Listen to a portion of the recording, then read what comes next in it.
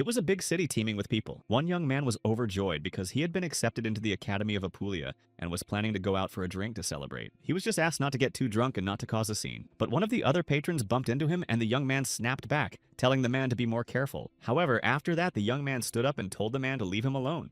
But he said he'd let it slide this time because he was in a good mood today. After that, someone asked if everyone else had heard about the existence of the hero team. In the end, they decided it was time to talk about it, since they had once again broken through the Demon Lord's army lines, and Kyle had been chosen as the hero. Also on their team were the divine archer Lemia and the Saint Sarah. They also mentioned that there was another one there named Renel van Trias, and he was a mage. As a follower of the Tower of Grey Magic, he didn't do much, but the fact was that Kyle did significantly more than anyone else there. All of this happened the day before all of this. The other knights were very agitated and frightened, but upon seeing the team of heroes, they calmed down a bit, realizing that they would help them. The order came to gradually retreat, but the team of heroes, on the contrary, charged straight at their enemies. Kyle was at the front of everyone, acting as their leader. The archer Lemia said that they had been warned exactly about this, because the enemies the others had described were 3 times as numerous, and this whole battle would go on forever. Sarah simply remarked that Kyle would most likely be able to easily destroy them all. But their team leader said he couldn't do that because if they attacked, the royal army would get dragged into it. So he said it would be better to assess the situation from the sidelines. Only then did a voice come from behind, from the ruins, telling Kyle to step back. At that moment, the very same ashen-skinned mage named Renel, whom they had been talking about, appeared. He instantly flew forward, leaving a magical aura behind him. Ranel began using group transmission and casting spells, but he was too late. However, they realized that something was wrong with him. He began using magical pulses and enhancement spells. After that, the mage moved on and, having created all the necessary spells, used a capture spell. He began moving even further, using his new power and attacking the enemies. The others said they hadn't expected anything worse from Kyle, and it turned out that everyone was safe now. One of the monsters was still alive, so the hero set about dealing with it as well. In the end, he managed to do it easily and was able to finish it off as well. In any case, his magic was truly useful, and Lemia noted that he thought like a warrior or something of the sort. However, he was an ordinary person, so he had previously prepared spells by casting them all over his body, and he was the only one in their memory who had used these powers on the front lines like that. The girl said that this mage was simply terrible and asked if Kyle felt the same way. But at that very moment, Renel cast another spell using the chain. Immediately after that, the monster standing before him found itself in chains and at his mercy. Renel immediately turned to Kyle and called out to him. The team leader quickly approached him and, wielding his weapon, decided to finish off the monster in front of him. In the end, the team won, and the leaders praised him the most. Everyone talked about the hero's final attack, and it was Kyle whom they considered the one who had defeated them all. People were thrilled by him and wanted to at least catch Kyle's eye for a moment. Then they started asking him when the next battle would be. But in the end, all they heard was that it would be better to just put an end to all of this. That's exactly what the team leader told Renel, adding that he was completely unsuitable for them. For the whole team, the victory over the Demon Lord meant achieving peace, after which justice would reign. But for Renel, what had happened was just another feat and another notch on his belt. Kyle added that when he sees how the mage treats their reputation so lightly, it makes him uneasy. After that, the whole team gathered together, but Renel stood apart from everyone else. Kyle then coldly announced that he wanted the mage to leave their team immediately. But in the end, when the mage walked out, he was hit hard and flew into the barrels across the way. These guys were angry, saying that he wasn't their friend but acted and drank alongside them, as if they were acquaintances, and after that, they threatened him. Renel just pulled his hood back over his head and said that they were talking to him as if it were his fault.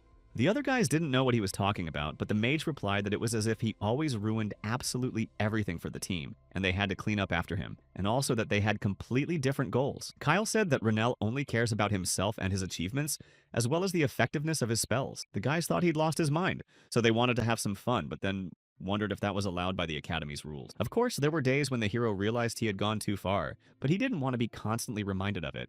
It was he who stopped the dragon that was about to destroy the village, and then it was the team that touched his graves. And it was also he who saved them all when they were on the brink of death after invading the Demon Lord's castle. Renel said that he had bought them time when they needed to destroy the Black Dragon, who was one of the 4 heavenly kings. But he considered something else to be the most important. When the whole team started running away with their tails between their legs because they were fleeing from the Demon Lord, it was he who stood up to defend them. He was the one who gave them time to escape by sacrificing half of his own life. They were always looking for easy victories, and they were simply tired of continuing to try to defeat the Demon Lord. These guys said that this simply couldn't be, but they couldn't allow themselves to be afraid of an ordinary person. Renel stepped closer to them, saying he didn't want to be the one involved in this chaos. But just then, something hit him on the head and a voice said that the mage, as always, was flying somewhere in the clouds. He simply replied that he was recalling how he ended up in this body, and it turned out that the master was also surprised. The man replied that everyone here would be surprised, except that his only student had appeared in a completely different form. The master sighed and called him by name, and the man merely approached him, looking bewildered. The man said that from now on, the mage would be called by a different name once he stepped through that door. Namely, he had given him the name Rania van Trias. The master also told him that he would be treated as a professor at the Appia Academy. After that, the man asked if he was ready for his new life. Now the mage's new life began, and he fought against the Demon Lord's army for 5 years. But he found the whole situation utterly absurd. And of course, he knew perfectly well that he himself would never have done that. But he just wanted to forget about it, and after that, he asked if there was anything else he should prepare. Now he's a professional at the Appia Academy and said that was enough, since he'd left the team of heroes. Sometime later, as the sun was setting, someone found themselves in these woods. It turned out that a man had found himself completely alone with a broken cart, and the local creatures began to attack him. He was already preparing for the worst as these creatures were about to destroy him. But at that moment, the man saw a bright light coming from ahead. Someone in a hood was standing before him, and the man asked fearfully who it was. Only then did it become clear that the one who had saved him was the ashen mage Renel. He began to skillfully cast his magic on these creatures, swiftly fending them off to protect the man. The mage said that in the past he had had to destroy many, including the Lord of the Demons. It was precisely because of this that he was able to obtain incredible power that was hard to compare to anything else. But of course, any power, especially on such a scale, doesn't come for free. And sooner or later, a price would inevitably have to be paid for it. That is why, when the mage destroyed the Demon Lord, a certain mark appeared on his body. And thanks to it, the demons could find him wherever he was, and they did this to avenge their lord.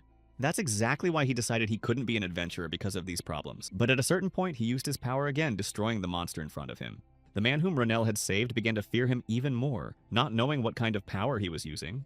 The mage asked if he was all right, and the man replied that he was fine. Renel stepped closer, offering his hand, and the man asked for his name. He wanted to thank him for saving his life, and the young man was about to say his name was Renel, but stopped himself. He also stepped back and said that it didn't matter, since this was a dangerous part of the road. So he asked the man to continue being cautious, and the man thanked him again. Renel said goodbye to him and told him he was leaving the battlefield. After some time, he managed to reach the next village, and eventually, the former ash-covered Ma of the heroes team, Renel von Trias, retired. He went to the master, saying that he wanted to defeat the Demon Lord. This was some time ago, and the master asked if he was sure he wanted to go into this battle. The man insisted that it was very dangerous and could even be deadly. After all, his training here was not yet complete, and his magic was imperfect. But despite all the master's words, the young man still wanted to go. He fell to his knees before the man, saying that he was leaving after all. The master was incredibly upset upon hearing this, but said he understood everything. The man also added that the next time he came, he should bring the head of the Demon Lord, and if he did, he would be willing to accept him as his student again. It had been a full 5 years since he was last here. Penzel walked on, recalling the promise he had made back then to bring the Demon Lord's head. Finally, he decided to just knock, and the master asked who was at the door. After that, the door opened, and standing behind it was his former disciple, who greeted the master. Renel was surprised, for the master, upon approaching him, immediately understood everything that had happened to him during that time. The man also added that if he had known his student wouldn't survive the battle, he would have stopped him by force back then, so he wouldn't have gone there. The master began to cry, thinking that this man had come to convey Renel's last words since he had not survived the battle. The man didn't stop, saying that he had worried about Renel, but was also proud to hear that the student had managed to defeat the Black Dragon and had achieved greatness on his own. In those moments, the master was simply overflowing with pride for his student, but now he wouldn't even let Renel get a word in. But at that moment, he managed to say at least something, and declared that he was indeed his student. However, the man then laughed, saying that he didn't need to be encouraged in that way. The master wanted to say something again, but Renel interrupted him at that moment, displaying his magic. The man finally fell silent upon seeing the color and mana that Renel truly possessed, and he was surprised. For a moment, he simply couldn't do or say anything, but soon he just asked if this was really his student. Renel smiled at him and said that it was indeed him, and that he had finally returned. But at that very moment, something the mage hadn't expected happened, and a lightning strike caused something to crack. A log nearby shattered into pieces while Renel stood there, bewildered. But immediately after that, the master called him over, and Renel calmed down a little. The master's name was Roselle, and he was the head of this tower. He was writing something on a piece of paper. Renel did the same, filling out forms with the pen the master had given him. Roselle was a master of Ash Mana who had once fought on the team of heroes. They had been informed that the Ash Mage had mentioned resigning, but they wanted him back no matter the cost. Roselle was very angry, saying that while Renel had been away, he had received hundreds of letters about him. He considered Renel an idiot who so impulsively announced his resignation without thinking about anything.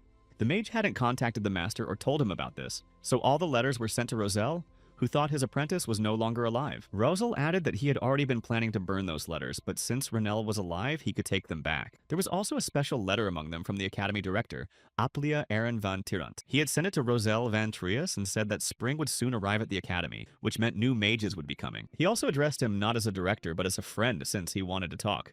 In the letter, Aaron asked Roselle if he knew where his student, the Ash Mage, was currently located. Their future freshmen were very talented and had achieved great things, so they wanted to get in touch with the Ash Mage as soon as possible. So Aaron asked him to at least tell him where Renell was, but Roselle told him to burn the letters. Rosal asked only if the boy was sure about this, but the mage was already ready to act. Then Renell said that problems might arise, but Roselle told him to burn them right away. The master didn't respond to this and simply fell silent, staring at his apprentice. But he spoke again because he was curious to find out what had happened to Renell. The boy didn't know how to answer, but tried to recall what had happened to him. All he remembered was that after he was kicked off the team of heroes, he decided to go out for a drink, and a fight broke out there. After that, something strange happened, and he became who he is now. But in reality, Renell said that he himself hadn't fully figured out what was happening to him yet. Roselle simply replied that there must have been compelling reasons for such a drastic change in appearance. Then he asked what Renell wanted to do, and Renell replied that he didn't want to return to the team of heroes, or to the magic tower. He also added that he had no idea what to do next, which is why he came to his master. The mage was holding an envelope from Aaron, the director of the magic tower. Renell fell deep in thought, staring at the envelope in his hands. Finally, Roselle asked if Renell could do a small favor for his old friend. He asked if Renell would like to enroll in the Aplia Academy of Mages. Then he began to explain further, and it turned out that there was now a new professor there. But at that very moment, Aaron was greatly surprised when Roselle mentioned Renell's recommendation. The master said that, in his opinion, Renell was one of the best mages in the Empire. Roselle said that Aaron would be surprised when he saw the boy's abilities, and then the director realized he was talking about the Ash Mage. Aaron agreed to sign the contract as soon as possible, but Roselle replied that it wasn't the Ash Mage, but his daughter. The master also said that her skills were trustworthy. But Aaron still asked what had happened to Roselle's apprentice, even though Roselle pretended not to understand. The master added that his daughter, Rania van Trias, had a solid foundation in magic and was a powerful mage. He also said that his daughter would make a very good teacher. But Aaron became very angry, saying that academy staff had no right to recommend their own children or relatives, so he could not accept her. Roselle realized only that this man was incredibly stubborn. He added that he had been working without an assistant for many years, but the man replied that he was piling too much work on them, which is why he was looking for people who could handle it. This year was very important because many talented students had applied, so they needed to choose the instructor carefully. Aaron handed him a few applications, telling him that all of them wanted to enroll in the academy this year. Roselle just looked at them enthusiastically, saying he was pleasantly surprised. He also added that this was another reason to hire his daughter as an instructor, but that only angered Aaron. Meanwhile, Renell went to the library of the Aplia Magic Academy and looked around in fascination. He knew that 6 years had already passed, but it seemed as though nothing had changed here at all. He recalled Roselle's words, who had said that he would soon become a professor and therefore needed to prepare. However, Renell knew there was nothing for him to do here since he had read all these books long ago. But since he was already here, he realized he needed to do at least something. He heard someone speaking, the voice sounded surprised, so Renell stopped. It was one of the students who didn't understand why his equipment wasn't working properly, since he had done everything right. Mana wasn't flowing from his hand, but while he was trying to figure it out, he was told to be quiet and not make a fuss. However, he didn't stop and continued talking about the problem, asking others to take a look at the fact that mana had suddenly stopped flowing. Someone noted that the mana problems were limited to the library, but the upperclassmen believed these were merely first-year students' issues. Renell heard all this talk, and he was also surprised by the fact that they couldn't release mana outward. He thought they should just focus more, but suddenly someone started talking about the fourth princess. Lady Ayla was supposed to be somewhere in this library of the Magic Academy. Renell accidentally bumped into one of the students and immediately apologized, starting to help her pick up the books. Very soon, the fourth princess, Ayla, beloved by the stars, was to appear right before them. Even a businesswoman like her wants to study at the academy, and Roselle said he'd heard a lot about her. It turned out that members of the royal family had to undergo training due to the declared state of war. The advanced unit still failed to complete the task, and most likely this was due to the approach of the Ash Mage. Because of this, the princess had to enroll in the academy, so Aaron asked where his student was now. At that moment, Roselle looked back, distracted from what he was reading. It was Renell who had realized exactly what had happened to Princess Ayla. 6 years ago, she used to come to this library every day and ask him to teach her magic. Renell realized that she had truly grown and matured a lot over those few years. Ayla noticed that he was staring at her for a long time, and then asked if he was a mage, to which Renell replied that everyone in this place was a mage. But the girl replied that this was nonsense, since in recent years there had been an increasing number of incompetent mages. They don't know the basics and lack skills. She also said that these mages were worthless compared to some. She said that such people shouldn't be called mages, and Renell agreed with her. Ayla just apologized for keeping him waiting, and then thanked him for helping her gather the papers. However, after that, he also said that there was one more letter left, and then picked it up. Ayla stopped when she saw this and looked at the piece of paper Renell had picked up. He was about to look at it, but the girl immediately snatched the paper from him. Ayla took the scable in her hands and said nothing more to him. It was a diagram created by evil forces, and Ayla was surprised to realize that the girl had immediately understood that it contained a barrier cast by the ancient Skeeble forest. This diagram is very complex, and even masters wouldn't be able to decipher it and use it in battle. Ayla said she hadn't been able to decipher it for a long time, but Renell said that if you looked closely, you could understand everything right away. He asked if Ayla had tried this method, since it wasn't difficult at all. But Ayla said that he had already angered and offended her before, so now she asked him to demonstrate his abilities, even though Renelle didn't understand when he had managed to offend her. In the end, he simply agreed and began to show her what needed to be done first. But nothing worked, and Ayla explained that it was because of her, since she had a blessing from the stars that blocked mana. The stars had blessed her with the ability to control the mana of nearby mages. However, Rania then realized what needed to be done and began to use her powers. Everything started to work out, so Ayla stepped back a little. The other mages at the academy watched the two of them in surprise, not understanding what was happening. They knew the princess was there, but the spell on the girl standing next to her was still in effect. Ayla herself didn't understand what was happening or how it was possible. Rania was able to materialize the Scabble barrier in an instant, and she added that it was easy to decipher but hard to explain. The students sat in their seats a little frightened, but Rania decided to try to explain everything. She began demonstrating, trying to explain how it worked. When Rania approached Roselle, he said that nothing had been decided yet since Aaron was quite mischievous. But he's always serious when it comes to the academy. Roselle didn't know if anything would come of it, but Rania said that for now, all they could do was wait. Roselle thought for a moment and said that there's always another way. Suddenly, there was a knock, and someone behind the door was calling out loudly for Professor Roselle. It was a young man, and Roselle recognized him because he was from the royal court. His name was Harvel. After that, the young man apologized for the sudden visit. He added that he had come to see Rania and asked if she was there, and Roselle replied that his daughter was sitting behind him. After that, Harvel said he had something to give her. Rania stood up, and the young man said that this chest was from the fourth princess, and she had asked him to give it to her. Ayla decided to congratulate Rania on becoming a professor at the academy. Havril also told Ayla that he had sent the decoded blueprint to the battlefield. However, the boy then said that something was still troubling him, and Ayla asked what the matter was. He said that Rania had immediately deciphered Skiball's diagram, but no one had seen her on the battlefield before. So he didn't know how she managed to figure out the diagram in just a few minutes. And Ayla agreed that it was a bit strange. That was exactly why today's meeting was supposed to take place, because he wasn't the only one with a lot of questions. All the representatives and teachers of the Magic Tower were supposed to be there. That's why he was worried whether Rania could handle it, but Ayla said she'd pull it off and they just needed to trust her. Ayla believed that everything would go well and nothing would stand in their way. Later, Rania began preparing for the visit, and they gave her some clothes, after which she asked if she absolutely had to wear exactly what they'd brought. But the professor replied that Renelle had received it as a gift from the princess, so she should just change and go. Rania also learned that academy professors would be at the meeting who personally wanted to see her abilities, especially since some highly talented students had also shown up, so they probably wanted to test Rania as well. In any case, the princess is supposed to be there too, so Roselle told him to make a good impression. He met Ayla 6 years ago in the library, and now she's giving him these clothes. But that didn't really matter anymore, so they set off to see the princess together. After a while, Rochelle and Rania were already near Ayla's palace, where she was waiting for them. A few minutes later, they had already gone inside where they were to meet the princess. Also sitting there was a professor of black magic named Itul, who was also waiting for the master and his daughter, and he could see how nervous the princess was. She was eager to see them and couldn't contain her emotions at all.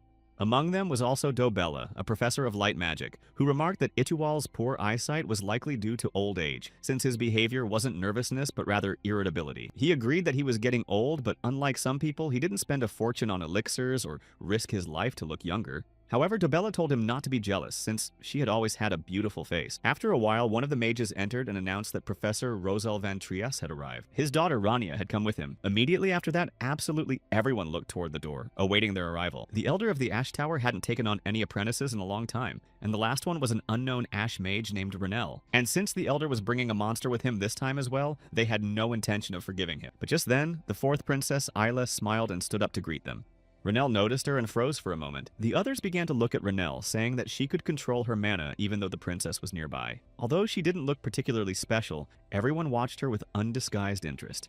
They realized that the rumors about her using her mana while the princess was nearby were just fake, and the teachers thought they were exaggerating. Renelle sat down next to the master, and he felt awkward about the whole situation, because he had heard every word and comment from the others. Dobella stood up, saying that everyone had gathered and they could begin the meeting. She also added that it was a great honor for her to meet the new professor, and that there was little point in them introducing themselves, since she thought everyone knew them, even though Renelle was seeing them for the first time. Dobella simply said that they had gathered today to assess Rania's abilities. She had only Roselle's recommendation, but no one else knew anything about her, since she had no combat merits, discoveries, or anything else to her name.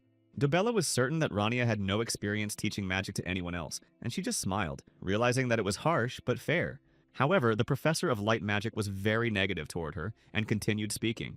She was very worried, at the very least because Prince Lark was among the new students. He was the next head of House Grace, so in the future he would become the ruler of the North, and she didn't know if Rania was competent enough to teach him. She had already noticed the panic on the faces of the master and his daughter, so she said that they could refuse right now, since Rania lacked the ability to teach such a talent. However, Rosal had already told Renel more precisely that Dobella was simply bragging about teaching the prince.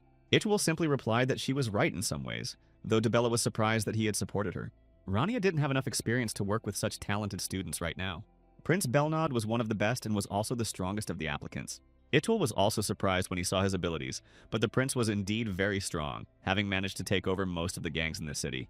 He would become the future ruler of the North and had to receive the best training. And Roselle also quietly told the boy that this was a new student at the Tower of Black Magic. And Itual was also boasting. After that, he and Dobella started arguing with each other, but others tried to stop them. After that, someone asked to let him say at least a few words. He understood every single one of them, for they were all worried about the future of their academy's students. Rosal stood up, saying that it wasn't up to them to judge Rania's abilities, and that he believed those whom Rania would teach should be the ones to evaluate her. Renel just smiled and silently agreed with the master. After that, Rosel said that this would be his proposal and decision. The first meeting and test for the freshmen, which served as an entrance exam, was supposed to take place today. The master planned to appoint Professor Rania as one of the advisors. If she successfully completed this task, she would be considered competent enough to teach students. Renel was initially surprised and started to get a little nervous, but he realized that the professor must have a plan. He was afraid because he knew nothing about it. After all, Roselle hadn't told him anything. But in just a short while, they found themselves at the place where the exam was to take place, and the freshmen were already being told the rules. The mages began to wonder as they stood there, since they thought they had already taken the entrance exams, but suddenly they were gathered again. Then they were told there would be another test, and many of them felt their grades dropping rapidly.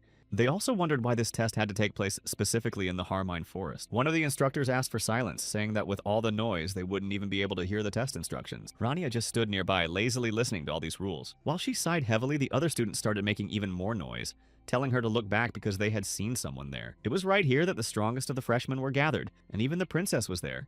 They said she was the most powerful sorceress of all time in the entire history. These strongest students are supported by the professors from the Magic Tower, who say they are the future of all humanity. The mages said it was incredibly cool, but Rania just thought there was too much noise so early in the morning. Eventually, the teacher who was explaining the rules focused on them, seeing that everyone had gathered, and right now their test was about to begin. He was about to explain to them how the final entrance exam would proceed. Caesar was an assistant professor in the Department of Elementary Magic, and had initially intended to introduce the students to the new professor. Rania had recently been announced as the new professor, and she greeted all the students. Caesar then continued talking about the entrance exam and reiterated that the exam would take place in this forest. To take the test, the students would be divided into 4 main areas. In the center of each of these areas, there would be a magical stone, and students would earn points based on the amount of time they spent touching the magical stone in their area. Caesar added that defense and attack were permitted only to a certain extent, but if the organizer decided that the participants had gone too far, he would be forced to intervene, and then he moved on to the main point. The instructor asked them not to approach the monaspring located in the center of the forest, and they were to understand exactly why this was forbidden. Rania was just surprised as to why they were conducting this test in a city so dangerous for freshmen. Caesar then just laughed maliciously, saying he'd remembered one more thing. They hadn't yet decided which area Professor Rania would oversee. And since she had arrived a little later than everyone else, there was only one region left. And it had to be the northern region, which Caesar pointed out. There shouldn't be any problems there, and he hoped the professor would handle her task well, though the other students were surprised that a newcomer was being sent there. In the end, the rules were set aside, so Caesar smiled and said that the time had come. The test for upperclassmen was about to begin right then. The others had already started to disperse and were saying goodbye to their friends, discussing who would go first to the assignment. After a while, they finally split into groups and began heading off to their respective regions. Rania stood still, thinking about having to go to the northern region, but soon she was called. Caesar at that moment continued to smile maliciously, never taking his eyes off her. Rania approached him and he said he needed to tell her something about the northern region she had been sent to. Caesar smiled even wider, saying that this region was just as special as the professor herself. After that, he mentioned Belnod from the Tower of Black Magic, who was supposed to be there. Prince Lark Van Grace from the Tower of Light Magic was also supposed to be there. Those two had been sent specifically to the northern region, so Caesar asked if the professor could handle it. Renel just laughed to himself, thinking that Caesar was so unsure of his abilities. But in reality, a conflict of interest had been brewing among the masters of the magic towers for a long time. But as soon as one of these two prodigies gets injured, their tower won't stand idly by. Renel had trained for a long time to become Professor Roselle's assistant, and yet he couldn't allow someone so pathetic to come along and steal that position from him. Caesar added that those two students are incredible battle mages, so they should be dealt with properly. After all, this should put an end to such a powerful display of skill. Rania looked around, saying that Caesar was right, and then said she would go to her own area. As Renel walked on, he realized that this place was full of incredibly strange people. Shortly thereafter, the trial began. Itual was also informed that the exam had already begun. Meanwhile, the professor from the Tower of Dark Magic sat reviewing information about the new professor. He was going to wait patiently for the test results, but something very strange distracted him. Rania seemed unusual. Even though she was new, she had been appointed curator of the northern region where Belnoa was located. Ituel thought he was the only one who had noticed this, because the Tower of Dark Magic conducts research on the so-called reserves of those who store spells within their bodies. But despite this, Ituel couldn't be 100% certain of it. He didn't know how many spells Rania had in reserve or what all her schemes were, and he was incredibly surprised that, as the master of the Magic Tower, he couldn't read them. Nevertheless, despite this, he still decided to wait for the results and enjoy the student's performance. Whatever happened, it shouldn't affect the test results in any way. Ituel laughed, saying that it didn't matter whether the student was from the White Tower or not, but he would never be able to defeat this monster. The master could already picture the blank expression on the White Tower master's face when their student won. Eventually, all the mages moved to the Harmane Forest, heading to their respective regions, while Rania was already in the north. Belnoa was also already there, casting his spells while standing in the thicket of the forest. After a while, he looked around and saw a silhouette nearby that resembled his rival. He crouched down, realizing that this might be the very boy his old professor had spoken of. Ituel then asked if Belnoa understood everything, since he had to prove to them that he was the best of them all. Meanwhile, Lark was searching for his opponent, telling him not to hide since warriors shouldn't hide anywhere. Finally, this was the last straw for Belnoa, and he lunged at him, smashing everything in his path. He immediately began using his magic, preparing to attack his opponent from the White Tower. But Lark wasn't about to give up either, and he drew his weapon, an axe. Belnoa hadn't expected this, but he was able to easily parry every one of his blows. Although it came easily, he admitted he had underestimated his opponent, and it turned out he wasn't such a pushover after all. After everything had quieted down, Belnoa noticed that Lark had vanished somewhere very quickly. Belnoa looked around angrily and glanced upward, thinking that his opponent really did resemble a battle mage. After a while, Lark finally appeared from the treetops, using his skills to attack the black mage. Belnoa quickly raised a shield and parried all his attacks, but the fight didn't let up. After a while, the black mage finally managed to push Lark away, and Lark jumped back, looking a little surprised. Although Belnoa was winning for now, he realized that the whole story about the troll Lark had torn to pieces wasn't just a lie, but the truth. Although they were evenly matched, the black mage was aware that defeating his opponent wouldn't be particularly easy, especially if it came down to a one-on-one battle. But he still wasn't going to admit defeat and continued to fight. Belnoa crossed his fingers, then used another of his skills against the enemy. Everything around him was filled with his magic, and he continued to act. Rania sat on a branch of one of the nearby trees and saw that these two students were indeed very strong and brimming with energy. The masters of their towers had boasted so much that he couldn't even imagine what these apprentices would be like in reality, but it turned out they were truly powerful. The light mage, in any case, looked as if he could be sent into the battlefield right now, and it was no wonder that the master of the White Tower had made him her #1 disciple. But then he looked at the student sent by the master of the Black Tower. Belnoa fought with all his might, but Renelle understood that even if they were fighting as in a real battle, it was already too much. The stars were real, and they were also the world in all its beauty, and the stars gave the mages power in accordance with the price they paid. There was also the basis of this exchange that they used. It was the Divine Bowl of the Scales, namely an extraordinary skill that requires a complete understanding of the Divine Bowl before a person can use it. That is why only a few of those on the brink are capable of applying it. But when they failed to reach an agreement with the stars, the mages devised a new scheme and created their own imitation of the Divine Bowl. And these scales, unlike the exchange for the Divine Bowl, required an offering, and all they require is the sacrifice of a body. From the very beginning, Belnoa did not expect to defeat his opponent while remaining whole and unharmed. And in the end, this sacrifice was entirely understandable and expected. But at a certain point, he began to feel a strange sensation. His instincts seemed to be telling him that this thing was very dangerous and that he simply needed to run. Lark understood that he had to retreat as quickly as possible for a while and find another way to regain his power. However, despite all this, he held fast to the belief that a warrior must never retreat. So, using his speed boost, he lunged at his opponent. Belnoa also stood his ground, saying that he hadn't expected Lark to retreat. In the end, the two continued to fight without stopping for even a moment. After a while, they began fighting even more fiercely, each using their barrier to defend themselves. Lark noticed that something had changed in his enemy, but his moves were still insane. The Dark Mage said that Lark was nobody to judge what was normal and what wasn't. Immediately after that, he used the offering again to gain even more power. At that very moment, Lark felt that same strange sensation again, one that seemed ominous. Even more mana appeared around Belnoa, enveloping him, and he continued the fight. But just then, Rania appeared before them, saying she would stop this battle because enough was enough. Lark looked around, still not understanding what was going on or what had happened. Besides, Belnoa felt exactly the same way, and neither of them could move. Rania stepped even closer, saying that aggressive actions shouldn't go too far, because in that case, she would have to stop them. She applied a restriction, surprised that the two hadn't noticed the battle had gone too far. And Belnoa was even more surprised when Rania managed to destroy his shadows. After that, the girl moved even closer, saying that now she needed to help him heal a little and decided to start with his hand. The Dark Mage was very surprised and still didn't understand what was happening. Miraculously, this girl managed to break his pact with the scales and declared it invalid, though he didn't know how that was possible. Rania stood before him, continuing the healing, though he had no idea who she was or how she was capable of such a thing. But very suddenly, Lark spoke up, saying that he admitted defeat. He said he was sure he couldn't escape, so he thought that if he could break his opponent's arm, his shadow would vanish. But even without his arm, the shadow didn't disappear, and Beloa only confirmed this with a sneer. Lark bowed, saying that this time he had definitely lost and acknowledged it. But right now he was more concerned not with the fact that he hadn't been able to win, but with something else. He wondered if all the other professors were as strong as Rania, because he couldn't believe she'd been able to use the restriction when they were both at the limits of their abilities. The boy thought that perhaps she wasn't just a simple supervisor, but suddenly the new professor spoke up. Two high-level individuals were on the same team and in the same field, so she thought the academy wanted to get rid of one of them. Rania was certain that both of them were worthy of being taught, so she pondered whether there was a way to advance them further. And suddenly she did decide on something and called them both, telling them to follow her.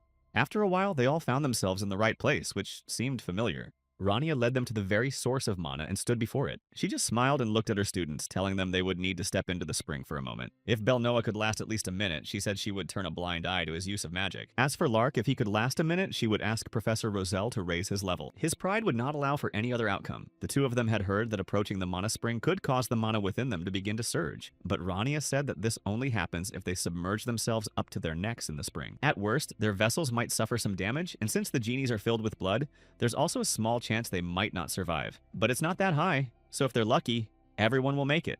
The two of them stood back for a while, unsure whether it was even worth going to this spring. But eventually, after a while, Belnoa thought for a moment and replied, saying he would do it. Lark didn't want to be left behind, so he immediately chimed in, saying that in that case, he would go too. He believed that a warrior of the north shouldn't accept defeat so easily, and he couldn't accept that someone had managed to outrun him, so eventually they went to the spring. Rania was waiting for them nearby, saying that now they could begin.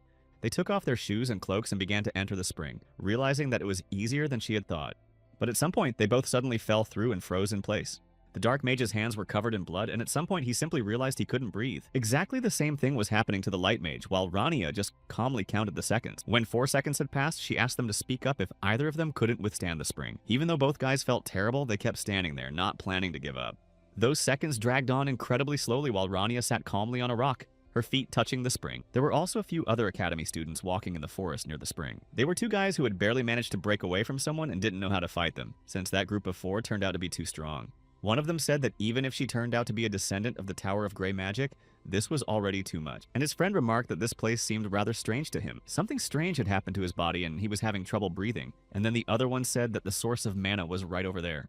As soon as the other heard this, they started running in the opposite direction, thinking it could end fatally for them, since there surely couldn't be a single mage who could dance around there with ease. Nevertheless, despite all these difficulties, Beloa and Lark had managed to hold out for almost a full minute. Both boys were barely holding on and bleeding profusely, but they continued to stand their ground. Finally, 52 seconds had passed, and then Rania turned to the Light Mage. She asked what he had felt during the blizzard, and he admitted it had been fear and helplessness.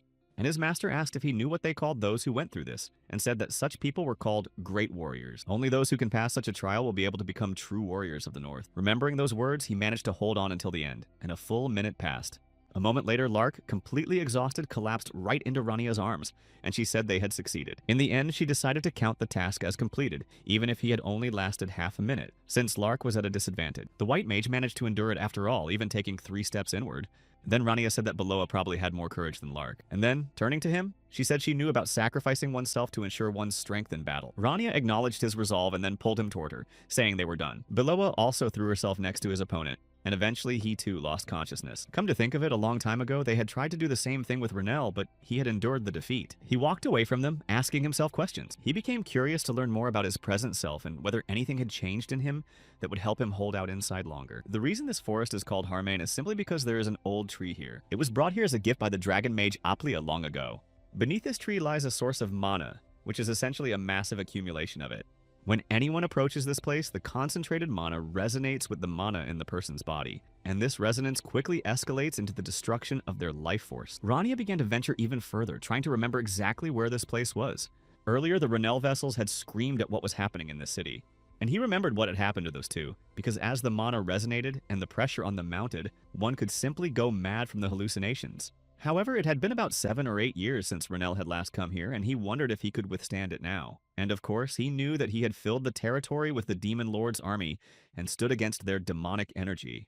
But in reality, this was a source of mana, and it was also very powerful, so he was sure he would have to feel something. After a while, she was able to go even further, and realized she was already close to the center. Rania smiled, saying that she would have to admit something. She continued to stand at this deep point of the source and said that everything that had happened in the past had not been in vain. After a while, Caesar was informed that no one from the northern region had gone any further.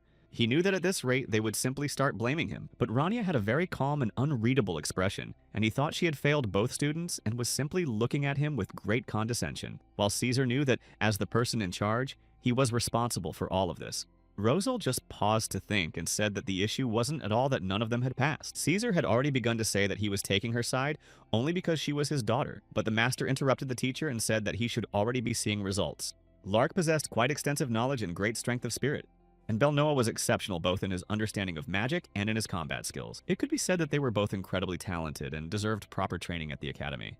The master said that this was precisely why they had been transferred to a higher level class at the supervisor's request. Roselle then showed a letter from the director himself stating that both students had been approved. They were objectively evaluated solely on their abilities, and this was independent of the stance of the white and black magic towers. Thus, the two were able to enter the same class. This was entirely due to Caesar himself, and the master emphasized this point. The teacher himself just laughed nervously, saying that everything was indeed as the master had said. Rosal then stood up along with Rania, saying that their meeting could now be concluded. Rania simply said that she found it strange that Caesar didn't get bored this way. The master simply replied that she was doing great, since she had handled her first test wonderfully. Rania replied that she found it incredibly interesting because the way these students used magic reminded her of her own style. But they fought mainly hand-to-hand, and if they were mages, they should be using magic. Yet Roselle said that this was precisely why they were called battle mages. In any case, Rania said she didn't like it, because if they had used magic to survive on the battlefield, they wouldn't have suffered so much. Roselle realized that Renel didn't understand at all that he himself was the founder of the combat mage class. Finally, he said that enough was enough with the complaining, and that it would be better to go to the infirmary and check on those two students. So Rania went ahead. She walked through the academy trying to find the infirmary, but suddenly stumbled upon two figures walking side by side. Rania stopped in her tracks, starting to feel a little anxious, and exhaled nervously. It turned out that the two were Dobella and Itual, and the woman, without a smile, approached Rania and called her by name. Dobella said that as a supervisor who had failed to conduct the testing properly, she had no right to be there. The woman also said that the professor seemed to be looking down on her after what had happened. Even though they were on the academy grounds, she was still the master of this tower, and that was the basic respect Rania should have shown her. But despite this, Rania just glared at her and acted as if she were the boss here. Dobella stepped even closer to her, saying that a newcomer should be taught proper etiquette. She considered Rania a mage with no reputation to speak of, and that was unfair, since such people shouldn't hold such a high position. So she said she was simply doing the old man a favor by taking his daughter for this position. Itual stood behind them, watching it all, but he knew that this woman was simply crazy, listening to everything she said. He understood that an unknown enemy was the most dangerous, so he wanted to stop Dobella before things got even worse. Itual was a little nervous, but he stepped closer, telling Dobella to leave the girl alone. But it seemed the woman had no intention of doing so, and had already begun to use her magic against the new professor. She directed her power straight at the woman standing before her, though Dobella just smiled contentedly, saying there was no need to shout about anything, because she knew when to stop. She was about to continue speaking, but she was interrupted. Very suddenly, a powerful explosion occurred right above her. Dobella looked back angrily and started yelling at Itual, saying he had no right to cut off her spell so abruptly, but he himself stood there in shock. He simply couldn't believe what had just happened, because Rania had easily deflected Dobella's spell and doubled its power. Even now, he couldn't figure out how she'd activated a spell from her own repertoire, while Dobella still thought Itual was behind it all. The man said that she wouldn't gain anything good from the way she was behaving now, so it would be better not to show herself in a bad light, but Dobella didn't stop getting angry. Itual continued to get nervous and asked her if she was worried about her student. Meanwhile, Rania stood before them, not moving an inch, Nina. She listened as the two of them talked to each other, and Dobella continued to accuse him of the fact that Itual always behaved this way, even though he simply insisted that Rania should have been left alone right away. In the end, Renel was prepared to hear their outrage directed at him, since he had led their students to the source of mana. But it really annoyed him that they were picking so hard on his shoes. And after that, when he looked up at the ceiling, he finally realized that something had gone wrong. Some students standing in the middle of the hall were so frightened that they jumped in surprise. They were talking about someone they had to flee from at the very source of mana. A short while later, the very girl they had been talking about walked in, and silence fell. Her name was Lesty Eleanor, and she was a descendant of the Tower of Grey Magic, and she walked further into the classroom. After a while, the girl sat down in an empty seat without saying a word and placed her textbook on the table.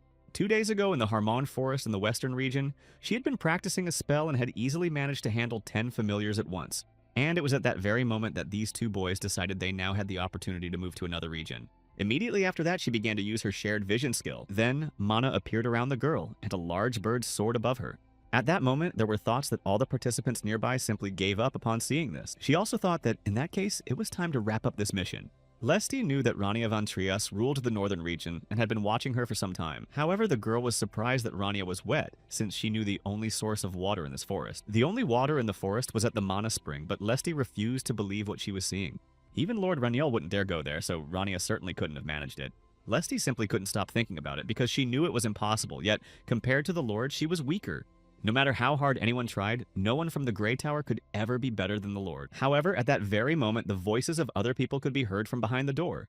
They looked at the new professor in surprise, realizing it wasn't Roselle. Nevertheless, the new teacher greeted her students. It turned out to be Rania, and she said confidently and firmly that she would be teaching the class today in place of Professor Roselle. Rania introduced herself, mentioning that she was Roselle's assistant. Belnoa, meanwhile, simply watched her while the others talked about Rania, since there were rumors circulating about her.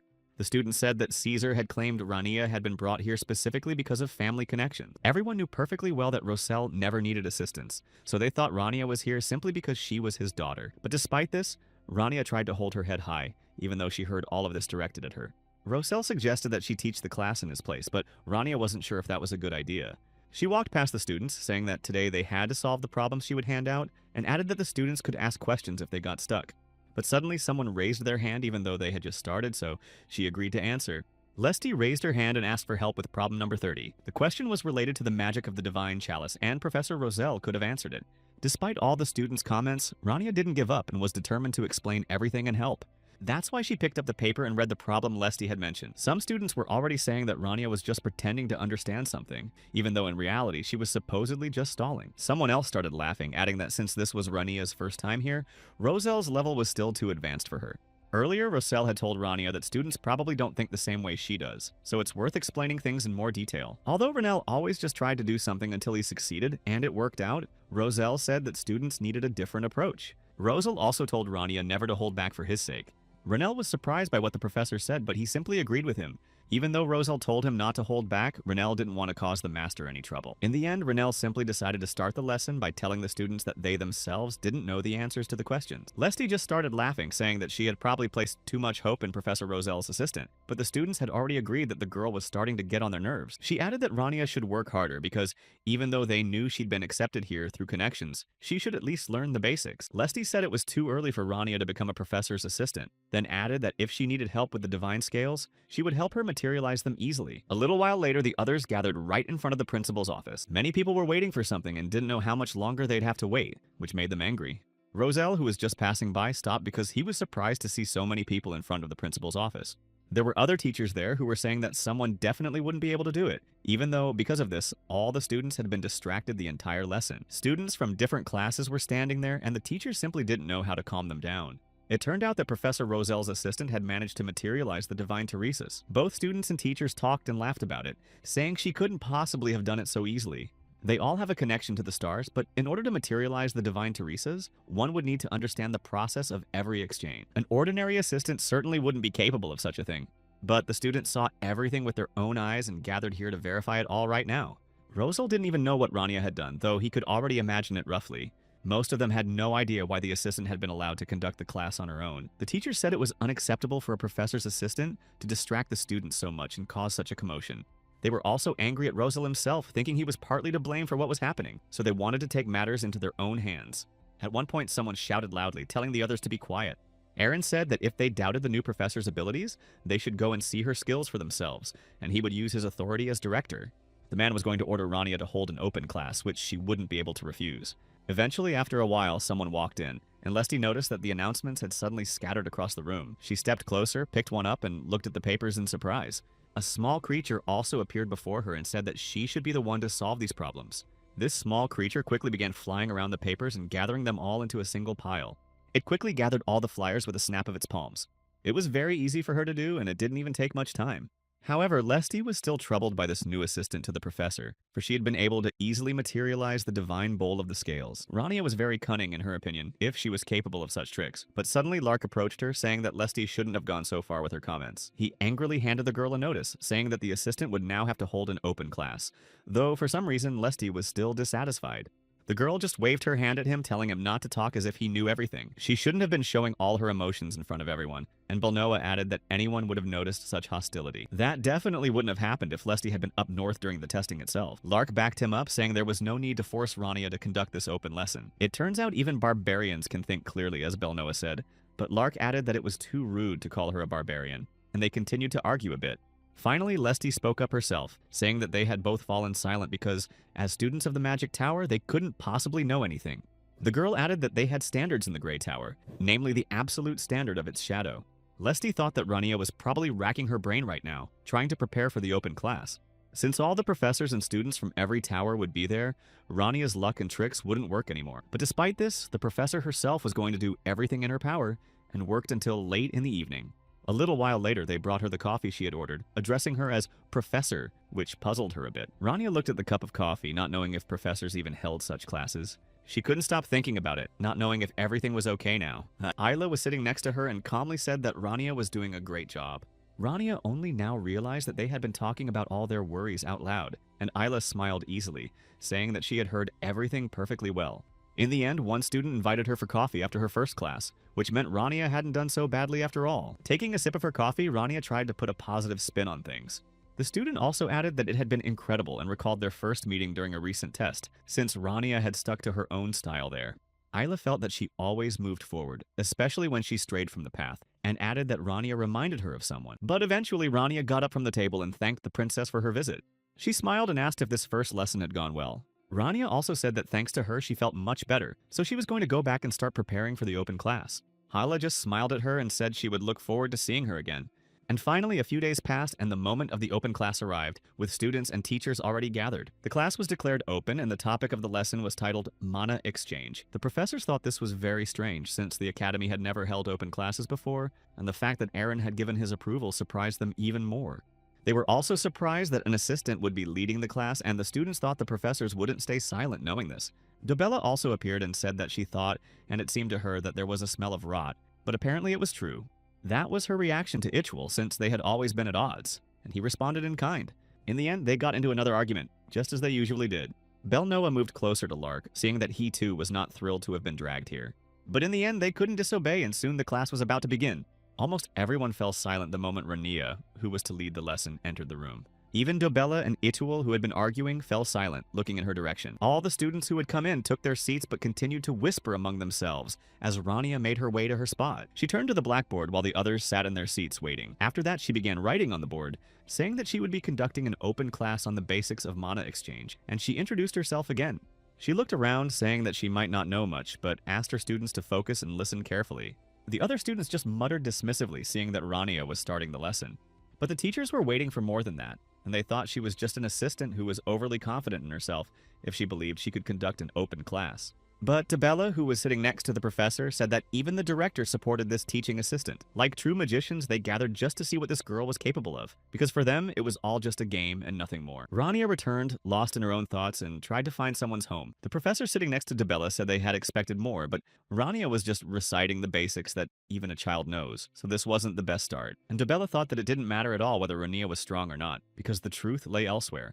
Knowing something and teaching it to someone are completely different things, and everyone present here has centuries of teaching experience in magic. A simple novice couldn't possibly make up for the time they'd spent gaining that experience, but suddenly Rania clapped her hands, which surprised them, since it was a very pointless gesture for the occasion. Despite all these thoughts, the divine scales truly appeared before them.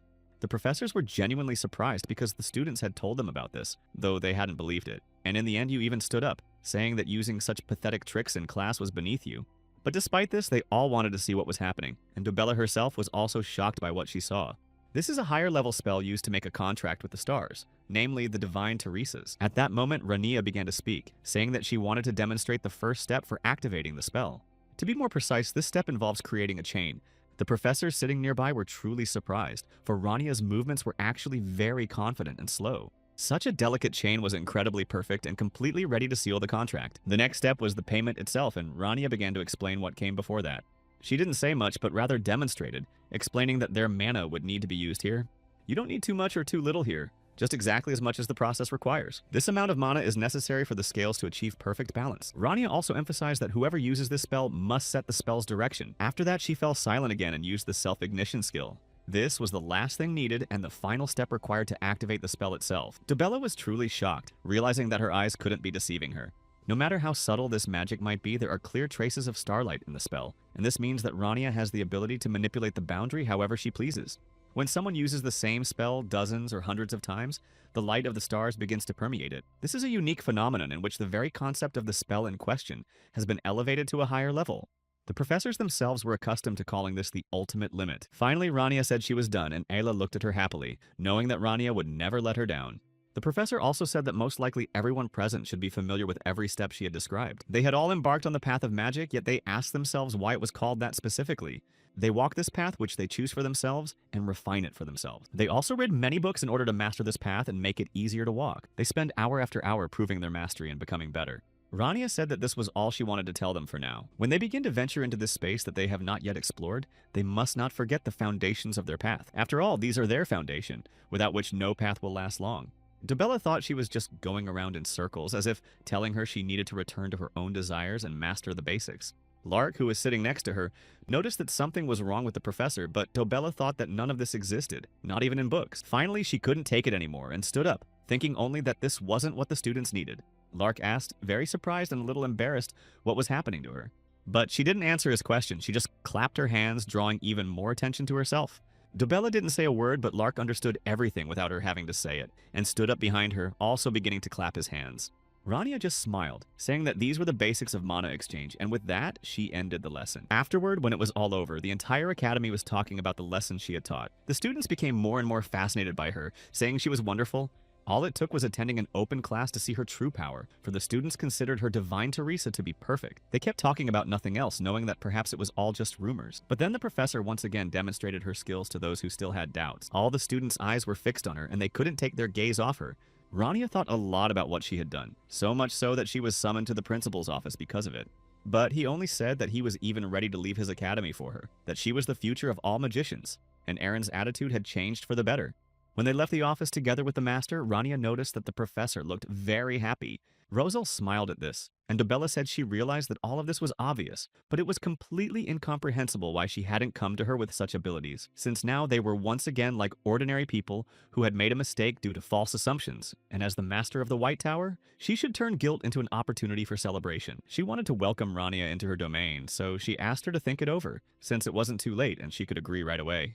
In the end, they wanted to lure her over to the Black Tower's side, and Ituel said that, unlike some, he had noticed her power from the very beginning and sensed it through the chains hanging from her body, because in that case, she couldn't be an ordinary person. He also said that if Rania chose their side, this wouldn't happen again. Rosal asked her what she thought about it and if she was going to head straight to the Grey Tower, since he wanted to see the elders' faces, but Rania said she didn't want to see them.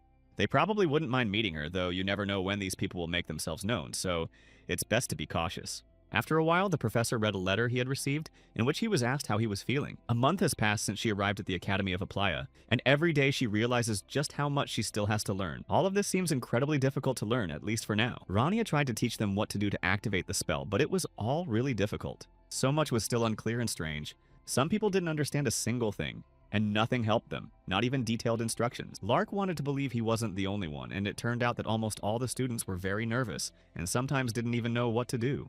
He told his father that the path to learning magic was very long and incredibly thorny. Rania, who was still trying to teach them something, walked into the classroom and stumbled over the books, noting that it had gotten very messy in there. But in the end, Renell was so busy that he didn't even have a moment to clean up. Now he was thinking about how long it had been since he'd been able to devote any time to himself. But eventually, Renell was able to leave the front lines, and he no longer had any reason to meet with those people. The habit of withdrawing into himself due to stress was fading away. And what he was teaching actually turned out to be not as bad as he thought, because no one was laughing at him, which meant the lessons were going well. Renell had already thought about taking a little break, but at that very moment, someone knocked and asked if they could come in. Renell just smiled wryly, not understanding why anyone would need him right at that moment, but he just sighed heavily and said they could come in. Rania came out of the office, closing the door behind her, and asked if the student had any questions, also noting that she had forgotten the student's name. Lesty was quite anxious and said she needed to tell Rania something. It was really hard for her to talk about it right now, but she understood that she had to push past her hesitation. She realized she had done the wrong thing back then and needed to apologize for her actions.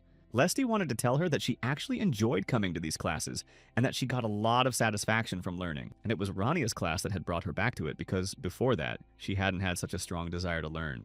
Lesty wanted to thank her for everything they'd done, but she spoke very timidly. Even though she tried to muster the courage to finish what she was saying, she was interrupted because other people had arrived. It was a few professors who were looking for Rania, and of course they interrupted her conversation with the student. Rania didn't know exactly who this man was, but she suspected he was one of the elders of the Grey Tower, and he said he was delighted with her lessons.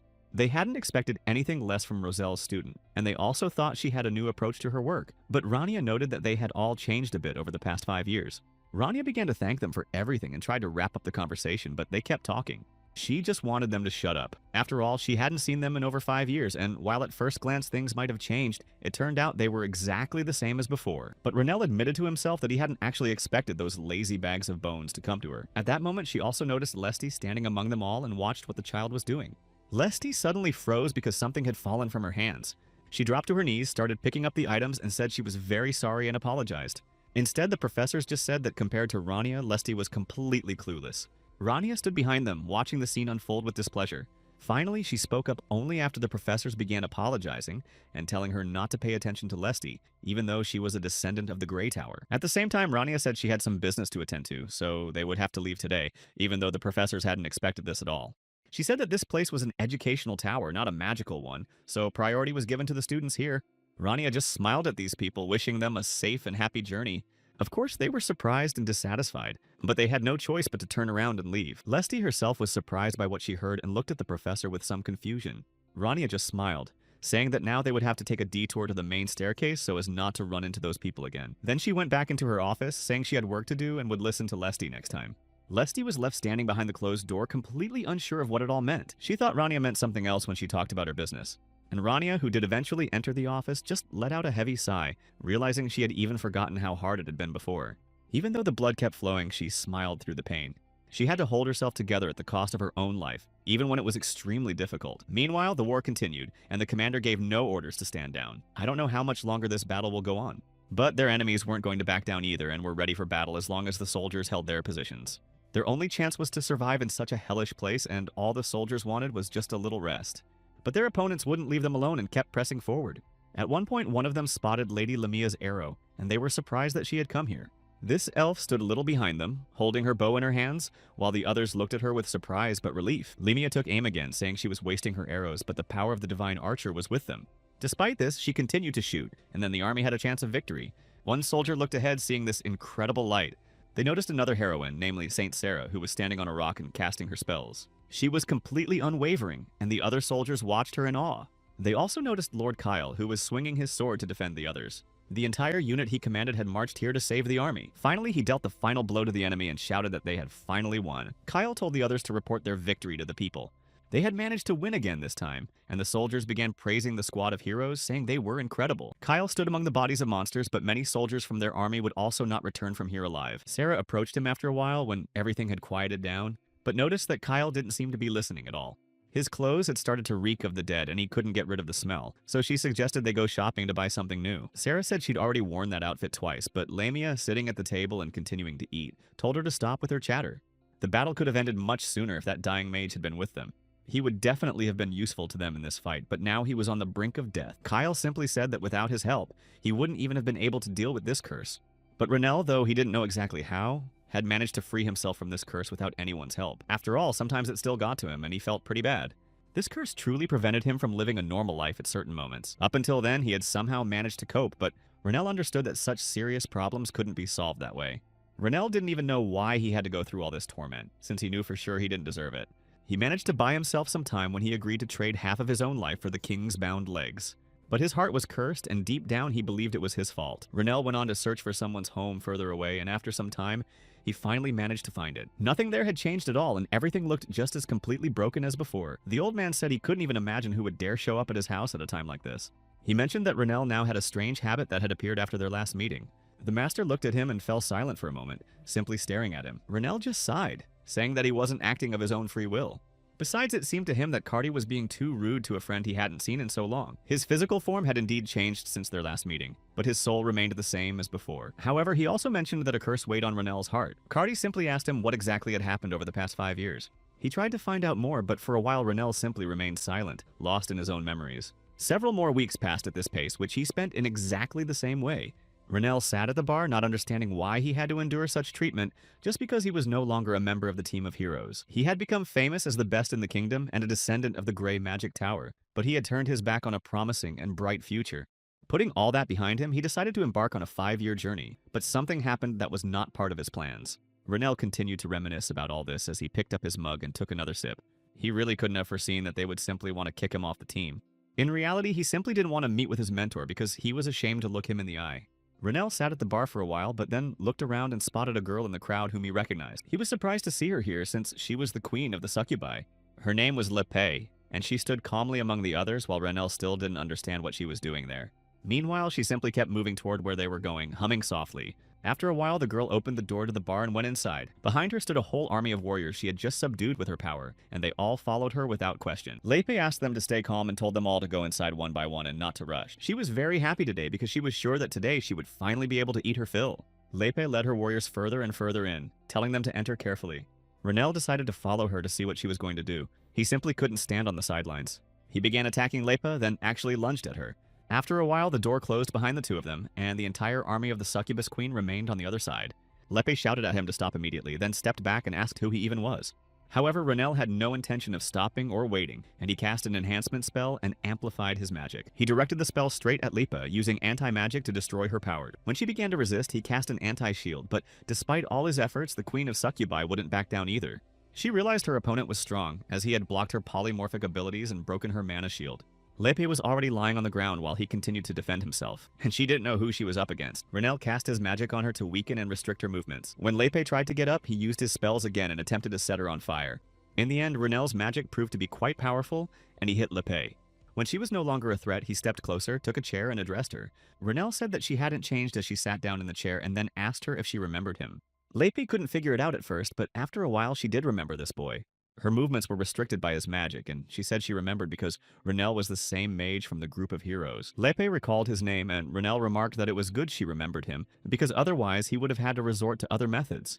However, she said that if he was going to use such methods, he certainly couldn't be called a member of the heroic squad. But Renel retorted that she was a succubus, and sucked the life out of innocent people, even though Lepe now said she had been holding back for a long time.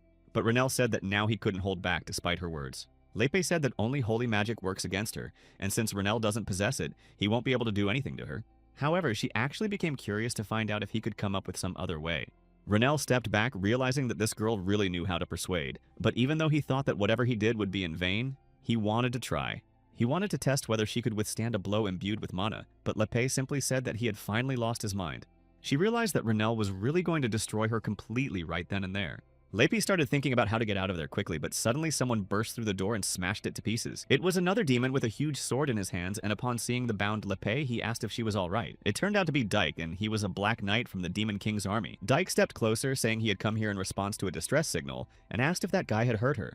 Dyke possessed a great deal of demonic energy and was likely at the rank of commander, but it was strange that a black knight of such high rank had come to rescue her simply because she had failed to drain those people's life energy. Renel thought this was going too far, especially if they had so many commanders. That's exactly why he decided not to give up, and continued using his reinforcement magic and other attacks with double spells. Renel held his own quite well, landing blow after blow and wreaking havoc throughout the room. Lepe was surprised to see that he had managed to defeat Commander Dake in the blink of an eye, but she couldn't understand how Renel could have so many close combat skills. She really felt uneasy because she couldn't figure out who this guy was. Lepe began to grow increasingly afraid, realizing that at this rate she might not make it out of here alive. But very suddenly she came up with a brilliant idea, remembering one method. While Renel was busy with Dake, she cast her marble spell and sprang into action. This creature told Lepe not to ask what was happening here and to simply focus on the fact that she needed to take Renel's life energy. Lepe had been gathering foreign energy, or as it's also called, mana, and had been doing so for decades, just as she'd been ordered. She understood that if she used it, she might be able to stop this monster, or at least buy enough time to escape. It was then that Lepe began to use her power to bring her plan to life. She used absolutely all the power she possessed to make this goal a reality. Only then did Renel notice her and realize something was definitely wrong when he saw the black mist. But it was already too late as his energy began to be rapidly drained from his body. Blood poured from his mouth and he began to lose his strength very rapidly, unable to fight back. Renel already knew there was no doubt about what this black mist could do to him. He had encountered this monster 3 years ago, and many curses had been cast there by the Demon King himself. Renel could never forget this, for it was the creature that had cursed his heart, but back then, the boy didn't understand why the fog was here. He had no idea where such a fog could come from in a succubus. However, he now truly realized that this black fog could drain his life force. The Demon King had used it against him, and these were the very same accumulated curses that had defeated their team back then. Renell at that moment simply didn't understand who this woman was who was now using so much power against him. He knew that succubi didn't possess such magic, but he clearly sensed 3 spells. Renell knew for certain that there was a physical alteration clouding his mind, and another spell that was completely unknown to him. Whether he was the Demon King or not, he couldn't lose again, so he had to use every method at his disposal, and the protagonist set out to dispel this fog. Renell got down to business trying to counter Lepa's magic with an equally powerful spell. Since she had cast a curse on him, he was determined to respond with his own curse against her. He was determined to show her that the 3 years they hadn't seen each other hadn't been in vain. In the very next moment, the protagonist managed to unleash the cursed mana against Lepe, using his last ounce of strength to do so. The spell was truly incredibly powerful, and because of it, the entire army Lepa had gathered fell to the ground and flew far away from the door. It all ended just as suddenly as it had begun, and after a while Renell stood up, realizing he no longer sensed the succubus's presence. All those accumulated spells were spent, but he was surprised that this black mist had been so easy to dispel. Renell couldn't say that this mist was particularly dangerous, since during his first encounter with the Demon King, he had had to sacrifice half his life. He continued to think about something, but then looked at his body and noticed that his chest had grown larger and his hair had become significantly longer. Also, his skin had become even paler than it had been before. He looked around and, examining himself, realized that he had been transformed into a woman. Renell began to recall everything that had happened and hated Lepe for what she had done to him. He realized what had happened to his body and that he didn't know how much strength he had left, and since the Demon King's army might be somewhere nearby, he decided he needed to come up with a plan of action. To start with, the protagonist decided to restore his spells to gain more power. He immediately used the Divine Scales to ensure his safety. As he signed a new contract with the stars, they asked what his wish was this time. Renell said that he wished for the curse to be absorbed, specifically the spells hidden within his body. Then they told him to offer compensation, and Renell chose to give up 90% of his mana. But the stars replied that this would not be enough, and that certain restrictions would apply. Renell just sighed heavily, saying that the price-quality ratio had never been very good, but he agreed. Only then did the stars say that the deal had been approved, and he would get what he wanted. And in the very next moment, the contract was finally confirmed. Renell's powers began to return, and he was able to cast dual spells of acceleration and magic enhancement. In the very next moment, he was able to shatter the glass barrier surrounding him. The people nearby smelled a strange odor filling the entire room, and thought it might be the result of demonic energy. Soldiers immediately came to the rescue, asking citizens to move as far away as possible for their safety. Just a moment ago, everything had been normal, but suddenly something had happened. Moreover, they began to wonder why this room had been built in the first place. A barrier had been placed on it that warped perception, as the military explained to them. At that very moment, Renell began to understand what was happening here and remembered the skee ball. He was certain that the barrier had emerged from the skull of the King of the Four Heavens, and that the Queen of the Succubi was their commander. A fairy tale. And even those orbs that mimicked the presence of the Demon King were here as well. Renell knew he had enough problems as it was, but he wasn't going to leave things as they were. He also began to wonder about something else that was incredibly strange. He didn't know why they had turned him into a girl, since he thought they just wanted to destroy him, so he didn't know why he should waste his energy on it. But now there was no point in worrying about it, since he couldn't get any answers to his questions, and he also decided that he would just have to adapt. When the boy returned to his master, he thought he would soon say goodbye to his life. He was actually incredibly surprised and also frightened, because the master had started attacking very unexpectedly. Cardi only stopped him at that moment, asking if he had encountered the Black Mist. He asked Renell not to talk nonsense, even though the boy insisted that was exactly what had happened, since now he could see what it looked like. Cardi said that from everything he'd heard, there was only one conclusion to be drawn, that Renell had spent the last 5 years wonderfully, though he didn't understand how the master had come to that conclusion. The professor added that more interesting things had happened in the boy's life than the rumors suggested. In fact, he was surprised that Renell had tried to repel the curse by turning it into mana. Cardi also said he wasn't sure how to restore his physical appearance, but he added that he could definitely help stop the curse's energy that was destroying him. Renell picked up the elixir and waved the bottle, asking if he should drink it now. Cardi only added that this elixir wouldn't be a permanent solution, but Renell would be able to hold out without Sarah's medicine, and the boy replied that he didn't want to think about that idiot. Renell just sighed heavily, asking if Cardi knew anything about this curse. The master just looked away, saying he couldn't talk about it. Renell started yelling since the master always acted like such an important and dignified person, but Cardi wasn't about to start an argument, adding that he should drink 1 vial a month to get better. The mage also said he didn't want to take these elixirs for free, so he asked Cardi if there was anything he could do for him. Cardi replied that he hardly needed payment, but there was something Renell could help with. For the past few days, he'd been sensing something strange crawling through the underground tunnels.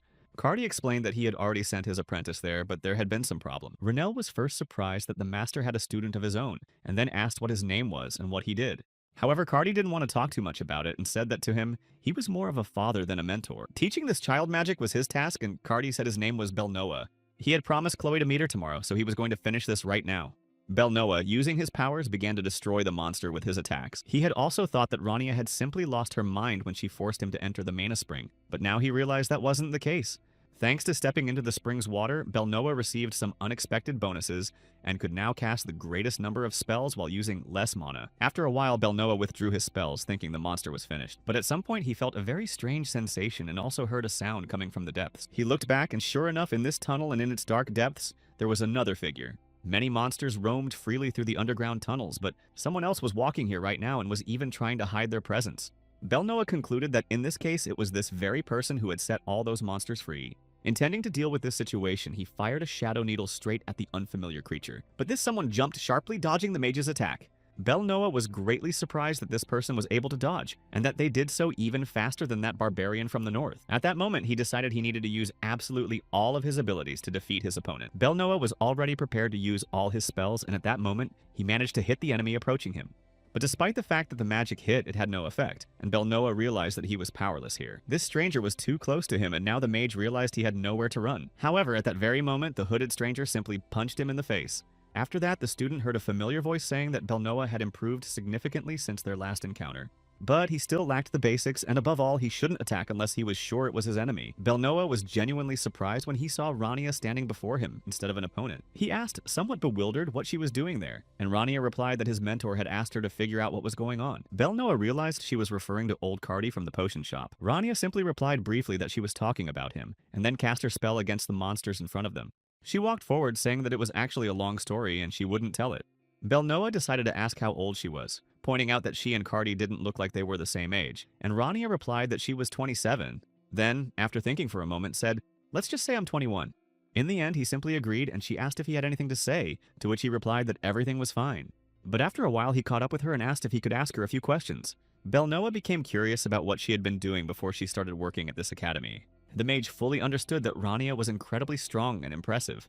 Her movements were incredible, and a researcher who had spent his entire life reading books couldn't keep up with her. She was more like a trained soldier than a mage. Rania paused for a moment and said she could say she had worked in a rather dirty place. Then she added that they'd talked enough, since it was time to finish their warm-up and move on to the real battle. Eventually, after some time, they managed to reach the place where all those creatures had come from. Rania immediately rushed forward, using ash magic and fire spells, while Belnoa stood behind her and watched. In an instant, many monsters simply fell dead, but then there was a burst of light that made it impossible to see anything. Belnoa was increasingly amazed by this girl, for he didn't even know what kind of spell it was. It seemed to him as if she had used several spells at once. He couldn't even begin to guess what principles and mechanisms lay behind her techniques. The smell was getting worse and worse, but they had to keep going because she had a hunch about what was happening there, and you have to be very careful when dealing with something like that. Rania opened the door and saw a black mist enveloping some strange object. While still in the shop, Cardi Renell asked who Belnoa was supposed to meet. The old man replied that he was supposed to meet Chloe, who turned out to be his childhood friend. Now Renell was truly surprised, since it seemed that Beloa had no friends, and then he asked why the master was changing his appearance, to which Cardi replied that it made it easier to interact with people. After that, the mage sighed, saying that it was time for him to go, since he still had a lot of work to do. He then handed over an object, explaining that he'd found it in the underground tunnels and that this small thing constantly released demonic energy that kept growing, making it quite difficult to clear the area. It was very suspicious that it was located right in the middle of the canal and was guarded by a whole crowd of these impure beings. But even more alarming was the fact that the orbs Lepa had created were scattered everywhere. There was also that same barrier that warped space, which is why no one had been able to notice that thing all this time. Although the underground tunnels were far from human eyes, it was suspicious that all of this was located in the center of the royal capital, and Cardi agreed that it didn't look like a coincidence. Renell only said quietly to himself that the biggest battle was likely about to begin. The smell was everywhere, and the further they went, the stronger it became, making it harder to keep moving forward. A month had passed since Renell became an assistant professor, and much had changed. He had even begun to get used to teaching classes. After a while, he found himself back in his office, and then someone spoke to him again. On another day, Renell was teaching again, explaining the topic and describing a type of restriction that could be visualized in a certain way. Soon, it was possible to obtain an entire system whose implementation didn't require too much mana. Then Rania asked who didn't understand, and realized that many students were struggling with it. In the end, seeing this, she added that she would leave these notes on their board to make it easier. Then Rania asked the students to use the remaining time to work through what she had explained today.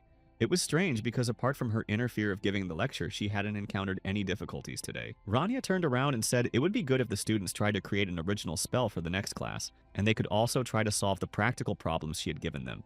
Now, Rania said that today's class was over and that they had all done a good job. The other students approached the board to write something down, but most simply didn't know what to do next. Renel, on the other hand, thought he wouldn't hear praise from the instructor for a long time, but he also didn't understand why it was so hard for him to explain something when it was so easy to demonstrate, although he had also heard from the students that they had learned a lot in his classes. Eventually, he moved closer to them while the students tried to figure out the assignments. They were talking among themselves, trying to figure it all out together to make it easier. Renel noticed that one of the students had simplified the principle of a chain reaction to make it easier to explain, but he suddenly stopped, thinking that he should do the same so that the students could understand him more easily. For a while, Renel didn't realize how important this really was, and he didn't want to do it. If they couldn't figure it out, they would definitely ask for help, just like Lesty did, and he thought that destroying demons was much easier than teaching. After a while, her peace was interrupted again because one of the teachers came to her with questions, asking if she knew what this was. It turned out to be Caesar, and he showed her the complaints about Rania's classes, and she already had more than enough. Rania stood there with a blank expression, not even knowing how to respond. Caesar added that Rania had been assigned only 2 subjects, but she hadn't managed them, so he gave her the written complaints to read. The teaching methods were very difficult for the students. So many of them couldn't understand them, and Rania's speaking speed was too fast for them. Someone wrote that they didn't know the terminology Rania was using and didn't understand what she was talking about. Caesar asked what Rania actually does in class and asked her to put herself in the shoes of students for whom this material is new. Rania replied only briefly and thoughtfully that she herself didn't understand anything. After that, she asked Caesar to stop yelling like that because he was getting way too worked up about it. The instructor replied that you can't call someone a professor if they don't know how to teach, and that Kelt and Rania were like night and day. But Rania didn't understand who Caesar was talking about, and this amused him since Kelt was a professor at the academy. Caesar added that on the battlefield, Kelt stood beside Professor McCart and fought alongside him. He later left the army due to injuries but still studies magic and its techniques. Unlike Rania, Kelt continues to understand the students and teaches them to move forward rather than stand still pondering their assignments. Caesar said that Kelt is a true teacher and is loved by all the students at the academy. Meanwhile, Lesty, holding her books, entered the hall while the others greeted her, telling her to sit wherever she felt comfortable. The students were talking about how Rania's lessons were too difficult, so they went to Associate Professor Kelt, who helped them figure everything out very easily, and they also said that even Roselle explained things more clearly. Lesty walked past the other tables in the cafe and was surprised, because there were now significantly more students here than ever before. But after walking a little further in, she was finally able to find a free seat for herself. Lesty hoped that the person sitting next to her would be as quiet as possible, but it turned out differently. Sitting next to her was Lark, who had spilled coffee on himself, and then greeted Lesty, who was standing in front of him. She gave him a slightly annoyed look, not expecting to see Lark there. Then he added that he was drinking black water, and Lesty was surprised that Lark called coffee that. But he replied that that was exactly what they were doing, and the task wasn't the easiest. Lesty noticed that his face was stern, but she thought there must be a reason for drinking something like that. Then she looked at the papers lying on the table and turned to Lark again. He looked up and said that this was the problem he'd received that very morning, adding that he hadn't been able to solve it yet.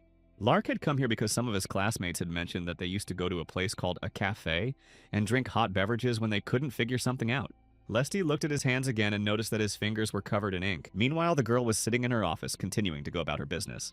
She started crying as she wrote all this, and her tears smudged the ink and the words she had just written. Lesty asked why he didn't understand, then added that he needed to use the same method as in the third question. She added that she would explain it only once, so Lark had to listen carefully, and he perked up as he listened. The girl explained that if he asked Associate Professor Kelt about the basics of this spell, he would explain what it was based on, and with that information, he could consult the book. Meanwhile, Rania was alone and feeling a bit under the weather, as she tried to remember the name of that same Professor Kelt. The students' faces looked tired, which made her believe she wasn't handling her duties as a teacher well, and she continued to think about Kelt. A short while later, 2 more female students approached him, asking if he could explain something to them, and Kelt immediately agreed, even though he was on a break. Rania realized that this was the very same associate professor the students had been talking about, and Kelt agreed to help the students solve the problem. She was very curious to see how well the man, about whom there were so many good rumors, would explain things. Meanwhile, training continued on the second indoor training ground, and the students kept practicing. But suddenly, something unexpected happened. A monster that appeared out of nowhere attacked one of the students. The student was very frightened, but Professor McCart-Clairpet simply told him that he was pathetic and needed to get back up right away. He believed that this student didn't have even the slightest grasp of the basics, and if he were on the battlefield, he certainly wouldn't have survived. Meanwhile, the other students didn't understand why they had to fight demonic beasts on their own in their first year. McChart went on to say that it would be better if Professor Kelt taught these classes, since that's exactly what the students thought, and he was just teasing them, telling them to finally shut up. Besides, many students didn't even understand why the academy kept demonic beasts. Many thought it looked very strange, but the students said that these beasts were linked to control magic, so there was no need to worry. One of them said that the beast definitely wouldn't be able to attack them, but the very next moment, the creature lunged at them. Meanwhile, Rania continued to watch Professor Kelt, eager to see how well he would explain the material. She listened carefully to what Kelt was saying, but the professor was saying the same things she had covered in class. However, it turned out that Rania hadn't explained some important parts. She had left them out. She continued to watch as the professor explained the material and realized that Kelt's students looked much calmer and happier. They demonstrated a complete understanding of the material and didn't get stuck on any one thing. However, Rania didn't truly understand what this professor was doing differently, and Kelt himself felt that malicious gaze. When he finished explaining, the two students stepped away from him and thanked their teacher. Immediately after that, Rania approached him, and without even turning around, he sensed her presence, saying, "I suppose this is the first time we've met in person." Kelt smiled as he looked at her and asked if he could help with anything. Rania was surprised that he knew her, but Selt replied with a smile that Rania was currently the #1 topic of conversation within the academy, so he invited her to sit down next to him. The professor noticed that she looked very serious and said he would be happy to talk with her. Rania got straight to the point, saying that it seemed as though the students understood his explanations perfectly and asked what the secret was. Selt smiled, saying that he was pleased to hear she thought so highly of him, but calling it a secret would be an oversimplification. The students were still just children. An incredible number of different paths lie ahead of them, and they don't know which one to choose. Even after making a decision, they might stop halfway and start doubting whether it was the right choice. All he did was teach them his own path, just as his mentor had once taught him. Renell began to recall everything Roselle had taught him before and understood this simple truth. Rania added that it was indeed a difficult topic, and the professor agreed with her. Kelt smiled and added that he had studied pedagogy for a while, so if Rania wanted, he could recommend a few books to her. The professor also suggested she visit his lab today if she wasn't too busy.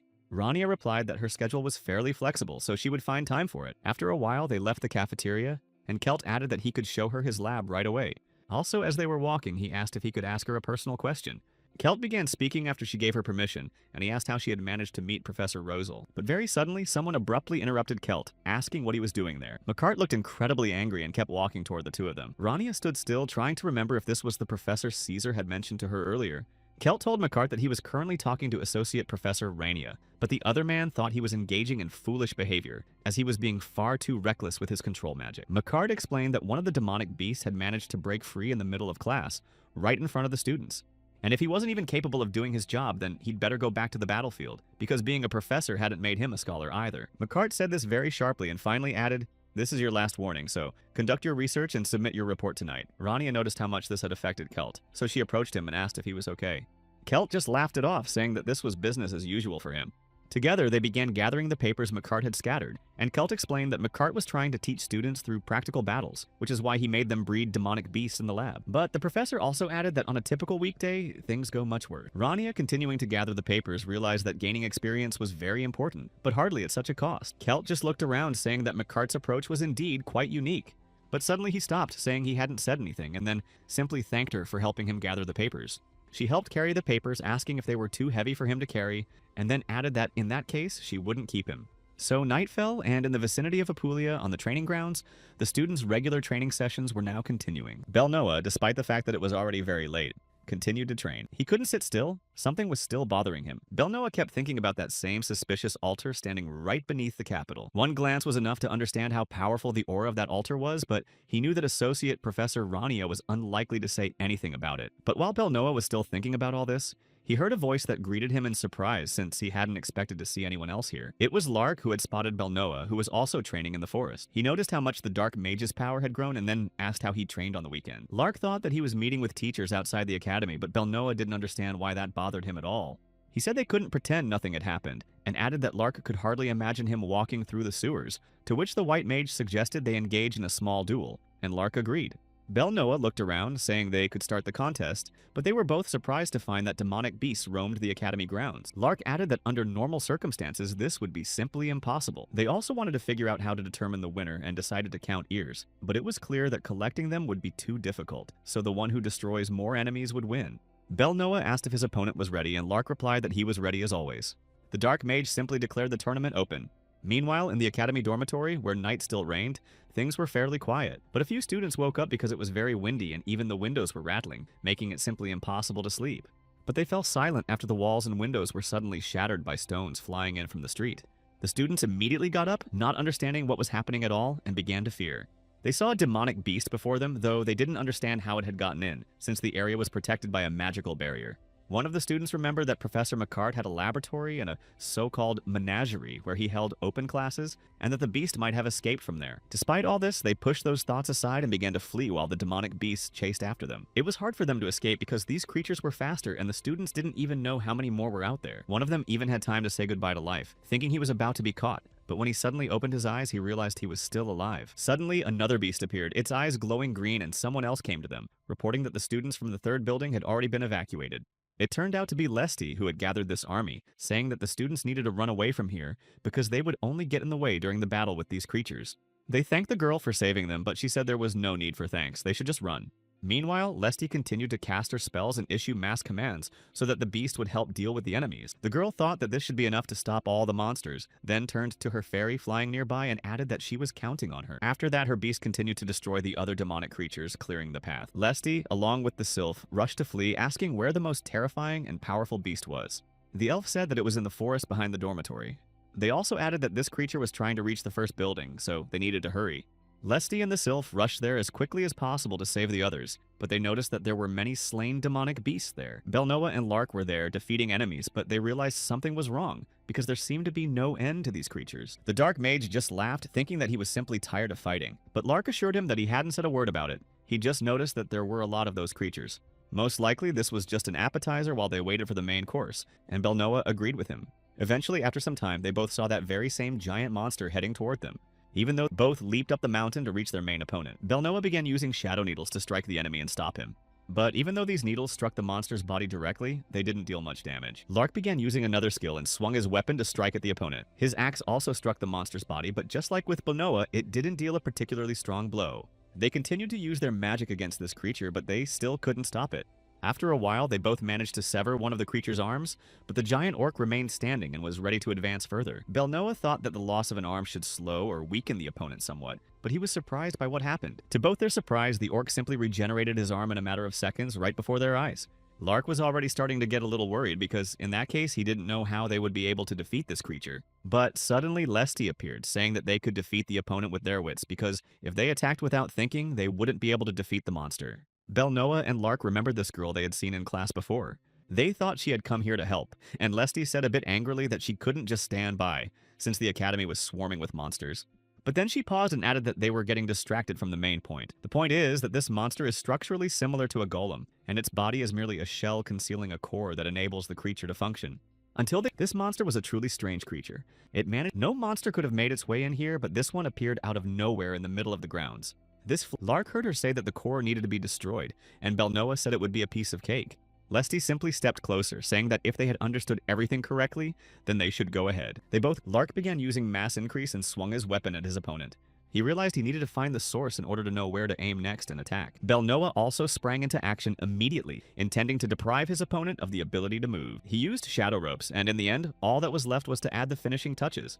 They were right on the ladder, and she began casting a thunder spell which required approval, and eventually, it was approved. She had to specify the target's coordinates, and the girl was a little nervous because she had to hurry. Belnoa had already done his part, and now all she had to do was enter those coordinates to complete the task. Lesty was able to summon Cindy, who was a small spirit of thunder. Immediately, and all of this happened because of Professor McCart, and by morning everyone was already discussing what had happened.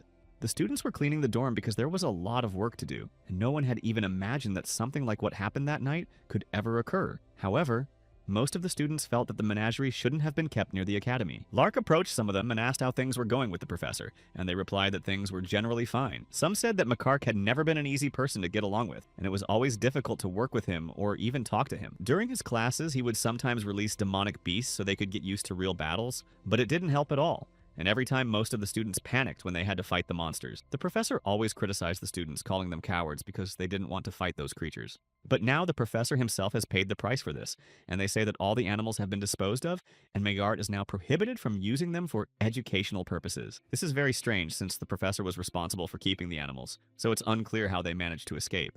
In the end, they all knew that it would be up to the teachers to figure out what they were doing now. Aaron, like all the other teachers at the academy, gathered in the hall to discuss what had happened that night. The director asked if McCart had anything to say in his defense right now. They knew he had been conducting research on demonic creatures and had previously assured the entire meeting that these beasts would not be dangerous to the students.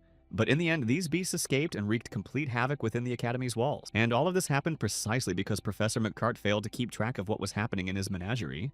McCart began shouting very loudly, saying that he had specifically raised these beasts for practice with his students. He was a mage who had fought in the war against the Demon King, and he was furious that he was being accused of controlling demonic creatures and allegedly planning to attack the students. McCart added that even rudeness has its limits, but the teachers noticed that he hadn't even responded to the accusation. McCart was a man with a difficult temperament, but he was actually a war hero who had saved many lives on the battlefield. However, everything that happened that night points only to his guilt. Besides, breaking through the Academy's barrier is no easy feat. It's much easier to release the beast inside Apulia, causing complete chaos. Many teachers began to suspect that there was a traitor within the Academy who had released those beasts to divert attention and carry out a plan unknown to them. But because McCart had such an uncontrollable temper, he came under heavy suspicion from everyone. Meanwhile, Kelt was just trying to get through to the director, begging him to let him speak, and Aaron was surprised that he was about to say something in McCart's defense. But in the end, the director agreed and let him come forward, for which he thanked him. McCart snapped back sharply, saying that he had finally arrived since he considered Kelt to be the real culprit in all of this, as he was the one responsible for acquiring all those animals. Aaron, who didn't want to listen to this anymore, ordered everyone to calm down and then asked Kelt to tell his version of events. After that, the professor began to speak, saying that he understood this incident had put the entire academy on edge. But it was thanks to the students that they managed to get rid of the monsters, and this meant that Professor McCart's lessons had borne fruit, since the students were able to stand up for themselves. Of course, he said they couldn't ignore what had happened, and he was grateful that none of the students had been hurt. But if anyone was to be blamed for what happened that night, he believed it couldn't be just him. Aaron said he understood his point of view, but after everything that had happened, he couldn't allow demonic creatures to remain within the Academy's walls. No one could guarantee that the incident wouldn't happen again, and of course, many of those who studied here were able to stand up to the monsters, but there were also those who were hurt. Aaron said he understood Kelt's feelings perfectly, but that they had to consider the reality of the situation. He understood that the professor felt guilty that the beasts had escaped because of him. But it was Professor McCart himself who assured everyone that they would not harm the students. So Aaron said there was no reason to blame Kelt for what had happened. The principal banged his gavel, saying that to get the full picture of what had happened, McCart was being suspended from his position as a professor at the academy and placed under arrest. Of course, he began to rage even more, saying that they had no right to do such a thing, and the others immediately tried to calm him down. McCart shouted that he was the one who had defended this country and saved countless lives. Meanwhile, something strange began to happen during the contract with the stars. They were trying to talk about something at the very moment when Isla suddenly woke up in her bed. She walked over to the mirror a few minutes later, putting on her uniform and thinking about what she had heard, because it was as if the stars had made a candid confession, as if she were asking her for help. But Ayla had no idea what the star might want from her. Meanwhile, her assistant Habrel approached her and greeted his princess. He reported that following the court hearing, Professor McCart had been temporarily placed in custody and suspended from teaching, and that Kelt would now be taking over his classes. In fact, it was hard to believe that there was only one suspect in this incident. Habril simply said that this was the case and that Professor McCart was the only one everyone suspected. Isla paused for a moment and fell silent, and Habrel asked what was wrong. Although the princess didn't fully understand what the stars were asking of her, her feet carried her to this spot so she could speak with the professor. Finally, she knocked on Rania's door, and the girl immediately told her to come in. Isla opened the door and stepped inside, saying she'd like to talk and ask for advice about something, and Rania immediately apologized for the mess. She added that she shouldn't be afraid to step on all those papers, but Ayla hesitated a little before stepping inside. Rania added that she was preparing for the next class, since starting today she was trying to plan her lessons. She was trying to do absolutely everything to make the material easier for the students to understand. Ayla just stepped closer, apologizing, and said that it was a little hard for her to grasp all these diagrams, so she wouldn't be able to help her with advice. Apparently, after the last open class, she had changed her mind about teaching methods, and it was very noticeable. At the very least, Rania hadn't previously thought about creating a lesson plan before starting. Rania just smiled at the girl's words, saying that it wasn't her doing, but the tubes. She mentioned that Professor Kelt had given her some good advice, but at that moment, something seemed to click in Ayla's mind. After a while, class started again and the professor greeted the audience. It was Kelt who said that starting today he would be replacing Professor McCart, and then he stated his name again. He also added that it was worth noting that there would be no more practical classes with demonic beasts, so he planned to start by going over the theoretical part of the course, and the students were just happy to see this professor as a substitute. Kelt immediately began explaining everything to them from the very beginning, including how to behave on the battlefield. The practical sessions with monsters were cancelled, and instead of McCart, Kelt taught the lessons, which made everyone happy. Meanwhile, Belnoa, Lesty, and Lart gathered in a corner of the academy, and the girl noticed that something was bothering them as well. Lark said he could smell a rotten stench, and it was worrying him. Lesty initially thought he wasn't speaking literally, but they realized there might be some deeper meaning to it. Lark said that something was definitely wrong here, and Belnoa agreed with him, saying that the beasts had broken free and that someone must be behind it. He had dealt with demonic beings before, and controlling them wasn't exactly easy, so neither McCart nor Kelt would have had the strength to do it. Lark pointed out that this was just a theory and they had no proof, and then Ayla approached them and said she felt the same way. The princess said that this was definitely not the end, but rather the beginning, and Lesty was surprised to see the princess there. Night fell and the four of them gathered to do something. While Ayla told them she saw the logic in her classmates' words, that was exactly why they had come here. Lesty was a little unsure that they were doing the right thing and was a bit nervous. So the four of them walked to the door of Professor Kelt's laboratory and were about to break in at night. Ayla said the idea belonged to Prince Lark, so she couldn't ignore it. After all, he was one of the most intelligent mages of the North, and they agreed with her. The magical thread tied to her index finger was leading them in that direction, and so the stars were guiding them there. The stars also indicated that there was some danger there, but they decided to go there together. They tried to open it, but as soon as they approached the door, they smelled a stench of rot that grew stronger, so Lark said there could be no doubt about their suspicions. There were definitely demonic creatures left here, but this time the lab doors were locked much more securely. Lesty said that the princesses should leave because if she got caught, it would be bad. But she replied that she intended to take responsibility for breaking into the lab, and added that they shouldn't get distracted and should look for suspicious things. Belnoa, glancing around, asked what exactly she meant by suspicious thing. She and Lark thought they were just looking in the wrong place, but Ayla knew there could be no doubt. After all, the stars had led her right here. And if Professor Kelt was indeed to blame for what had happened, the evidence must be nearby. At some point, they all heard a strange sound, and Prose turned sharply, trying to make eye contact with the team. They were all standing in one spot, staring at the door through which Professor Kelt and Rania had suddenly entered, and he asked what the students were doing in his lab at such a late hour. Kelt asked if they wanted to ask him something, and Rania was surprised to see that even the princess was there. Finally, Lark stepped forward and said, "Professor, we wanted to discuss something with you." He explained that Kelt had been acting rather strangely lately, so they had begun to suspect something. So he immediately asked if it was because of him that those monsters had escaped last night, but Kelt had no idea what the prince was going to talk to him about. Belnoa simply stepped closer to him, calling him a barbarian, and asked if he had at least some evidence. Lark shouted that he had no proof, but a warrior's instincts and intuition could not deceive him. He added that the professor stank just as much as those beasts, while Lesty was surprised to see that Rania was there as well.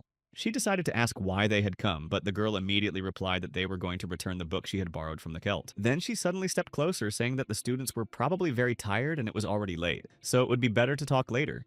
Besides, accusations without evidence wouldn't solve anything, but the princess firmly stated that they weren't going anywhere. Ayla added that the stars themselves confirmed all of Prince Lark's omissions. And something was definitely wrong here, and it was the princess's duty to figure out exactly what it was. And Rania almost laughed upon hearing that she had simply received a frank confession from the stars and had come here.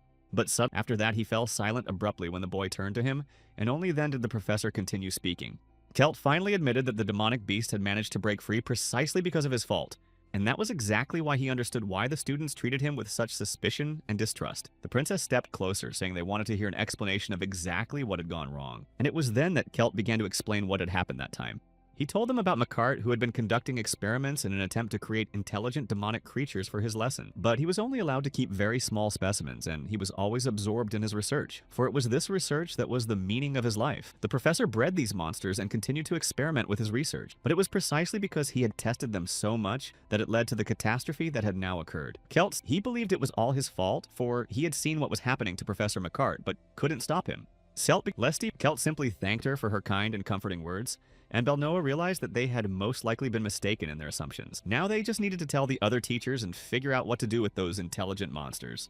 But the princess also began to notice that the threads were becoming clearer and realized that something was definitely wrong. Suddenly, however, they snapped, but Ayla didn't understand why, and was ready to admit she'd been wrong, since the professor had confessed and now shouldn't blame himself. The princess looked at her hand, seeing that the thread had finally snapped. Very suddenly, at that very moment, without touching the professor's students, the professor standing in the lab was thrown backward. Rania said that the professor had indeed managed to come up with a very tear-jerking and plausible story. She certainly didn't want to do this, but it seemed she would have to force the truth out of him.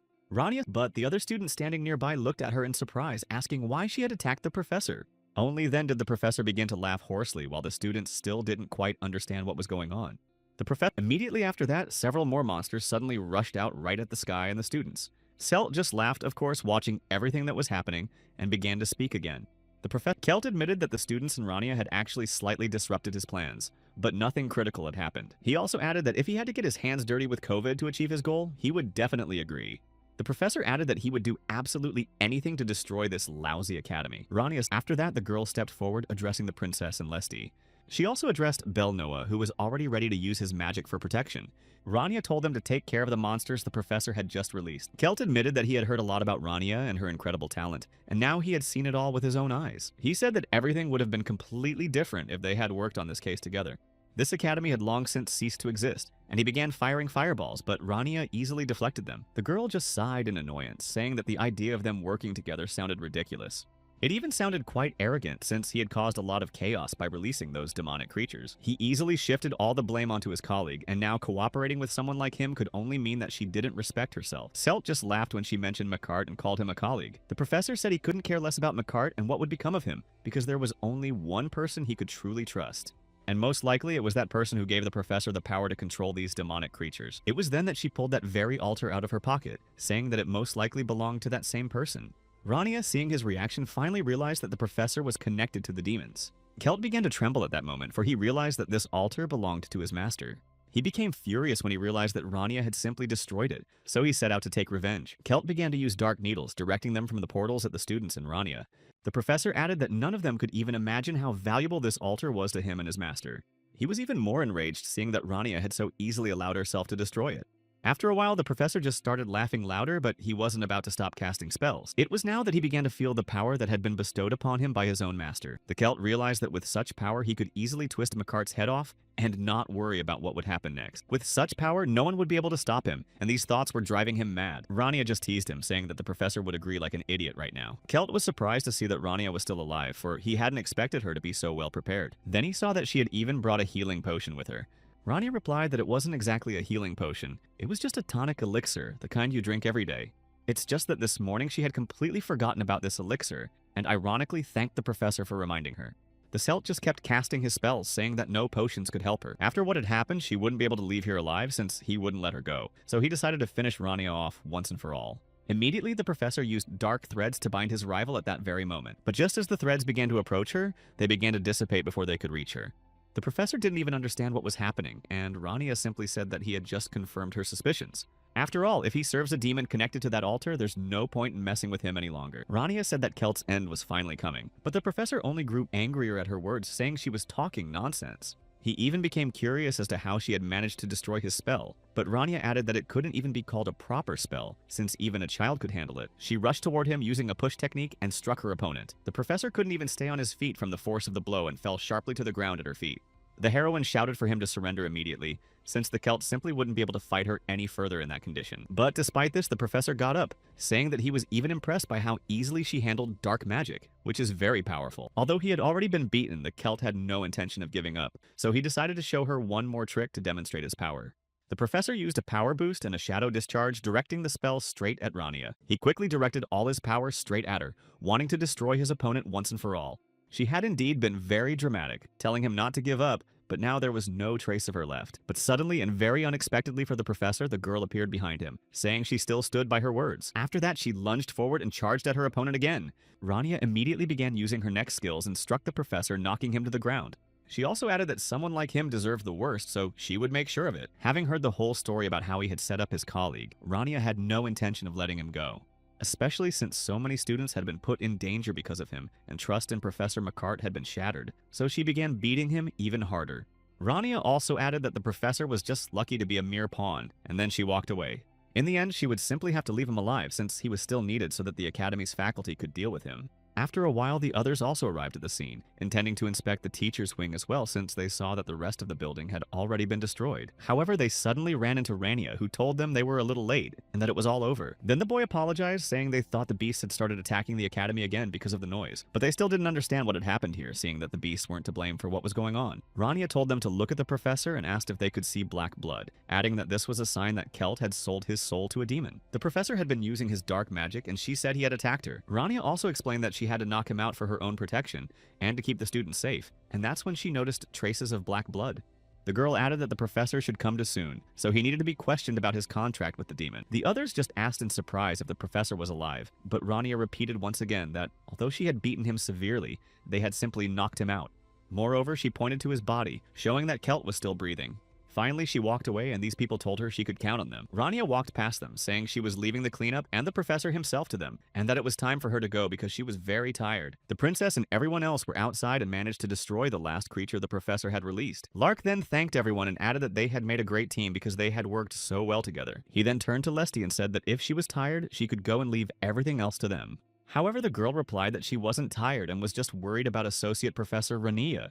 In the end, she had to fight Professor Kelt one-on-one since they were all going to battle those beasts. However, the princess and Lark smiled, though Lesty didn't understand what that smile had to do with anything. Isla laughed easily and said there was no need to worry about Rania since she could handle herself.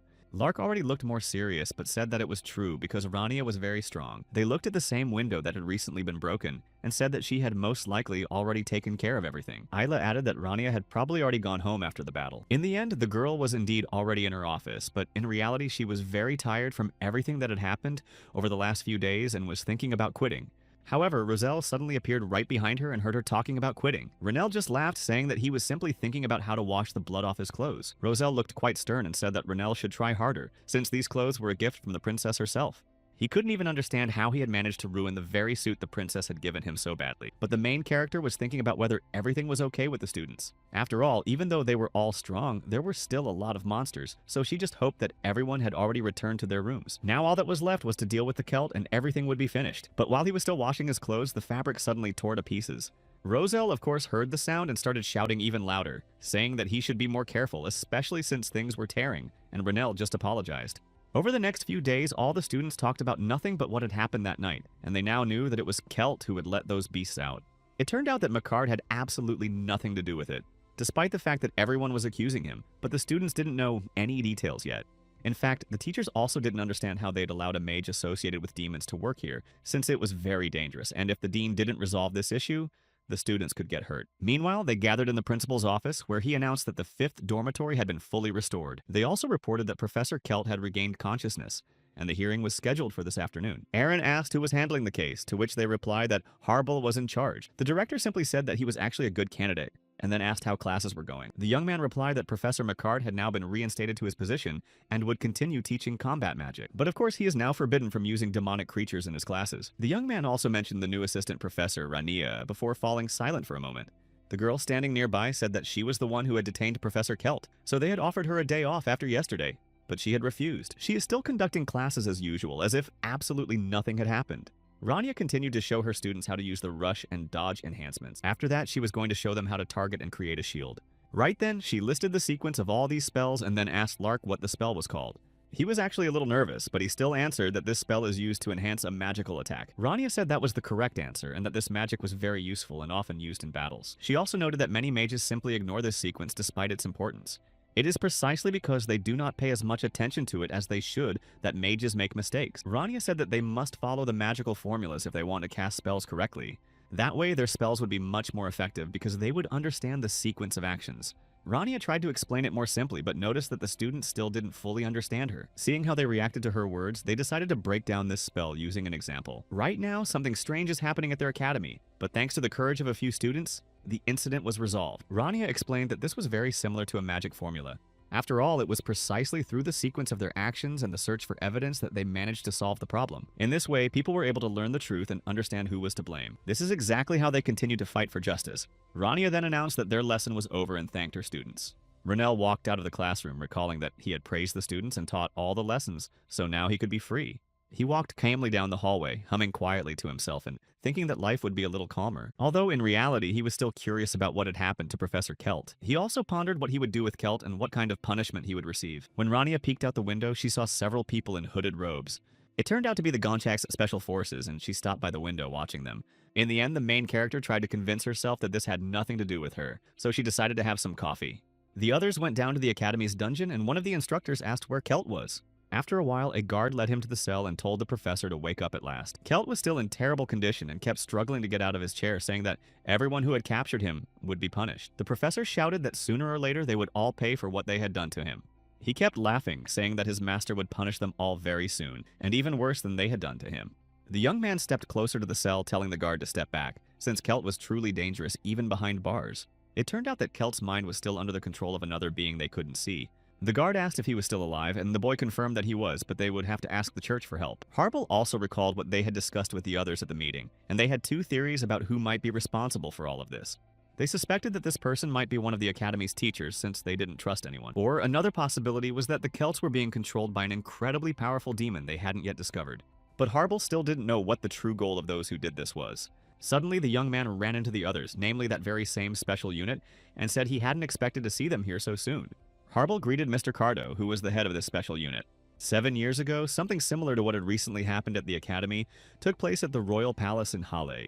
Among those who had narrowly escaped harm was the princess, who was still a child at the time. Ailey was told not to even go back, because even though the same Garrick she remembered was there, he had now been captured and was no longer the man he used to be.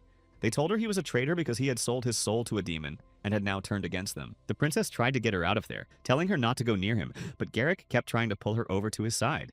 Garrick said that if he sacrificed them, the master would grant him the immortality he had promised. He tried to lure her to him, but Habrel stood in front of her, telling the princess to run away and not look back. She did just that and began to run with all her might, begging anyone for help. Even then, the little girl tried to escape from under the rubble and stones falling on her from above. But suddenly she heard a voice in the deserted place, someone who was looking in surprise at all the chaos in the palace, and then turned to her. It was Renelle, who looked very calm and approached the princess, intending to help her. It was Renelle who then became the one to destroy the traitor the moment he saw him. Then Renelle disappeared just as quickly as he had arrived, having fulfilled his mission and saved her. All this time, for 7 years, she had been tormented by the question of where Renelle was now and what had happened to him. Meanwhile, Rania was sitting in the cafeteria trying to drink some coffee, but she started feeling sick again. Very suddenly, she remembered Ayla sitting away from the other students who were chatting among themselves. She also remembered the clothes she had accidentally torn, and because of that, she didn't even know how to look the princess in the eye. Rania knew she would have to confess what had happened, but she didn't want to tell him so as not to disappoint Ayla. Eventually, evening had fallen, and Habrel was walking around the academy grounds with Cardo, asking what had brought him there. He said that he personally wanted to investigate the incident involving Professor Celt.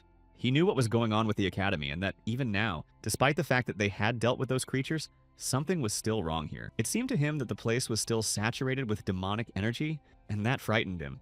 Habrel was surprised because he was sure that it was finally over. Cardo added that the presence was actually very faint, but he could still sense it, and there was no doubt that true evil was on the loose. Habril felt absolutely nothing, but if even Carto said that something was wrong here, he didn't doubt him. He had become an important figure after being named Commander-in-Chief of the Gonchak's Special Forces Unit. He was previously known as an investigator, and no criminal had ever been able to escape him. That's why Habril was confident that, thanks to him, they would be able to catch the criminal quickly. He also thought about what would have happened if Carto had been at the Royal Palace 7 years ago when those creatures attacked them. But very suddenly, Cardo stopped in his tracks and shouted for the boy to stand still as well. He looked ahead and saw Rania standing there with her back to him, silent. Suddenly, he lunged straight at her, calling the girl a traitor and preparing to destroy her. In the end, he struck her hard with his sword, smashing many things around them. The students nearby began to back away, glancing around fearfully as they had no idea what was happening, or who this man even was. Habril stood nearby. He hadn't expected Cardo to do such a thing and didn't understand why he had lunged at Rania. He was truly very surprised to see this attack and thought he should call the other teachers over. But nothing happened to her, and although it was very unexpected, she fought him off, and they began to struggle. It was truly unexpected because she was just returning home after lunch when some unknown man simply attacked her in the middle of the academy grounds. No one dared to stop them, and the two of them continued to fight, landing blow after blow. Habril watched them silently and with great surprise, not knowing how this was even possible. This Gonchak Special Forces unit was created by order of the royal family to fight against demonic forces. These men were issued special swords capable of neutralizing any magic they encountered. And when the staff shattered into pieces with a crack, he thought that this was simply impossible. No matter how powerful a mage might be, this sword could defeat him, for nothing could stand against it. Rania noticed that this man had mastered all these movements very well, almost mechanically. But despite this anti-magic sword, Rania was still winning, and was able to use her magical powers. Cardo was genuinely surprised, for he couldn't even land a hit on her, yet Rania continued to wield her powers. Finally, his weapon fell to the ground, and he remembered that in his entire career, only once had a mage managed to knock the sword out of his hands. He clenched his fists, refusing to accept it, for that time had long since been forgotten by him. Rania finally got the better of him, feeling dissatisfied because someone had simply attacked her with a sword, while Cardo could think of nothing but how incredibly familiar those movements were to him. Besides, this power was also painfully familiar, though he couldn't believe it was true. Rania decided not to argue right away, and stepping closer, she asked what on earth he was doing in broad daylight. Cardo stepped closer to her, waving his hand, and said he was very curious where she had been. Without any aggression, he simply asked what she was doing in such a place. Cardo remembered Renel and then called him a senior officer, while Rania didn't even know how to respond. All of this happened a long 5 years ago in the demonic desert where they met. Renel was working with him at the time and asked Carto if this was the very place they were supposed to go. Cardo replied at that moment that this was definitely the place and that, without a doubt, they needed to go there.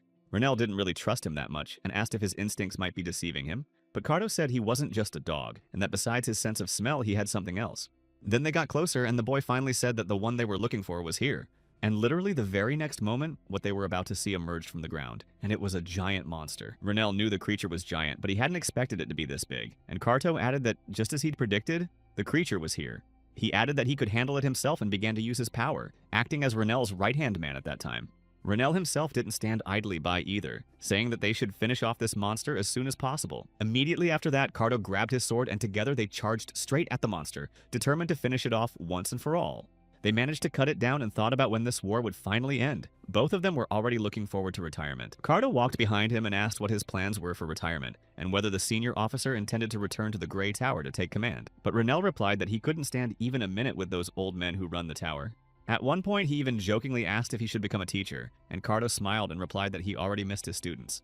Renel was about to hit him, angered by the young man's words. In the end, he did get hit, but Cardo, clutching his head, said he was just joking when he said that. In reality, Carto was the one who always had his back in battles and helped him deal with his opponents. When enemies were already closing in on them, Carto was ready to hold them off so that his senior could escape. But he didn't actually know that one of the Demon King's 4 generals was here, because he definitely shouldn't have been here. This general was called the Sword of Darkness, Conicolt, and few who met him on the battlefield ever returned alive. After a while, they returned to the tent where Sarah began to heal Carto, and he announced that he wanted to retire. Sarah said that even though she had managed to heal him, his body was still overflowing with demonic energy, so fighting would be difficult. Carto was angry with himself, but he understood that he had already lost a lot of strength. And with a body like that, he definitely didn't belong on the battlefield. He believed he would only be a hindrance on the battlefield, but Renel replied that Carto was one of the few survivors capable of engaging in a fair fight against the Ganiculta and emerging victorious. The young man said that he deserved a reward and handed him a letter, saying that the royal family wanted to create a special unit to fight demons within the country. Carto took the letter in his hands with surprise and excitement, and Renel added that this was his recommendation. He could see how strongly Carto wanted to continue his work and said that if he truly wanted to keep helping people, this would be a good opportunity. Carto, looking at the letter, simply couldn't hold back his tears and they rolled down his cheeks. Sarah just sighed when he made her patient cry, and Renel exclaimed that if Carto didn't like something, he would tear up the letter right away. But Carto clutched it tighter, saying he would never give it up. They reminisced about the past, and in the end, Renel became the teacher he had once wanted to be. Renel saw no point in hiding anything from him since they had once been incredibly close. The mage didn't say much about what had happened to his physical appearance since that was what surprised Carto the most. But Renel didn't really want to bring up what had happened. But eventually Renel picked up that very altar, saying that Carto was right, as always. He had found this altar in the underground tunnels earlier when he had gone down there at his friend's request. Now Renel knew that Keltu definitely knew something about this altar. This incident was repeating itself exactly as it had 7 years ago in the royal palace. No one could even imagine whether anyone would be able to sense the demonic energy emanating from these shards. But one couldn't expect anything else from Carto since he knows a demon wherever it may be hiding. Carto now took these words more as a compliment, but Renel added that he had become much more boring after serving the royal family. But then he turned back to him, asking if he could take a closer look at the shards, and Renel handed them to him. He stared at him longer than necessary, and Renel replied that if Carto had something to say, he should just say it. Finally, he said that he was curious to know what it was like for Renel to work as a teacher, to which Renel simply smiled. In truth, he didn't particularly want to bring it up, because he was already fed up with it all. All those old folks from the Grey Tower, through his mentor, wanted him to take them under his wing and become their teacher, and Renel couldn't find a moment's peace anywhere. They just followed him in a crowd, asking for the same thing over and over, but he always refused, saying he was too busy. Carto laughed, saying that even when he was in the army, those old men had written him letters about it. The protagonist also mentioned that the sages from the Black and White Towers had taken an interest in him, but there are some pretty cool students at the academy who are actually fun to teach new things to because they have good potential. Carto smiled, saying he was glad to hear that things were more or less normal at Renel. But he just started ranting, saying that all this time he'd been complaining about his life here, and now Carto was telling him about some good story. Carto stood up and looked at him, saying that despite all these difficulties, he had heard something else as well. It seemed to him that Renel had already gotten used to his new life, and he also heard that he had been expelled from the hero's squad, so he had been worried about him all this time. Renel just looked away, recalling all of this, and said there was nothing to worry about here. Carto just laughed, saying that was exactly what he thought because hardly anyone could have kicked him out of the squad. and he figured that Renell had just gotten drunk and gotten into a fight with Kyle, and then submitted his resignation because being a hero is just boring. Renell just replied that there was no need to worry about those old guys since he'd figure it out on his own, and Carto should focus on something else instead of this nonsense. And as a former senior by rank, he wanted to give him one piece of advice for the future. At that very moment, Carto was violently thrown backward by Renell's blow, so fast that Renell didn't even have time to react. The mage smiled, saying that Carto shouldn't go after an innocent passerby with a sword and cries of treason anymore. Carto, who was already lying in the bushes, breathing heavily, remarked that Renell hadn't changed a bit since those days. Meanwhile, Lesty, having gathered her things, tried to make it to her room before curfew began, as she didn't want to get caught. The girl quickened her pace, but suddenly a voice came from behind her, saying in a tone that wasn't at all friendly that they hadn't seen each other in a long time. When she looked back, she saw one of the professors standing menacingly in the hallway. Lesty was truly surprised to see Elder Gireno behind her, and he had only taken a few steps closer. Long ago, there was a very powerful country called Arcadia, but it was wiped off the face of the earth in just a single day thanks to 4 demons, and the steel-black dragon named Belial was one of those who finally destroyed the country. Also among these demons were Grace and Gannicult, who were on his team.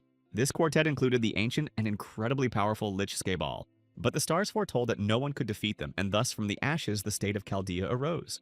The founders of this state were incredibly respected people, including the hero of the festival, the necromancer, and the alchemist. There was also a wizard among the founders, and the people who possessed magic then created towers, each of which was responsible for a specific type of magic and everything related to it. The Dark Tower specialized in curses, while the Light was associated with elemental magic. Each tower conducted its own research, striving to perfect the magic it embodied, but the Grey Tower or the Ash Tower differed from the others because it sought to revive lost magic, specifically the magic of the Kingdom of Arcadia. Such was the path of the mages of the Ash Tower, and Gireno, who remained standing in place, said that she didn't have a shred of dignity. Lesty, still not expecting to see him there, simply apologized to the professor. However, Gireno instead simply started yelling at her, telling her to finally shut up and stop saying whatever it was she was saying.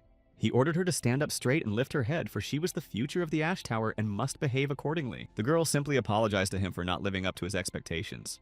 But Gireno wasn't going to dwell on her specifically and immediately asked what she knew about Rania. Lesty was even more surprised to hear her name, but said that Rania was a beautiful and intelligent girl. She also added that Rania was studying the basics of magic but didn't really like company, and often spent her time in cafes. Sometimes she went straight home after class, and at that moment, Gireno stopped her. He stepped closer to Lesty and asked if she knew why he had come here. The elder moved even closer to her, saying that he had never had high hopes for Lesty, and she began to tremble even more. The professor also said that, in his opinion, she didn't belong in the Ash Tower. After that, the man took a letter out of his pocket and was about to show it to her. Gireno smiled and looked at the paper, saying that she had understood everything correctly. It was a letter of recommendation for which absolutely every wizard would be willing to tear another apart. Meanwhile, the students were busy preparing for exams that were supposed to take place very soon. Rania, meanwhile, was sitting in the cafeteria again, holding a cup of coffee. However, today wasn't the best day, as the place was too crowded. Renell recalled Carto's words, who had said he thought his elder had returned to the Ash Tower. The protagonist began to ponder this while listening to what the students were talking about. Specifically, they were discussing exam questions and the fact that this year's exam was expected to be more difficult than last year's, which was making them anxious. We were about to start studying right then, but Renell could only think about how noisy it was here since so many people had gathered. However, at some point he noticed other students discussing something and getting ready to go somewhere. It all looked incredibly strange because suddenly the cafeteria, which had been completely packed with students, emptied out abruptly and no one was left. Renell was very surprised because they left all at once, just got up and disappeared. Immediately after that, another man walked in, approached her, and said that now they could talk without any distractions. It was Gireno who approached Rania and said he was pleased to meet her. The man smiled and told her his name, adding that he was the elder of the Ash Tower. Rania set her cup down on the table with a heavy sigh, as she really didn't want the people from there to bother her any further. Renell had heard that Gireno was interested in her, and he needed a strong pawn to become the sole and full-fledged elder. Finally, the man sat down and decided to get straight to the point, knowing that Rania was a very busy girl. Gireno placed that same letter of recommendation on the table in front of her, and said he wanted to give it to her in person. He knew she probably guessed what was inside, but Rania immediately replied that she didn't understand what he was talking about. After all, there were already 6 elders in the tower, so she definitely didn't belong there. She wondered if Gireno was planning to stage a coup there, but he replied that she shouldn't talk such nonsense. It was an offer to become his apprentice, and that was why he had given her this letter. Gireno saw how Rania calmly set down her coffee cup, realizing that any mage in her place would be incredibly happy. After all, receiving a letter from the elder himself, becoming his apprentice and one day leading the tower was a great honor. But the man noticed that Rania hadn't even glanced at the envelope. She was still staring at her coffee with a weary gaze, while Gireno had absolutely no idea what she was thinking. Finally, he gathered his thoughts and said that it wasn't very nice to make people wait so long. After that, he immediately asked what Rania's answer would be regarding his proposal. But without a moment's hesitation, the girl simply took the coffee left in her cup and poured it right onto the envelope while the elder watched with wide eyes. Unable to contain his anger, Jiraiya stood up and said she had no right to act that way. However, Rania simply replied calmly that he wanted to hear her reaction, and now he had it. The girl asked what he was so upset about if he had wanted this himself. Rania continued to look at him calmly while the professor was still very angry. Jiraiya simply didn't want to accept her answer for what it was. But Rania calmly replied that this was her answer, and she had no intention of changing it. Jiraiya just snapped back that even though she had a lot of power, she seemed to have absolutely no manners. He was one of the strongest and earliest elders of the Ash Tower and simply demanded that she respect him. However, suddenly mana surged throughout the entire cafe due to the spell Realm of Mana. Jiraiya cast this spell and applied it throughout the space, intending to continue speaking with her. He was already speaking more calmly and said he would ask the same thing again, expecting to hear an answer. But suddenly she interrupted him again, seeing that this idiot hadn't understood her words the first time. Rania stood up while the elder still couldn't believe that she had actually started being rude to him. The girl began to mimic his words, saying that he was too naive if he thought everything would be so simple. Rania added that he definitely wouldn't be able to make her shut up, even if he wanted to very badly. Jiraiya was even more shocked that this girl had managed to copy his spell. Rania said that since he saw her as a mentor, she definitely didn't need one right now.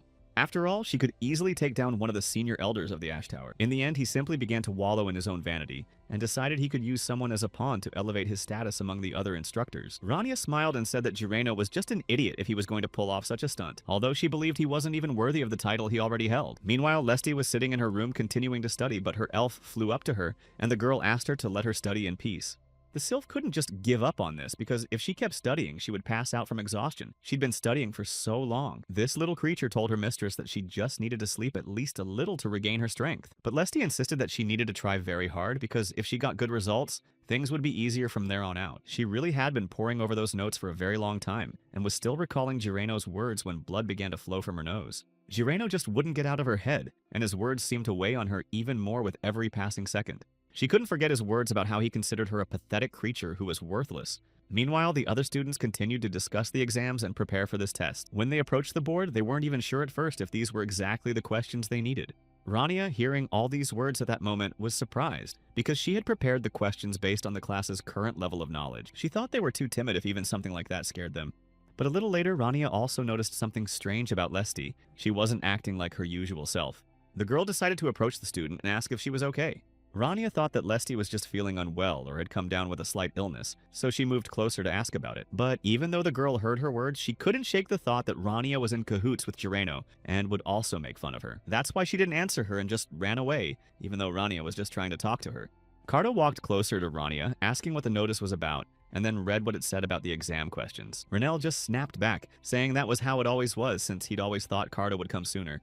Cardo just asked how he knew he'd come back here, and Renelle, sighing heavily, said he hoped Cardo had found out something about that altar. But if he'd just come to tease him, he should just go back, which made Cardo laugh. He looked around and said that, in reality, things weren't quite that simple here. Renelle just sighed as he looked through all those papers and said there were a lot of problems with this. There was also talk that this demon, who attacks again and again, had prepared very well this time.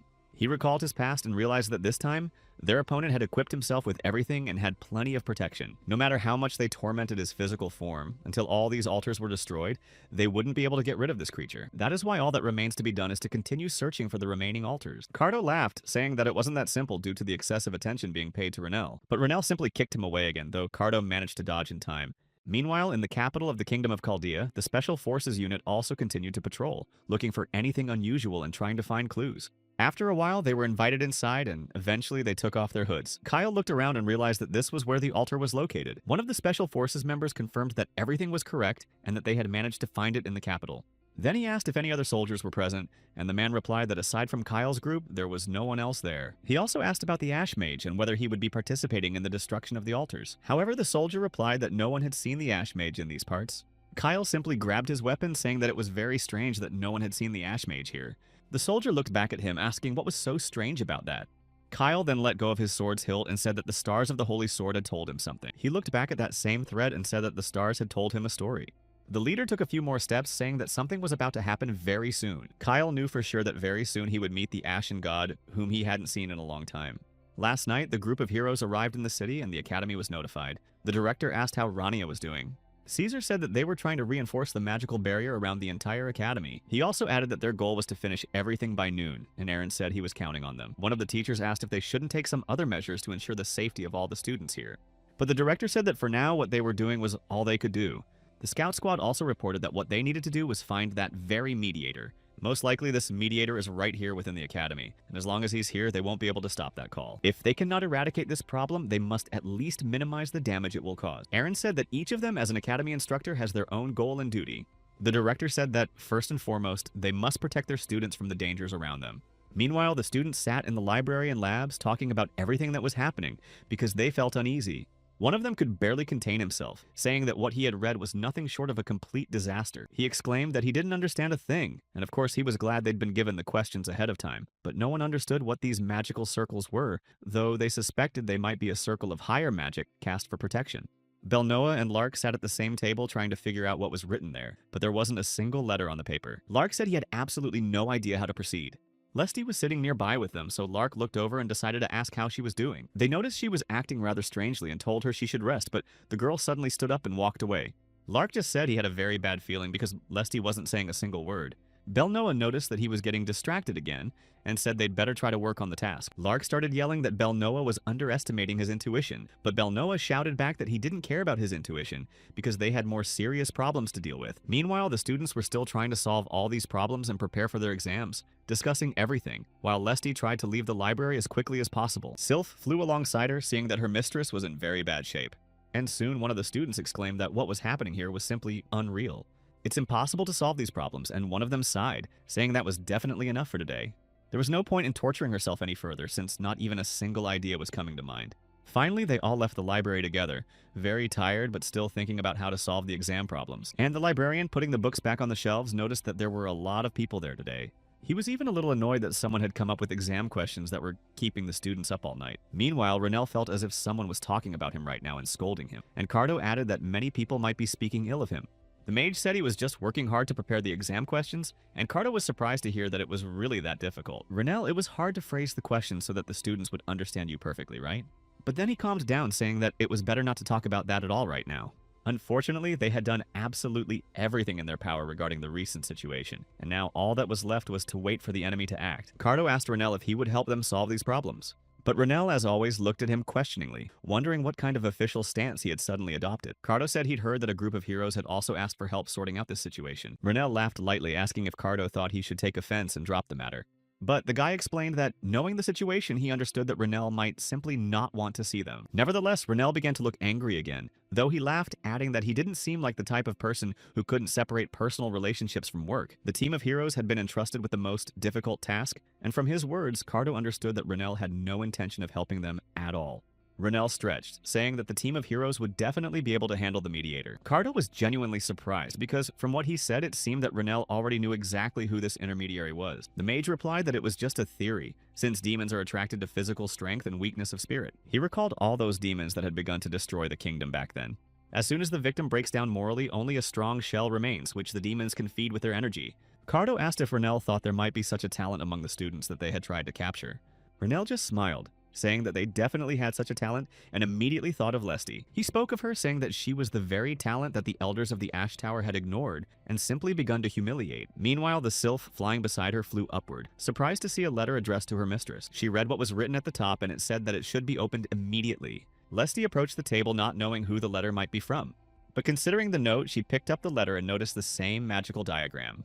The girl began to recall what Rania had told them in class, namely that one should reinforce one's defenses and then attack. It was the very same defensive spell pattern, and it was simply perfect. Lesty began turning the paper over in her hands, trying to figure out who had sent her this letter. Meanwhile, Skaeball watched her, realizing that the letter had been sent to destroy and get rid of him. After that, the demon saw a sylph flying near the girl, Karpa. And then something strange began to happen because Lich used his power, gathering to merge with Lesty. At that moment, she began to feel even stranger, and she started to remember everything that was happening. She remembered what they had told her, that no one expected anything else from her. The girls cheered joyfully when they saw the sylph, mistaking her for a little fairy. Then she felt someone stroke her head, and after that she was praised. It was one of the professors who said she was truly talented, and then asked what this little flying creature's name was. Lesty just laughed, saying that the book only mentioned that it was a spirit of the wind, and she didn't know anything else. Then the professor said that it was somehow rude to address a living creature without a name, so he suggested naming her a sylph. He sat down next to her and asked if she would let him teach her magic. The sylph sat beside her, and the professor told Lesty that she possessed an incredibly rare and powerful talent. He said that the girl would become the greatest talent of the entire era if she continued to develop her powers. She later found herself in a trap that was draining her life force while Lesty continued to recall what had happened in her childhood. Cardo had been with Renell the whole time, and then the mage said that everything should have manifested by now. His assistant thought it was all too complicated since he had no idea how to catch the creature they were hunting. Renell himself said at that moment that it would be very difficult. He himself had to act as a mediator at the altar, which is exactly why he knows exactly what he's talking about. Cardo wanted to say something else, but upon hearing that last sentence, he looked at Renell in surprise. Then he nervously asked when and how it happened, and Renell explained that by then Carto had already left the service, and it was in the heat of yet another battle. But that time he found himself in that battle with Kyle, which is why all of this happened. After the battle, Kyle declared that he wanted to put an end to these battles and heroics, and that the spectacle had truly been terrifying. And that time, he had to fight a huge skeleton monster. Renell explained that his opponent had lured him into a trap and tried to brainwash him. Cardo then realized that Renell's soul had managed to visit the world of demons, and the mage confirmed that this was indeed the case. Renell also added that as a mediator, he understood exactly how this technique worked. It turned out that their bodies are simply sealed inside that altar, while the soul is transported to another dimension. And once there, it falls into a trap. The demon takes possession of the shell and the person's own power. That was the whole point, and Renell got goosebumps when he started recalling the entire technique. Cardo thought for a moment and then asked what this demonic trap was like. Renell also thought for a moment and then replied with a slight smile that it reminded him of a long and happy dream. In this dream, absolutely all your dreams and desires came true and they became your new reality. But Renell turned around and said that, in fact, those dreams didn't contain what he truly desired. Cardo was surprised to hear these words and began to question him further. Renell just asked why he was frowning so much, standing there behind him. The mage also approached, saying that he still had a couple of things he'd been dreaming about for a very long time, but they still weren't there. However, the protagonist also admitted that at that moment, he simply hadn't been thinking about those things. Meanwhile, Scabble continued to speak to Lesty, reminding her of all the times she had been called a pathetic creature and a weakling. She simply couldn't break free from these chains and was forced to listen to all these insults. Lesty tried to do something to get out of there, but didn't understand what was happening, even though she didn't want to see it at all. After a while, she had another vision where she saw the professor, who was already lying in bed due to illness. And Scabble said that he knew what was going on in her heart and what she was afraid of. But in reality, sometimes people needed to act more selfishly than they do now. When Lesty was a little girl, she paid a very heavy price for her rare talent. But right now, everything had changed drastically and was completely different. Renell only realized at that moment that what they had been waiting for and fearing at the same time had just begun. Cardo only now realized that one of the students had been the intermediary, and then asked if Renell was sure he could handle this on his own. The protagonist simply replied that he had to do it, since he had worked for those old men from the Ash Tower for 3 years, so his sanity had been shaken long ago. Renell laughed, saying that mages were even crazier psychopaths with no breaks. Meanwhile, Lesty recalled that even the Elder had always told her not to look back and just keep moving forward. And in the end, she had survived and wanted to create her own future. All these words affected her so deeply that she summoned the Sylph, screaming with all her might in these chains. The very next moment, the threads released her and the girl saw the Sylph and joyfully picked her up. But suddenly Skeeble appeared and laughing called Lesty a completely foolish child. Lich said that if she had just given in and fallen asleep, she could have saved her own life. Skeeball flew closer to her, asking why she had woken up now. Even though she still felt terrible, Lesty didn't want to give up when she saw him standing before her. She recognized the very oldest of the dead, the one they called Skeeball, and now he was standing right in front of her. The Lich simply replied that it would be better for her to remain silent, for in that case, he would be able to grant her immense power. But despite all this, the girl began to use her magic and summoned other creatures using a multi-summon. These mutated animals appeared from her portals, and Lesty realized that she could see neither Skebble's aura, nor the sky, nor the ground beneath her feet, which meant she was now in another world. But even though she had been transported, she could summon her beast no matter where she was. After that, the girl launched an attack from the very center.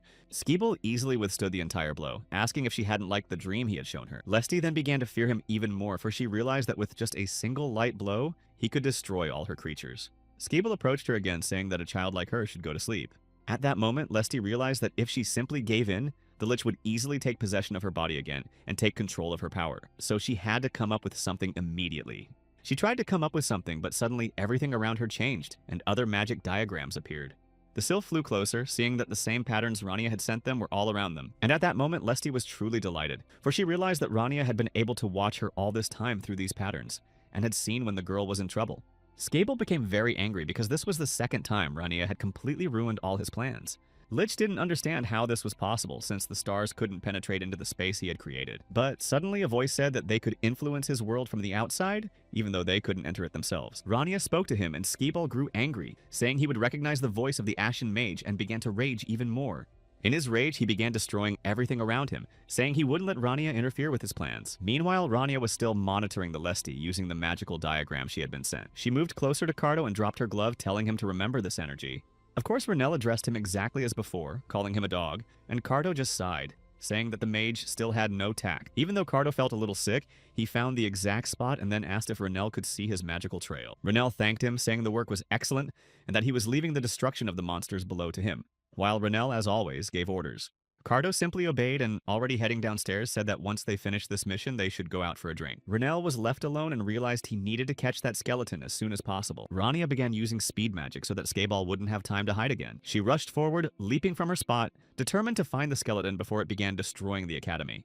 Meanwhile, the professors found the students, and upon seeing the injured, they began to heal them and offer assistance. Caesar was with them and the other teachers, after which he immediately went to the rector. But someone had already beaten him to it, reporting that Skeebal's barrier had suddenly engulfed the entire academy, and they were trying to evacuate the students, but they couldn't get out. The students tried to avoid all these attacks, but every time they fell into a trap, so the teacher asked what they should do. At that very moment, Habriel was greatly surprised to notice that the barrier had been removed, though he didn't understand who had done it. Meanwhile, Lesty found herself in the middle of the forest, completely exhausted, but realized that she had apparently managed to escape from Skiball. She had the feeling that she needed to run as fast as possible, but she had no strength left at all.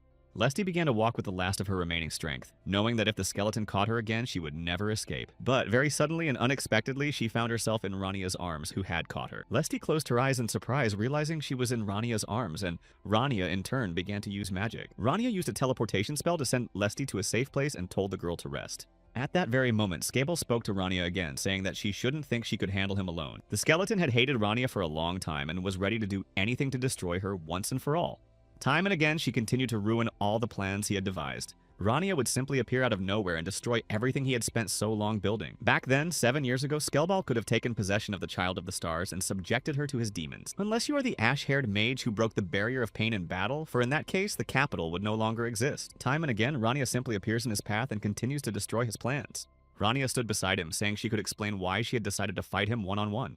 She said it was all quite obvious. After all, with a creature like him, she was sure she could handle it. Meanwhile, his other monsters continued to attack the academy from the inside, landing more and more blows. The teachers and students went outside, realizing that the monsters had already begun to appear, and that the team of heroes was there as well. Kyle told Sarah to protect the academy students and heal them if anything happened. Remia was to provide support for the special forces soldiers from the rear, and at that very moment, an even fiercer battle began, one that they would find difficult to stop. At that moment, Kyle announced that he would go to the source from which all these monsters were emerging in order to stop them. Meanwhile, Rania was still facing off against Skabal one-on-one, and Skabal once again called her extremely annoying, since he remembered everything Renelle had destroyed for him. Skiball knew for sure it was him since his magic was unmistakable, but he had no idea what had happened. He didn't understand why Renelle was still alive since he was certain that Renelle couldn't possibly have survived the last battle. Skiball simply didn't know how this could be possible because he had cursed him, so Renelle shouldn't be standing here in front of him right now. Renelle just smiled nervously, realizing that all this suffering was because of Skiball, and after that his anger toward him only grew, so he began to use his magic. The mage had saved his strength specifically for this moment, and used spells to enhance his physical abilities and strengthen his muscles. After that he turned to the skeleton, asking if it wanted to learn something new. Renelle laughed, saying that, as it turned out, he had become the forefather of combat magic. He was the one who created this fighting style and had a perfect grasp of all the techniques he used. To smash opponents like his current one to pieces, Renelle then used his power to rise into the air. Strengthening his next strikes, he delivered another blow and flew closer to the skeleton, preparing to strike. At that very moment, Skabal began creating shields to protect himself from his magic. Their power was evenly matched, which is why this confrontation could be a long one, but Renelle was still trying to break through the shield. One of the generals of the Demon King's army, the ancient Lich Skibal, possessed incredible power. Defeating him was practically impossible, for he was an incredibly powerful demon, and to face him in battle and emerge victorious was simply unrealistic. But the protagonist has long been doing things beyond the comprehension of many, so he specifically created a new technique. Renelle had prepared a new spell sequence to deflect his opponent's direct attacks, and now he knew that even if Skibal tried to drag him into his realm, it wouldn't be so easy. Renelle will definitely be ready for this and won't fall for it as easily as all his other victims. Even if his opponent were now a dragon or a swordmaster, he wouldn't need to do anything extraordinary. But Renelle's opponent was also an incredibly powerful dark mage. That is exactly why Renelle didn't want to lose face and began landing blow after blow once more. Skee-Ball only grew angrier as Renell managed to close in on him again. But even after such a powerful blow, Skee-Ball remained alive, and most likely this was thanks to his second life vessel. At the same time, Renell prepared to use magic again and added that he would now crush the skeleton once and for all. Meanwhile, Kyle, along with one of the Special Forces soldiers, was running quickly through the forest to find their opponent, discussing how they had managed to copy Renell's technique to create a new class. The soldier replied that using Renell's combat style as a foundation, they had created a new class now called the Battle Mage, a combat unit that could fight on par with knights, and was capable of using combat magic. And it was precisely this class that was incredibly popular right now. The soldier also said that over time, many talented individuals would emerge, and some of them would surely be able to join the team of heroes Kyle had created, but Kyle said that wouldn't happen. Kyle added that Renell's style cannot be learned, for any attempt would be nothing more than a pitiful parody. No matter what enhancements and spells mages might use, the human body always has its own certain limit that cannot be crossed. In his case, by praising the stars, he was able to go beyond the limits of human capabilities, but not everyone can do that. Kyle said that Renell is completely different because he didn't praise the stars themselves, but simply mana, which is why his style was unique. Renell is literally an ash-covered mage who rebels against rules in any kind of order. Meanwhile, he did manage to defeat Skee-Ball, but in reality the battle was very difficult, and Renell felt intense pain throughout his body. Nevertheless, despite this, he remained standing and then created the very same star scales before him. Although it was dangerous at the moment, Renell turned to them again for help, saying that he wanted to go beyond the limits of human capabilities. The stars responded immediately, asking what the price of this contract would be. Renell stepped closer and, seeming to hesitate slightly, said that the payment would be his own mana. However, immediately after that, Lich's voice was heard again, cursing the mage once more and wishing him the worst. Skee-Ball hated the Ashen Mage with all his heart, for he had once again ruined all the plans the skeleton had spent so long preparing. He stood up again, declaring that this time he would definitely make the protagonist disappear from this terrible world forever. Meanwhile, the Special Forces continued to rescue the Academy students, and they reported to Commander Carto that all the bone monsters on the Academy grounds had been destroyed. Carto merely replied that they had done a fine job, but he himself did not stop fighting the other creatures in the Academy courtyard. Finally, he finished and then approached one of his subordinates, saying that the monsters might also have broken into the Academy, so he ordered them to search every corner. He also noted that the demonic energy that had been emanating from the forest just moments ago had vanished very suddenly and quickly. Carto stood in place, waiting for other monsters that might appear, but he was already beginning to suspect that Skabala had indeed managed to overcome the situation this time. Meanwhile, Kyle and the other soldier continued to move forward quickly, as they couldn't stop even for a few seconds. It would cost them too much. It was at that very moment that it turned out Skabal wasn't finished yet, for he had reappeared in a different place, namely inside a bone coffin. The skeleton had no idea what was wrong with that Ashen Mage, for Skee-Ball had already sealed him away, yet the shadow of the stars still lingered in the air. And at that very moment, the voice of the Ashen Mage was heard, breaking through these walls to reach Skee-Ball. Rania finally managed to break through this wall and told the skeleton to explain to her what all this meant at last. Skee-Ball grew even angrier, realizing that Renell had somehow managed to lift the curse without even knowing it existed. However, he then shouted that if he had lifted it, he wouldn't look like this now, because as a result, he was simply trapped in a body that wasn't his own. Then Skee-Ball began shouting that the curse meant Renell's flesh would dissolve and rot, and this curse was supposed to bring him long and terrible suffering, but in the end, it merely changed his appearance. After that, Renell understood everything Skee-Ball had been trying to tell him, and everything fell into place. The skeleton was still standing before him, asking Renell how he had managed to circumvent the very essence of the curse. Controlling the Shadow Spear requires a large amount of mana, but Renell doesn't even possess the same magic as Skee-Ball himself, so he shouldn't have been able to do it. Then the protagonist smiled, saying that he had simply decided to try it, and it had worked out. After that, the Lich grew even angrier, having heard such a calm response from his enemy. He once again called the Ash Mage a freak and said he would destroy him right then and there. Renell began dodging the blows, but noticed that Skee-Ball's strength hadn't diminished, despite the numerous strikes to his body. Skee-Ball continued to attack him, trying to get close, and was spending more and more of his own mana on the strikes. Renell realized that Skee-Ball was going to drain all his mana from the human vessel, even though it didn't seem like it. The mage also understood that if he could destroy the skeleton, the Academy would definitely remain safe. But if he failed, there was a high risk that Skee-Ball would escape to the city, causing even greater chaos than there was now. Nevertheless, realizing that this was his last chance to complete the mission, Renell had no intention of giving up. Recalling what he had noticed long ago when he fought against the Demon King's army, the mage knew that demonic magic was vastly different from that wielded by ordinary mages. But the magic of the stars that aided mages was also different. The magic of the stars was still not perfect, and likewise, demon magic, though incredibly powerful, had slight flaws. Renell had long ago realized that in every form of magic, regardless of its power, one could find weak points. And after some time while pondering all this, he saw what he had been waiting for so long. Renell immediately cast a spell to accelerate his spells and increase their power, then sprang into action. Then he used muscle enhancement and strike power to prepare for the attack. Finally, when all this preparation was complete, he struck and lunged at Skee-Ball. At that moment, Skee-Ball dodged the attack and also began to counter Renel's advancing strikes. He also mentioned that he is called the forefather of a completely new class of battle mages since he invented this technique. Renel began to close in, saying that he was the one who had managed to create his own unique fighting style, and since he possessed such abilities, he was ready to demonstrate them to Skee-Ball to finally end their battle. Renel got even closer to him, then used another skill called Ash to Ash. At that moment, Skee-Ball began to sink into this magic, not understanding what was happening, but along with him, someone else who didn't realize the situation was there as well. It was Kyle, and he looked around in surprise, realizing that it was Renel who could have caused everything he was now seeing. The soldier stood next to him, and Kyle said that only an ashen mage could have left such chaos here. Suddenly, Kyle bolted from his spot, causing the soldier to turn sharply, and the leader of the team of heroes immediately set out to find the ashen mage. After a short while, Kyle finally spotted him, though Renel was surprised to see the boy right before his eyes. Rania was the first person Kyle came across, and he thought she was Renel, but upon seeing a girl, he simply asked who she was and immediately received a rude reply. Kyle was still standing there, completely taken aback by everything that had happened. But this began to annoy Renel since Kyle hadn't heard him the first time. She stepped closer again, telling Kyle to finally get out of the way and stop blocking her path. After that, he recalled the words of his master, who had emphasized that mages must always think rationally. Every day, they process hundreds or thousands of magical formulas in their minds, and their duty is to be cold-blooded warriors and assess the situation soberly. The master kept repeating that one must remain calm and think with a cool head. Even if someone provokes a mage's anger, one must not give in to that impulsiveness, and the master emphasized that these emotions are like the wind, they come and go. As a mage, he must always conduct himself with dignity, and that is the very lesson he was required to learn. And yet Renel wanted to let his anger out at least once in his life, because if he could just hit Kyle with all his might even once, he would be at peace for many years to come. However, Renel realized that if he did that, he would only end up with more problems. And yet, despite all this, Renel wanted to hit him, but Kyle himself interrupted him with his questions. He still stood firmly in place, asking who she was and what she was doing there. Kyle took a step closer and grabbed Rania by the arm, ordering her to answer him right now. Renel immediately got angry, but his emotions suddenly subsided when he realized that Kyle didn't even recognize him right now. This surprised him because Kyle's eyes had a special ability. They could see right through a person's soul. Renel thought at that moment that Kyle was just mocking him, so he began to respond aggressively. He pulled his hand away, telling him not to touch him, and added that a hero who had sworn to protect the people had no right to treat people that way.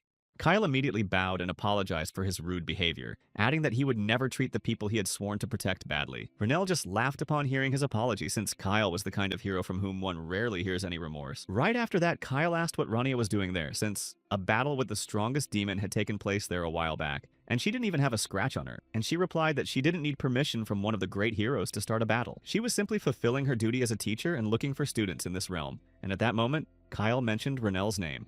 The leader of the team of heroes asked if the girl knew a mage named Renel. Kyle also added that the mage had supposedly retired but hadn't seen him at the academy, and after that, the leader said he would probably move on. However, before saying goodbye, he added that he would have acted differently if he had known that Renel would indeed decide to retire. Kyle said that if he had known this in advance, he would have simply followed him. After a while, Kyle found Renel but noticed that something was wrong with him, so he asked what had happened.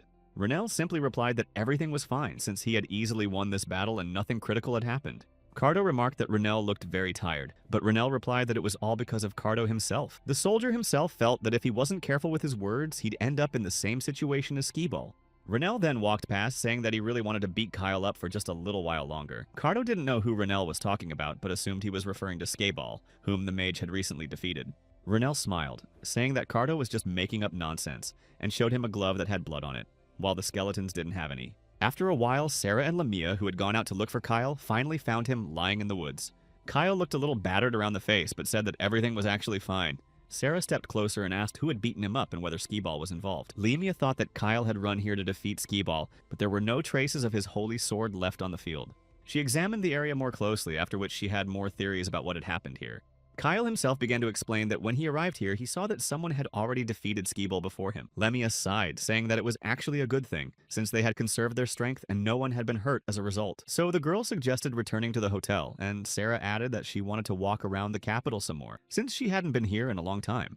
Sarah said that new boutiques had opened there, and Lamia mentioned a coffee shop that had also recently opened here. But Kyle now felt that the girl he had met in the forest was, in fact, Renel. He realized this when she swung at him and was about to strike, because Renel had an incredibly unique fighting style and those movements could only belong to him. Also, the structure of his spells was distinctive, and Kyle recognized it. The only thing that distinguished this girl from Renel was her gender, but in every other way, she was his exact double. Meanwhile, Cardo was right there with him and thanked Renel for helping them clean up. However, the mage snapped back, telling him to stop calling him that. But Karto didn't know what else to call him if not by his name. They continued walking through the forest, and Renel told him to just call him Senior, and that was it.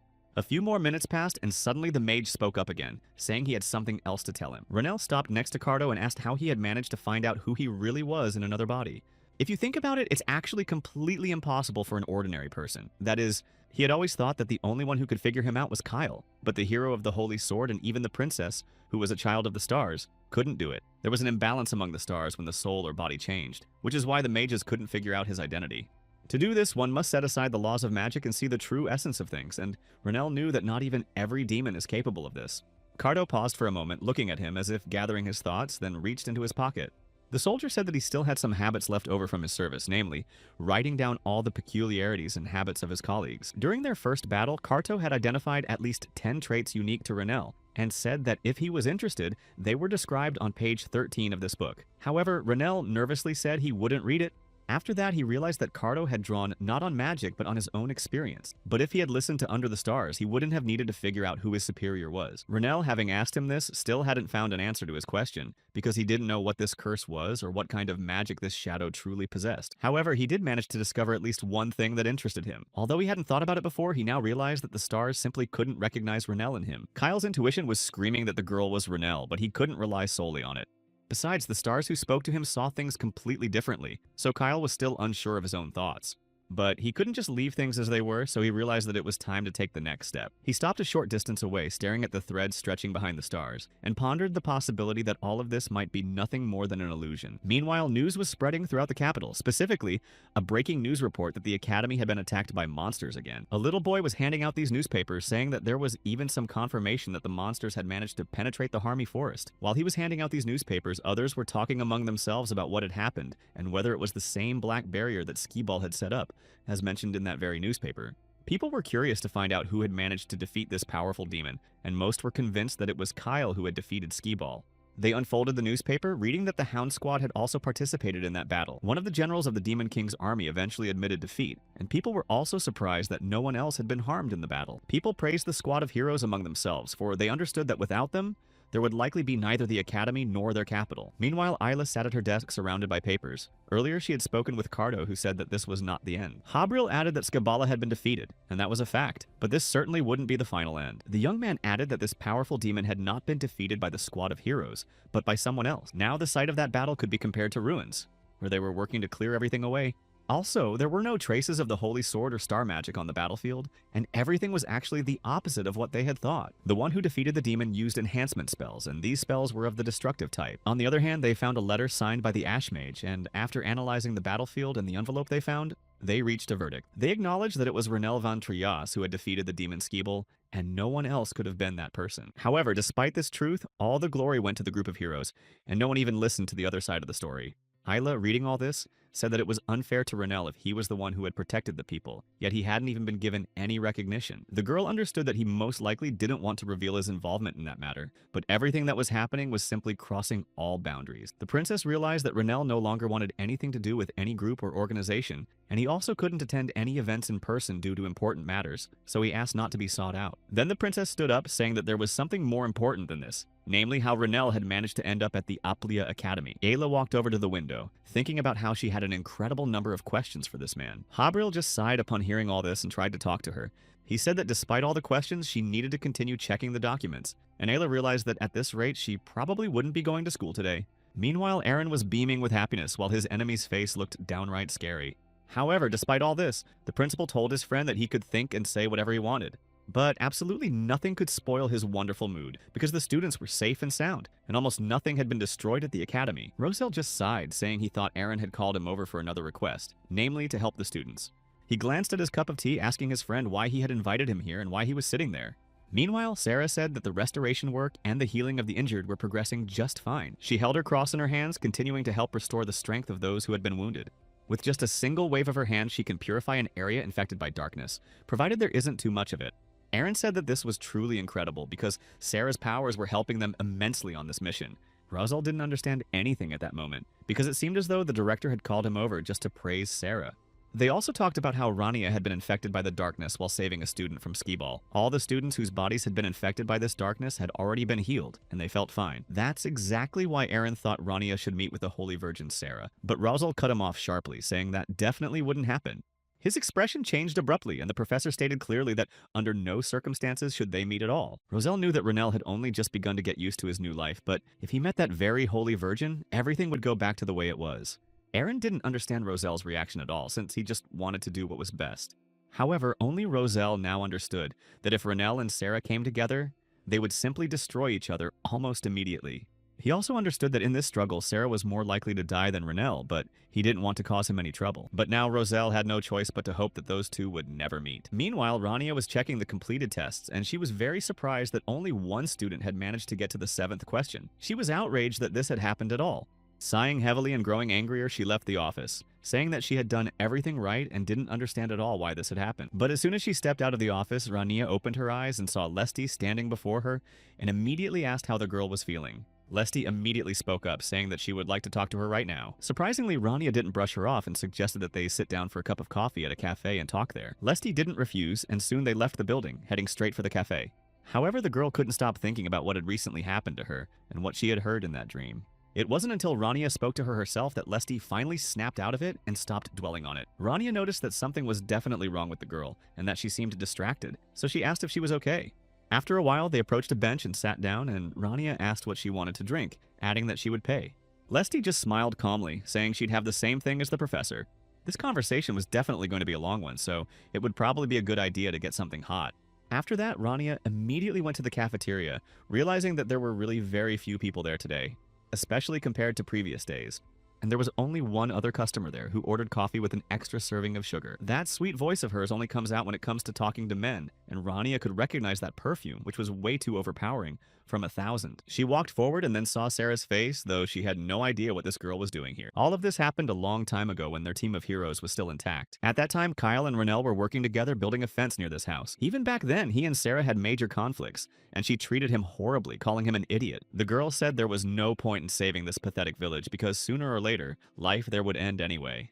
They look like pigs right now, covered in mud up to their elbows, and she doesn't like it at all. Sarah believed that as a holy virgin, she simply couldn't allow herself to be in such a situation. It was beneath her. She couldn't care less about all the villagers who were counting on their help. Instead, Sarah suggested turning this village into bait for the monsters. In that case, all the monsters would flock right here, and it would be easier for them to deal with them all at once. Sarah continued to explain her plan, saying that at the critical moment, they would be able to strike and solve all the problems.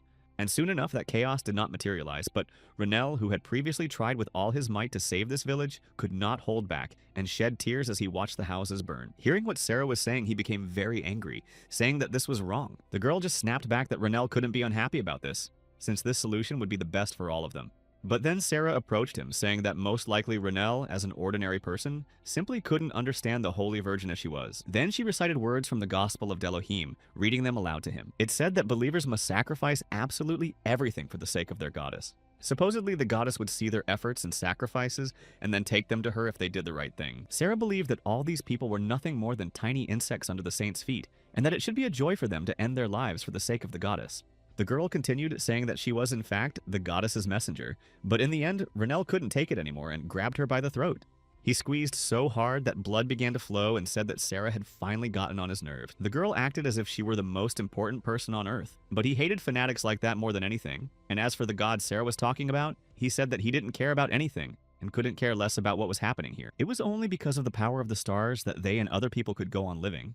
Renel said he wasn't going to repeat himself a second time, and added that if the girl brought up this sacrifice and the pitifulness of people again, he wouldn't put up with it anymore. He said that in that case, he would send her straight to her god and let her exist there on her own. He couldn't forgive her for this because once upon a time, fanatics just like Sarah had destroyed his and Kyle's hometown. And the stars themselves are like deities, and under their guidance, a religion was created called Delohima, and a person was also chosen to carry the word of the stars. That person was Sarah, whom the stars had chosen for the role of the Holy Virgin. Her hair was long and resembled ripe cherries. Sarah also had light green eyes, like plants blooming in early spring. She had a perfect body and abilities bestowed by the deities themselves. Sarah stood before the mirror, I suppose thinking that she still couldn't get enough of her own reflection. Sitting in a cafe, she was doing just that, thinking that it was absolutely no surprise that so many people simply envied her.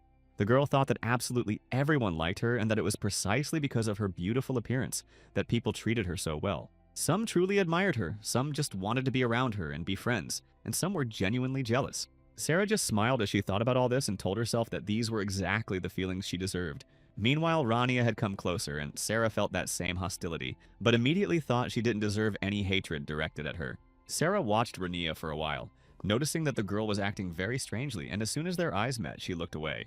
For a while longer, Sarah watched her, wondering why this girl was acting that way, and suddenly, Sarah decided to call out a few words, asking Rania if she happened to be a fan of hers. She thought that this girl was so surprised by her appearance in this modest cafe that she couldn't believe her eyes, which is why she looked away. Rania turned to her with wide eyes, not understanding what kind of admirer or fan Sarah was talking about. Renell had only just met her and had always considered her a simple-minded and very straightforward person, but he couldn't have imagined that she would speak with such a blissful expression on her face about someone being her fan. Rania simply turned away, saying she wasn't the type to have fans, which stung Sarah a little. But the girl decided not to show it and simply waved her hand, as if accidentally knocking over her coffee cup. She exclaimed that her hand had just trembled accidentally, and the drink had spilled out of it, so they were already about to apologize. Of course, this made Rania very angry, and her entire shirt was now drenched in hot coffee. And she wasn't going to let it go, so she lunged at Sarah and grabbed her firmly by the hair, which the girl hadn't expected at all. She started screaming for Rania to finally let her go, but the sorceress grabbed another cup of coffee from the tray and prepared to retaliate. Sarah started yelling that Rania didn't even know who she was dealing with, while Lesty sat calmly waiting for the professor, hearing the screams from the cafe in the distance. Lesty thought about going in there since she could hear that something strange was definitely happening, but she stayed put. When that cup of coffee was already on Sarah's head, Rania calmly stepped back and, with irony in her voice, apologized to the girl for ruining her clothes. Rania smiled, saying that perhaps Sarah could be noble and endure such treatment from her incredible and loyal fan. Of course, this angered Sarah even more, but nevertheless, Rania calmly walked out of there amid the girl's screams, holding 2 cups of coffee in her hands. Rania sat down next to Lesty and apologized for making her wait so long. She sighed calmly and took a few sips, asking what the student had wanted to talk to her about. Lesty immediately asked, albeit a little timidly, if Rania knew a mage named Renell. Rania lowered her eyes, saying she'd heard of him, and then asked if Lesty wanted to know something specific about him. Lesty replied thoughtfully that she wanted to know absolutely everything about him, and what kind of person he really was. What had he felt when he'd been chosen as the best in the Ash Tower even earlier? Rania just smiled and said that Lesty and Renell actually have a lot in common. The girl sat in silence for a while, then said that the Ash Tower was far from the most pleasant place of all. Rania looked away from her and said that you definitely won't be able to find friends for yourself in this tower, and if something happens, they'll kick you out right away. Then she explained that Renell was born into a family of ordinary people, so he worked hard to stand up to the snobs. Lesty was actually very surprised to hear such a story because she couldn't imagine that a mage had lived such a life. Rania repeated that Renell was born in an ordinary village that the authorities didn't even consider a necessary territory, which is why they didn't fight for it even when the demons broke in. That is why the mage swore to take revenge for how horribly they treated the only place he truly cherished. Besides, he wanted to reward those who truly believed in him and sincerely supported him. To be precise, there was only one such person, because it was Roselle who had chosen him back then. That's why Renell wanted to prove that he wasn't a mistake and was truly worthy of that place, and all the effort his master had put into him. Rania ended her story there and said that was exactly why she thought Lesty was very similar to Renell. Lesty pondered the words she had heard for a while and then turned to the professor again. She was genuinely intrigued by this story, and the girl thought that Rania must be close to Renell if she knew so much about his life. Rania simply didn't know how to react so as not to seem too strange. After that, the girl added that she hoped she had answered all of the students' questions, and Lesty thanked her for the time she had spent with her. Rania said she was happy to help and also praised Lesty for getting the best score on the test in her subject. As a reward, Rania handed her the key to the Ash Tower, where Renell's laboratory was located, and added that she needed to open the 3rd drawer. Lesty couldn't even believe she'd gotten the best score on the test, but even if that were true, she thought such a reward was too great and wasn't sure if she really deserved to take the key. Rania also added that if those old folks from the Ash Tower started yelling again, Lesty should just throw whatever was in the box at them. After that, they started heading back to the academy, and Rania asked if the tests had been hard for the girl, and Lesty admitted that it actually hadn't been all that easy. When Rania got back, she just didn't know what to do with herself after hearing that. She decided to go see that same elf and noticed that he was drinking some really strong alcohol, but the elf said it was only because she had forced him to. The child, who hadn't even lived 100 years, started teasing the elf, and he found it really funny. Renell laughed, saying that only Cardi could be so silent while they were drinking. But in reality, at some point, he fell into deep thought, realizing that he didn't even know how old this elf was. Cardi just took another glass, asking why Renell had called him this time, since he definitely had enough medicine. Renell just sighed, saying that he could actually just call his friend over to have a drink, and there might not be any other reason. But Cardi, in that same grumbling tone, said that Renell never called him just like that.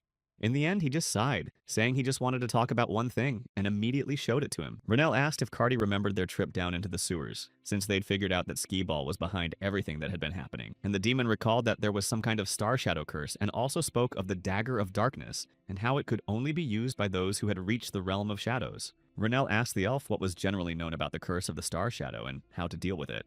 He explained that Cardi was probably the only one who would definitely know more about all this. Cardi simply replied calmly that he did indeed know what it was, but could not speak of it without the star's permission. Since they wouldn't let him say a single word, Cardi was simply forced to remain silent on the matter.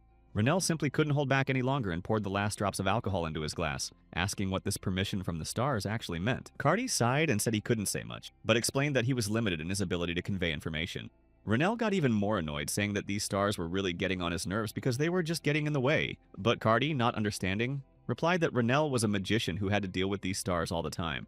But after that, he admitted that he also had a question for Renell. The guy, already nearly drunk, said that Cardi could ask. But in reality, he was thinking to himself, because the elf hadn't answered his question but wanted to find out something himself.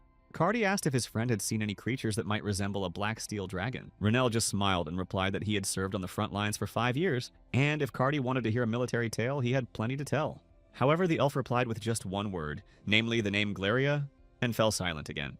Then he sighed heavily and spoke of the martyr Glaria Bel Armias, while Renell merely gave him a puzzled look. He knew that this martyr was actually commonly referred to as the Fallen Grace, not as Cardi had just called her. The elf just kept looking at him, and then Renell fell deep in thought, recalling what he knew about her. Renell admitted that he actually had many stories about this. And for example, there was one connected to the victory over Black Steel. All of this happened a long time ago at a temporary military garrison near Rodamel Fortress, where Renell was stationed at the time. Their commander was in high spirits at the time because he had been informed that Rodamel Fortress was about to fall, leaving only ruins behind. Then the soldier simply asked if Kuntal, who had gone out on reconnaissance, was safe, since there had been no word from him.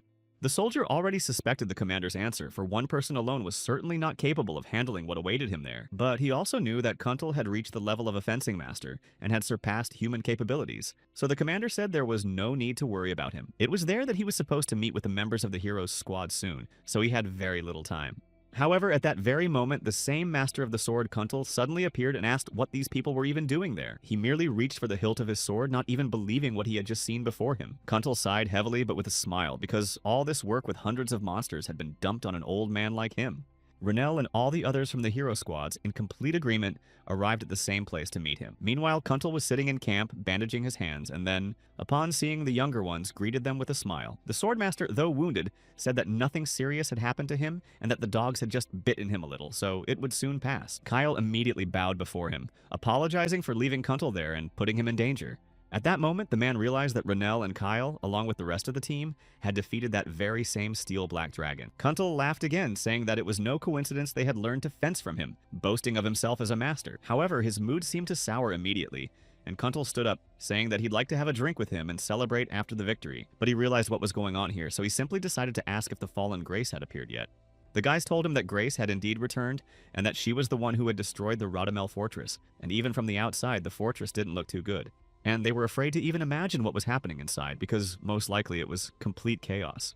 After that, Kuntal grabbed his sword, saying that they could storm the fortress and take it back, but then, coming to his senses, he added that it would be simply impossible. This sword was forged from holy steel, and he then showed them what had happened to the weapon after he tried to destroy Grace.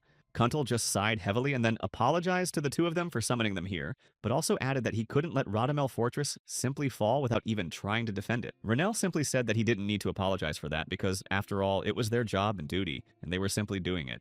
He also said that they had to start with the fact that the Swordmaster simply couldn't defeat the one who had summoned her, because it was simply impossible. Unlike Skabal, who was capable of appearing out of nowhere at any moment, regardless of what was happening around him. As for Grace, no one had seen her face in hundreds of years, and she was the demon whose story was shrouded in mystery. No one knew for sure what had happened to her. Renell only knew that as soon as this girl appeared, she immediately destroyed everything in her path and created chaos. Finally, he just sighed and told Kyle that he was going on a reconnaissance mission to find out more. Renell also said he was going to take that holy idiot, or rather Sarah, with him on the reconnaissance mission. Once the boy had left, Kuntal just stood up, looked at Kyle, and asked if the boy was really a hero. The old man explained that Renell, who was younger than Kyle, often seemed much braver than their leader himself, and was ready to go all the way. Sarah wasn't thrilled that she'd have to go with him, but Renell replied that he didn't want to see her either, but that it was their duty. Kyle finally just sighed, saying that Renell was indeed smarter than him in many ways. And more often than not, it was he who was responsible for devising battle tactics, since Renell understood this better than any of them.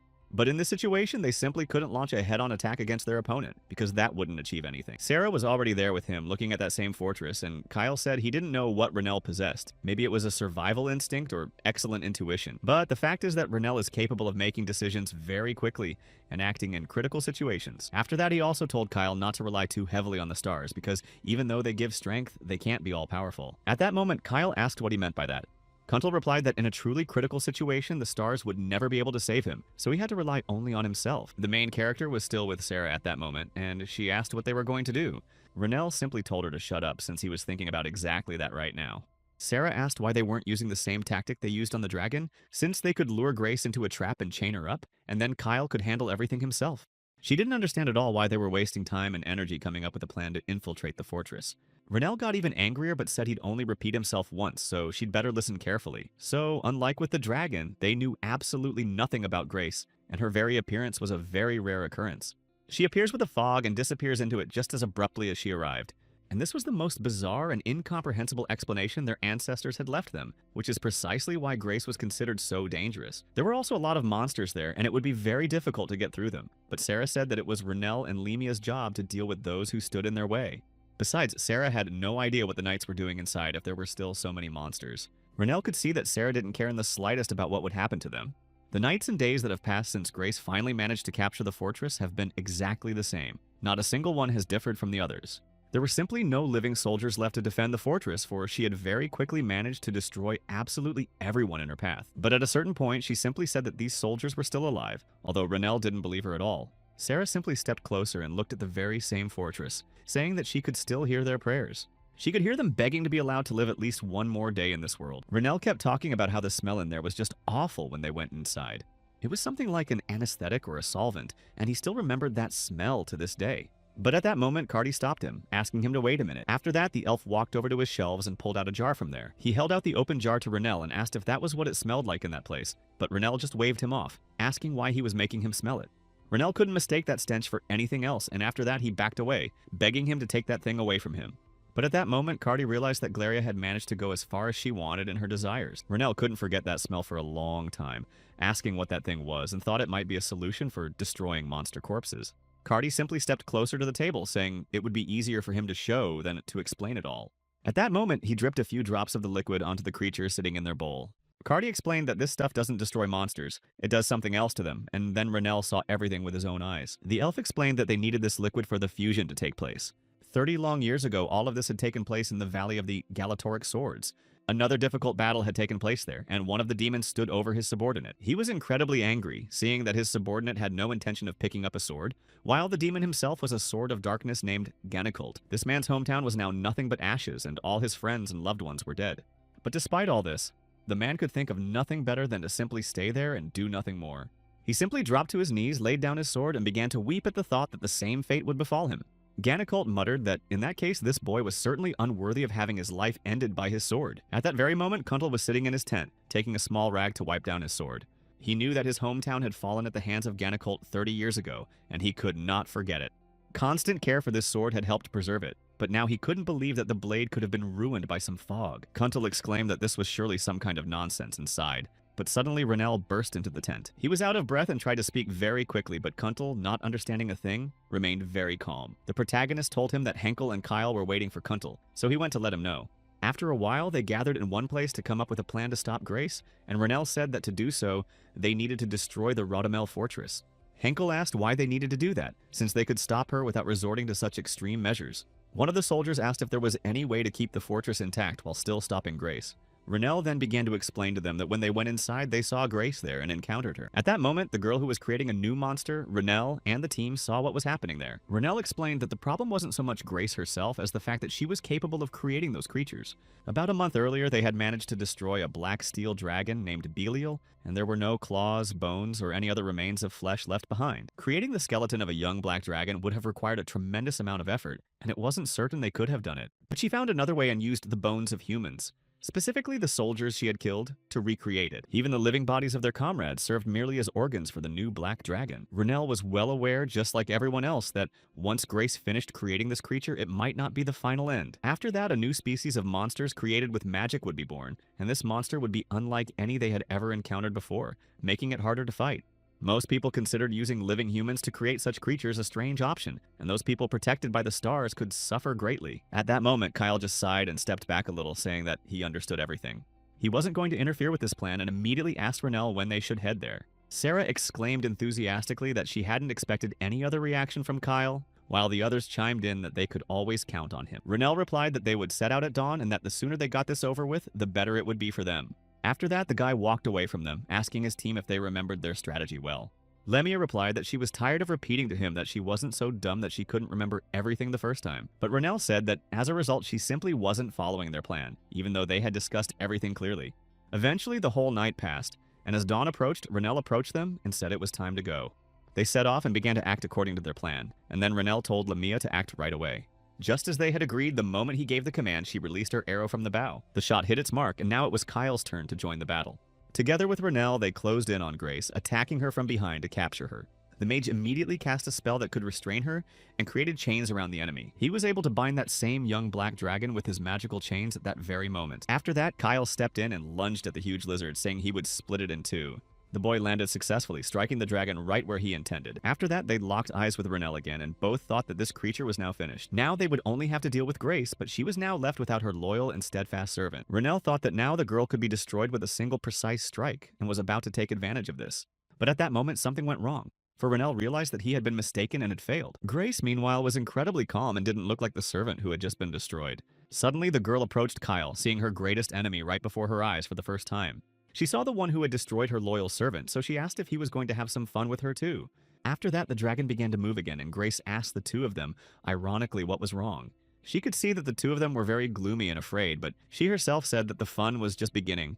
Meanwhile, the other soldiers standing outside were even more frightened, for they saw that the heroes had failed in their mission. They could now see the group of heroes, badly wounded, emerging from the fortress, and they had many questions, especially about what they were doing there now. People couldn't believe that such strong warriors had to retreat, and they had no idea what they were supposed to do next. Renell heard all these voices of people saying that this was definitely impossible, because the group of heroes would surely have succeeded in their task. Although Sarah hated him, she began healing him, while Renell, sitting in front of her, kept thinking about what had happened. He had been granted all sorts of buffs and spell enhancements, and even blessings had been cast upon him, but Grace still prevailed. It took the girl just one strike to wipe them out and take the lead, defeating the team. Meanwhile, Sarah and I continued healing, but she suddenly snapped him out of his thoughts by speaking up. For the first time in all this time, she looked so frightened and said that the best option right now would be to just run away from here. Renell, though he himself was very tired and disappointed, said that Sarah was talking nonsense. She hadn't yet mentioned that Kyle was on their team and that he was the very hero capable of absolutely anything. Lemia was standing outside with him, listening to this conversation, and Renell asked what had happened when Grace defeated them and why Kyle hadn't won then. In the end, Lemia just fell silent, saying that Sarah was right, and their team of heroes had indeed lost to Grace in that battle. They all thought it was best to retreat and face her another time, because if they fought her now, they would simply lose their strength. Sarah said they could handle her exactly the same way they had handled the Black Steel Dragon and end things the same way. Renell tried to do everything in his power, though he was very exhausted. He continued to prepare a host of spells and traps in order to win. Sire almost begged him, saying it wasn't too late yet and that they should simply send troops to storm the fortress, and then they would have a chance to survive. Only then did Renell pull his hand away from hers, saying that she didn't even know what she was saying, and shouted that wise and enlightened thoughts rarely visited her dull head. But in reality, the hero to the people was precisely the one who stood up to people like Grace, and they were their only hope. That is exactly why heroes are needed, and they cannot retreat just like that, because then this village, and the ones that follow, will suffer the same fate as the fortress. After a while, the teams gathered again, and Renell continued to devise a new plan, saying they had 15 seconds to do so. The guy said they just needed to hold Grace off for that long, and he'd finish her off, so he asked if the team could handle it. Kyle just replied that the problem wasn't Grace herself or her countless armored creatures, and if they only had to distract her, it might be doable, but not with them. However, the protagonist suddenly got ready, and Kyle just nervously asked where the guy was going. Renell decided to find the one who would take responsibility for those very beasts so that he could destroy Grace himself. It was only then that Cardi asked the guy if it was really worth risking his life so much. Grace was one of the 4 strongest warriors in the Demon King's army, and if they had simply fled the battlefield, no one would have blamed them. He also made Renell clean up and told him to wipe down the other corner, but that only made him angry. Cardi asked why they had to do all this to such a cute rat, and Renell shouted that then they shouldn't have turned him into some kind of monster. But then the boy calmed down, saying that the elf was right, because if they had fled the battlefield, no one would have judged them. But there were also those around them who believed they could destroy Grace, and these people were ready to sacrifice their own lives to make it happen. It was only after that that Renell realized that heroes cannot flee the battlefield after hearing such words. Cardi just smiled, saying that Renell was very young, and that was evident from his response. However, Renell only got angry, saying that Cardi was so old that he wasn't quite right in the head if he thought all the adults around him were just little children. And then the elf asked who had actually won. Then Renell said that there was only one warrior capable of putting an end to all of this. It turned out that all these creatures were followers, and then the stars appeared, so the question arose of how they could defeat them. People thought they were surely doomed, since they couldn't possibly handle such powerful beings. But suddenly Kuntal appeared, a warrior holding a sword, and said they must help the heroes reach Grace. Kuntal said without a hint of doubt in his voice that they needed to clear the path for the team of heroes so they could reach that creature. In the end, they set to work and began clearing the path of monsters on the way to Grace. They fully understood that they might be saying goodbye to their own lives, but they had no intention of retreating, hoping that the heroes would be able to defeat Grace in that case. At that very moment, the team arrived at the scene, and Renell began casting a spell, telling Kyle to focus on Grace and take action. Then he shouted that they would need to sever this creature's head and right arm in order to defeat it. That's exactly what Kyle set out to do, determined to do absolutely everything in his power. They also began to notice that they were slowly getting the upper hand, so they kept landing blow after blow. But after a moment, Kyle stopped because Grace started talking, saying that their fun would have to be put on hold for a while. She said that someone had decided to drop by their party, so she wanted to ask him one thing. It was that same dark sword, and Grace asked him if he would take up his weapon to get rid of the others. Meanwhile, the other soldiers continued the assault, even though it was difficult and most of them were simply afraid to move forward. They had already managed to destroy many of them, but a great many of those creatures were still alive, so Kuntal ordered them to see it through to the end. He himself grabbed his sword and began fighting these creatures, saying that they must fight their way to victory. After that, the man struck the creature hard with his sword, preparing to deliver a fatal blow. But at that very moment, Kyle, who was doing the same thing, froze in shock upon noticing that his holy sword had lost its starlight. Meanwhile, Grace was simply delighted and smiled calmly, ordering her ally to clear the way for her. However, it was already time for her to return even though she didn't want to, because the fun had only just begun. Finally, when the fog settled back onto the ground, Grace said she hoped that at least her ally would cheer himself up by having some fun with this bunch of heroes. Kyle, meanwhile, still didn't understand what was happening, since the stars weren't answering his call and weren't reacting at all. He had absolutely no idea how any of this was happening, since nothing like this had ever happened to him before. Meanwhile, Ganikult recalled once again the very words Grace had asked him, namely, whether he would take up his sword. Renell stood next to Kyle, who still couldn't get over what had happened, though Kuntal had told him earlier that one shouldn't rely too heavily on the stars. Suddenly, the man appeared right in front of them and addressed Kyle again, who was standing behind him. The boy looked at his mentor in surprise as he began the battle with Ganikult, who had already started attacking him.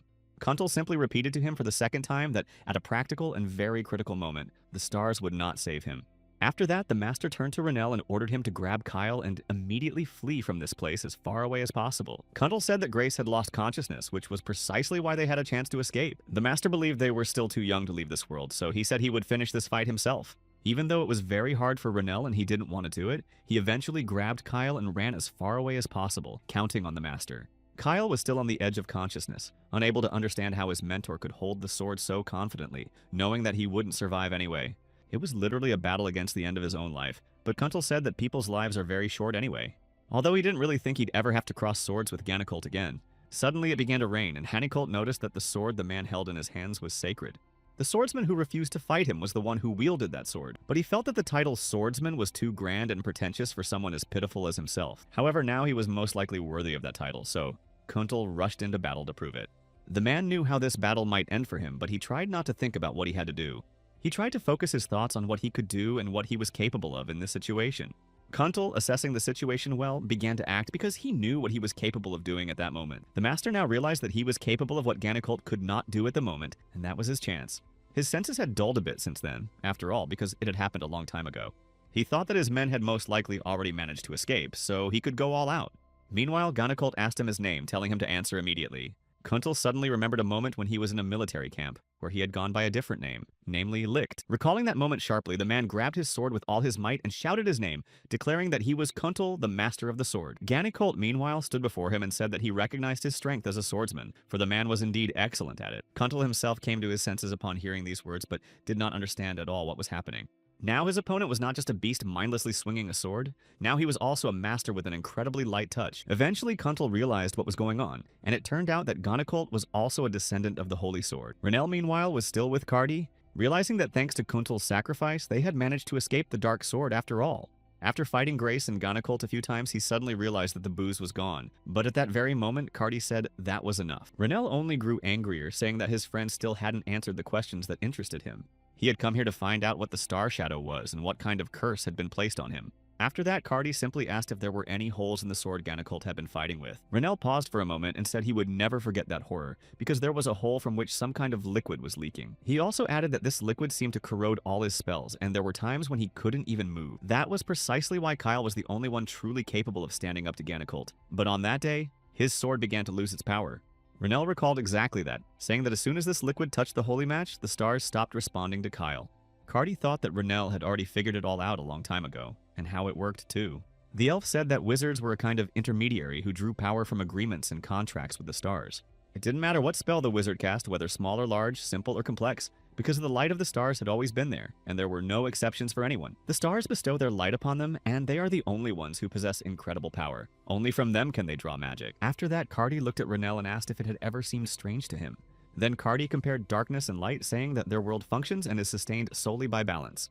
After hearing his words, Renel truly began to understand everything, namely that the demon wasn't simply devouring his mana. A star's shadow is the complete opposite of starlight, which is why it worked that way for us.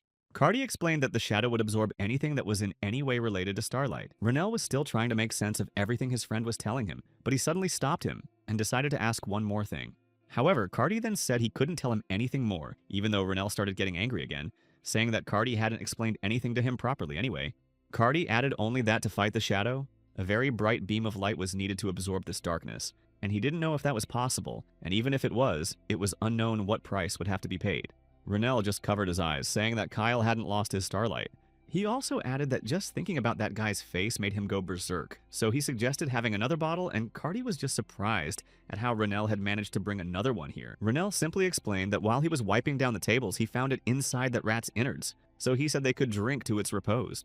Eventually, the whole night passed, and after a while, Renel finally met with the master, who just sighed heavily. Renel simply apologized, but Roselle, without looking at him, asked if the boy remembered receiving a letter from the magical community. Renel exclaimed that he would remember, since the letter specified the exact date and time when they would be eagerly awaiting him. After all these words, Roselle pounced on him, shouting, "If Renel knew all this, then why did he drink so much until morning?" But at that moment, he also realized that Renel still really didn't like the ivory tower. Renel fell silent for a moment, not even knowing how to respond to his master. This ivory tower was a sacred place for the magical community and was an incredibly important facility. There, they studied magical diagrams and ancient texts, and they also solved difficult magical problems, and it had been that way for a long time. The magicians who work in this tower value the beauty and precision of the circuits. After all, for them, it is a true work of art. It was impossible to count how many times the protagonist had clashed with them when he wanted to register a new spell, and all because they didn't like the way his spell chain looked. Renel asked the master if the academy had good relations with the tower, and Roselle replied that this was indeed the case because Aaron had personally vouched for Renel's new spell. So the master told him to be polite, not to say anything unnecessary, and not to get into conflicts. And better yet, just finish all his business and hurry home. Renel just smiled, saying he understood everything, and then went inside where one of the students met him. She said her name was Reed and that she would be his guide through the tower today. Reed smiled and gestured toward where they would go next, saying that the meeting was already waiting for them. She said she would take them straight to them and advised that it was best not to be too wordy, but to describe everything briefly and talk about the strengths and weaknesses of his idea. Renel, following her, could only recall what had happened in the past and realized that these people hadn't changed at all.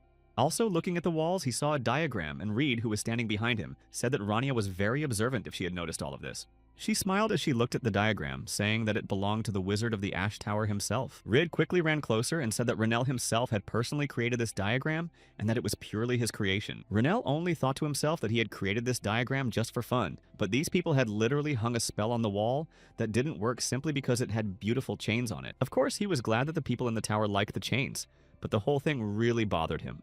After a while, Reed led him to a meeting with their director. The old man said they had been waiting for her and invited her to sit down. They greeted her while sitting around a round table and invited her to the ivory tower. At that moment, Rania simply bowed in gratitude and greeting, while one of the masters remarked that the girl was younger than they had expected.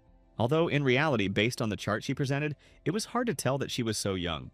Based on that diagram, it was very easy to assess a mage's skills or experience, and the director noted that Rania's diagram was indeed nearly perfect. Rania continued to present her work, and after that, they began discussing the problems and shortcomings. She herself mentioned that although the diagram was powerful, she would like to make it easier to understand. It seemed very complicated at first glance, but that was only at first glance. Once you understood the basic mechanism of how it worked, everything became much simpler. Rania explained that she had based it on protective circuits and reflections. Then she demonstrated all of this visually, explaining that in this case, by using all these fundamentals, the spell could be activated. Rania decided to wrap things up there, saying that was the end of it, and praised herself, thinking it was a brilliant job. The director admitted that the diagram was so brilliant that he would publish it in a magic journal right away. But he noticed that it lacked grace, so he wasn't sure if it was worth working on further. Rania sat before them, not understanding why they were all staring at her so intently but remaining silent. Suddenly, one of those present spoke up, saying that the diagram the girl had presented was truly wonderful. It was Princess Luluwell who added that this diagram was far better than the junk hanging in their hallways. After that, she asked the others what they thought about it. She was the first princess, and her full name was Luluwell Khan Cartidia. Public opinion about her had been formed long ago, and ultimately she was a girl worthy of her status. Kyle had mentioned Renelle even earlier and said that Cartidia was no ordinary lady. It turned out that the princess was one of the first to see Kyle obtain that sword, and Renelle thought she had said something strange to him because of it. In fact, Cartidia had said back then that an idiot like Kyle simply couldn't become their hero. She also added that in that case, the end of the world was just around the corner, and Kyle sighed as he repeated her words while Renelle burst out laughing. He said he already liked this Cartidia and would even like to meet her in person someday. But even then, Renelle thought that he would hardly ever have such a great honor. In the end, he did manage to meet her, but he had no idea what the first princess was doing there. Cartidia then laughed, seeing that they hadn't even heard what she was saying, and added that surely not only her eyes, but her ears were failing her as well. After that, the director also began to speak, confirming the princess's words that this was a wonderful piece of work. But he also mentioned that this scheme lacked any grace. The value of this scheme is great, and he even said that they hadn't seen such valuable and powerful work in a long time. But the only thing it has is efficiency, and it falls short of the ideal in perfection. Cartidia just sighed, saying that they had gone back to their old ways without having learned anything. They believed that if the diagram lacked beautiful circuits, it lacked meaning, for the princess believed that simplicity and logic could be wonderful. Without a full understanding, this simplicity cannot be created. After that, Cartidia looked at Rania and asked her to show these old men the whole truth. The princess believed that a certain beauty was hidden in Rania's diagram, one that others could not perceive with their eyes. Then Rania silently showed what Cartidia had just asked of her. In the end, all those teachers who had just been talking about the ugly chains in the diagram stared at her in fascination. They simply couldn't take their eyes off her. Cartidia believed that failing to see the hidden beauty was a sign of narrow-mindedness. After that, Cartidia asked again if anyone else in the room had any questions. Then the girl stood up, realizing that those old men were now unable to say anything. And then, as she was leaving the office, she asked if Rania would give her a moment, since she wanted to talk to her. In fact, Rania didn't believe what she'd heard at first and asked if she'd heard correctly. Cartidia smiled, saying that she had heard correctly and that it would just be her and Rania. Rania was very nervous because she didn't know what the princess wanted from her or how she should even talk to her now. It was very obvious that the girl was nervous, but eventually they stepped aside to talk. They were brought coffee, and Cartidia sighed and said that she even envied Rania, though the girl didn't understand why.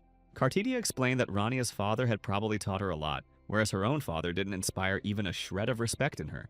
Rania was surprised to hear how easily Cartidia spoke about this in front of strangers, despite the fact that her father was the king. Such words could be considered an insult to the royal family, but since Cartidia was part of it herself, everything was probably fine. She said her father was an idiot who was ready to crawl under any skirt, just like her older brother. Cartidia said that the royal family was completely rotten to the core, while Rania just kept thinking about how she wished the girl would finally stop. Then the princess asked Rania if she knew why she had renounced her throne. But without waiting for an answer, Cartidia said that otherwise she simply wouldn't have survived. Not only had someone killed 2 members of the royal family, but they had also threatened to kill her as well if she didn't step down from the throne. Her older brother was very greedy and wanted to be the sole ruler. From the outside, it seems like Cartidia is a terrible older sister who abandoned her younger siblings and gave up the throne just to save her own skin. But in reality, Cartidia did absolutely everything to protect them now. Rania simply asked in surprise why the princess had decided to share this with her, since she was a stranger to her. Cartidia just smiled at this question, saying it was indeed interesting. The princess was skilled in magic but couldn't control mana, and she knew that someone wanted to destroy her again, yet she couldn't identify who it was. So she needed someone who understood this well and could recognize mana. She needed someone who wouldn't side with her older brother and wouldn't betray her. Rania asked how the princess knew she could be trusted with such important matters. Cartidia said that she was misunderstanding her because she didn't trust her for no reason and wanted to ask for help. The princess said that Rania must serve her for only 3 days, and in return she would be allowed to take absolutely anything she desired, except her life. In the end, Rania agreed to this, and shortly thereafter she was escorted to the designated place and a maid led her to the room. Renelle knew that the royal family were truly very strange people, but he didn't think they were quite that strange. After a while, the maid finally opened the door and said they had finally arrived, and enthusiastic voices could be heard from inside. There was Cartidia and her servant, and she said that this was the only place where no one would look for her, so it was best to just wait it out for a bit.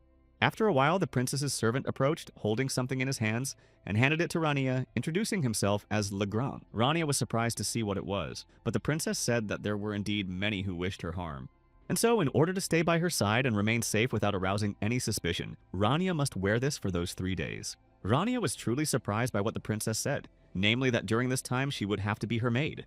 She grimaced a little at the sight of the maid's uniform and asked if she really had to wear only that. The head maid, whose name was Sherilyn, looked at her in surprise, not understanding why Rania didn't like their uniform. After that, Sherilyn also said that every maid here had to wear this exact uniform. Then she decided to say that she was a fairly well-known figure and that if people saw her in this, strange rumors might start.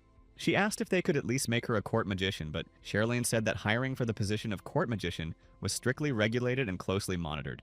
But a new batch of maids had just been hired, and Rania could easily blend in with the crowd of newcomers here. That way, it would be much easier for her to keep track of what was happening inside the palace and stay in constant contact with the royal family. Charlene handed her a uniform, explaining that she would have to change clothes in order to blend in with the crowd. She also handed her a headband and a wig that had been prepared especially for her by Cartidia. Rania only realized she had made a mistake the moment she agreed, and thought it would have been better to refuse right away. In the end, she had no other choice, so she changed her clothes and soon night fell, followed by the next day, when Cartidia and Legrand were busy with other matters. Rania, who had already managed to change her clothes and put on the wig, entered her office. To start with, the princess asked her to set up a soundproof barrier so that no one would hear them, and Rania did so. Cartelia said that for the next 3 days, the girl would have to accompany her absolutely everywhere. She would also have to perform other duties as a maid, and Rania just chuckled slightly, thanking her for such kindness. The princess also said they should focus on finding those who wanted to destroy her, and were hatching this plan. Cartelia said that Rania was completely free to act as she pleased, and simply needed to do everything possible to find those who wanted to harm her. Rania fell silent for a moment, then looked away and asked if the princess was sure of what she was doing. The princess sighed again, explaining that it was Isla, her younger sister, who had recommended turning to Rania. And if her younger sister had managed to win her trust, then Cartidia was ready to trust her as well. She returned to signing a stack of papers, there were so many of them, and said that Rania could now do whatever she wished. And after that, she would definitely be able to clean up the mess if something suddenly went wrong. Despite all these words, Rania still says she needs to ask again if the princess is absolutely sure about what she wants to do right now. Cartidia simply replied that she had no intention of going back on her word, so the girl shouldn't be shy and should do whatever she wanted. Hearing the final answer, Rania began to do exactly what she thought was necessary, so she took off her glove. After that, she struck the ceiling of the room where they were currently located with a powerful magical blow. Then the girl asked the others not to touch it and added that she would do everything herself. All day long, the princess had been poring over a mountain of documents, and this scene reminded Rania of something very strongly. It was as if Rania had started working again at the magic tower and was teaching students. Finally, the princess sighed, saying that she was already very tired and didn't even have the strength to look at it anymore. Another servant came to her and she ordered him to redo everything, to which he merely bowed. Legrand noticed that everyone who came to Cartidia immediately ran back away because they were turned away. It seemed as though they simply wanted to save themselves so that a rabid dog wouldn't bite them in the future. The princess said this herself, and Rania asked if she was calling herself a rabid dog now. Cartidia just sighed, picking up her tea and glancing at the paper again, saying that she knew all too well what people called her behind her back. Although on the other hand, she knew perfectly well that there were both negative and positive sides to this. Rania was actually surprised to hear this and decided to ask what the positive sides were. And she replied that, come to think of it, from time to time she sent letters to the nobles on the battlefield, ordering them to find a way to cheer up their soldiers. None of them could simply ignore these letters, so they carried out these orders immediately. Most often, the soldiers received high-quality food and alcohol, even if not in as large quantities as they would have liked. If the nobles were too stubborn and ignored the mad dog's orders, the dog would start barking at them whenever it saw them. Rania simply asked why they had to go so far and if there weren't other ways to resolve this. The princess replied that all the inhabitants of their kingdom were deeply indebted to every single soldier. It was on the bones of these heroes that their country was built, for thousands of them had given their lives for the future of these cities. First and foremost, she was an ordinary citizen and secondarily a princess, and she simply wanted to do everything she could for them, using her reputation to that end. Rania began to understand Cartidia more and more and realized that the princess saw deeper than anyone else. The princess understood those people who had completely dedicated themselves to a single cause and defended the country. Those people who had given up everything to protect others and their country. Rania realized that this was very human, and that Cartidia was truly not the kind of princess who didn't care about ordinary people. At that very moment, the girl said that it was time to get back to work. The princess was surprised because it seemed to her that Rania had already been working for several hours. But the girl walked over to the door, opened it, and said she wanted to start cleaning right away. In reality, Rania just wanted to check out the situation here and noticed that these magical patterns were practically everywhere in the palace. It seemed to her that there must be at least some end to these spells, but it seemed as though there wasn't. In the end, Rania decided that if what she was seeing was real, she needed to put an end to it as soon as possible. Meanwhile, someone was sitting at his desk watching what was happening in the palace through his orb. It was that same court mage named Neckert, and of course he sensed that something was happening with his diagrams, even though it seemed like just a senseless confrontation. The man standing next to him asked the mage what was happening and what he had seen there. Neckert simply replied that something was definitely happening there, and that the tracking chains had suddenly been severed, so the man asked if the mage had been working with antimana. The mage replied that he didn't know how else to deal with that girl, so they would have to go to her at midnight and reset all those circuits. At that moment, they wondered what they would do if that mad dog's allies showed up. Perhaps they were the ones who had destroyed all the chains that allowed them to track the princess. But then they immediately burst out laughing, saying that this sounded more like a joke, and they'd sooner believe that the heads of the Dark and Light Towers had become good friends than that anyone would willingly start working with the princess. This could be seen as the last-ditch efforts of a cornered dog to break free. The man standing nearby said that the princess had only 3 days left to live, so she could be understood. So most likely, she sensed intuitively that something terrible was going to happen, which is why they started taking action. They were, of course, on the prince's side and knew perfectly well the schemes he used and their power. After a while, that spell would begin to eat away at the princess's body from the inside, and all that remained for them, as loyal servants, was to simply watch as Cartidia began to lose her life force. But suddenly something happened again, and Neckert saw someone else and felt a strong blow. Rania suddenly appeared in their office and just laughed, saying she'd found this junk while rummaging through the hallway.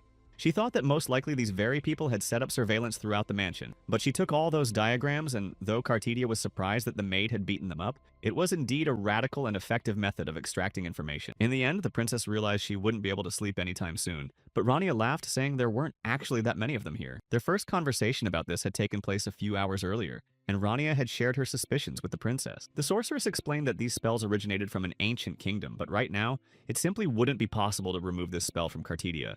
The princess bowed her head and simply asked how the girl knew about this magic in the first place. Rania tried to come up with a story, but let slip something about the battlefield. Then, realizing what she'd said, she simply explained that a mage had told her about this diagram. Cartidia was so exhausted that she said it didn't really matter in the end, and told the girl to just tell her everything she knew about this magic. Rania said that this spell was used very often by magical troops on the battlefield. At first glance, it might seem like a completely ordinary magic circle, but in reality, it's a summoning spell. A spell designed to summon magical beasts at the cost of another person's life. And the exact same mark had appeared on her sister's bodies, and within a week, they were no longer alive. The Cartidians were now beginning to understand everything, and most likely some idiot had been placing this mark, draining the life from her sisters in order to summon magical beasts. Rania asked if those same beasts appeared right after the princess's sisters passed away. Cartidia said that creatures might indeed have been roaming the palace, but they were immediately destroyed as soon as they were spotted. After they appeared, rumors even began to spread that the entire royal family was cursed. But it was her brother who began telling people that their sisters had died precisely because of exhaustion that was too severe, and that there was no curse involved. He did this to prevent those very rumors from spreading, after which investigations into the matter were banned. But despite all this, it didn't help people get rid of all their imaginings and thoughts about this story. The third princess was no longer with them, and the second princess had passed away after terrible suffering, for her entire body was covered in the bite marks of those creatures.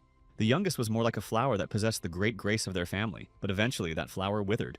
Her older sister could not come to terms with what had happened to her younger sister, and began to exhaust herself with physical training, and then did not survive after a confrontation with a very evil creature. Their short but beautiful lives were cut short very cruelly, and they suffered before that. And she, like her ill-fated older sister, had to learn a great deal to discover the whole truth about how her sisters had died. And so, having learned everything about this scheme, she went to the Ivory Tower. Even though she held a high position there, she never found any clues. She learned that Cartidia was being used on soldiers on the battlefield, but she couldn't end her life in such a senseless way. After that, the princess simply sighed and asked Rania why they couldn't lift this curse from her right now. The girl explained that if they lifted this magic right now, the life energy that had already been taken from Cartidia would never return to her. They just need to wait for the moment when the demonic creature appears and sticks its head out. And at that moment, Cartidia will be right on the brink of life and death, but also the moment when they can stop everything. That's exactly when, as Rania said, they must get rid of this beast's head and destroy the curse. Only after they manage to do this will the princess's life force, which the beast has taken from her, begin to return immediately. Whether it was a standard pact with the stars or, as in their case, a curse, one always had to follow safety protocols and a specific sequence of actions. Otherwise, one would have to suffer the consequences for the rest of one's life. The girl simply turned to the mage and the others, saying that those who wanted to harm the princess had come to her on their own. Cartidia had already put on her coat, saying that Necker was actually more capable than she had previously imagined. Finally, you pulled the glove off his mouth so he could say at least something to her. Cartidia said that now that his mouth was finally free, she expected some explanation of what had happened. The other men began to explain immediately, excusing themselves by saying it was just a misunderstanding, and they had no intention of harming her. Another immediately stated that they had come to this place specifically for the princess herself and to save her. They said they simply wanted to protect her from the curse and didn't want this tragedy to happen again. Cartidia was silent for a while, then her expression changed as she said that such words showed they were treating her like an idiot here. She walked up to Necker and grabbed him by the head, saying that they had repeated so many times that they were supposedly loyal to her. But it was all just a lie because these people consider her a rabid dog that might bite them, yet they supposedly want to protect her. And it all sounded very ridiculous. In the end, Necker fell to the ground, bleeding, while the other two men just trembled, unable to utter a single word. At that very moment, Cartidia turned to Rania again and called her over. She said she was going to show these three the consequences of what they had done. The princess said she wanted to show them what could happen if they angered this rabid dog. A little later, the maids were talking among themselves about how court magicians had arrived at the mansion yesterday, and this began to worry them. One of them said she had worked until morning because there was an incredible amount of work. She said she wanted to run to the laundry room to take the dirty clothes there, but suddenly she noticed something. The girl stopped, trying to hide and not make a sound, because she saw people being led into the dungeon. It was incredibly dark, but she clearly recognized the uniform of a royal guard on one of them, his eyes filled with terror and submission. It was as if they were walking knowing that something terrible awaited them there, and that it was inevitable. Meanwhile, the screams from the dungeon didn't stop for even an hour, and they say that once you're in there, you'll never see the light again, so they couldn't even imagine what was happening inside. Then one of the maids said that if they had already heard and seen all this, perhaps the rumors were indeed true and not lies. And perhaps that new maid with black hair and gray eyes was really to blame for everything, because there were rumors that she had defeated the court magician with just one finger. And one of the maids almost started crying because today she was supposed to bring dinner to the princess, and Rania was there, not leaving her side for a moment. Finally, the time came, and she went to deliver the food while the other maids told her not to worry so much and not to think about what might happen there. She just needed to bring dinner and leave quickly. Then everything would definitely be fine. But as soon as the girl approached the door, someone was immediately knocked out by a powerful blow. A very displeased voice was heard, and someone asked how many more times they would have to hit him before this man understood. Then Rania appeared at the door and told the man lying on the ground that the princess was busy. He barely managed to get up, covered in scratches, and said that it was very important and urgent, and that he needed to meet with the princess in person. Rania just sighed and snapped her fingers, saying that he had been too stubborn all this time. The next moment, the man found himself bound in chains and chained to the wall. Rania said that she would probably have to beat all the stupidity out of him so he would learn his lesson, and the maid, whom Rania suddenly glanced at, nearly fainted, thinking the same fate awaited her. She thought she would be next, but Rania simply asked if the girl had brought the princess her dinner, and added that she would deliver the food herself so the maid could go. In the end, none of what she had imagined happened, and Cartidia simply began eating the delicious food, wondering if what she had seen was real. She dug her fork into the steak, remembering how those idiots had begged for mercy. Cartidia realized just how low they had sunk if, while working for her brother, they had started making up those stories. Rania was also sitting at the table with her and said that those people had been sent away, so there was no need to worry about them anymore. The princess laughed, saying the girl was right, and then added that she was grateful to her for such work, because in her opinion, Rania deserved recognition and admiration. However, at that moment, even though Rania didn't say it out loud, she thought that only the princess deserved admiration. Every second, that seal was draining her of her life force, but she showed no sign of fatigue or weakness. Her physical and mental abilities could be compared to those of knights on the front lines. But then the princess said that Rania had achieved all this progress in just 3 days, and she couldn't even imagine who this girl was. Not knowing how to respond, Rania said she was simply an assistant professor at the Academy of Aplaya. But Cartidia replied that this was not a satisfactory answer. But then she sighed with a smile, saying that if Rania said so, then it must be true. Only at the end did they say they had a request, and Rania replied that she was listening carefully now.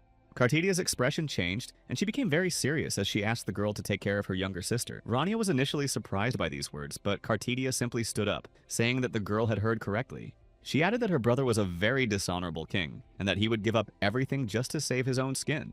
Thanks to Rania, his plans had come to nothing, but the fact remained that he would stop at nothing to achieve his goal, and no one knew what else he might be capable of. Allowing a man who craves power so intensely, even to the point of being willing to destroy his own sisters, to ascend the throne is simply unacceptable, and the princesses would not permit it. At that very moment, Rania simply asked if the princess could take his place, but Cartidia just sighed, closed her eyes, and said that this role was definitely not for her. The citizens of her country had laid down their lives so that future generations could live better, and it was these people, in her opinion, who deserved to be celebrated.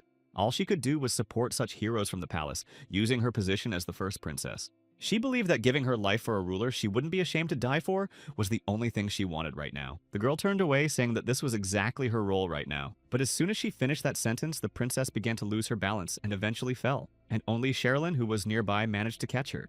Nothing serious happened to Cartidia. They simply laid her on the bed, and when she came to, she said she thought she had seen her brother. Rania, meanwhile, truly considered her an incredible woman, for even in such a terrible state, she still had the strength to joke. Finally, Rania said that the princess needed to rest and that she should try to fall asleep.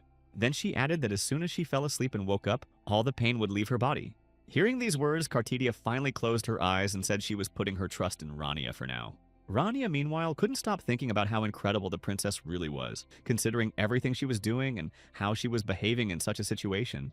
The heroine could clearly see the monster that was about to appear, and knowing this, Cartidia grew even stronger, showing no sign of weakness. Now everything rested solely on Rania's shoulders, for it was she who had to destroy the creature that had emerged from her. The girl smiled, saying that if this matter involved some kind of curse, she would be an indispensable participant here. Meanwhile, Cartidia truly began to sink into sleep, knowing that she had reached the end of her life. It was as if she were drowning in a bottomless ocean, falling deeper and deeper, hearing no sounds or even smells. As she fell, it felt very strange, and it even made her feel nostalgic, specifically for the day she had become nothing more than her brother's dog. That very day when he began ordering her to do things, and she would just bark. And if the order was to be silent, she would obediently follow it as well. That's how she spent her days, and the end of her life came to her unnoticed. But that situation reminded her of her own powerlessness.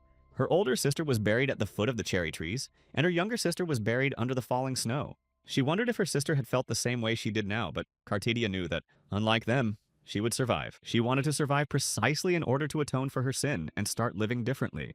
Immediately after that, a capture spell was cast while she continued to lie quietly in bed. Rania did everything that was necessary, realizing that capturing this monster turned out to be easier than she had expected. She had seen that magnificent glow of the stars only once, and then suddenly a voice spoke, one she had only ever heard from her younger sister. Rania just smiled, closed her eyes, and thanked her for her help. In the end, the princess was fine, and Sherilyn, approaching her, said that this decision had been the right one. The princess realized that she had indeed been saved precisely because of what Rania had done, and she was saved.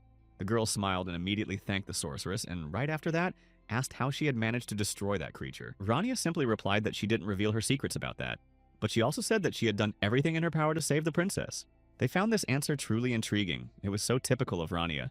Finally, the princess stepped out into the fresh air with her, saying that fortunately there was no one else in this place now. Later, Cartidia admitted that she had thought these were truly the last days of her life because of that curse. Rania then asked if nothing terrible would happen if she simply left this place, and whether it was safe to leave something like that in the palace, even if it hadn't been activated yet. The princess said she had no idea what exactly Rania was seeing, but that was definitely not their problem. She also added that her brother wouldn't make any decisions until he was completely sure of something. Only after hearing this did Rania ask how well the princess knew her own brother. Cartidia said that he definitely wouldn't make a single move until he had thought it through perfectly and was sure it would work. After that, the girl walked a few more steps with her and then brought up something. Rania wanted to suggest that from that moment on, Cartidia be protected by the Gonchok's squad, who would definitely help and defend her. The princess then said that among them was the most talented and proud person in the squad. Rania thought for a moment about who that might be, even though she already knew who she was about to name. Cartidia smiled and said it was Carto, which surprised Rania greatly despite all her thoughts. But he had experience working both on the front lines and in the demon realm, and in general he was principled and taciturn. However, Rania didn't know if she was really talking about that guy. She also said that if she wanted to see him more often, she could become her maid. But Rania said that with all due respect to the princess, she would decline. After that, the princess simply asked if the girl was sure she didn't need anything after what she had done. Earlier, Rania had said that being a maid wasn't so bad, but now she seemed to be taking back her words and trying to be modest. But Rania really didn't know what she needed right now, since she already had a home, status, and money, and didn't know what she could be offered at that moment. Then Cartidia paused and decided to offer one more thing, then reached into her pocket, saying she could give her a magic letter. As soon as someone writes their wish on this paper, it will be conveyed to her, and Cartidia added that Rania could use this service at any time of day. The princess said she would never forget her help, for she had managed to survive precisely because of this girl. Rania just smiled, thanking her for such a wonderful gift, but in the end that was just like this princess. After a while, they reached the right spot, and Cartidia told Rania that she should simply turn back, enter the tunnel, and come back the way she came. But suddenly Rania stopped, saying she wanted to ask her one last question. Rania asked when the princess had met Kyle, after which the girl paused for a moment, trying to remember when that had been. Then the girl said that it happened at the moment she met the 5 heroes, and among them all, Kyle was the worst. He was the kind of person who had no ambition, no faith, and no sense of self. Someone who simply acted on instinct without thinking about anything. She now said that she had supposedly seen her older brother back then, not Kyle, and still couldn't believe that he was truly a hero. Cartidia, answering the question, asked Rania why the girl had asked her that. She tried to hold her ground, saying they'd decided to ask simply out of curiosity, trying not to give herself away. No matter how well built Kyle's lower body is, he's still a recruit of the Holy Sword, and he's the hope of all people, which is why he's in hiding. But she never would have thought that anyone could read Kyle as if he were an open book. After that, the princess turned around and said she understood everything, then added that the girl should be careful when returning home along that path. After that, she also asked to tell Ailey that the girl should definitely get along well with Professor Rania. Rania just smiled at that and said goodbye, thinking that Cartidia was definitely an extraordinary person. Once she was back there, she turned back into herself and began thinking about how the practical exam would start very soon, and she became curious about how everything would unfold. But she also decided to think about all that later, because right now she just wanted to get to work. Suddenly, as she got closer, she saw two people fighting right on the academy grounds while the other students watched. Lark paused for a moment, feeling very tired and exhausted, and realized that he definitely couldn't win here. As the attacks exchanged, the picture began to become clearer, and Belnoa still had a lot of strength left. Lark knew that he simply couldn't defeat Belnoa right now, and that he wouldn't win this fight.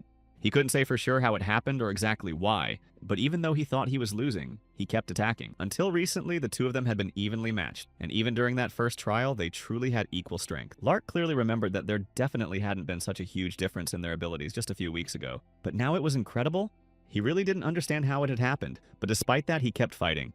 The next moment, another blow landed, causing several students to simply step back. Suddenly, after such a powerful blow, a shout rang out declaring that the battle was definitely over.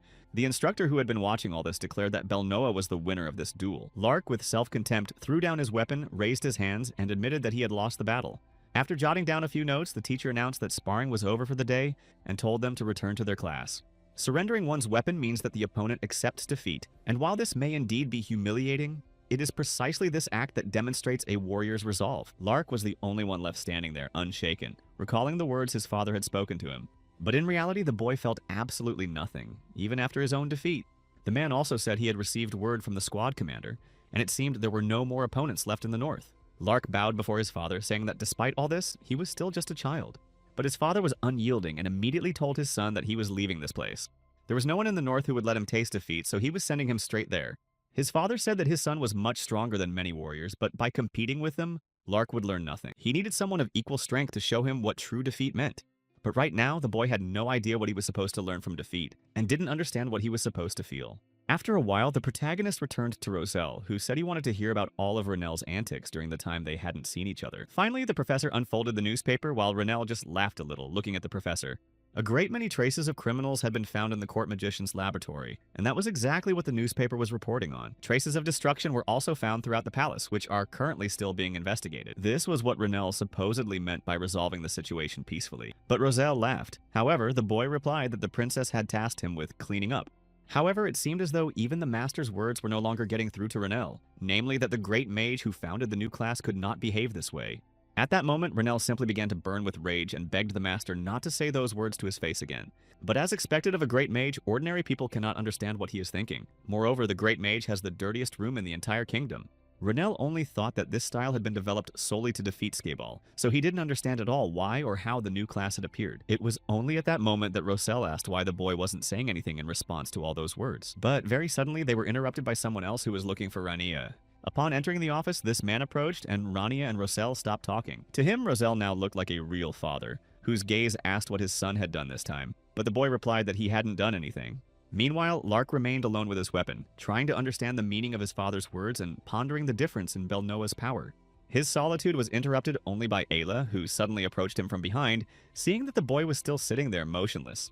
She sat down next to him, saying she could see how much the results of today's competition had surprised him. Lark looked at her as if he couldn't believe the girl was actually saying those words to him. Suddenly, when Ayla saw his hostile expression, she thought that Lark had been greatly surprised when he was told about the loss. She knew that he always said that when his partner was his equal in strength, you begin to feel the spirit of competition and excitement. Lark then sighed, saying that he wasn't disappointed by the victory, since he believed that accepting defeat was also an important moment for a warrior. But Ayla could tell just from the tone of his voice and the look on his face that he was simply lying when he said that.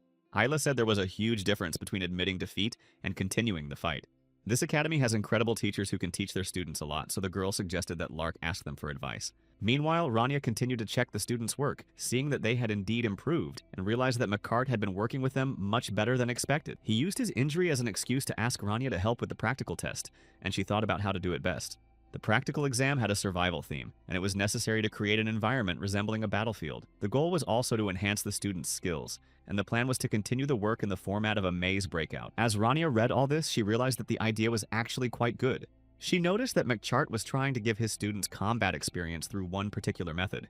It was then that she picked up a pen, saying that, in that case, it would be worth adding something to the battlefield. She began to write in other elements as well, namely a maneuverer and a wolf, and also decided that Shadow would be a good addition. At that moment, she also fully understood that she couldn't take them all into a real battle since that was forbidden, but at least they would be able to enjoy a fight in the created territory, so after finishing, she thought that would be enough. Lark, despite the fact that it was already night, continued at training, trying to become stronger. He kept moving and blocking, but realized he needed to be even faster. And then he also thought that maybe instead of striking, he should have just dodged. Or it would have been better if he hadn't struck from the right side, but had tried to strike from the left. But he blamed himself for not making that move. Lark kept blaming himself for what had happened, and thought about the options he could have chosen then, and whether he could have won at that moment if he had acted differently. Finally exhausted, the boy collapsed, realizing that no matter how hard he tried, he couldn't imagine himself winning. After all, the practical exam was coming up very soon, so he thought about how he needed to prepare well for it. The theme of this test was survival, and the examiner was Rania van Trias. A week passed, and the day of the practical exam finally arrived, so the students headed to the forest owned by the Clairpet family. Rania clapped her hands, saying she was going to tell them more about today's test and the rules. She asked the students to come closer to her, but all the students were genuinely surprised that she would be their examiner today, and had already begun to miss Professor McCart. Then Rania said that, at McCart's request, she would be conducting today's exam, and as mentioned earlier, the exam's topic was survival. The exam will be considered passed if the student meets one of the two requirements. The first condition was to defeat the boss of this arena or to survive in this forest for 3 days. In fact, the students who heard this were very surprised and didn't even know how to react, unsure if any of it was true. Also, before the exam begins, they will receive their bracelet. It will record the hits they land on monsters in the arena. They will be ejected from the illusory arena once they have accumulated enough points. They can try again in an hour, but all previous points will be completely reset. The students were already afraid of what might happen, but they didn't expect to hear anything else from this terrifying academy. As Rania handed out the bracelets, she added that the main aspect of the evaluation would be their ability to react quickly. She also said that all students must maintain a clear head and not react impulsively in unpredictable situations. That concluded the announcement, and Rania declared the exam open. However, before finally letting them go, Rania decided to offer one last piece of advice. She advised them to use only previously prepared topics in battles, and not to quickly come up with new ones. The girl didn't explain why, but said that the students would soon understand everything on their own. Finally, after these words, the exam began in earnest, and the beasts hiding in the forest awaited the students. As soon as the students stepped inside and looked around, they became frightened because the forest had changed so much, and they didn't even know if it was the same one as before. They were truly afraid to just keep going because it was dark everywhere and they couldn't see where they would end up. Then one of the girls created a magical diagram, even though the other told her to be more careful here in this forest. She said she understood all that, but she couldn't see a thing in this forest, so she needed at least some kind of light. But suddenly, right after the spell, a mana devourer appeared behind her, causing the girl to scream. She was so scared that she froze in place, not knowing what to do next, but she cried out for help. Eventually, she found herself next to her friend, but the monster still hadn't backed off, which worried them. The girl timidly stepped back and almost started crying, not knowing what to do next. She didn't want anything at all right now. It seemed to her that it would be easier if these beasts just ate her, since there were simply an incredible number of them there. The other students, who had also seen the pack of black wolves, began running back as well, since they hadn't expected to see them. That's exactly what happened.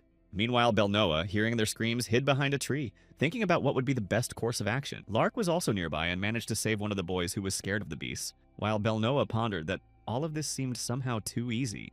Rania was nearby but thought that if this had been a real battle, there would be an incredible number of corpses here. Suddenly, someone called out to her for help using a magical device, and it was McCart. He was about to say something, even though he knew he had no right to say it as the person who had asked Rania for such help. But of course, he couldn't help but ask, "Isn't this exam too difficult? After all, these students are just freshmen, and we should be a little easier on them." At that moment, Rania replied, saying that she had no intention of doing anything of the sort. But most of the students would be going to war much later, so the sooner they gained similar experience, the better it would be for them. She believed it was better to gain combat experience here in Apulia, where it was safe, than to risk their lives on the front lines during battle. Rania added that, of course, there are things that only become clear once you've lost strength and suffered defeat a few times. Everything you cannot experience in war can be experienced in this very exam, and that was its purpose. That is why there were no disqualifications in this exam, only point deductions in certain cases. Makart agreed with her to some extent, saying that he fully understood Rania's intentions, and in fact, he acknowledges that the exam's difficulty is quite high but effective for the students. But he was also worried about what she had planned for the future to conclude this exam. Makart noted that none of the students would be able to defeat her, and then Rania put on a mask. Rania replied that it was interesting to see how the students would behave against an opponent they couldn't defeat, so that was the most important question in this case. Meanwhile, at the camp they had set up, the students continued to rest before the battle. Some of them gathered there talking about the Mana Devourer, and also mentioned that there was a black wolf and that this exam was incredibly difficult for them. But one girl stood up saying that they should try again because they hadn't been disqualified. They'd just had their points deducted. She believed they should keep trying until they managed to do something and shouldn't give up. The other girls also stood up, saying that they really should try one more time, and that they would definitely succeed eventually. One said that the monster was already there, so they told another friend to blow them all up together. This girl used a fireball and after a while announced that the spell was complete. After that, she launched the sphere directly at the monster using magic, but she failed to defeat the enemy. She didn't know what was missing this time, since she had put all the strength she had left into that strike. At that very moment, the monster simply vanished from their sight, and the girls realized that it definitely wasn't over yet. They had no idea why the attack hadn't worked, but one girl suggested that perhaps the fireball and its power weren't enough to destroy the monster. Before the next attack, they needed to stock up on spells for the group, and one of them agreed, saying that in that case, she would cast more offensive spells. After that, having prepared for the attack, they mustered their strength and rushed at the monster again, ready to strike it with everything they had. Makart watched everything that was happening through his sphere and found it all quite unexpected. Of course, if they lost, there was no need to be so disappointed because it wasn't the end yet. Rania said that they needed to devise a strategy and continue on their path to victory with her help. The student, Makart, who was watching all this, went on to believe that the student's level would definitely rise after such an exam, so he decided it was worth using this in the next course. Meanwhile, Rania was waiting for someone while wearing her mask, and at a certain moment she realized that someone had managed to go far too far. Much to her surprise, Belnoa approached her from behind. He looked very calm, unlike the other student. He calmly asked her if she was the boss in this area. Rania just smiled and chuckled a little, then pointed to her mask, saying that was indeed the case. Belnoa stood there for a moment, processing what the girl had just said. Finally, the boy just let out a sigh and turned to the professor, and Rania asked what was wrong. He simply didn't know how he could defeat a teacher capable of hand-to-hand combat with a dog, and Rania laughed and said that was indeed a good question. If that spell had been directed at him, the trial would have ended instantly. Rania said that Belnoa had come an incredibly long way to get here, so he probably wouldn't want to give up right now. She also added that she was sure many of you kids wouldn't learn much from this exam, and asked him if Belnoa wouldn't be sad if he didn't take anything away from this task. The first limitation on her powers was that if he didn't cross this line, she wouldn't attack first. And the second limitation was that she wouldn't target him specifically with her spells, but Belnoa was surprised to hear that there were only 2 limitations. Rania simply asked if everything was okay and then added that there were 3 more restrictions, but the student would have to find them on his own. The girl said that he should take advantage of all 5 restrictions and strike her, and Belnoa realized that it sounded very simple in theory. If any part of his body touched that stump, he would be able to win, and at that moment, Belnoa thought that it was too easy. Only then did Rania wish him luck and step back to the designated spot. No matter how hopeless the situation seemed, if you looked closely, you could always find 1 or 2 weak points to exploit. Belnoa prepared himself, using his magic, even though he knew full well that this was no easy task, but he had no intention of giving up. Using his power, he created 2 daggers and thought that this situation was definitely not hopeless after all. At that very moment, he put his skills to use and lunged at Rania, preparing to strike the first blow. Rania dodged and easily caught the dagger, saying that she would tell him one more thing before it was over. She had said the same thing at the beginning of this exam, but she repeated it, adding that she still didn't recommend he create new patterns.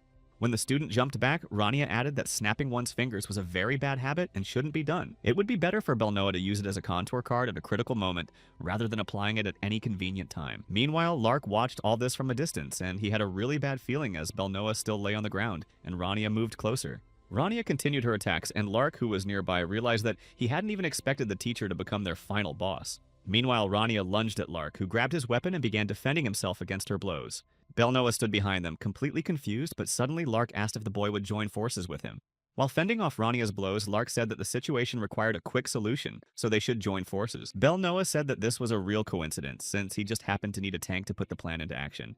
Thanks to Rania, there was a chance to defeat Aplaya's nightmare, so he agreed to join forces with him. While Belnoa fought Rania on his own, Lark watched him with admiration, closely observing every move. The boy noticed a very strange detail because he understood that Rania was definitely holding back her own strength in this fight. Lark was still sitting in place, motionless, and realized that this looked quite strange since she always fought at full strength. Something similar had happened to him in the north, as if the masters were mockingly asking him whether he had been watching their movements closely and whether he was ready to repeat them. Suddenly, he realized that there really was a point to this, and at that moment, Rania struck Belnoa. At that very moment, Lark realized that his fighting style didn't allow him to take advantage of the limitations he'd identified. The boy understood that he needed a weapon with which he could quickly strike and attack. Belnoa at that moment managed to find another limitation while attacking Rania once again. But he also realized that he didn't have enough stamina to attack that specific spot. Belnoa knew there was no solution to this problem right now, and his whole body continued to ache intensely, so he didn't know how to handle it. Neither Belnoa nor Lark knew what to do at that moment, because seeing yet another weakness, they realized they couldn't handle it on their own. But Lark immediately rushed forward and began attacking from the front.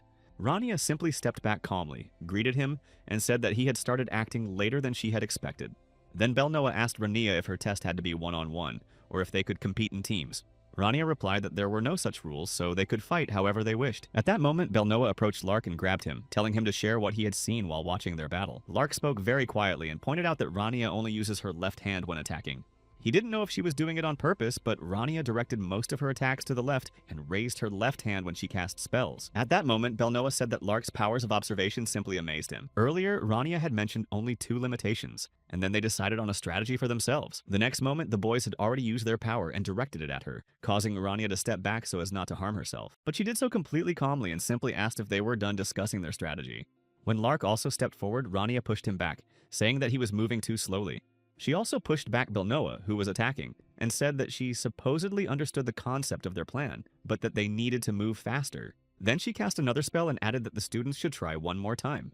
McCart, who was still watching them, said he was worried about the students because they could get hurt in such battles. Rania thought she was just gently patting them, but Belnoa, telling Lark to get up, realized he couldn't stand. Nevertheless, Rania didn't want her students to be helpless against the monster, so McCart asked her to be a little gentler with the students, since they looked exhausted. Belnoa grabbed Lark by the leg even though he begged him to stop for a moment because his mouth was already full of dirt, but that didn't stop Belnoa. Rania also understood that she didn't want to recall the past she had lived through for so long, because the memories weren't pleasant. The whole scene reminded him of him and Kyle when they were still on the same team and training together.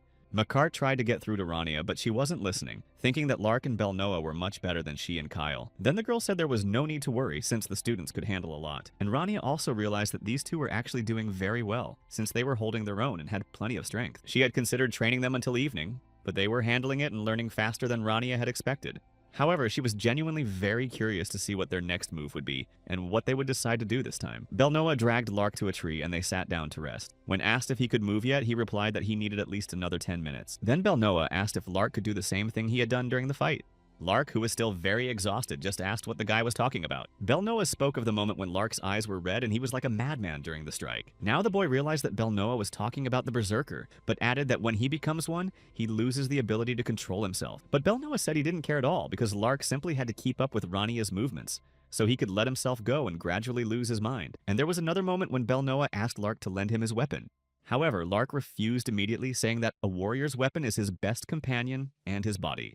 But Belnoa recalled the moment when they were sparring and Lark had thrown his companion aside, so he sighed. He approached again, saying that this had to be done to make the plan a reality, and eventually Lark agreed and handed over the weapon. Lark asked why Belnoa was angry, but he replied that he wasn't angry, while Rania calmly watched the scene unfold. Belnoa made it to this spot without any major problems, and although he was truly exhausted, he didn't make a single mistake. Rania smiled, realizing that for this boy, this trial had not been in vain. She wondered if Master Roselle felt the same way about his students, since giving them difficult tasks and watching them grow was very rewarding.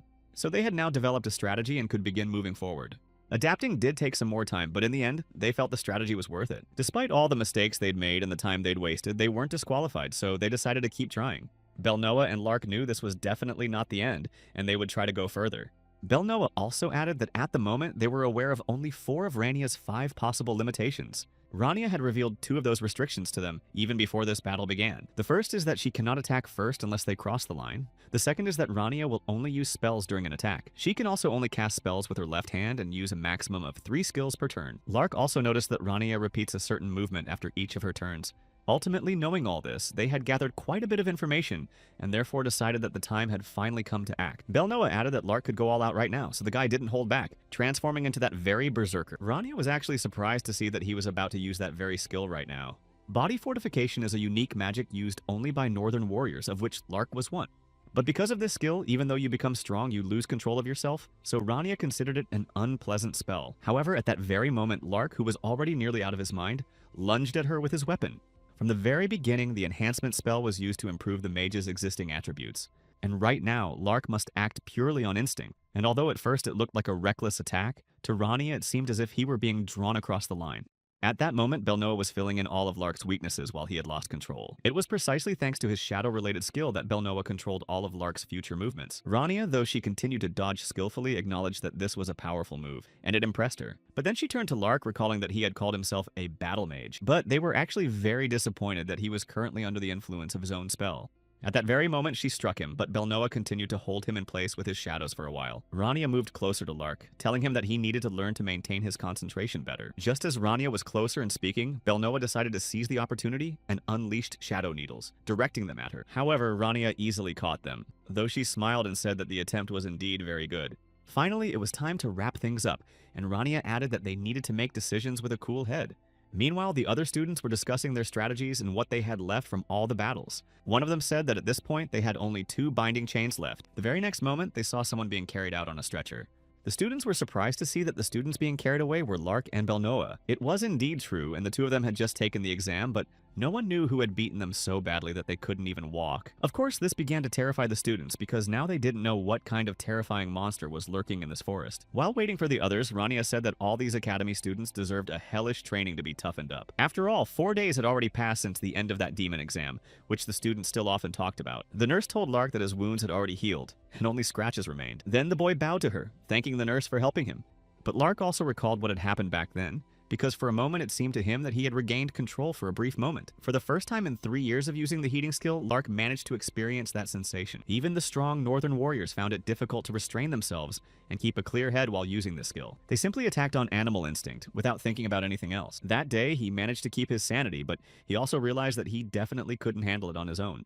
He decided to go to his teacher and ask for her help, as he was sure that Rania would definitely give him good advice. Meanwhile, the girl was grading papers and was busy, but when she heard someone knocking, she immediately let him in. Lark entered and immediately apologized to her, but it seemed as though Rania had been waiting for him. Eventually, he stepped inside. The girl asked if he was okay, even though she was the one who had beaten him up back then. Lark recalled what had happened to him a long time ago, but said that he was really fine now and nothing hurt, and then thanked her for her concern. Then the girl asked why he had come to the academy when it was closed due to the creation of a new barrier for safety. Rania just recalled what had happened some time ago and began to speak thoughtfully. Lark stood before her as she began to speak, and he silently begged the girl to say at least something, for it felt as though his heart would leap out of his chest from the excitement. Rania smiled, realizing that Lark wanted to keep control even when using the heating skill, and she said that he had come to the right person because she had had a similar experience. After that, the girl showed him a piece of paper saying that it was better to gain one's own experience than to hear someone else's. She began writing something on the paper, and the boy asked, somewhat nervously, who she was going to send the letter to. Rania simply replied calmly that she was going to send it to someone she had just met. Now this girl was indebted to her because Rania had helped her in her darkest hour and saved her life, so the girl was sure that the princess would welcome Lark with open arms. Rania also quickly added that they had already received a reply from this person and to read it right away. The girl smiled after reading the reply and then asked Lark if he was ready to experiment with his studies. In fact, she was very surprised that she was able to get this reply so quickly, even though she had only just written the letter. She decided to pull herself together and talk to her younger sister Ayla, but the girl just blushed and apologized. At that moment, Rania said with a light smile that she had nothing to apologize for because her sister was simply incredible. Ayla started talking about Cartedia, saying it was actually very beautiful and incredible, and then began asking about her younger sister, whether she was in a romantic relationship with anyone, and then asked how she was doing in school. Rania decided to let Ayla read the letter so she could see for herself, and the girl, with a slight blush, continued reading the letter her sister had written. Rania smiled at her, knowing that she hadn't been forbidden from showing this letter to anyone, so everything must be all right. Only then did Ayla become more serious and ask about the recommendations mentioned in the letter. Rania simply replied that she and the princess had been discussing one student's experimental combat training. She also added that she was very interested in something similar, so they had asked the princess to recommend good places for that. Ayla immediately became even more serious and asked right away if all of this was being done for Prince Lark. In that case, when he returns, perhaps his combat potential will improve, and he'll truly be on par with Belnoa. After that, Ayla smiled again and added that maybe that wouldn't happen. Rania simply replied calmly that she was confident in Lark because he would gain valuable experience as well, so there was no need to worry so much. When it comes to training, nothing compares to real combat for practice, and he knew this better than anyone. Of course, it was very difficult for Rania to convince Director Aaron of all this, since from the very beginning, the man had been against the whole thing.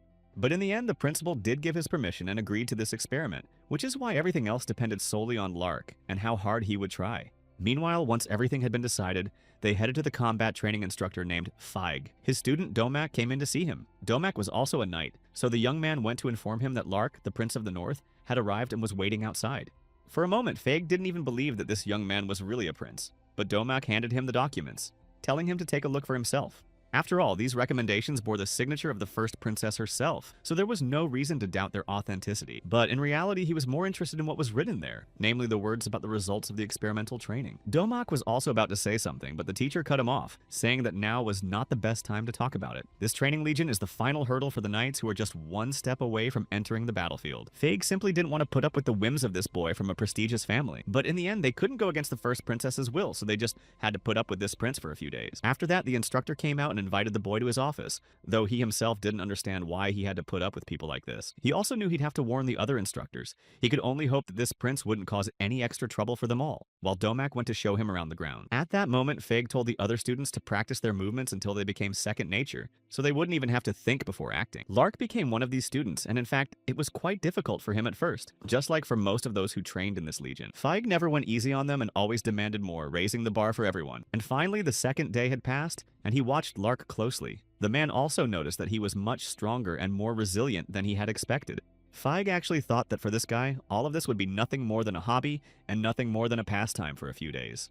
But he knew that on the battlefield, any carelessness could be fatal, so it was worth calculating every move in advance. It's impossible to survive just because you got lucky or because you're a famous person. But just as their training session was underway, Domak approached the instructor and called the man over to talk. The young man stepped closer, asking if it would be okay for Nisha to join him during the night patrol. Feig simply asked if this was the young man's own decision or if he had been asked to do so.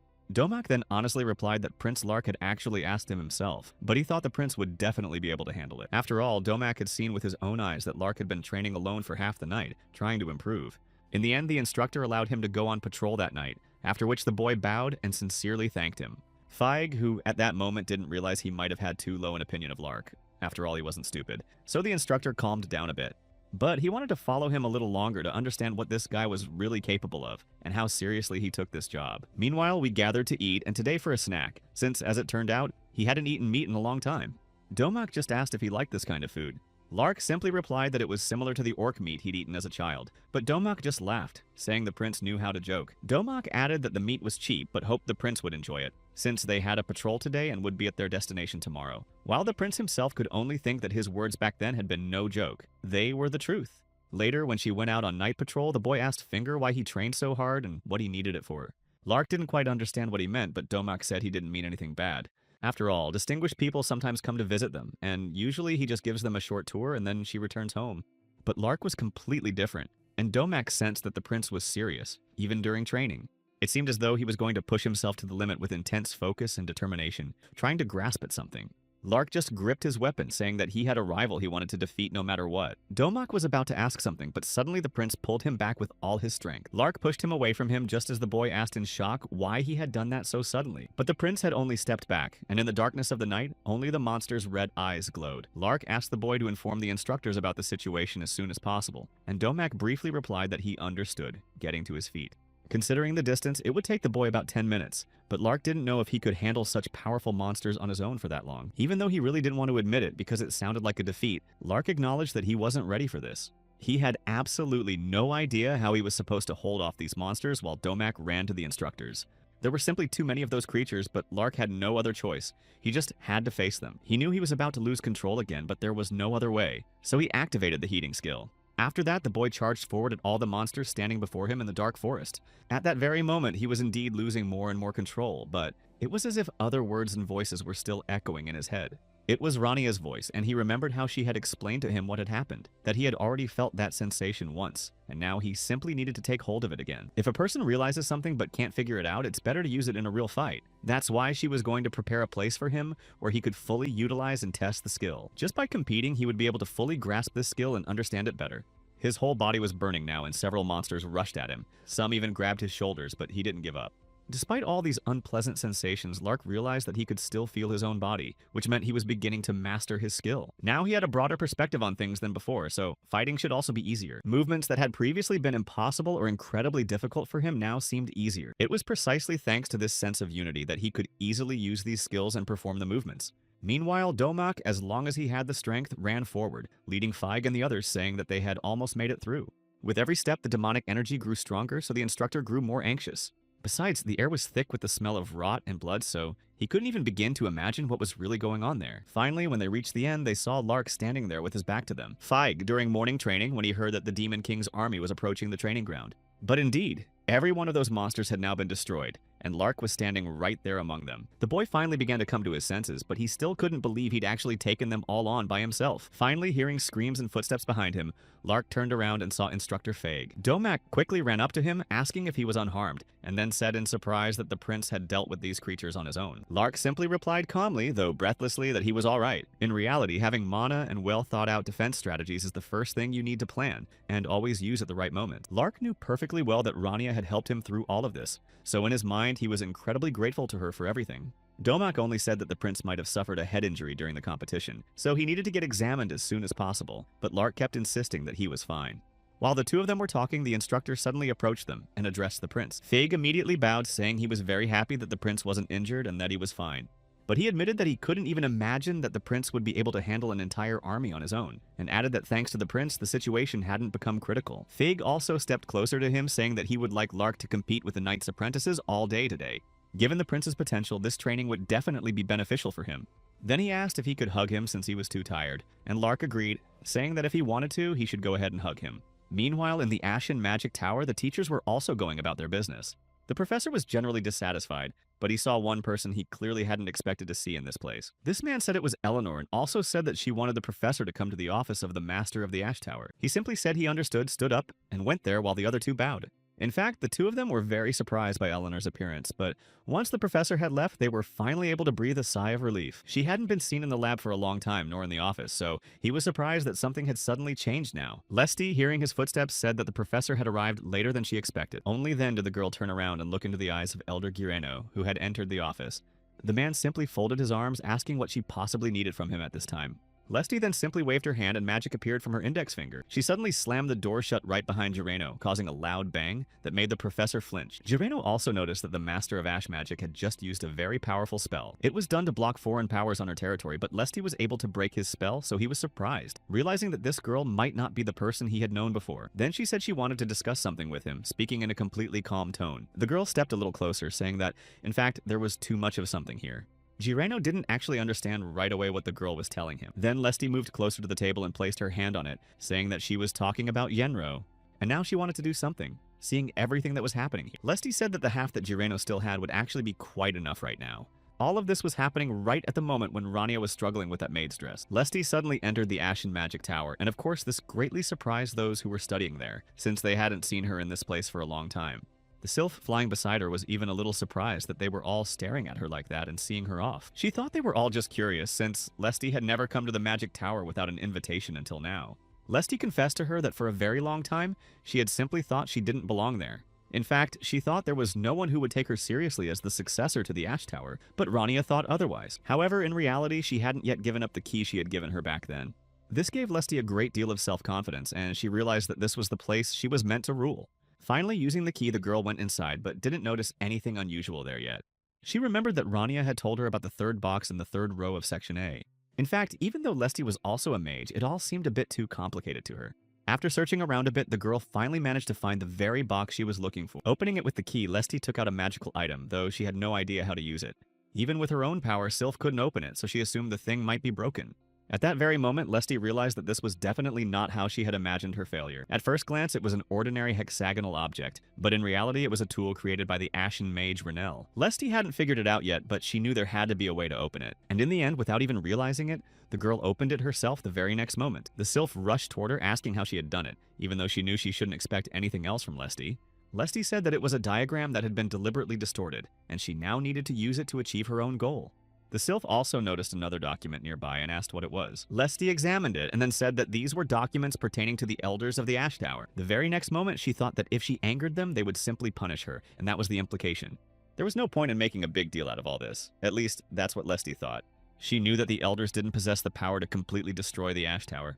Lesty simply said that they needed to calm down first and then decide what to do next. She had neither her own faction nor followers, and there was only one option she could take. Lesty said they needed to win Jireno over to their side because that would be for the best. Jireno simply said that Lesty probably hadn't taken an interest in this topic on her own, but that someone had pushed her to do so. He sat down across from her and asked what Lesty was planning to do.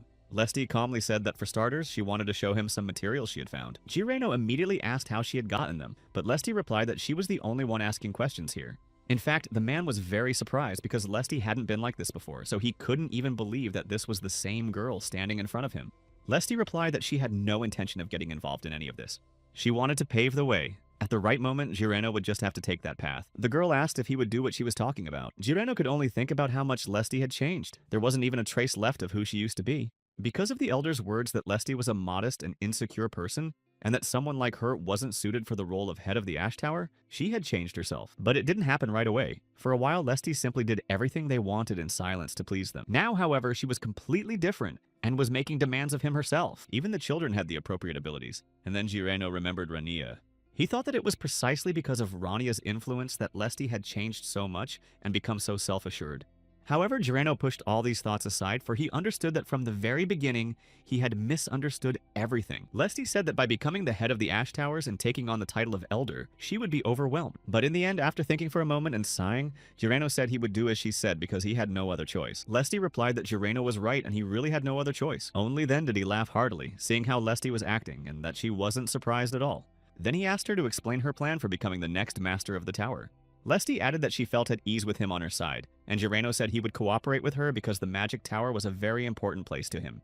Lesty then mentioned that a lot of time had passed since then. Sylph also told her that she should return to the academy to prepare for the upcoming exams. For some reason, Lesty was very intrigued and anxious about the idea of becoming the tower's master.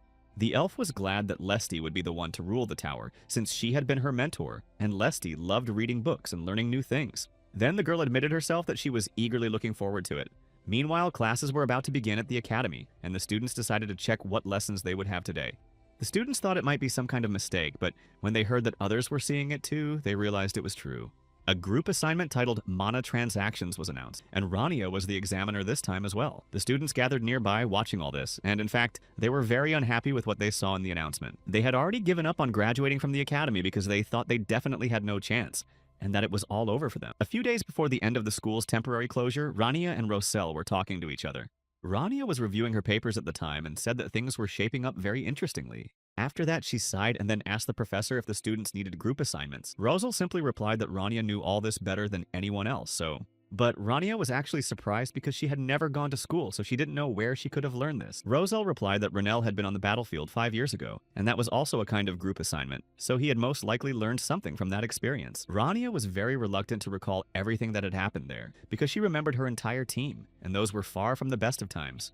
After that, she decided to ask the professor if he had a sense of the laws of conservation, and in general, when people gather together, there's always one idiot among them, and as a result, the only person you can trust is yourself. Roselle then realized that it had indeed been difficult for Renel there. But the professor also said that as long as people are alive, they have to interact with others, even if they don't like it. And the experience they gain from such challenges becomes their foundation for the future. Roselle asked if Renel had become more patient after this experience, and he agreed with him on that point. The professor said that one shouldn't dwell on it too much, and that now they just needed to come up with group activities for the students. Even if he hadn't liked it before, he had no choice but to just do it and move on. That's exactly why he had to be on a team with that trash the whole time, even though he absolutely hated it. But Renel also understood that he couldn't have done it on his own, and at that moment he grasped the very essence of the task. Rania wanted to give the students that experience through forced collaboration, so that things would be easier for them in the future. If they didn't work together, they simply wouldn't be able to pass this exam, and that was the whole point of the assignment. After some time, Rania finished writing the assignment, and it was ready, so she had done a great job. At the same time, that same evening, someone came to the director's office. Ichuel let them in and listened, but was very surprised to see this very person standing at the door with such a proposal. Rania asked him for 20 resistance stones right away, and this truly surprised him greatly. She told him that was the case and that she needed stones of at least intermediate level and higher, and that they had to be the size of a fist. Ichuel listened to her and kept wondering what this girl had come up with. He decided to ask what she planned to do with all these stones, since they possessed the ability to repel mana, and besides, they were very rare specimens. They're usually used to make barriers, which is why they're quite expensive, especially since Ichuel had recently bought a lot of paper to test them on. He asked if this was for the exam and saw how passionate Rania was about it. Rania said she needed these items specifically for an assignment she had devised for the students, Ichuel thought about all this for a moment, realizing that this way he could make some good extra money. In the end, Rania got what she wanted, and even received stones that turned out to be of much better quality than she had expected. She walked home happily, realizing that her plan was turning into an incredible success right now. Meanwhile, in this city, as was usual in the country's capital, there were a lot of people, and they were walking the streets. Belnoa sat on a bench, watching the people from a distance and thinking about how quickly time flies. He just sighed because it was already summer and had become much warmer, even hot. Suddenly, a girl approached him and said that he would be hot as long as he sat there in his jacket. Belnoa wasn't scared, but he didn't understand why she had run up behind him. But it was Chloe, his childhood friend. She explained that he looked so deep in thought that she just wanted to scare him. She also said that on her way here, she'd found a restaurant that smelled really good, and that there was a bakery nearby, which made Belnoa laugh at how observant she was. Then she grabbed his arm and said it was time for them to go. Chloe stopped for a moment and asked him where he would like to go right now. Belnoa was just reminiscing about his childhood and how they had been friends back then, but he still couldn't get used to these ordinary, peaceful days. He just couldn't forget all those memories from his past because they had been haunting him all this time. Belnoa was sitting in a small room surrounded by a pile of boxes, and the little boy was holding a dagger in his hands. But suddenly, a girl walked up to him and greeted him, even though he wasn't happy to see her. She just smiled and said her name was Chloe, not intending to be hostile toward him. Then the girl asked his name, but Belnoa only asked where she was from and why she had come. Suddenly, Chloe walked up to him, took off her scarf, and draped it around Belnoa's neck, which surprised him. After that, the girl started laughing, saying that he looked very funny now, but Belnoa just frowned. Chloe then asked if he would go with her because she wanted to take him to her grandfather, who was very kind.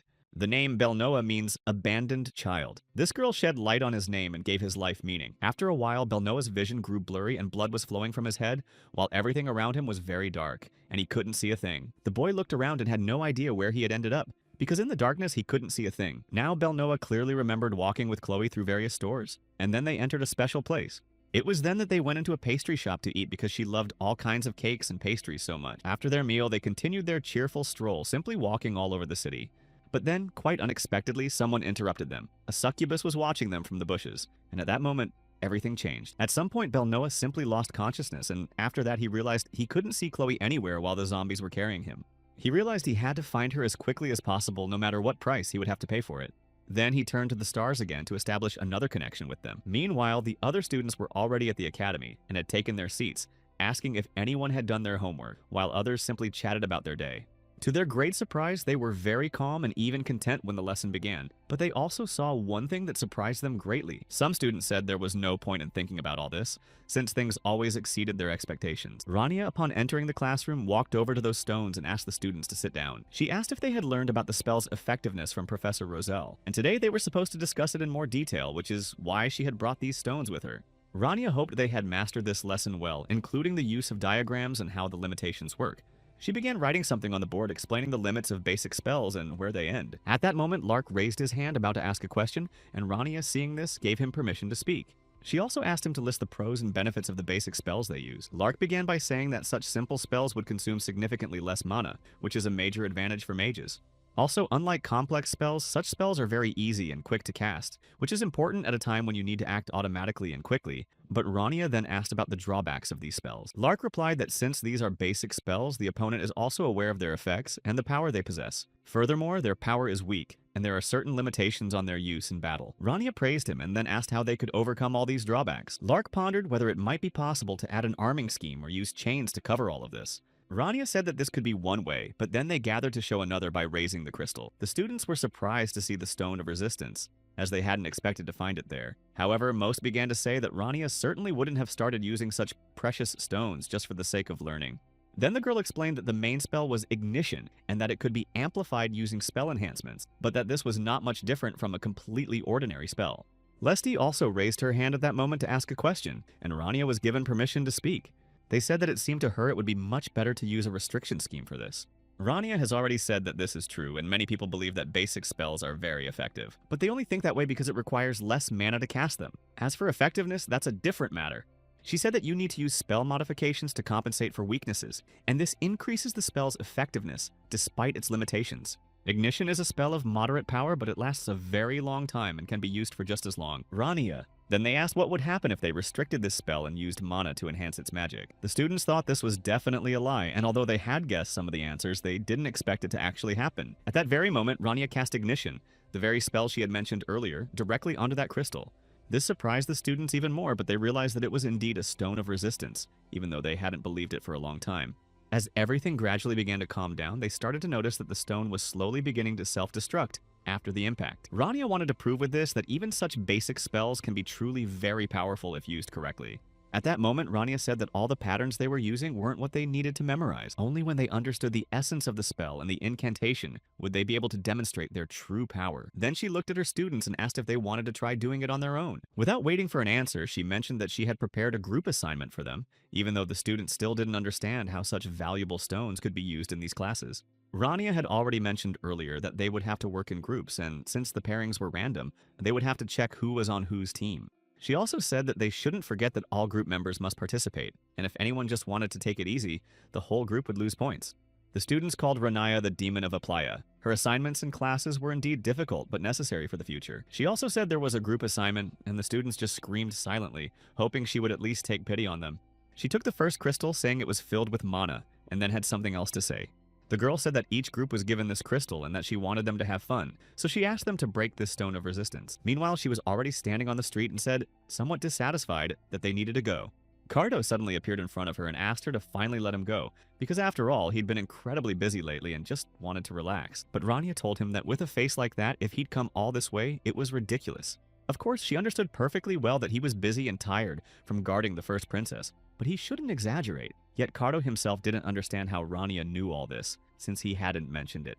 She laughed, saying that without her nudging, he was very slow to realize things, and if a dog couldn't take its eyes off a target for a long time, it had something to do with the royal family. However, Cardo simply said that he had many other matters to attend to besides those Rania knew about. One of the maids caused quite a commotion in the palace, and then, quite unexpectedly, ran away from everyone. It seemed that this maid was the first princess's personal maid, but unfortunately she left no evidence of herself. Since that maid had smashed and set everything on fire, there is no evidence. And now Cardo has to cooperate with Renelle as well. The warrior said that the atmosphere in the palace was simply dreadful right now, and seeing the look on Renelle's face, he asked if something had happened. Cardo should have been the first to worry about this. If he had been told something else, he would already have another assignment from his superior. Hearing this from the soldier, Renelle just called him an idiot, and Cardo just laughed heartily.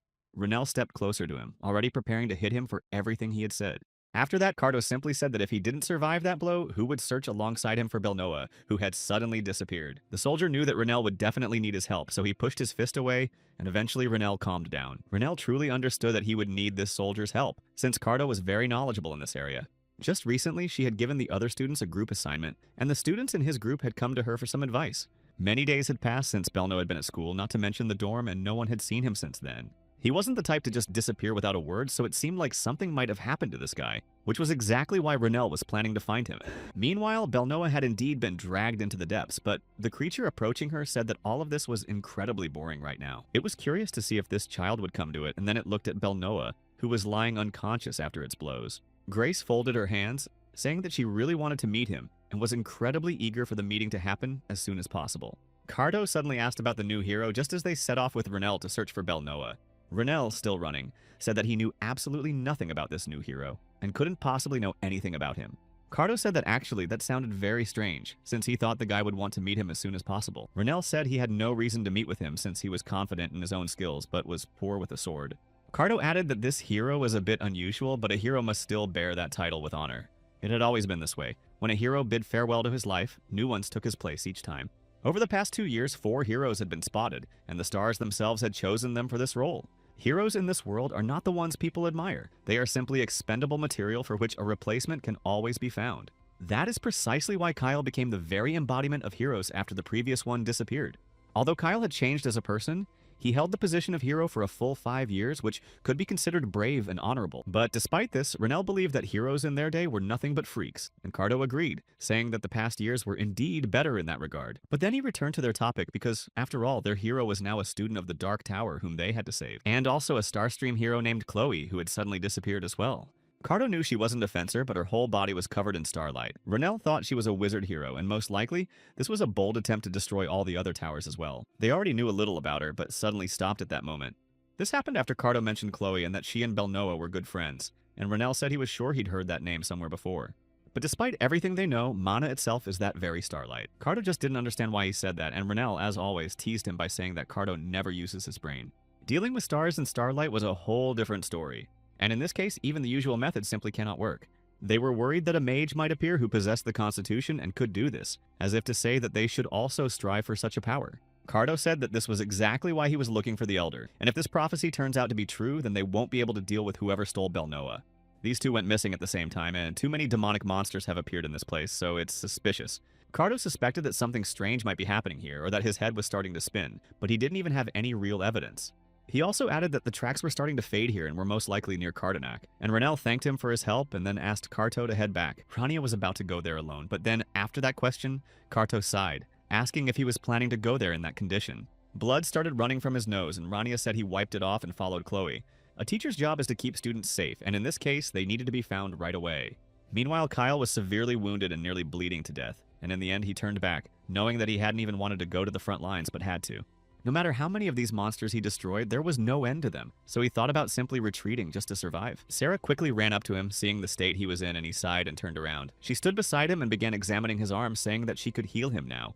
Sarah did everything she could to help him, and as always, she saved him when he was on the brink of death. In the end, she couldn't hold back her tears, not understanding why everything was happening this way, and realizing that if they had acted differently, things wouldn't be so bad. She knew that if that person had been there, everything would have turned out completely differently, and perhaps there wouldn't have been so many injuries. Finally, Kyle said he felt perfectly fine after her healing, and asked her to go back. Sarah walked away, telling him to be careful, and behind them, the warriors reappeared, approaching Kyle with renewed strength. Kyle was just surprised that these monsters weren't starting to destroy people like they had before. He also reflected on the fact that the heroes weren't all that great, but if these creatures decided to destroy humanity, that would be the end of it. They simply wouldn't have any way to stop those creatures, and there would be more and more of them, with new forces appearing every day.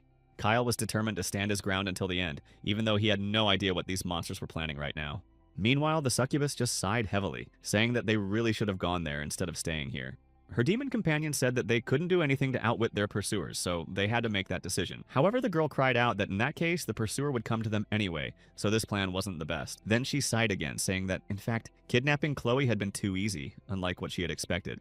Until now, it had seemed to her that the capital was somehow special, but after the disaster struck, it vanished. And now, as the lady pondered this, he recalled something. He said that it was a long time ago, back when he had the chance to meet Lord Skabal, and the other three asked him why he was sitting there. The girl asked what happened next, and then he explained that from the very beginning, this agreement was a true revelation, and trade took place differently.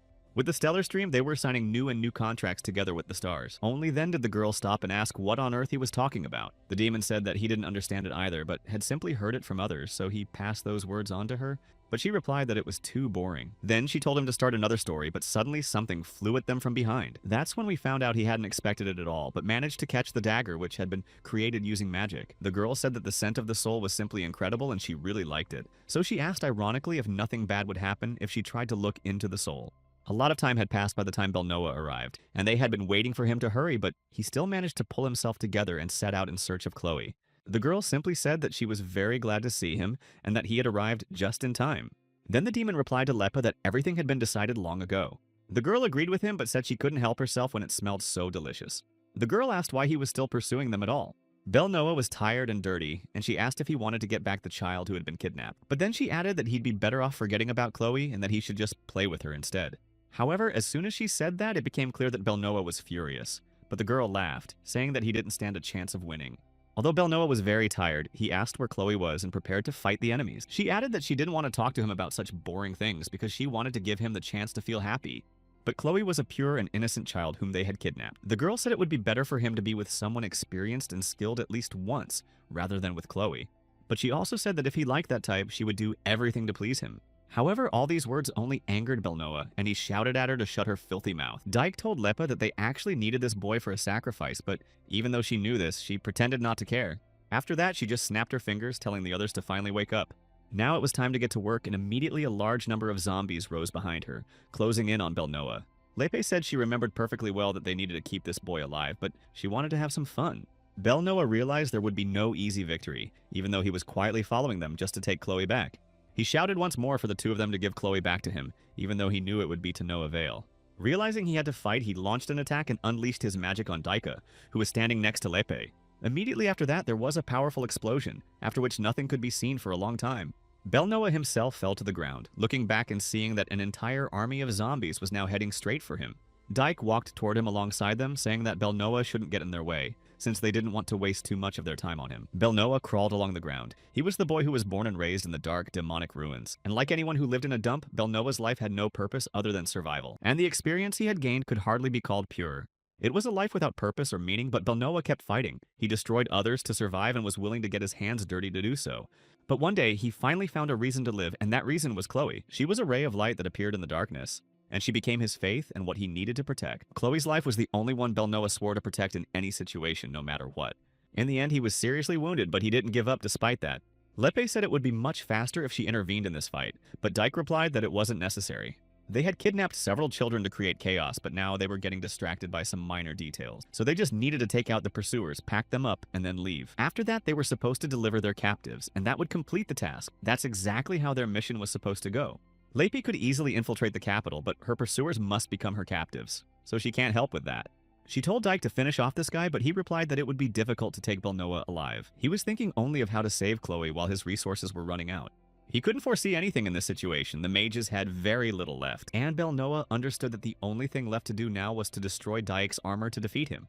Lepe and Dyke just looked at him, saying that something very interesting must be about to happen. But Dyke then told the girl to withdraw her army from Belnoa immediately. After that, despite his near-total lack of mana, Belnoa began to act and try to attack his enemies. And Dyke quickly realized that Belnoa was using dark magic, even though it was currently causing him great harm. The boy hoped that this power would be enough, and that he could thus hold them off and destroy them.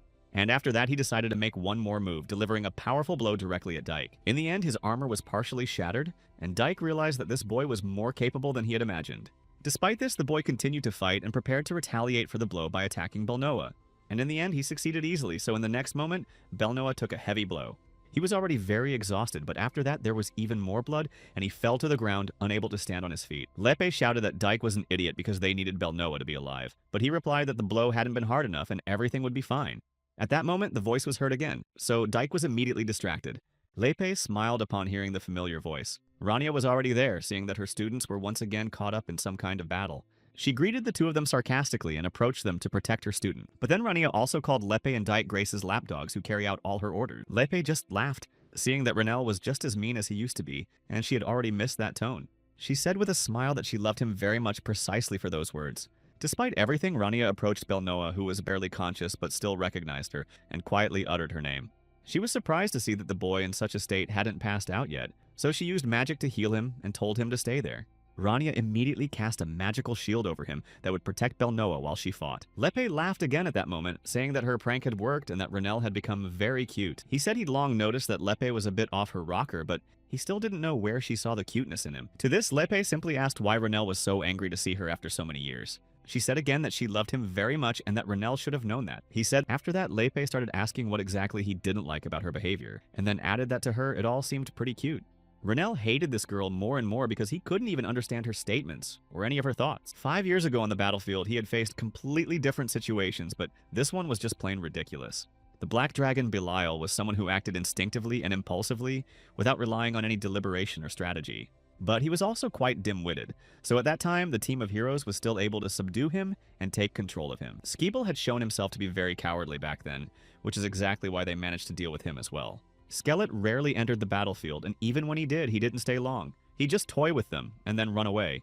Ganicolt was a true warrior, and he would not pursue those who dropped their weapons and began to flee in order to destroy them. Every disaster had its own pattern. Apart from this girl, her value, faith, and actions had nothing in common with this woman. Lepe said that at first she didn't know Renel's value, and the second time Russia had to destroy him, and even the third, fourth, and fifth times, all because Renel was simply in the way, and she had no other choice. She also apologized, saying she couldn't do it today, but added that if Renel would just peacefully hand over the child, she would leave. Renel just shouted, saying she was talking nonsense, and besides, Dyke had already started getting really angry and attacking others. But the girl just laughed as if not noticing any of this, and turned her gaze to him. Lepe said that in reality that wasn't quite the case, recalling the giant snake that was holding many people against the backdrop of burning buildings. She added that he didn't even know that if she had been more serious at that moment, everything would have turned out completely differently. Renel seemed to think everything was fine, but in that case, she demanded that the boy give her the child. Lepe said she needed this child and wouldn't go anywhere without her, and she needed that girl who looked so much like her. The girl also asked if he was going to stop her alone right now, or at least call someone for help. Lepe said that Renel didn't even have anyone nearby who had the blessing of the stars, or at least a priest or an archer. But just then, Renell lunged forward using his magic to try to stop her. He looked at his rival, saying that there was no point in even dreaming of something he definitely couldn't have. At that moment, Grace appeared before him, laughing just as much, not taking any of his words seriously. She laughed, saying that it was very funny to confuse stupidity with bravery, which was exactly what Renell was doing right now. But then she added that if that's what he wanted, then let him do it. Let him try to stop her if he could. She also added that it would be nearly impossible to stop her, but if he wanted to, he could try. Renell could only sigh heavily as he looked at her, saying that Grace's laughter was incredibly unexpected for him. Just at that moment, the giant snake began to attack him and struck the floor beneath his feet, but Renell managed to jump out of the way at the very last moment. Grace laughed and said they could play outside for a bit, but he already thought she just wanted to get away from him. The girl replied that this place was too small and there was nowhere to run, so they'd better go somewhere with more space. Renell realized that even though he was talking to her so boldly, he wasn't in a state to overpower her, since he knew he had grown weaker. Of course, he didn't know why, but disasters didn't directly reach the royal capital, as if there were some kind of agreement they weren't aware of. Then he decided to act immediately in order to have at least some chance of victory and turn to the scales. At that moment, the scales turned to the wizard, telling him that he must name his price. Renell paused for a moment, then said he would make a sacrifice, and after that, their agreement was sealed. He knew that although he had been greatly weakened, it didn't mean Grace was impossible to defeat, and in the end, he had grown accustomed to all these disasters anyway. The girl just looked at him, saying that the ash-gray mage's color was truly beautiful, and she couldn't stop admiring it. Grace added that for her it was the color of nostalgia, and she always remembered what had happened back then. It was thanks to him that she could recall some good moments from her life, so she said she had to thank him for those memories. Renell just stood behind her, saying that it would be better for her to just go home right now, and that would be the end of it. The girl smiled, saying that coming from him it all sounded a bit mean, and even saying such words was too.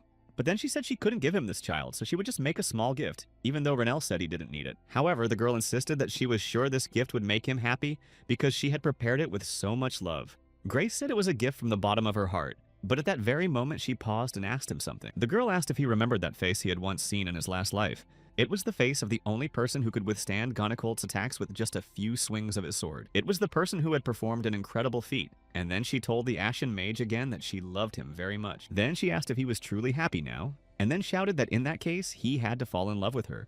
Grace looked at him for a while longer while Renell remained silent and laughed, saying that he was so happy he had even lost his voice. At that moment, the boy began to recall that very swordmaster, thanks to whom Ilmu and Kayla had once managed to escape. Renell said he knew she was really crazy, but he honestly couldn't have imagined she was that crazy. He recalled everything that had happened back then, and then added that what had just happened was too much. Grace immediately approached him, asking what would be best to do in this situation, and inquired whether he was angry with her and wanted to destroy her right now. Then she added that it would be better for him to just calm down, because eventually she would destroy him first anyway. Earlier, the elf was standing amidst the blooming cherry blossoms and saw Gloria, whom he had been searching for quite some time. It was Armiel, and she smiled when she saw the boy, then asked if he had been looking for her. He said, "Of course I was looking for you," and then showed her the book, saying that she had done something very foolish again. Gloria stepped back, saying that he had no right to do that because she was dressed so beautifully right now, and he was ruining it all. Armiel just sighed heavily and looked away, saying it was too stupid for him to even talk about it. He had reminded the girl many times that one must first practice writing before doing so, for the screams of the soldiers coming out of anesthesia pierced even the heavens. In the end, Armiel realized that it was truly impossible to teach her this, at least with words, so he told her to follow him so she could see how it was done. Gloria followed him, thinking that even if he didn't say it out loud, he was very caring toward her. She was a saint who had the ability to hear prayers and carry them to the stars, so that the words of ordinary people would be heard by them. She also existed to convey the will of the stars, and she was a saint whom people praised and worshipped as a higher being. And she was the only being who could maintain her connection to Earth as an ordinary person. Armiel was exactly the being who could do this, and she often called him Ash-haired. At that moment, Grace told the mage that he reminded her very much of Armiel from back when everything was different. That's why she said she wanted Renell to entertain her a little, since things had gotten too boring. Grace added that if he did that, she would give him happiness, and then she laughed as she sat down on the dragon. Then the swordmaster, whom she had resurrected as a zombie, grabbed his weapon and, laughing, lunged at Renell. However, he had no intention of giving up and continued to use magic to protect himself and fend off his opponents. Grace just kept saying that she loved him very much and considered him incredibly precious, but at the same time pitiful in his existence. She wanted all of this to shine even brighter, and the color of his life was supposed to burn even stronger and more passionately. She kept laughing, using more and more of her power, and asked Licton to show her even more of these incredible stories. At that moment, the man with all his might and under Grace's command lunged straight at Renel with his sword. She asked if he liked all of this, for his swordplay was so perfect and flawless that it had reached the level of Kuntal, and he possessed a proud and noble will. But there was one thing, namely that this man's body wasn't ready for it. Grace, at that moment, Licton found himself next to him again and swung his sword, but Renel managed to use his shield to defend himself. Then it was his turn to attack, which he did, successfully striking Licton, after which they both fell. Grace sat on her dragon and laughed, saying that she was glad the Ashen Mage had enjoyed all of this. But she also added that none of this would be of any use to anyone, and after that Licton, who had managed to get back up, began attacking Renel again. However, in the very next moment his hand detached from his body, even though Renel was just standing there looking at it all in surprise. Grace said that Renel was very special and dear to her, so she had put a lot of effort into completing this wonderful gift. Now this poor man had a perfect body capable of withstanding all the skills he had acquired throughout his life. Although he was a defective product, thanks to her incredible power, she was able to transform him into a perfect one. Renel just told her to shut up again, but Grace laughed, saying that if he wanted that, he'd have to do it by force. The dog had a new toy, but it was quite naughty, so the girl laughed, saying he should cheer her up. At that moment, another warrior approached Cardo and said that the very man they had been waiting for had passed by. The boy asked what had happened to Chloe, after which the warrior said they had sent her to the royal capital. At that moment, Cardo told Gale that all the remaining knights should join the guard to destroy the demonic creatures that would appear in Cardenac. But just then, another man appeared and asked the boy if he was planning to go to Belnoa. Cardo looked at him and said yes, and then asked if he wanted to go with him, to which the older man replied that he had just been about to ask that very thing. Ichel said that this was an incredibly dangerous situation, and that the demon responsible for all this was an incredibly powerful creature. That's why he needed to hurry, and the man suggested using an artifact, explaining that it was a ring of acceleration created using black magic in the dark magic tower. Cardo asked if there were any other magical tools they could use to save the student. Idle replied that he had brought absolutely everything that might come in handy in the fight, and then, together with Carto, they moved forward. The younger one asked if anything terrible would happen if Itual gave all these items away for free, to which the older one replied that there was no need to worry about that.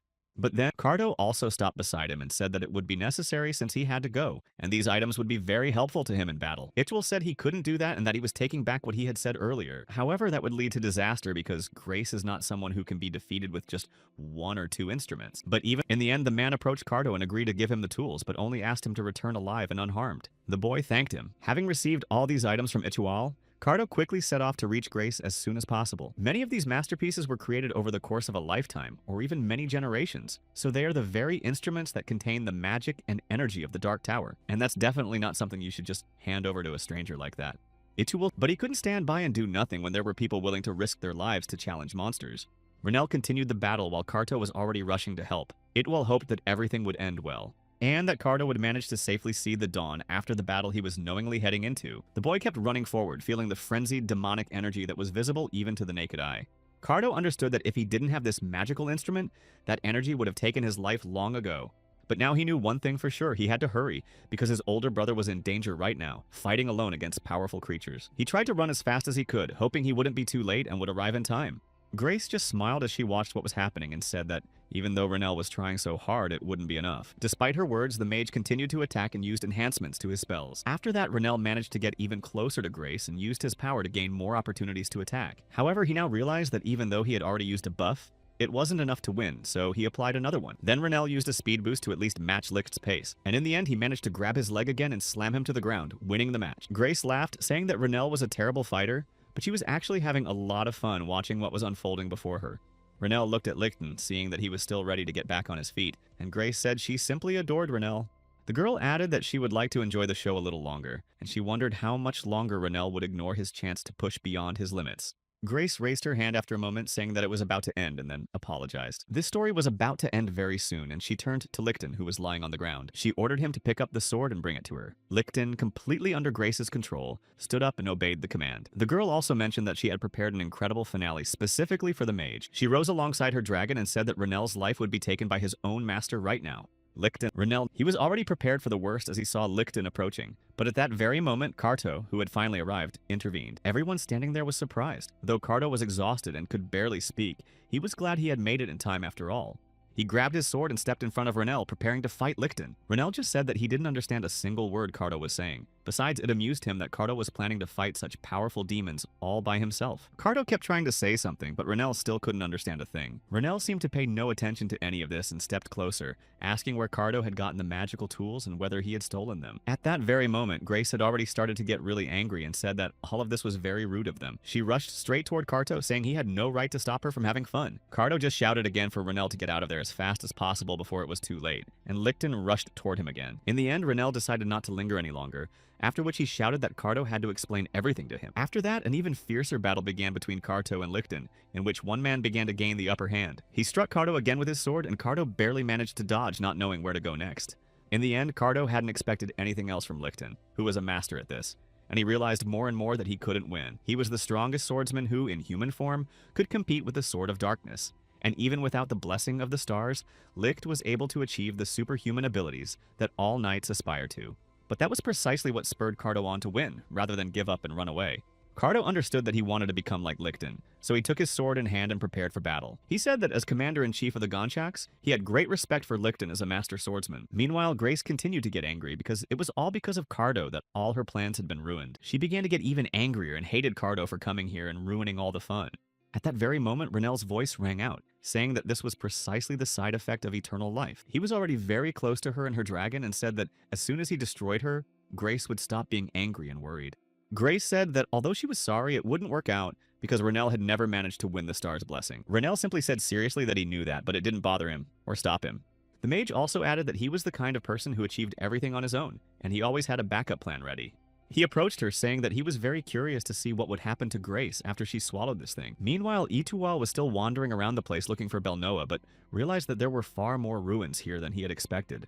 But eventually the man found the student, who was screaming that he was in terrible pain and that he wouldn't be able to hold on much longer and would collapse right there. Itual was very surprised, but glad to see that Belnoa was alive, though the boy said he didn't look like he was alive.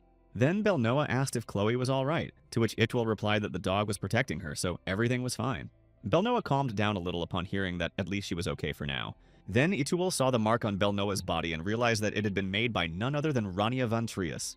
He knew that just seeing her diagram was enough to realize it was her handiwork. It was a very bold approach that defied conventional norms, featuring spells constructed differently yet highly effective. And Itual recalled one detail, for he remembered the only person who could create patterns like this. He knew that this was the very same technique that was unique and belonged to Renel van Trias. Meanwhile, the mage continued to fight Grace and her dragon, casting spell after spell. Renel was giving it his all to finish her off, and then a beam of magic flew straight at Grace. The girl just smiled and looked him over, saying that it looked very beautiful, but that he wouldn't succeed. Renel just replied defiantly that he knew all that already and didn't need her comments, so she didn't have to say it every time. At that very moment, his strength began to wane. Blood flowed from his mouth and the mage collapsed to the ground. He recalled that very day when, during the battle with the Demon King, he had sacrificed half his life for victory. The price for power that far exceeded his own was incredibly high, yet now his soul was broken and his body worn out. And even if the body had changed, there was no way to restore what was already worn out. He didn't like it at all, but it painfully reminded him that that had been the last moment when he could still turn back. Grace then descended toward him very slowly and said that all of this had been her favorite moment. She added that she had also devoted a great deal of time to making him perfect in this world and in this body. Then Renel pulled himself together despite everything that had happened to him and said he would send him after Grace right away. The girl smiled, saying that with his stubbornness, Renel reminded her very much of Licton, and she liked that very much too. Grace said that he was very different from the people she had known throughout her life. To her, human life was nothing more than a brief moment in time. It's a brief moment, but even knowing this, people continue to burn themselves out in senseless battles that cannot be won. She lashed out at him, calling all people stupid and pitiful creatures if they were willing to so easily bid farewell to a life that was already so short. But Carto stood his ground and grabbed the sword more tightly, clutching it as Grace continued to speak. He lunged at her after that, just as the girl said that the stars always choose the chosen ones. But it is precisely these people who pitifully fight for things they think are important who become the chosen ones. Grace didn't understand at all why this was happening and said she couldn't take her eyes off what she saw before her. Renel at the same time said that in that case, she'd better watch closely what he was about to do. He decided to cast the most powerful spell, Ashes to Ashes, and used every last ounce of strength remaining in his body. At that moment, he also drew his dagger, after which he was finally able to attack. However, Grace was still alive and said quietly and calmly that, in the very end, she was just one step short. At that very moment, Renel, though he was completely exhausted and could barely stand, grabbed her hand. The girl added that this was her last chance, but she still couldn't hold Renel back. Her arms were already separated from her body, But Grace seemed to be quietly uttering the name of the Ash Mage. She called him the moonlight that had shone so beautifully for so long. She had already begun to fade away, but with her last ounce of strength, she asked him to come to her sooner or later. Grace left with a smile, but added one last thing. The moment would come when she would surely destroy him. When she was already gone, Karto continued to fight and resist Licton, who had no intention of backing down. The boy was already badly wounded and couldn't fight properly, yet he stood his ground until the very end. Even the sword in his hands felt too heavy, for the demonic energy was too strong and was draining his own strength. But then he also realized that the problem wasn't just her, but something else as well, because every time their swords clashed, everything became clearer. Licton was simply an impenetrable wall, and no matter how hard anyone tried, no one could surpass him. Those superhumans at the end of their journey had crossed their own limits, and he simply couldn't break through that wall to fight such people on equal terms. Karto understood that based on their current strength, he was ultimately at a disadvantage, but he also knew he couldn't give up. So he braced himself for another attack. Although he knew full well that he was significantly weaker than Licton, now was not the time to fall to his knees. So the boy grabbed his sword and charged at the man once more. Karto knew he had to fight with all his might right now, just to have even the slightest chance of surviving and weakening Licton. He knew that if he gave up now, Licton would want his older brother to fight Grace, so thinking of this, he didn't give up. But just as the boy paused for a split second, Licton suddenly appeared right in front of him and raised his sword. He had already prepared himself for the fact that this was the end, but instantly realized that he hadn't felt a thing. When Karto looked up, he saw Licton again, who was still holding the sword above his head and was ready to strike at any moment. But just as suddenly, it was all over, and the man simply vanished from his sight, so although Karto was very surprised, he thought it was all over. He didn't have the strength even to stand on his feet, so he fell to his knees, yet joyful, realizing he had fulfilled his mission. Karto realized that if Licton had disappeared so suddenly, the only reason for it could be that the older man had defeated Grace. The boy barely crawled to a tree and leaned his back against it, realizing that his whole body ached and he couldn't stand up, yet he was glad that at least he had survived. Karto looked around and breathed heavily, seeing the mess that had ensued after all this. Eventually, he saw Renelle, who said he'd briefly thought that Karto was Grace's surviving familiar, and the boy replied that he hadn't even expected such comments about himself from him. Eventually, Renelle sat down next to him and also leaned against the tree, nudging Karto slightly away. And although he was acting in his usual manner, he looked at Karto, about to say something to him. Renelle held his breath for a moment, then, looking at Karto, sincerely thanked him for his help. This surprised Karto a little, but he finally smiled, saying that Renelle would live a long life and would be able to praise someone else, but after that, a quarrel nearly broke out between them again. However, the mage decided not to dwell on it and said that Karto's opponent was a master of the sword, and the boy had acted very recklessly, besides using so many magical items. Karto simply asked if one book would be too few, and Renelle immediately replied that it would be far too few. But in the end, he definitely had to be grateful for surviving the battle with Kuntale, whom it was almost impossible to defeat. Renelle added that Karto was well aware of this man's power, but still rushed into battle, because this guy was the kind of person who would say he'd do something, and then actually go and do it. Karto just sighed, looked at him, and smiled again, saying that someone had to do it anyway, so he took it upon himself. He continued, still smiling, saying that there was one person he knew very well who always acted the same way. Renelle just replied that the guy had a loose tongue, but in any case, he was grateful for the help, and Karto then asked him for help with the aftermath and stuff like that. Meanwhile, Chloe stood among everyone and called out to Belnoa, shouting very loudly. The boy himself was sitting next to the others on some kind of wooden platform, and Chloe, meanwhile, started running toward him, saying she was glad to see him alive. Of course, the girl was glad he had survived, but she saw how badly Belnoa had been hurt. Yet she seemed unable to even pay attention to what he was saying about being in pain, since she didn't even give him a chance to say it. Only a moment later did she hear him say, "Please let him go," so she stepped back.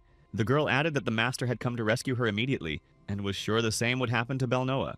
At that very moment, Chloe became sad because she realized that Belnoa had been so badly injured simply because he had tried to help her and save her from her enemies. She looked at him and quietly thanked him, saying that he was saving her yet again. Belnoa smiled and said that none of that mattered anymore because, even though he knew Chloe was safe, he still wanted to go there to make sure. However, after he said all that, Belnoa noticed a few facial features that Chloe had. It seemed a little strange to him because she looked very much like the martyr Grace, who also had white hair and light green eyes. Grace actually looked like a grown-up Chloe, though he himself didn't understand the connection between what he was thinking. However, this time Belnoa was certain that it had nothing to do with her having been kidnapped, meaning something similar might happen again. Then the girl suggested calling a priest if he was still in pain, but Belnoa said he was fine, so there was no need to worry. Then he sighed, saying that he was actually the leader of the group assignment, but instead, he hadn't even managed to show his face once on this mission. Chloe started laughing at this, even though the guy didn't understand what was funny about what he'd just said. She just said that Belnoa was starting to act like a very diligent student, and he was about to say that he was exactly that. But in the end, Chloe simply cut him off, saying that they could go home together and held out her hand to him. Belnoa decided not to think about any of this anymore, so he took her hand, still wrapped in bloody bandages, and agreed. She also said she really wanted to enroll in the academy as soon as possible, and asked if their summer clothes were cute and pretty, to which Belnoa replied that those clothes probably did look pretty good. Chloe was very curious to learn more about Rania, whom Belnoa and the master had told her so much about. She knew that Rania had helped him this time as well and given him some advice, and Chloe added that, in that case, she was a wonderful teacher. Belnoa decided not to mention it, but simply recalled the specific lessons Rania had taught him when she had beaten him at one of the tasks. In the end, he decided to keep her in suspense a little, saying that Chloe would figure it all out on her own when she met her.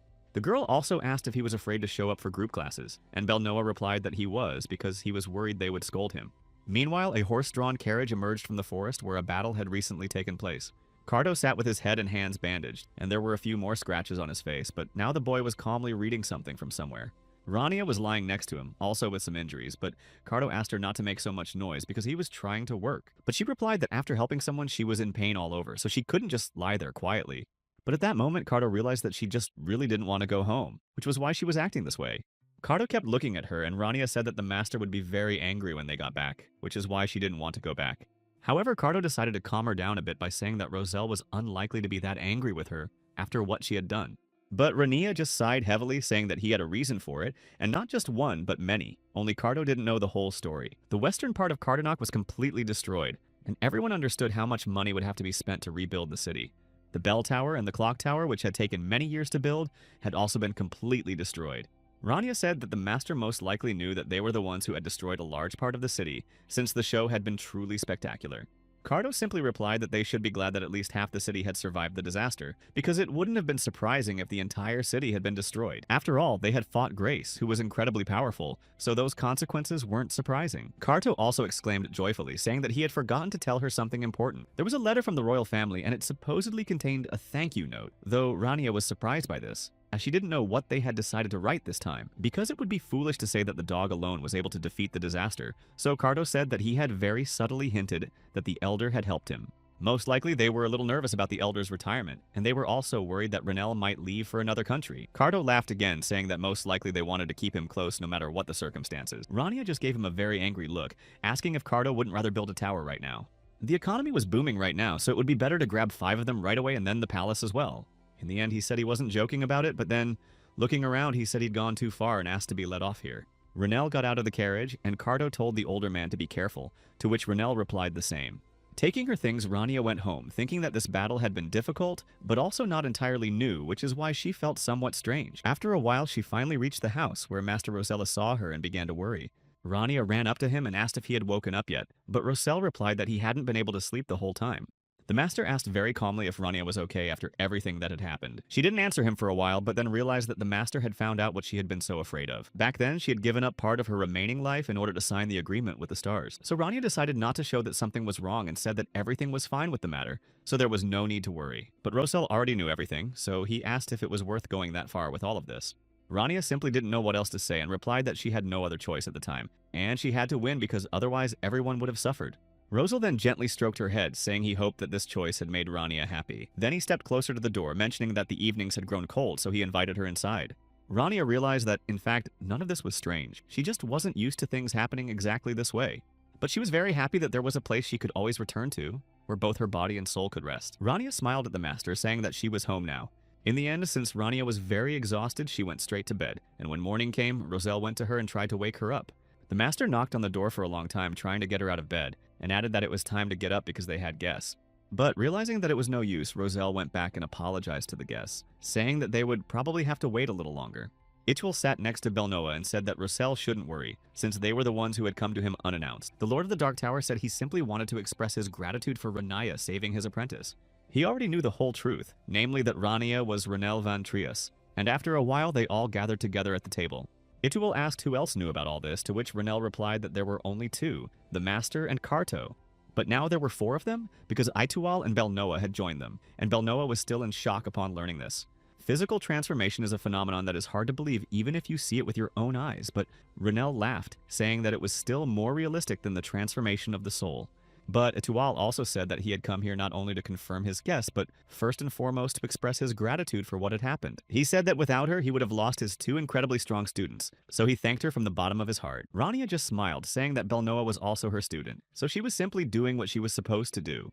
However, Itual said that he was very grateful and would never forget Rania's act of kindness. Renel simply asked him to keep his secret, as he would be very grateful if the man didn't go around shouting about it in the streets, and Itual said he would never do such a thing. He also said there were some people he'd like to introduce Rania to, and as soon as her injury healed, he asked her to come to the Dark Tower. Finally, after that, Itual spoke with Roussel and then turned to Belnoa and told him it was time to go. However, Rania noticed that he wasn't leaving and asked if he had any questions, to which he replied in the affirmative. He was very nervous, and it was obvious, but he wanted to ask what he needed to do. Rania was actually very surprised to hear his question because the boy asked how he could extend his lifespan. She had previously tried to perceive lifespan as a part of her body but had failed, and Belnoa, upon asking about it, became very agitated and flustered.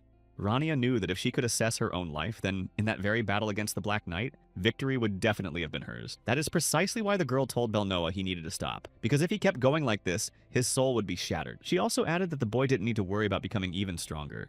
Rania smiled and asked if, with that name, he was really who she was. Meanwhile, the students in the lecture hall had already gathered for class, and were continuing to talk about what had happened, specifically about this class, what had happened to Cardenac, and just how many ruins there were. The Belnoa group was also very worried because the boy was supposed to be their leader, but he wasn't even in his room, so they didn't know who would explain everything.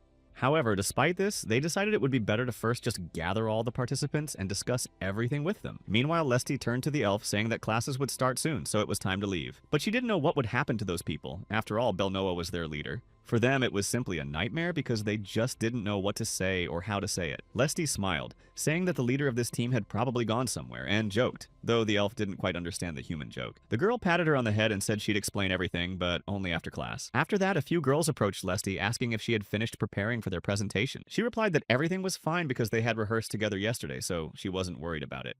The girls said, on the contrary, that they were very nervous despite that, and then asked why she was so nervous if Lesty herself would be giving their presentation. In the end, they didn't get a chance to finish their conversation because Rania walked into the classroom, so they simply wished their leader good luck. Rania then addressed the audience, explaining that according to the plan, today's session would feature a demonstration of the presentations created by the groups.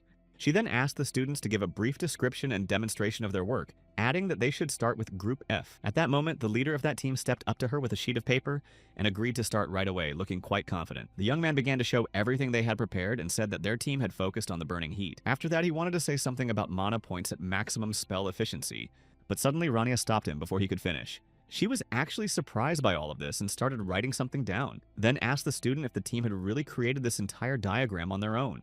Rania became more serious, saying that even a quick glance made it clear this was a complete diagram, which is why she was very curious to know if the students had created it themselves. Then she decided to ask more questions and inquired about the purpose of this curve in the diagram. The boy, still standing in place, just laughed and got even more nervous because he didn't even know how to answer such a question. They had previously heard that a circuit just had to be beautiful, and if something was left without a purpose, it wasn't a big deal. Rania also added that the way these additional elements coexist only creates more effects with limitations in the balance. So she added that she really wanted to know how this curve works and what its role is, so she asked again what it was for. The boy almost started crying as he begged her to at least let him live, saying he was really sorry about it. Rania finally just sighed, saying that the group would be disqualified, and jotted something down. After that, it was Group E's turn to perform, but after the previous disqualification, the team's leader was very nervous. She went up to Rania, not knowing what to do at all, since she was sure they would also be disqualified, but she just hoped that their routine was okay. After she finished their presentation, Rania paused for a moment and said that actually it wasn't bad at all. But then she also said that perhaps the group could fix the errors by adjusting the connections in the code, so she encouraged them to try. After that, the professor just smiled, seeing how the girl was feeling anxious, and said it was a very good presentation, so they were praised.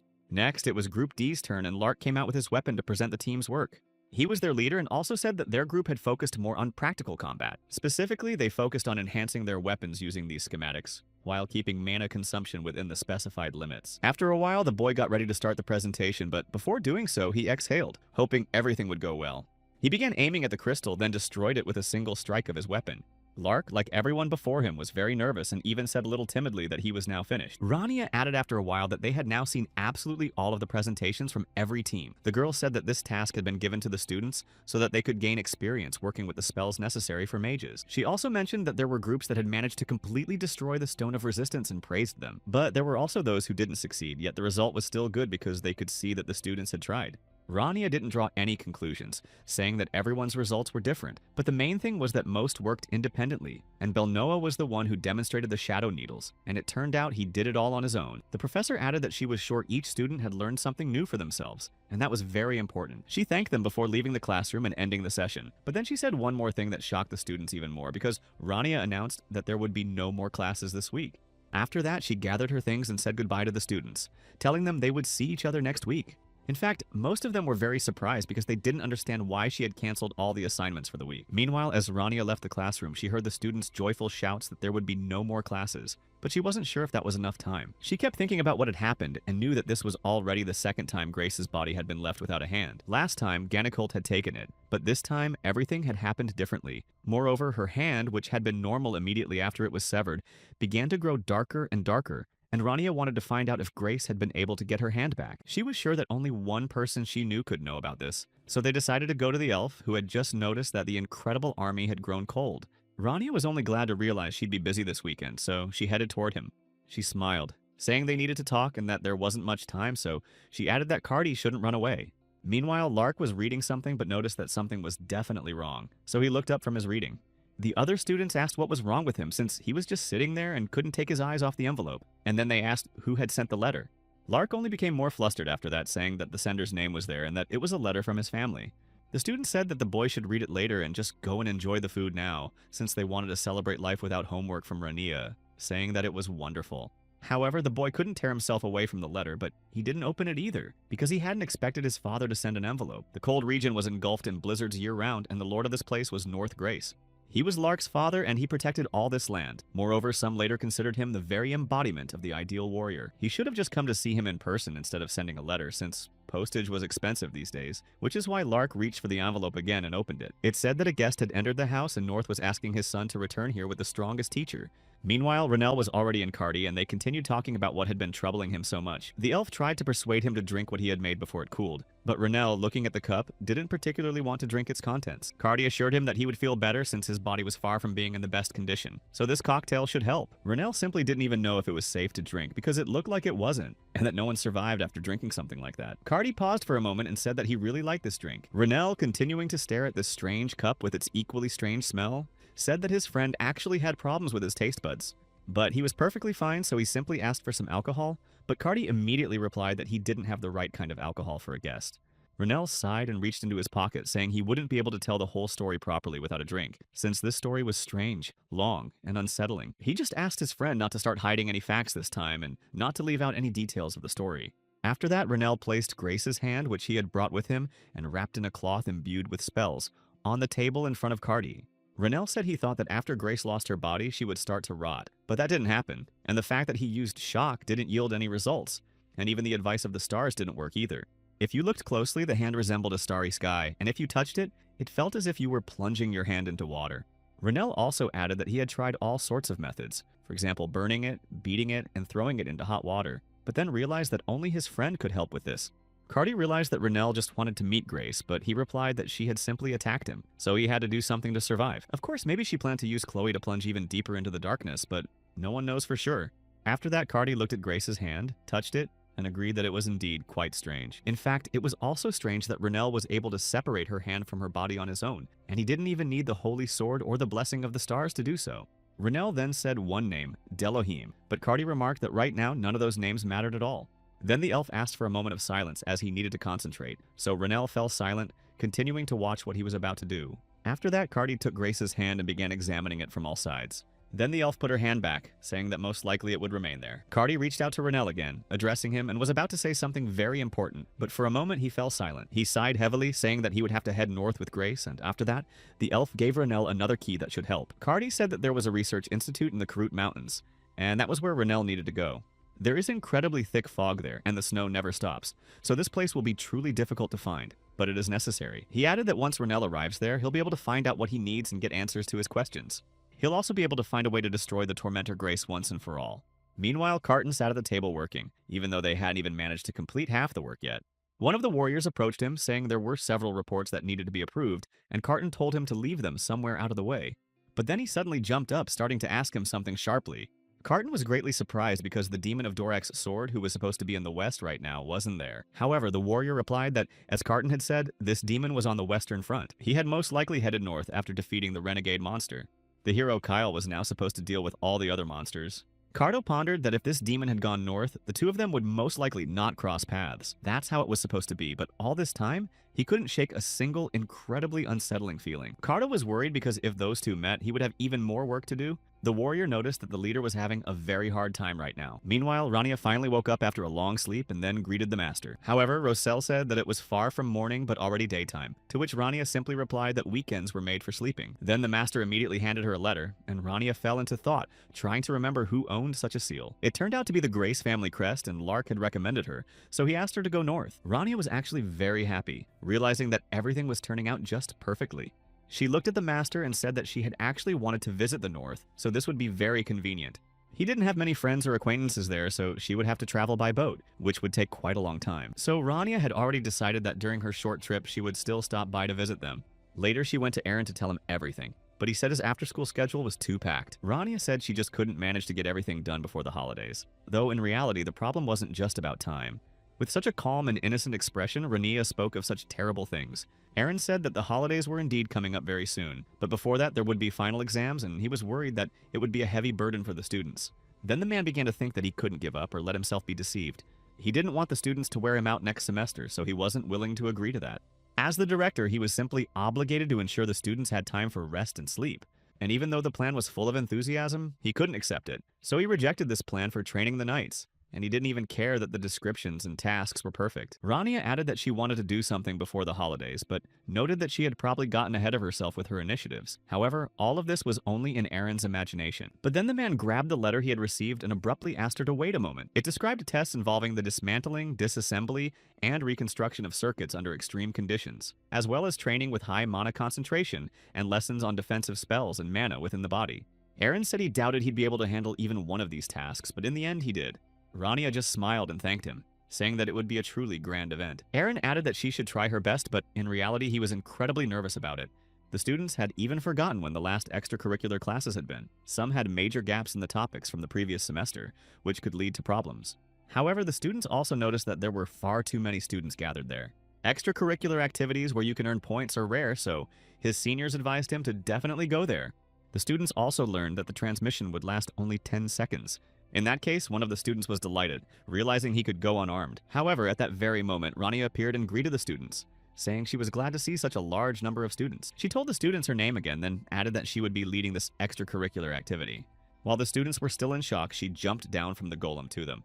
Just as she had said, everything was very simple. The students only had to use defensive spells and survive the golem's attack, and the winner would receive 50 points. Of course, the students were shocked by what they heard, since they didn't know how they would be able to stand up to this creature. Rania said that, of course, there was a system in place to ensure their safety, so there was no need to worry, as they would survive no matter what. She also decided right from the start to give them a small demonstration so the students wouldn't be so nervous. Lesty was very nervous, but when she helped with the practice performances, she was told she would receive extra points, so she came here. But now she thought those points definitely weren't worth it. She was so scared that she just closed her eyes and thought only about how to save herself, but at that very moment, a shield was cast over her. The monster attacked her after all, but the girl was fine because the magic protecting her was stronger. The other students were terrified when they saw this, but when the sand cleared a bit, they began to realize that Lesty was still alive. Her friends quickly rushed over to her, asking if she was okay, but although Lesty was fine, she was extremely shaken. This monster was equipped with shock detectors, and thanks to this, any physical blow they received from it would be reduced to mere traces of magic. The point is that even if this monster hits the students too hard, they'll remain alive and unharmed. Rania added that she had simply made the golem consist entirely of mana for the sake of the lesson. She also added that if the students left now, they wouldn't be able to participate in other extracurricular activities. She had heard that the results of extracurricular activities were mandatory requirements for graduation, so she made everything as simple and clear as possible. In that case, the students simply had no choice and were forced to stay here, and Rania asked them to do their best.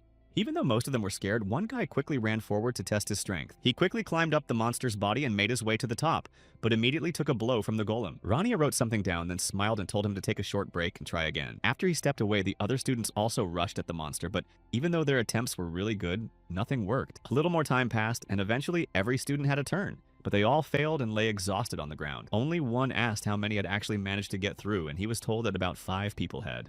What worried and angered them more, though, was that he could read the monster's attacks but couldn't block them. Eventually, his friend got back up and, even though he was very exhausted, decided to try again. The other also said he didn't want to give up despite all the difficulties in the battle. The 2 girls were talking among themselves, trying to figure out which strategy would work best here, and they all really wanted to move forward and were working on it. They gathered in groups to make it easier and then discussed spells and strategies. Rania watched all of this and was very pleased with what she saw, because for her the most important thing was that the students were learning to work hard and not give up.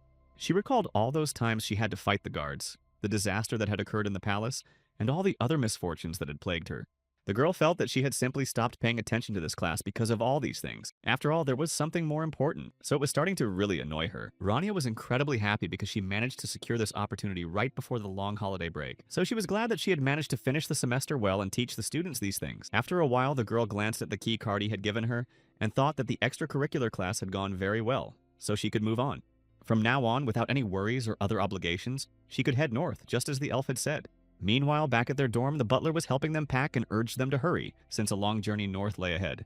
His name was Sebas, and he was the head butler of the Grace family, so he was in charge of all this and was packing the suitcases. The others hadn't even expected this, for they had forgotten that Lark was, after all, an aristocrat, and there were so many suitcases and a luxurious carriage. Lark himself was standing next to the butler, but suddenly he was called over and asked to come here.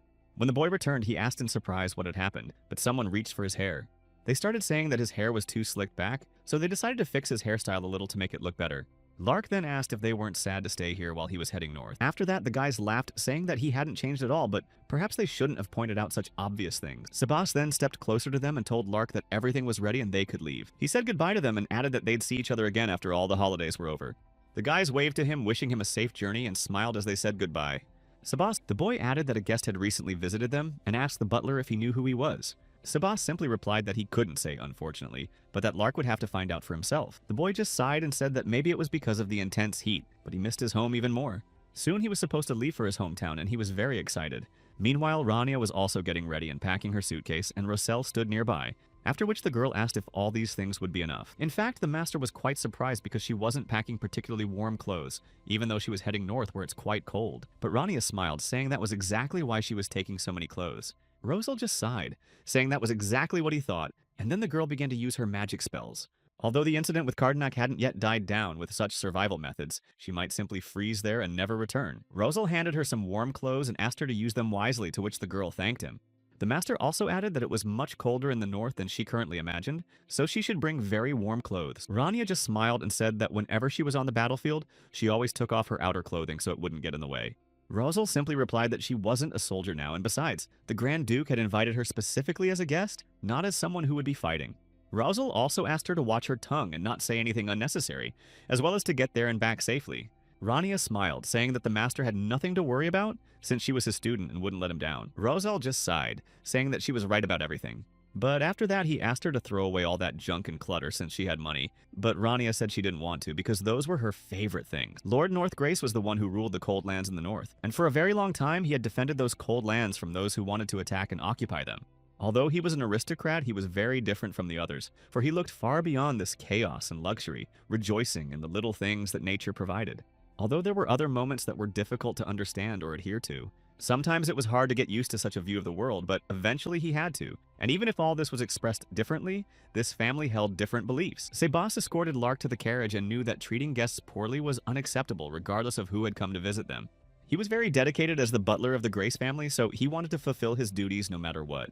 Sebas wanted to present the best image of the North no matter what, and Rania meanwhile had already reached the carriage. When Sebas saw her, he bowed and introduced himself, though Rania hadn't expected things to be so hospitable. He said that Lark was already waiting for her in the carriage, and that the crew would take them to the north, and he would take care of the luggage himself, so he simply asked her to enjoy the ride. After a while, Rania found herself in the carriage next to Lark, who thanked her for accepting his sudden invitation.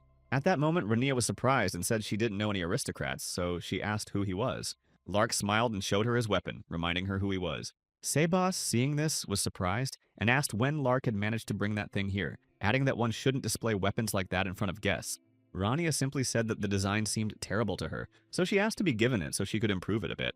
Lark agreed, and then Rania asked if there were many trolls and orcs in the north, to which Lark replied in the affirmative. Sebas got into the carriage, thinking that Lark had done something foolish, but after all, Rania was also a guest who had been invited to the north. Lark began to explain that a troll's neck could be destroyed with a single press of a finger, and then it would snap. Meanwhile, Kyle and his army were already ready to engage in yet another battle. Their enemy merely sneered that Kyle was a real idiot if he trusted the stars so much. After a while, the skeleton appeared before the boy and asked if he was going to stop him alone. Even then, Renell didn't understand why Kyle was so interested in skee-ball, and he also added that the alcohol here was just awful. Renell also said that Skabal loves twisted traps and altars, and on top of that, he won't fight head-on. Instead, he hides behind the scenes and sets traps. In reality, the skeleton had far too many vessels where mana was hidden, so no matter how much you destroyed, there would always be more. Skeeble was smart but very timid, so he constantly calculated every move in advance and took countermeasures. All these traps and altars are just part of his strategies. If you give him even the slightest chance, he'll go berserk and try to break free. Renell added that Kyle wouldn't have defeated Skibal if he hadn't provoked him himself, and besides, there's only one way to defeat the skeleton. At that moment, Kyle was very confident in his victory, but when things turned out differently, he began to doubt his own strength. Because of the renegade monsters, they had lost almost their entire army and now had no way to continue fighting. The Demon King's army was gathering on the eastern front, which was on the brink of chaos, so Kyle thought they wanted to stop him and completely occupy that territory. At the same time, Kyle thought long and hard about what might have happened if Renell had been present in this situation. He began to devise spell formations, adding that there was no one here who could stop him. This meant that no one could clear a path for Kyle here, so he was doomed. Skeeble continued to taunt him, saying that Kyle was completely helpless without the help of the Ash Mage. Kyle tried to convince himself that his strength would be enough, while Sarah worked on his barrier and healing. He drew his sword, declaring that he was the very hero chosen by the stars and therefore he would win. Kyle prepared to win at any cost and lunged at Skeeball, who was already expecting his attack. But then the skeleton just smiled, saying that now he himself had to thank Kyle for the fact that he could now use his spells. Without a moment's hesitation, Skeeball cast a reflection spell, directing it at his opponent. Having created the necessary spells for this, Skeeball used the magic against Kyle, who hadn't expected the attack at all. The skeleton laughed, adding that Kyle would never be able to destroy him, so it was ridiculous to even try. Kyle stood there, wounded. Because of all these spells, Kyle had no chance of even touching Skeeball. Meanwhile, Lark, sitting in the carriage with Rania, looked at her, having noticed that she had suddenly fainted. She replied that everything was fine, saying she just hadn't traveled like this in a long time and had gotten out of the habit. Lark said that midnight was still a long way off, so he suggested stopping for a while to rest, but Rania objected, saying that everything was fine. She just couldn't talk about it, but it was terrible to remember those days when she was on the front lines. Back then, Renell was in the demon realm, where everything was filled with dark energy and had come here on a mission. He hadn't come here in a car or a mana-filled carriage. He had simply walked across the land, which was filled with dark energy and the remains of human bodies. But now she was riding in an elite carriage heading north, so she didn't feel like a soldier. After a while, the carriage suddenly stopped and Sebas came to them, informing them that they had decided to stop for a bit and rest while he took care of the repairs. He led Lark away, saying he had prepared food and asked the young man to follow him. Rania also stepped out of the carriage, surprised that Sebas was cooking here instead of hunting a hare. There were no sound-blocking spells or loud sounds of fighting here, besides they wouldn't have to eat grass and would be able to have a proper snack. When Rania was so shocked, Sebas was surprised but thought she just didn't like the dish, so he asked her about it. Rania replied that it was just the first time she'd eaten something like this on their journey, but it looked very tasty. She began cutting into the steak they had prepared and thought that since he was now a teacher, he could afford such extravagant things. There are heroes who think only about extraneous things, regardless of whether they're on the battlefield or not. After all, they care about only one thing. But she also thought that as long as she wasn't getting in the way on this team, they were probably working more productively and diligently. Meanwhile, Skeeball, who had just attacked Kyle, laughed even louder, calling him a poor little star boy who was good for nothing. He said that on his own, the boy was just a weakling and incapable of anything, but now he had destroyed their entire team, leaving them barely alive. Ichuel, meanwhile, had finally returned to the Dark Tower and decided to attend to his own affairs. However, they turned out to be quite problematic and difficult. At the same time, his magic orb lit up. He immediately reached for it and heard a voice asking why he had started contacting her and why he was interested in her. Ichuel just sighed heavily, saying that she was the one who had called him, not the other way around. She just started to refuse, saying that he simply wanted to appear very busy with no free time. But Ichuel really was busy and said so he asked her to end the conversation if she had nothing to say. Then Dobella smiled and mentioned Rania's name, saying that the girl was heading north right now, and if Ichuel didn't hurry, then by chance she could easily win her attention with her charm. The girl said that all this was thanks to the good work of her little Lark, and of course her own, and then added that if that happened, everything would finally be clear. Now all that remained was to keep her in check while she was in the north, and that was the difference between Ichuel and her as she saw it, but the man decided not to fall for any of it. and said that she would probably have to try very hard. After that, he simply cut off the conversation, which surprised Debella greatly, but she thought that the old man must have been bored, so that was why he did it. However, at the very least, he was giving them a head start, and now she would be able to lure the professor to the Tower of White Magic. Meanwhile, they returned to the carriage, and Lark decided to ask, if Cardo was the strongest among the swordsmen, then who would be the strongest mage? Rania didn't hesitate for a moment, saying that she herself would probably be the strongest mage. Lark was surprised, asking if there really were wizards named I, and the girl realized that their conversation had been so easygoing that she had relaxed a bit and forgotten to think before speaking. Rania then said that there were no such wizards, but there was Renelle, who had received a 3-star rating from the authorities, and added that the Ash Mage was the strongest. But there were also older liches or renegades who were also mages and were very powerful. Rania mentioned that one of them had recently been defeated by Renelle himself, and the other was not a mage but a summoner. Lark also decided to ask about the Dragon Mage, since he knew that he too was incredibly strong in his field. Rania replied that this guy wasn't actually human, so his very existence was on a completely different level. Lark paused for a moment, remarking that the girl was telling the story as if she had seen it all with her own eyes. Rania smiled and looked away, saying that she hadn't seen them with her own eyes, but had simply asked Renelle a lot of questions about it, since on paper they were supposedly family. Then she decided to change the subject and asked Lark if he had heard the story about Kyle. Lark beamed with joy and happiness because he thought that the professor also respected the swordsman Kyle, even though she was a mage. After that, she began to tell the story, saying that the church still supports that idiot no matter what. Bards constantly sing of Kyle's exploits and glorify him as the embodiment of Delohim. His blood boiled at the very thought of this Kyle and wouldn't let him rest, but Lark didn't dare say anything against it. Rania only then asked the boy who he thought could be called a true hero and who they were. Lark thought for a moment, saying that it must be the guardian of humanity, for a hero must be a shield that protects all people. Rania grew more serious, saying that in fact that was exactly the case, because from the very beginning, the essence and duty of a hero were precisely that. But in reality, Renelle called Kyle simply a spear because he didn't consider him a true hero capable of anything. Lark was surprised to hear this, but the girl decided to explain that he was talking about a spear that can only pierce its target. This spear looks only forward and moves only forward. Moreover, it possesses incredible and wild power. Although the hero didn't want to admit it, he managed to achieve this result precisely because of Rania, and she added that Kyle doesn't put in any effort at all, even though he is talented. She said that if St. Gallicar had such talent, humanity would have already overcome 1 or 2 of the 4 catastrophes. And to achieve maximum output, several conditions must be met, but Kyle left them all up to him. Rania smiled, saying that those were exactly the words her brother Renelle had conveyed to her, but Lark replied that in reality, he hadn't understood almost anything.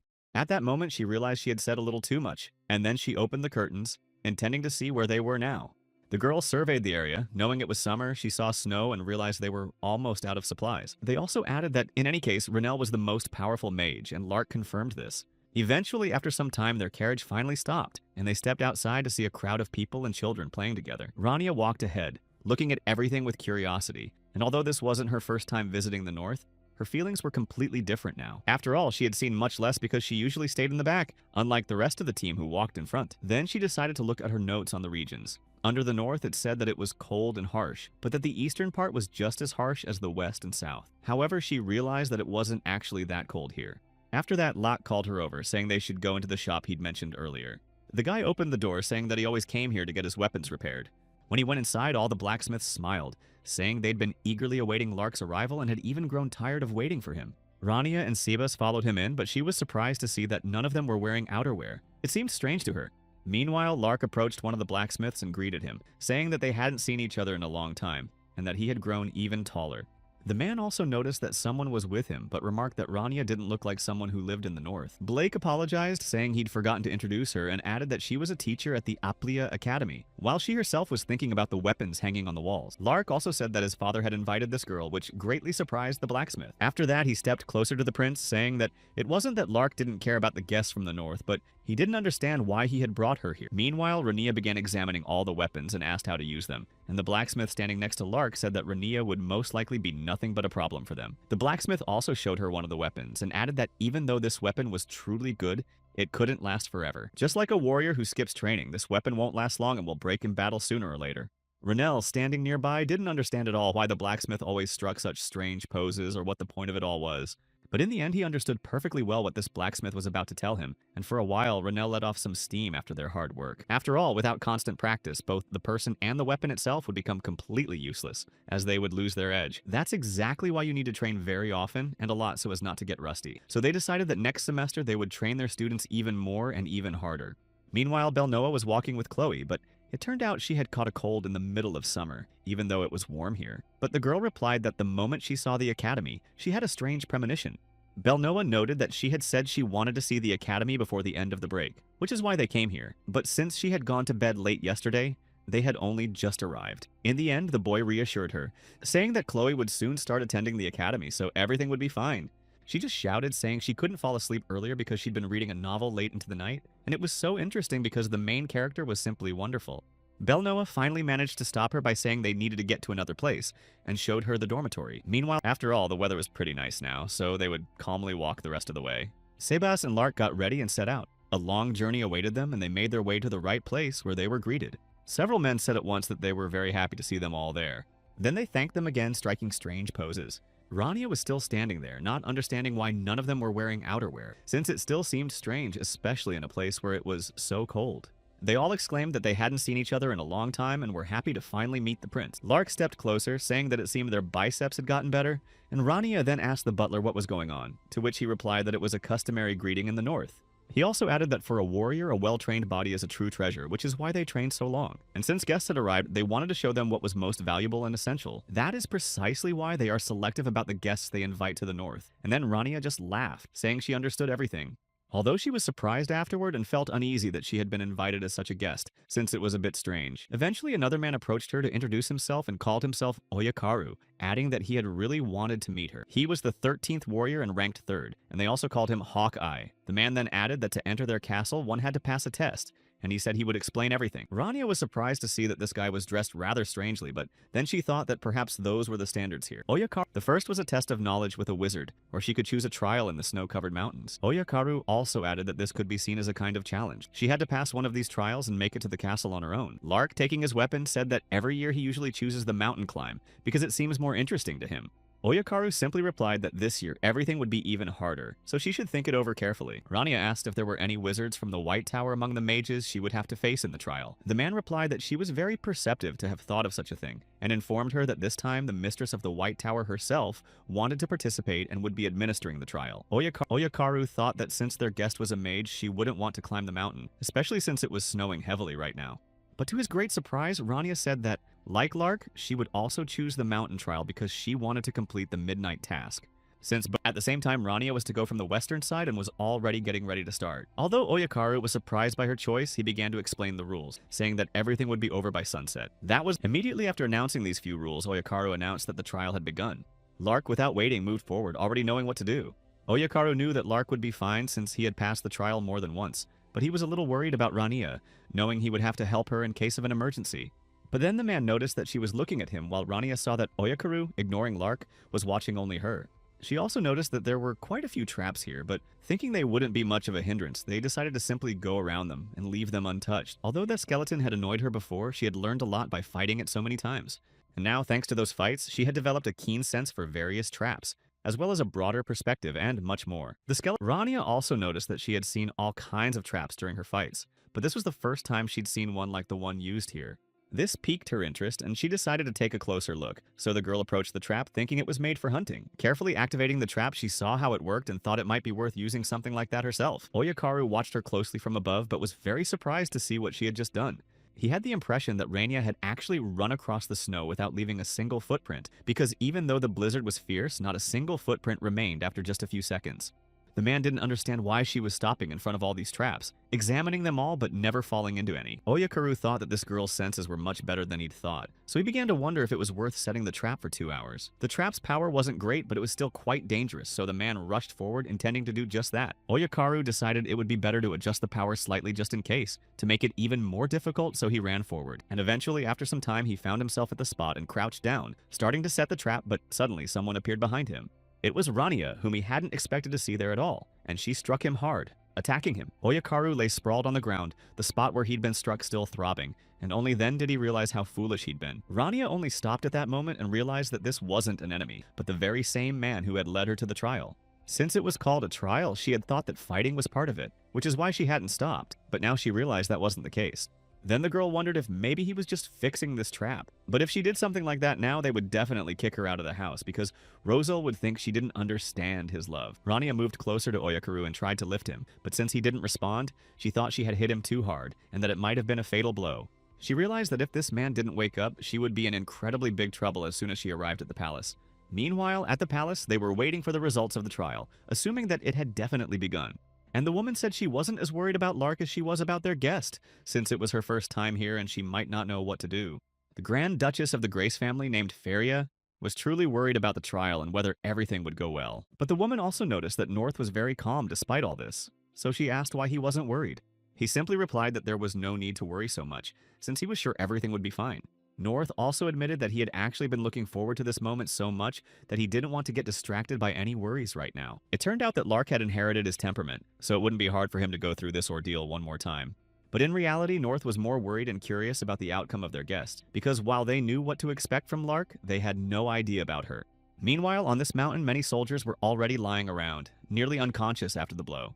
One of them leaned against a tree, saying that they had done everything right, and another, barely managing to stand, confirmed it. The men admitted that they had misjudged their opponent's abilities, which was why they had lost so quickly. However, they still believed that true warriors should not let their guard down, just because they saw an opponent with a frail appearance. That's why they should have been wary when Oyakaru was defeated with just a single blow at that time, so the man said he could be used as bait. Another laughed, saying that despite Oyakaru's laziness, he really did have a sharp tongue. Another called them over, saying that even though Oyakaru had messed up, it could still be fixed, so they just needed to try harder and do everything faster so they wouldn't have to face the final barrier. Losing is an incredibly awful feeling and humiliating, so he said they needed to learn from their own mistakes, and then they decided they would serve their guest as a way of apologizing for it. Immediately after that, their entire team ran ahead to quickly get to the right spot. Rania, meanwhile, was running ahead, and they were able to catch up to her fairly quickly, though she herself had no idea why the whole team was chasing her. Nothing had changed since then because they were always chasing after her, asking for help with her studies and to show them some techniques. Rania also noticed that there were 4 people behind her, but there had been 6 earlier, so she wondered where the other 2 had gone. At one point, she turned around very abruptly and, using her magic, struck one of the men who was closest to her with great force. The others, who were still standing behind her, dodged, but then drew their weapons and prepared to attack, realizing that it would be difficult to dodge any further after this blow. One of them tried to attack her to even the odds, but the girl, using a magical barrier, remained unharmed and blocked his attack. She also realized that by this point it was definitely over and then cast a stopping spell. After that, using the restrictions around the entire team, magical chains appeared and began to quickly bind their hands. Rania had bound them all so they couldn't move, and she sighed heavily, saying she was tired of this. If she continued to be so loyal to them, they would definitely not leave her alone, so she decided to act differently. Rania decided she needed to break their will before they started getting to her, so she had to make them stop fighting by showing just how great the difference in their strength was. Immediately after that, the girl cast a spell of defeat, directing it at them and preparing to finish them off once and for all. This group of men who had been bound by the chains of her magic was astonished, for there was an incredibly great power in that single strike. If Rania had hit them with that blow, someone would surely have lost a limb, perhaps for life, and they were astonished that this attack was not physical but magical, yet just as powerful. Thanks to this alone, she easily created a wide gap between them, demonstrating her full power. Immediately after that, Oyakaru and the other warriors knelt before her, declaring that the trial was now over. He announced that she would no longer have to go to the castle on her own, and that he himself would escort her to Byakuya's palace. Shortly thereafter, they arrived there, and Oyakaru, along with the others, began celebrating the arrival of the new guest, telling her to eat as much as she wanted. He kept praising her, talking about her strength, and added that this meat was for today's star. They brought her even more food, urging her to eat, and they had carefully selected the best cuts of meat. Rania just sighed, looking at all these dishes, because it was like eating a whole huge pig all by herself. Sabas added that the warriors serve meat only to those guests who have passed the trial, so this is considered a very honorable gesture. The amount of meat prepared for her depended on how well she passed the trial, and in fact, the butler had never seen so much before, while Rania watched with displeasure as her mountain of food just kept growing and growing. Feria, along with Lark, came to her, saying that her son must have taken good care of her. The woman said her name was Feria Grace and that she was a duchess, so she asked Rania if she would mind talking for a bit. The girl then stood up, saying she would do absolutely everything possible not to eat all that mountain of meat, but suddenly she was stopped. It was Dobella who had come here looking displeased, saying that for some reason the party had already started, but absolutely no one had planned to tell her about it. In fact, the woman was certain that Rania would choose the first option, since she was a mage and would want to take the oral test on her knowledge of magic. And this time, the questions had been prepared very carefully. But in the end, while she could accept that Rania had chosen the other option, she couldn't forgive the fact that the party had started without her. Feria asked what had happened, since she could see how exhausted Dobella looked, to which she simply thanked her for her concern. The Duchess also noticed that Dobella's ears had turned red, so she asked her to go somewhere warm, but first she had to clarify a few things. She asked Dobella to rest here after the long journey, leaving her in the palace. Rania just watched all this closely because she didn't understand at all why Dobella had come to this palace. Finally, the Duchess asked the girl to come with her, saying that North was also waiting for her, and then they left. Meanwhile, one of the servants came to his prince, saying he had brought a message from the Grand Duke. The young man was genuinely surprised to hear who had sent the message and continued to gaze thoughtfully out the window. The servant said he'd heard there was going to be a party in honor of the new guests, so he asked if he wanted to attend. But the prince merely replied angrily that he would refrain from doing so, as he did not like such noisy places at all. Here were snow-capped mountains where blizzards raged year-round, and on one of these mountains stood a castle that was a relic of an ancient kingdom. The name of this white and lofty castle on the Great Mountain was Byakuya Castle. It was a pure white palace and shone even at night during blizzards and under a dark sky. All this time, the castle had been waiting for the Lord of the North, and eventually he did appear here. North said that when the first head of their family entered this castle, the storm, which had raged unceasingly, suddenly began to subside. The man told the castle's legend, which had been passed down from generation to generation, to everyone who became the new head of this palace. North also asked if Rania had heard of this legend that circulates among their people and in the snowy mountains. He also called her Professor, and although she didn't say it out loud, she wanted to be called Associate Professor. Instead, the girl replied that she had learned about this legend during her research while in the Grey Tower, and she also learned that this castle was the ruins of the ancient kingdom, and North realized that talking to her would be much easier. He added that whoever inherits the Grey surname must undergo a serious trial. It is a coming-of-age ceremony in their family, and it is passed down from generation to generation, so now it was Lark's turn. North said that he would very much like Rania to be present at this ceremony, which would take place at the Grace family's sacred site. He truly wanted this very much, and he also wanted to ask her to teach his son, as he considered Rania an excellent teacher. But she said she was just an ordinary teacher, so she didn't know if she could be present at such an important ceremony. North simply replied that if she wasn't gifted and strong enough, she wouldn't even make it halfway. He endured half a day in the blizzard on the sacred ground, but that was only part of the coming-of-age ceremony. But the Duke also said that he wanted more, which greatly surprised Rania. After that, North began to explain that at the center of the sacred place, where a storm always rages, there is a spring that never freezes. This is the very place where the first head of the Grace family hid and kept his secret in the form of the treasure of his life. Lark knew what this place was and winced upon hearing this, and his father added that it was the very place that no one else had been able to reach in all these years. Rania asked him what he thought about whether Lark would be able to reach this place, and his father replied that he was confident in him but also thought it was still too early inside. North said that this child had talent and enormous potential to reach such great heights, and there was no doubt that his son would pass this test. But if he could learn from a good teacher, that would be the key for him. And Rania simply replied that, to some extent, the father was trying to control his son's life. Then she asked if she could be stricter with him, and North replied that it would actually be good and thanked her for her help. The girl just smiled, glad to hear his approval, and told him not to worry because he would definitely see her efforts. Lark was happy about this on one hand, but he understood that it would be difficult because from that moment on, a new life would begin. Finally, after that, they left his father's office and headed back. Lark noticed that Rania was quite tired and said that if she hadn't fully woken up yet, they could rest here for a while longer. But the girl replied that there was no point in doing that, since it wouldn't help anyway. After all, North himself had asked her for this favor. Then she asked what he usually did during his morning workout, to which Lark replied that he started by running 30 laps. After that, he does strength training, but then, looking ahead, he sighed, saying that he was thinking about something. He'd heard that besides the professor, there were other guests, but they were in another room, and he had absolutely no idea who they were. Lark looked at her, noticing the expression on her face, while Rania herself had no idea what this guy was doing there. Meanwhile, Oyakaru cheerfully greeted Draco, saying that he had been expecting him, and that it had been very enlightening to train with him. But then he noticed that Draco wasn't listening to him at all and was looking in a completely different direction, not taking his eyes off it. Rania was also still staring at him, looking very displeased, and only Lark didn't understand what was going on. Finally, Draco spoke up, asking her why she had been staring at him like that the whole time. Everyone else standing there fell silent, even though they were on the training ground, because they had no idea what was going on. Rania just smiled after that, saying that Draco's mood had suddenly soured the moment he saw her. Draco replied that he didn't know how one could get angry at a person they were seeing for the first time in their life. Rania replied that someone without a home, a territory, or even a country of their own wouldn't understand. Draco couldn't take it anymore, so he grabbed his sword and attacked her, intending to end it all. Only at the last moment did he stop, literally inches from her neck, while Rania calmly continued to look at him. Draco replied that if she dared to speak that way, she didn't know who she was talking to. Besides, he didn't understand at all why she had started bringing up territory in a country. The girl replied that she had been taught that upon meeting him, she must fight with all her might. Rania added that the Ash Mage Renel had told her those words a long time ago.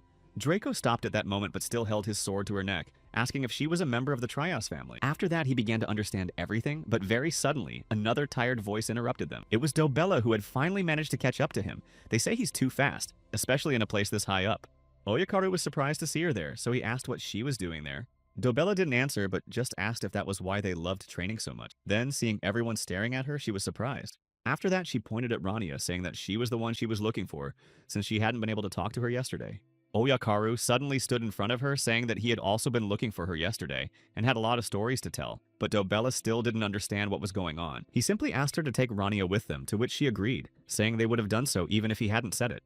Meanwhile, Draco went the other way, immediately starting to ask who Rania von Trias was. His servant said she was Rosiel's lovely daughter, whom he had adopted that spring, and that she had also become an assistant professor at the Aplia Academy. After that, the man said that was all they knew and that they didn't know anything else at the moment. Draco said that most likely things weren't that simple, so he ordered them to keep a close eye on her at all times, as he saw her as a threat. He added that he liked her tone and her boldness, since she hadn't even flinched or backed down in the face of his sword, and she looked exactly like that child. He still remembered Renelle, and to his great surprise, she was almost an exact copy of him. Finally, Draco simply said that he would not allow anyone to stand in his way under any circumstances. Meanwhile, Feria walked over to North, asking if he had heard the latest news. North replied that he knew all of this, namely that Lark was currently heading toward the sanctuary. He hadn't expected anything else, as he was certain Rania would act quickly, and that's exactly what happened. Feria just sighed, saying that even though Rania was with Lark now, she was worried about him because, after all, he was still a child. North realized that she considered him too young for such a ritual, and that it would be better to wait a little longer with him. But the woman said that wasn't what she meant at all. She was talking about the fact that it was a sacred place and one had to be very careful there. North closed his eyes, saying that his son was a wonderful warrior and that he would trust him, so he wasn't worried. He was also eager to see Lark's training as soon as possible, and added with a laugh that Rania was unlikely to be so cruel to him that he wouldn't return alive. Feria replied only that now she was even more worried about him. Lark, following Rania, asked in surprise if they were really going to this sacred place, and the girl replied that the leader had given them permission, so there was nothing to be done about it. She also added that he shouldn't worry, since he would merely be on the brink of death but was unlikely to return alive. Rania walked ahead, thinking that the spring doesn't freeze even when there's a severe frost and blizzard here, and if she understood correctly, it was exactly the same as what had happened in another place. She couldn't imagine that such a place would be used for a coming-of-age ceremony, but then again, it would be completely impossible if it weren't located in the north. They kept going further and further, and she thought that this place was really hard to get through, and with such a storm and snow, the tracks would quickly disappear. Not even an adventurer's foot would set foot on this land. But then Rania sighed, saying that she still didn't understand one thing. Of course, there was a tower of white magic in the north, and until now, the origin of this fountain had been unknown, so it seemed that the people there were very incompetent. Dobella seemed a bit dim to her and hardly capable of reading the atmosphere, though she said that by joining her tower, Rania would be able to use any equipment and all the facilities that belonged to them. In Rania's eyes, she didn't seem like a very smart person, but she had somehow managed to rise to the position of head of the tower. However, one had to admit that Dobella's knowledge of magic was truly impressive, and she was also quite skilled. Rania hadn't stopped talking the entire time they'd been on their way, but eventually Lark cut her off, saying they had already arrived. The boy said that if they went a little further, they would reach the sacred place his father had spoken of. Rania looked ahead and saw not a single warrior in splendid armor, but then again, she hadn't expected anything else from their family. After a while, Draco's servants arrived at their master's side and prepared to report to him everything they had managed to find out during that time. They began to tell him everything they knew about Rania, and said that, according to official documents, she was currently 21 years old. They also discovered that the girl had appeared immediately after the Ash Mage Renelle disappeared. After saying these two short sentences, the servants reported that this was all they had managed to find out so far. As for the Ash Mage himself, they said there was no information at all, and not even the Grey Tower or anyone else knew anything about Rania von Trias's past. Draco pondered what he had heard from his servants and sighed heavily, realizing that the situation was more serious than it might have seemed at first glance. But unexpectedly, he issued a new order to his servants, telling them that they should stop digging into this girl's past because they wouldn't find anything anyway. Then he asked what the church's reaction had been, to which the servants replied that the church had agreed to cooperate without any problems. One of them said he had a short message from Cardinal Benedict. He said he was ready to help the faithful and devout Lord Dracon of Durakim, and added that he hoped his faith in this matter would be rewarded. Benedict said he would do absolutely everything in his power to help and support him. Draco finally stood up, saying that the church was likely just as shocked by what was happening and was now in despair, just like him. After all, he had lived only half his life, but they had likely been waiting for more than a century, if not longer. Draco asked that his words be conveyed to the cardinal, that this would be a wonderful moment that would soon arrive, and so he asked him to come to him as soon as possible. Meanwhile, Rania and Lark were making their way further and further through the snow, and she accidentally broke a statue, so she asked how much it would cost to repair what she had accidentally destroyed. Lark simply replied that she shouldn't worry so much about it, since they really should have cleared away all those traps near the statues before coming here. In any case, the sacred place was inside this barrier, and there were only a few more steps to go before they could enter. Lark covered his face with his hands. The moped's engine roared even louder, and he said that this coming-of-age ceremony would last about half a day. If he could make it from the center to the opposite side, his trial would be considered complete. Rania joyfully ran ahead, saying that in that case, they'd better go a little deeper. She quickly disappeared from his sight, but Lark tried to shout after her, asking her to slow down a bit, but because of the blizzard, she couldn't hear him at all.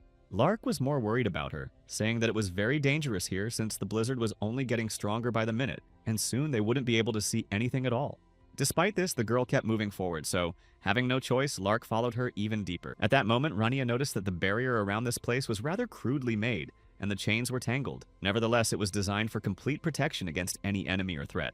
She also recognized that it was an ancient language she knew very well, having been familiar with it for a long time. Meanwhile, Lark was trying to stay on his feet in this blizzard, while Rania was thinking only about how she wanted to start this training as soon as possible. After a while, she returned to the boy, saying that he probably couldn't go any further, which meant they had determined his limit for the moment. Rania said that in that case, they would need a special training session. Lark, who was barely standing, asked what she was talking about, since it was time for them to head back before it got too late.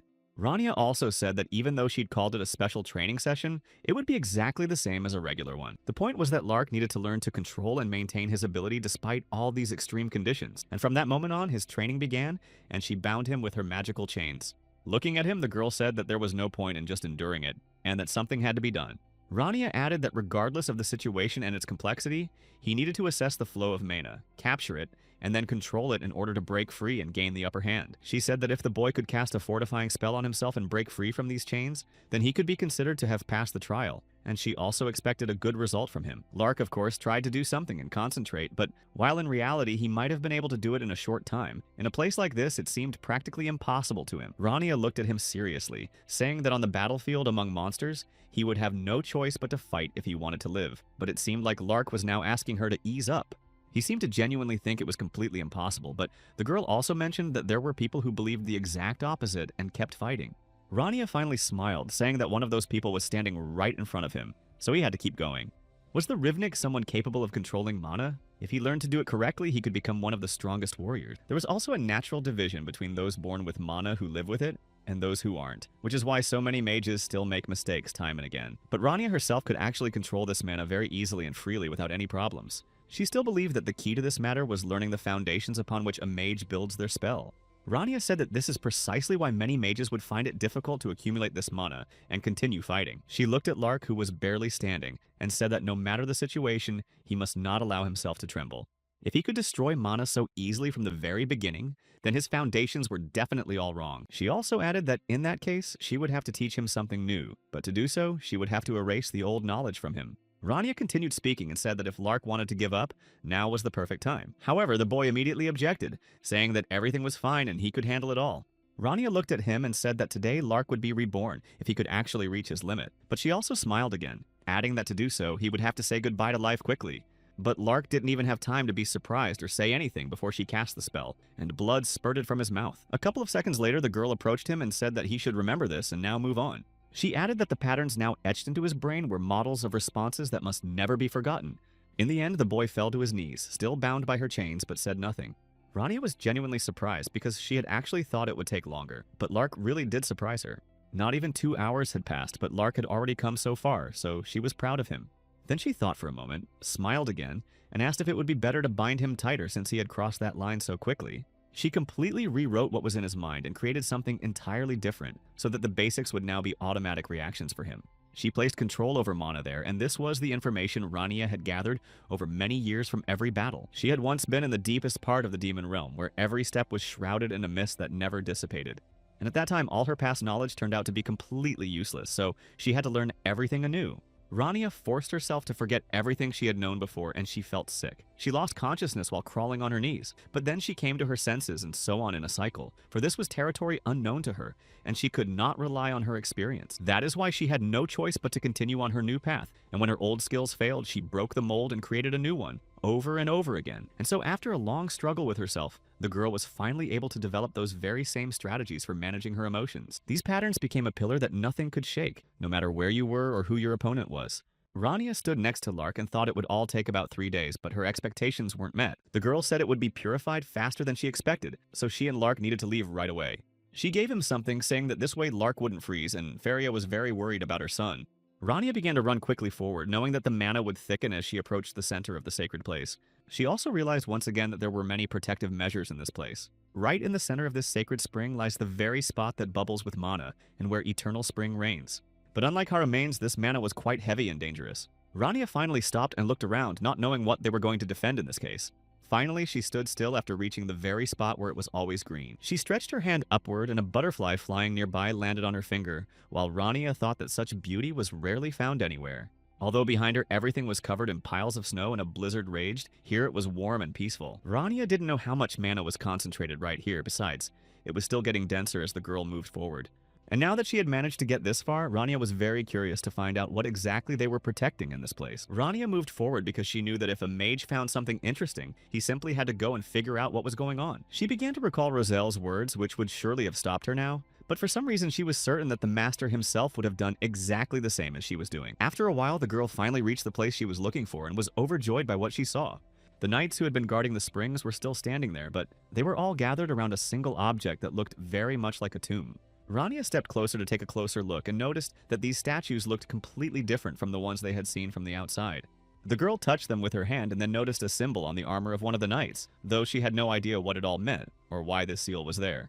Rania knew for certain that this emblem belonged to Esh, but she had no idea why it was on the knights of this kingdom. Before she could come to her senses, the girl suddenly heard a voice from them, and these knights briefly told her, "You're out of here." In fact, Rania was surprised by what was happening here, and she also remembered that only a true descendant of the family could touch these knights. But she had gone so far that she was ready to do absolutely everything possible to see what these knights were protecting. Rania took off her gloves, saying she wanted to know why the emblem of Ash was in this place. She addressed the knights, saying that she was simply a curious researcher and was interested in something that was here. So, smiling, she said she wanted to resolve everything quickly because her student was already waiting for her. The little girl held a heavy, large sword in her hands. Then she turned to her father, seeing that he was barely listening to her. In fact, he was simply very surprised that she had offered to teach him, as he hadn't expected to see such a thing. She was still a child, but she already wanted to learn how to wield a sword, so she asked, and even demanded, that he teach her. The girl said that if she learned this, she would surely achieve success, and her father just looked at her with a smile. He approached Armel, asking if she really wanted this right now, since she was still just a child. However, the girl answered affirmatively without hesitation, saying that she was a descendant of the Herrick family, so she couldn't let them down. Everyone had always said that their family had forgotten how to use a sword, so she wanted to prove them wrong. Only when Armel said this did her father fly into a rage, asking what kind of idiot would dare say such a thing. He approached the girl, telling her to give him the sword, and added that he would deal with that idiot as soon as possible. But Armel clenched the sword tightly in her hands, saying she wouldn't give him the weapon because if she did, she would be expelled from the academy again. Armel said she wanted to deal with whoever had spoken those words herself, so she asked him to leave the sword with her and teach her how to use it.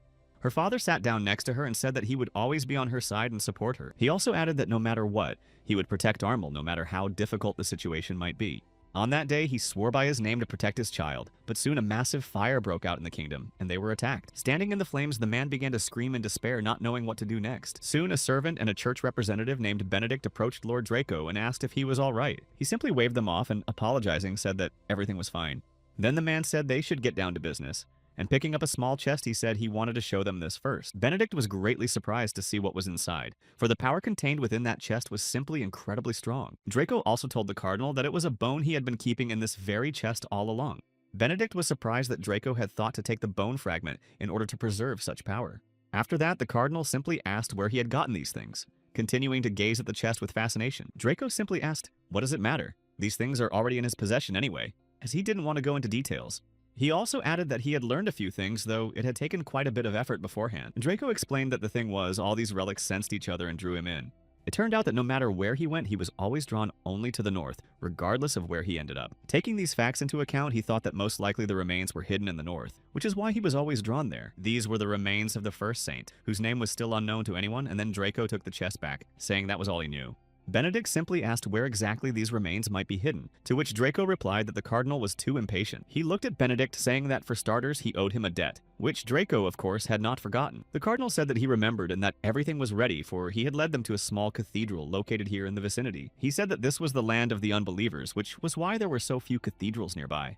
But despite this, he had managed to get everything done and added that the preparations were complete and they could begin. He had managed to gather 30 children whom no one would be looking for, since they lived on the streets anyway and were of no use to anyone. The cardinal added that all they needed to do was set up an altar and perform the ceremony, and that would be the end of it. Draco just sighed heavily, saying that he would entrust this to Benedict as well, since he didn't want to deal with it right now. For now, the place the bone points to is located in the Kurokt Mountains, exactly where he wanted to go.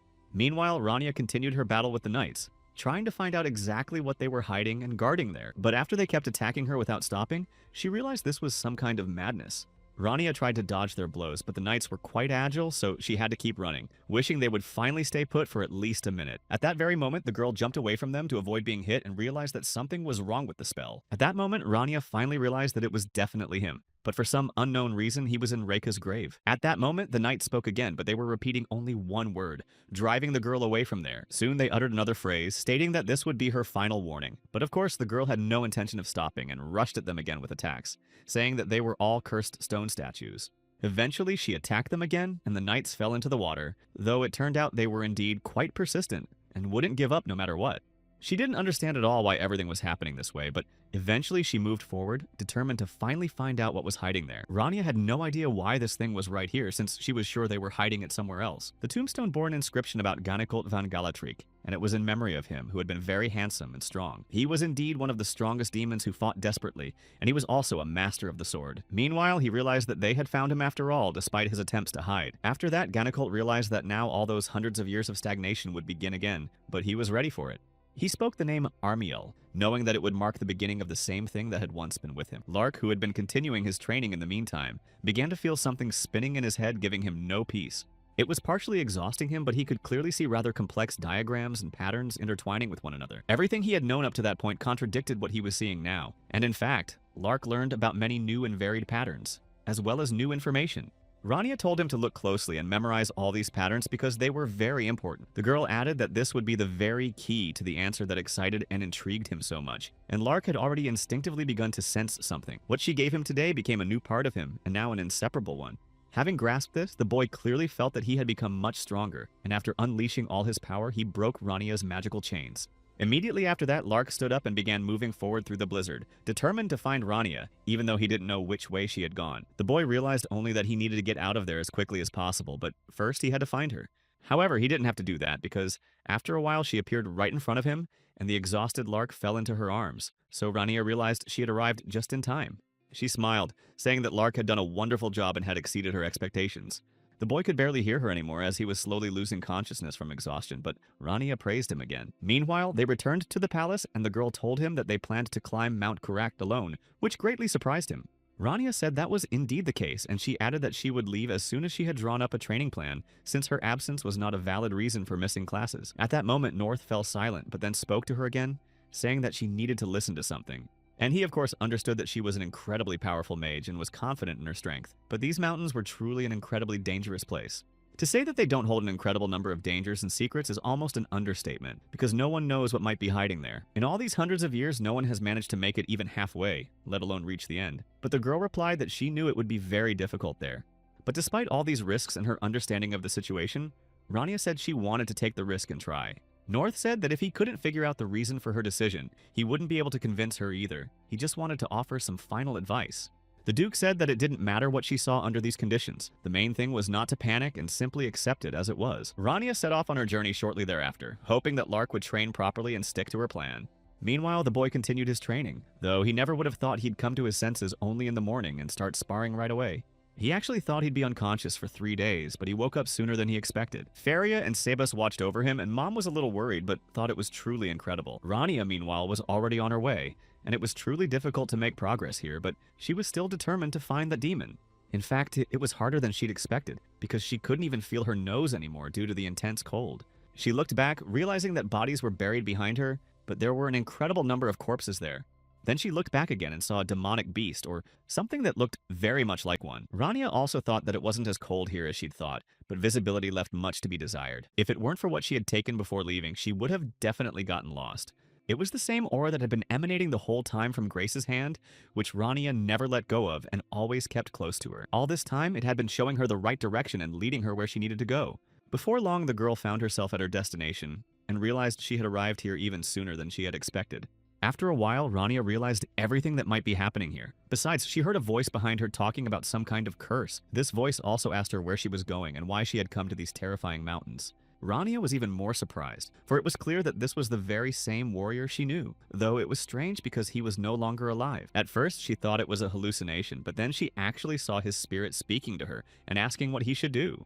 The warrior said that he had simply wanted to save everyone, but the opposite had happened, and his appearance now resembled that of a skeleton. After that, Rania told herself that it was all just an illusion and she shouldn't dwell on it so much. For some reason, someone was deliberately clinging to the remnants of a past that could never be brought back. In the end, the girl moved on. She was actually curious about what it all meant, but she had no idea what this warrior was about to show her. Although in reality, she could at least see his form. After all, everyone else probably thinks they're talking to a ghost. However, after a while, the girl saw someone who looked like a real living person, and she could be 100% sure that they wanted to tell her something. It was the very same elf who had once communicated with Grace as her guide. He looked around and glanced at the wound, saying that it had probably happened just as he'd thought. And immediately after that, he remembered Skiball, whom he had had to fight back then. He also said that the skeleton was standing behind them, which made Rania look back and get truly scared, since she didn't understand what was going on here at all, or why the two of them were standing there. And eventually, the two began talking to each other while she stood at a distance, and then Skiball came even closer. The skeleton hadn't kept the oath he'd once sworn and still couldn't understand his place in this world. The boy said that the skeleton must return what did not belong to him right now. The elf said that the skeleton couldn't and had to return it to its rightful owner, and then Cardi added that he wouldn't say it twice. He understood perfectly well that he was held back by the remnants of the past and still couldn't let them go completely. Skiball lunged at him, saying that it was all over, but the elf had no intention of giving up, saying that even if that were the case, he wouldn't back down. Rania still didn't understand what was happening here or if what she was seeing was real, and then she simply asked, "What on earth is going on here?" Armel then used his magic, saying that his journey here was only just beginning, so he didn't want anyone to get in his way. Then he used his magic, saying that the skeleton must leave this place and vanish from his sight immediately. A short while later, the servants returned to their cardinal, intending to report to him the new information they had managed to uncover. He approached Benedict, saying that Lord Dracan had headed for the correct mountains. The cardinal said that the first saint had been buried on the lands of those who did not believe, which is precisely why the situation was complicated. Moreover, he considered all of this to be deeply ironic, since he had been buried in the very ground trodden by non-believers. The servant then stepped closer to the cardinal, asking him to inquire about one thing. Meanwhile, another servant placed a few more items before him, and pulled up a chair so the cardinal could sit down, and then he gave him permission to ask. The servant asked why Lord Draken had joined them so suddenly, to which the cardinal replied that the Lord was a member of the Church of Delohim, which was precisely why he was now with them. He was hunting down apostates, which was precisely why the cardinal had agreed to his joining and this collaboration. There were also rumors that he sought revenge, but the servant still didn't understand why they should help him in this matter. The cardinal replied that the Lord was seeking the first saint to betray his own goals, and although he was a believer, he did not follow all of Delohim's rules. This included one of the 5 secondary rules, which stated that one must not dwell on the past and must live in the present. Likewise, he did not follow the 3rd of the 7 main rules, which stated that the living must not cling to the dead. But even now, the cardinal could see that the Lord was chasing the shadow of his lifeless daughter, and desired the miracle of resurrection because he wanted to bring her back to life. Draco sincerely believed that the first saint could help him resurrect his daughter if he managed to find him. In any case, Delohim would surely show mercy even to those who had violated all these teachings and rules. The servant thanked Cardinal Benedict, for today he had learned a valuable lesson. However, the cardinal told him to simply do what he was supposed to do. He was the one who was supposed to spread Delohim's teachings, for that was his work, his mission, and his desire. After that, the servant approached the table where the cardinal was sitting and asked if everything was all right with the relic. Benedict replied that the relics alone would not be enough and that they needed even more. The cardinal added that they would have to increase the number of donations in order to get what they needed. The servant wanted to stop him, since the church had previously said that the donations were definitely enough, and besides, it would take time to obtain them. Benedict replied that he would need to be bolder and more persistent in his desires if he wanted to achieve this, and in that case, no one would be able to stop him. He told Berlin to look at the window in their room. Benedict pointed to the non-believers who lived by the grace of Delohim, but the cardinal also said that they offered him no prayers. The harder their situation in life were, the stronger they had to believe in their deity, who could help them save their lives. The cardinal said that these very donations would serve as a lesson for the non-believers living in these lands. The servant merely lowered his gaze and, sighing heavily, asked how many more sacrifices would be required. The cardinal replied, "The more the better," and then ordered them to prepare properly. At that moment, Rania said that she was actually incredibly surprised by what she had seen. She would never have thought that Cardi would turn out to be a wizard, even though they had talked very often and at length. However, the girl wasn't sure if this was really the same Cardi she knew, or if it was all just an illusion and not real. Rania wondered that even if he were a real wizard, it was unclear where he had managed to get so much mana. After that, watching what was happening, she also thought about what she knew about Cardi himself. He was wise, had lived an incredibly long life, was well versed in alchemy, and was the kind of elf who loved to mentor others. Being around him made you feel smarter, and besides, he always had plenty of good alcohol. But it also seemed that this Cardi, whether he was the real one or not, was closer to the very warrior she knew. After that, an even stronger storm suddenly began, and the girl covered her face with her hands, not knowing what was happening. Although there was a heavy blizzard, she soon saw a tall black castle that appeared right in front of them. Rania thought it was all some kind of madness, but Cardi called it simply a laboratory, though the girl felt it looked more like a tower. After that, she turned her attention to the barrier diagram, but there she counted more than 6 layers, so she was even more surprised. Rania looked at the very same key that the elf had given her earlier, and told her to go north, and then a thread of mana appeared.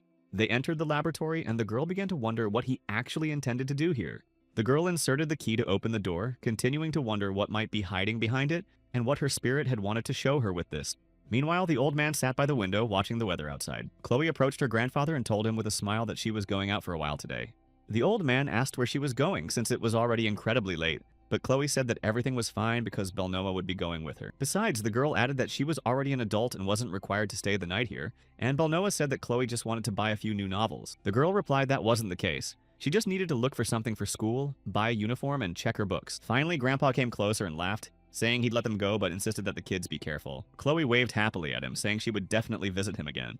Meanwhile, someone began speaking to Armiel, as if trying to reach his consciousness, and a gentle voice asked if he could hear her. Galeria said that Belial had prepared dinner today, so they would soon be able to enjoy a delicious meal. The girl smiled and added that they hadn't had anything homemade in a long time, so she was happy, and then she called Armiel to follow her. Meanwhile, the elf stood in the darkness, looking at the houses and the lights inside them, lost in thought and silent. Cardi was a little worried because he thought Renelle should have reached that very spot by now, but there had been no message or word about it. He had already begun to worry a little about his friend, recalling his own advice that it didn't matter what Renelle would see there, or what he would feel. After all, he simply had to accept all of this as a given, for it was the pure truth that could not be doubted. Armiel was the one who had previously become Glaria's guide and taught her. That was the name of the wizard who had once been the first lord to build the first magical tower, namely, the Grey Tower of Magic. He built it with the aim of studying the ancient kingdom, and he was an inconspicuous and completely ordinary young man whose true nature was unknown to anyone. There were many different rumors and speculations about Armiel, but no one could know for sure if they were true. Some said he had come to them from the ancient kingdom, while others claimed that the reason he refused to take off his cloak was because of his appearance. However, these were still just guesses, and no one could say whether they were true or merely fabrications. And finally one day, a completely ordinary boy suddenly disappeared without saying a single word to anyone. Rania finally reached that very tower despite the heavy snowstorm and began to feel something strange, but it was clear that this was exactly the place she needed to get to. She looked around and noticed that there were patterns made of ash absolutely everywhere she looked. Rania thought of Armiel again and ran her hand over a small plaque on which his name, Cardi van Armiel, was engraved. The girl went inside, and now she realized that the Armiel she knew was actually Cardi, though it all still didn't make sense to her. She noticed that upon entering this strange building, it turned out to be a church. As she walked further and further, the girl also looked at the windows through which the bright sun was shining, and the trees were rustling, for it was now spring. Rania wondered if it was still day or morning, though in reality she had no idea how much time had passed since she'd ended up here. She was both curious and afraid to find out what awaited her at the end of this long, bright corridor. But after a while she saw Armiel, who was kneeling on the floor, begging for forgiveness from Glaria. At that very moment, Rania saw 4 glowing spheres and then began to wonder what kind of place this was and where she had ended up. Armiel then said that he had broken his promise and had failed to protect anyone despite his vows. Then Glaria's spirit appeared right in front of him, and the girl asked with a smile why he had made a habit of always being late. She added that Belial and Ganicolt, along with her, had been waiting for him here for a long time. Gloria was waiting for him with great impatience, and when the other 2 finally appeared, they also began to laugh, rejoicing that Armiel had arrived. Ganicolt, meanwhile, praised Cardi as he looked at him and added that he had done a very good job. Rania, meanwhile, watching everything that was happening, had absolutely no idea what was going on, and clutching her head, just stood there. It was strange for her to see that very same black dragon named Belial in such a form, as if he were an ordinary person enjoying his life. She was just as surprised by Ganicolt's appearance, for this was not at all the person she was used to seeing in fights. And the girl she now saw before her was Grace, who was very different from the one she was used to. They were the very team that embodied everything the whole world had been waiting for. They were a team of 4 superhumans whom the current generation would call superheroes. Ganicolt was a very brave knight who was ready to do anything to fulfill his obligations. Beliar was their shaman, well-versed in magical rituals and very intelligent. And there was also the Holy Glaria, who was a master of magic. Cardi was an eternal sage, and their entire team became unforgettable to the entire world of heroes.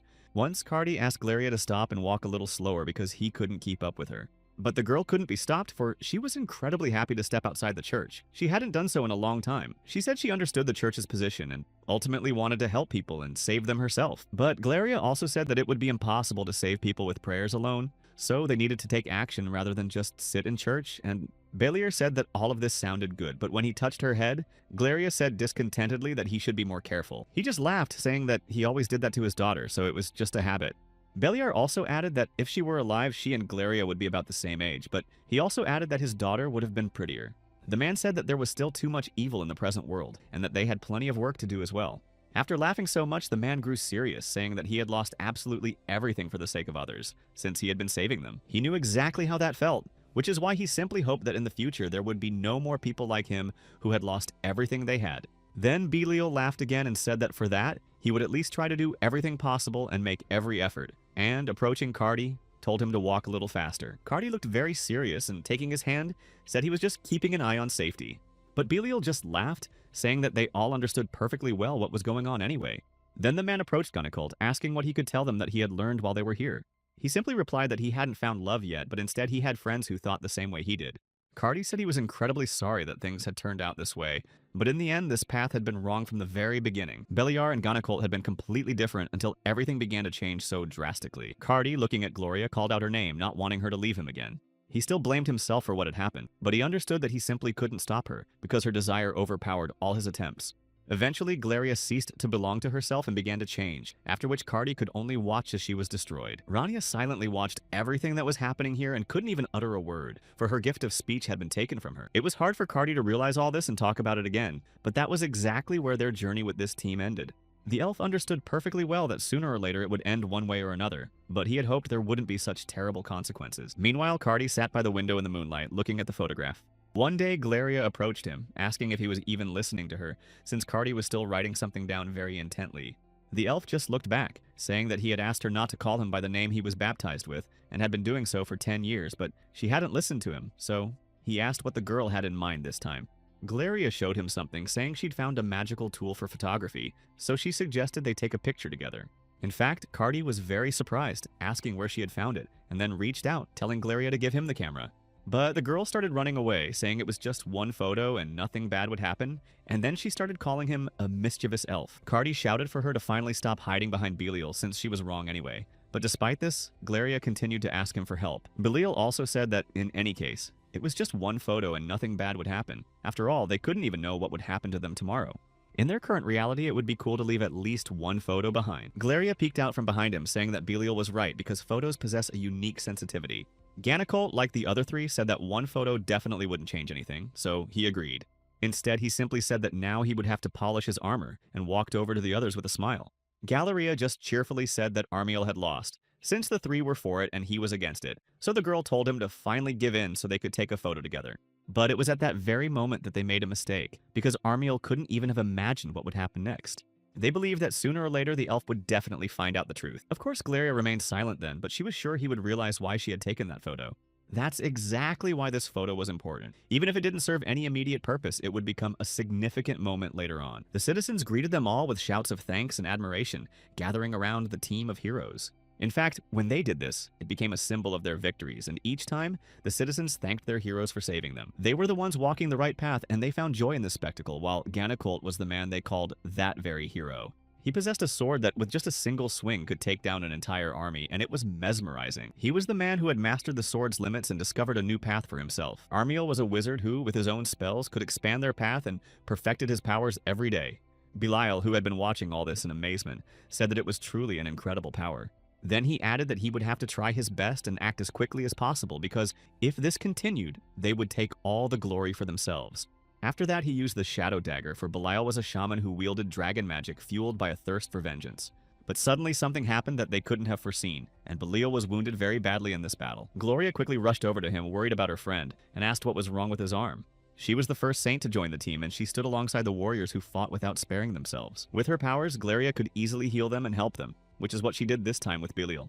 But the man said she should conserve her strength, for the spells he had used were very complex, and Belial knew what consequences might await him, and was prepared for them. Galeria couldn't hold back her tears, but Belial said it wasn't her fault, so everything was fine. One way or another, despite all these difficulties, the team of heroes continued on their path and moved forward, protecting the people. The sun shone with a curse, and the cursed water and cursed earth were eventually purified by them. They kept going, moving only forward, regardless of the difficulties that awaited them there. The heroes saw an incredible amount of ruins in the aftermath of the terrible war in which they had fought.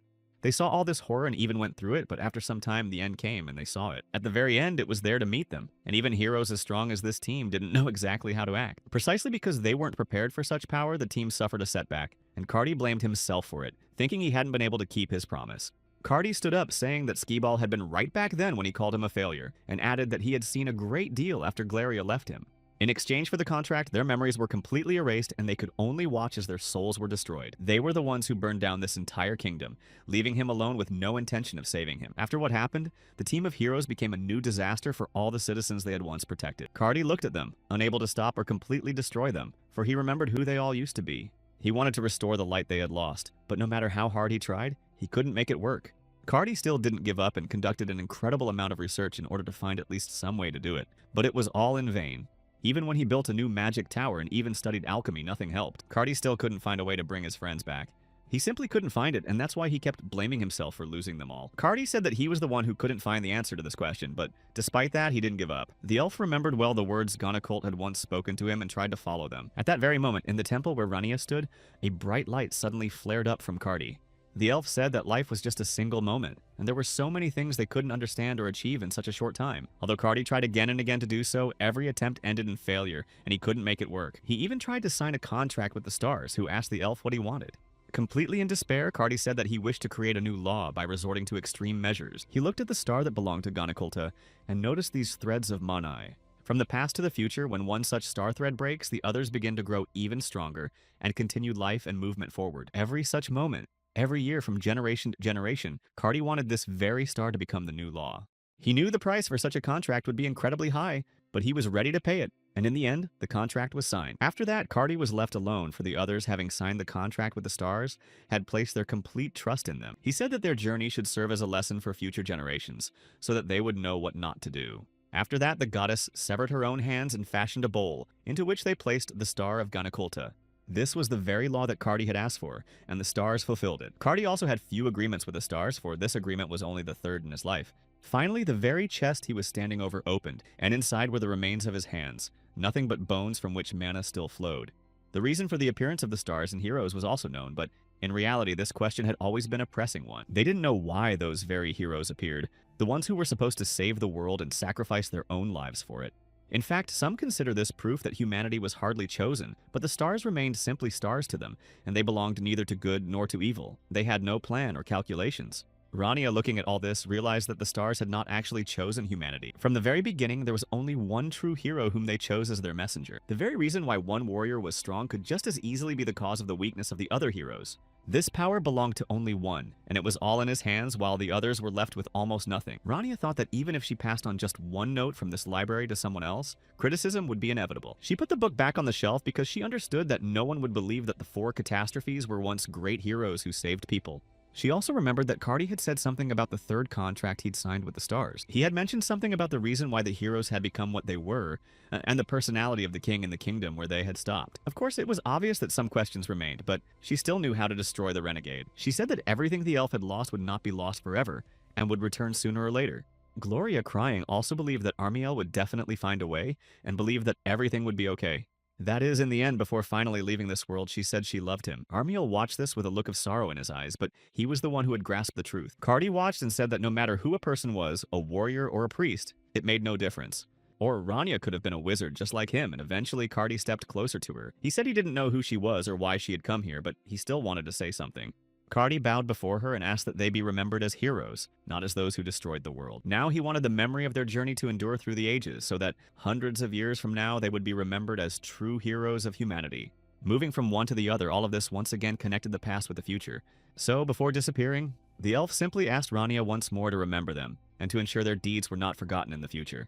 After that, Galeria appeared before her and began talking to her. The girl hoped only that everyone would be alive, and that at some point everything would return to the way it was before.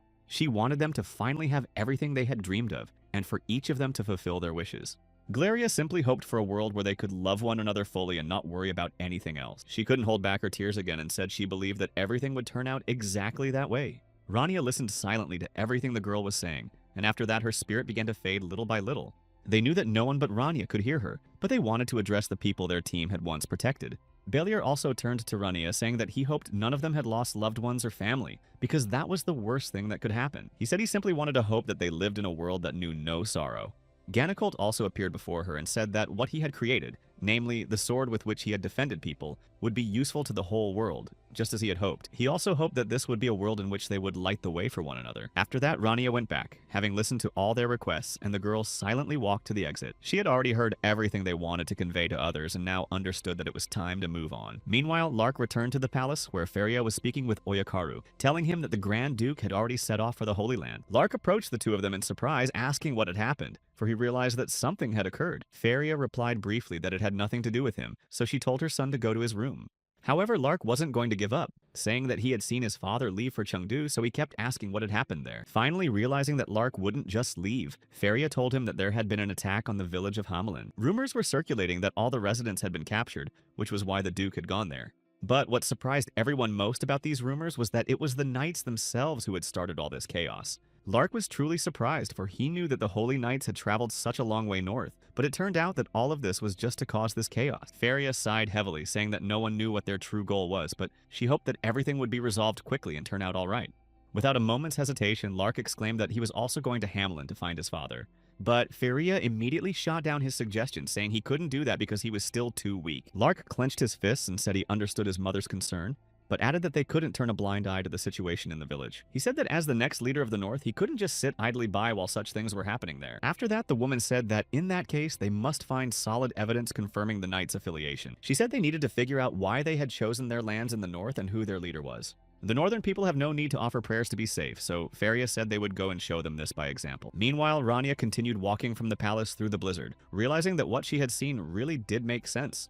She suddenly thought about what the first saint had said, but then she heard the voices of the stars, telling her she must not speak of it. They said that it would be a breach of the agreement, so Rania had no right to speak of it. In fact, the girl was angry because no one had told her about this before, and besides, no one could hear her anyway since she was alone here. The stars said that this was a truth that could only be grasped by beings who met certain conditions, and Rania, starting to get angry, asked what those conditions were. The stars replied that first, she needed to find the sacred place marked by the contractor, and in this case, it was a laboratory in the Karak Mountains. Then the girl asked under what conditions one could get there and if only this key was needed. But the stars replied that there must be a shadow sword, or else one must obtain the hand of Delokim. They also mentioned that their contractor had referred to these objects as remnants of stars. After that, Rania looked again at the key that Cardi had given her earlier and didn't understand what the key's purpose was at the time. The stars then said again that the truth is accessible only to those beings who have fulfilled both conditions. After that, they also mentioned that she should be aware of certain limitations that would await her. Rania just snapped that it was just a stupid glowing ball since she didn't want to say anything else to it. In fact, she was so embarrassed that she didn't even want to live, but in the end, she decided to ask this star later.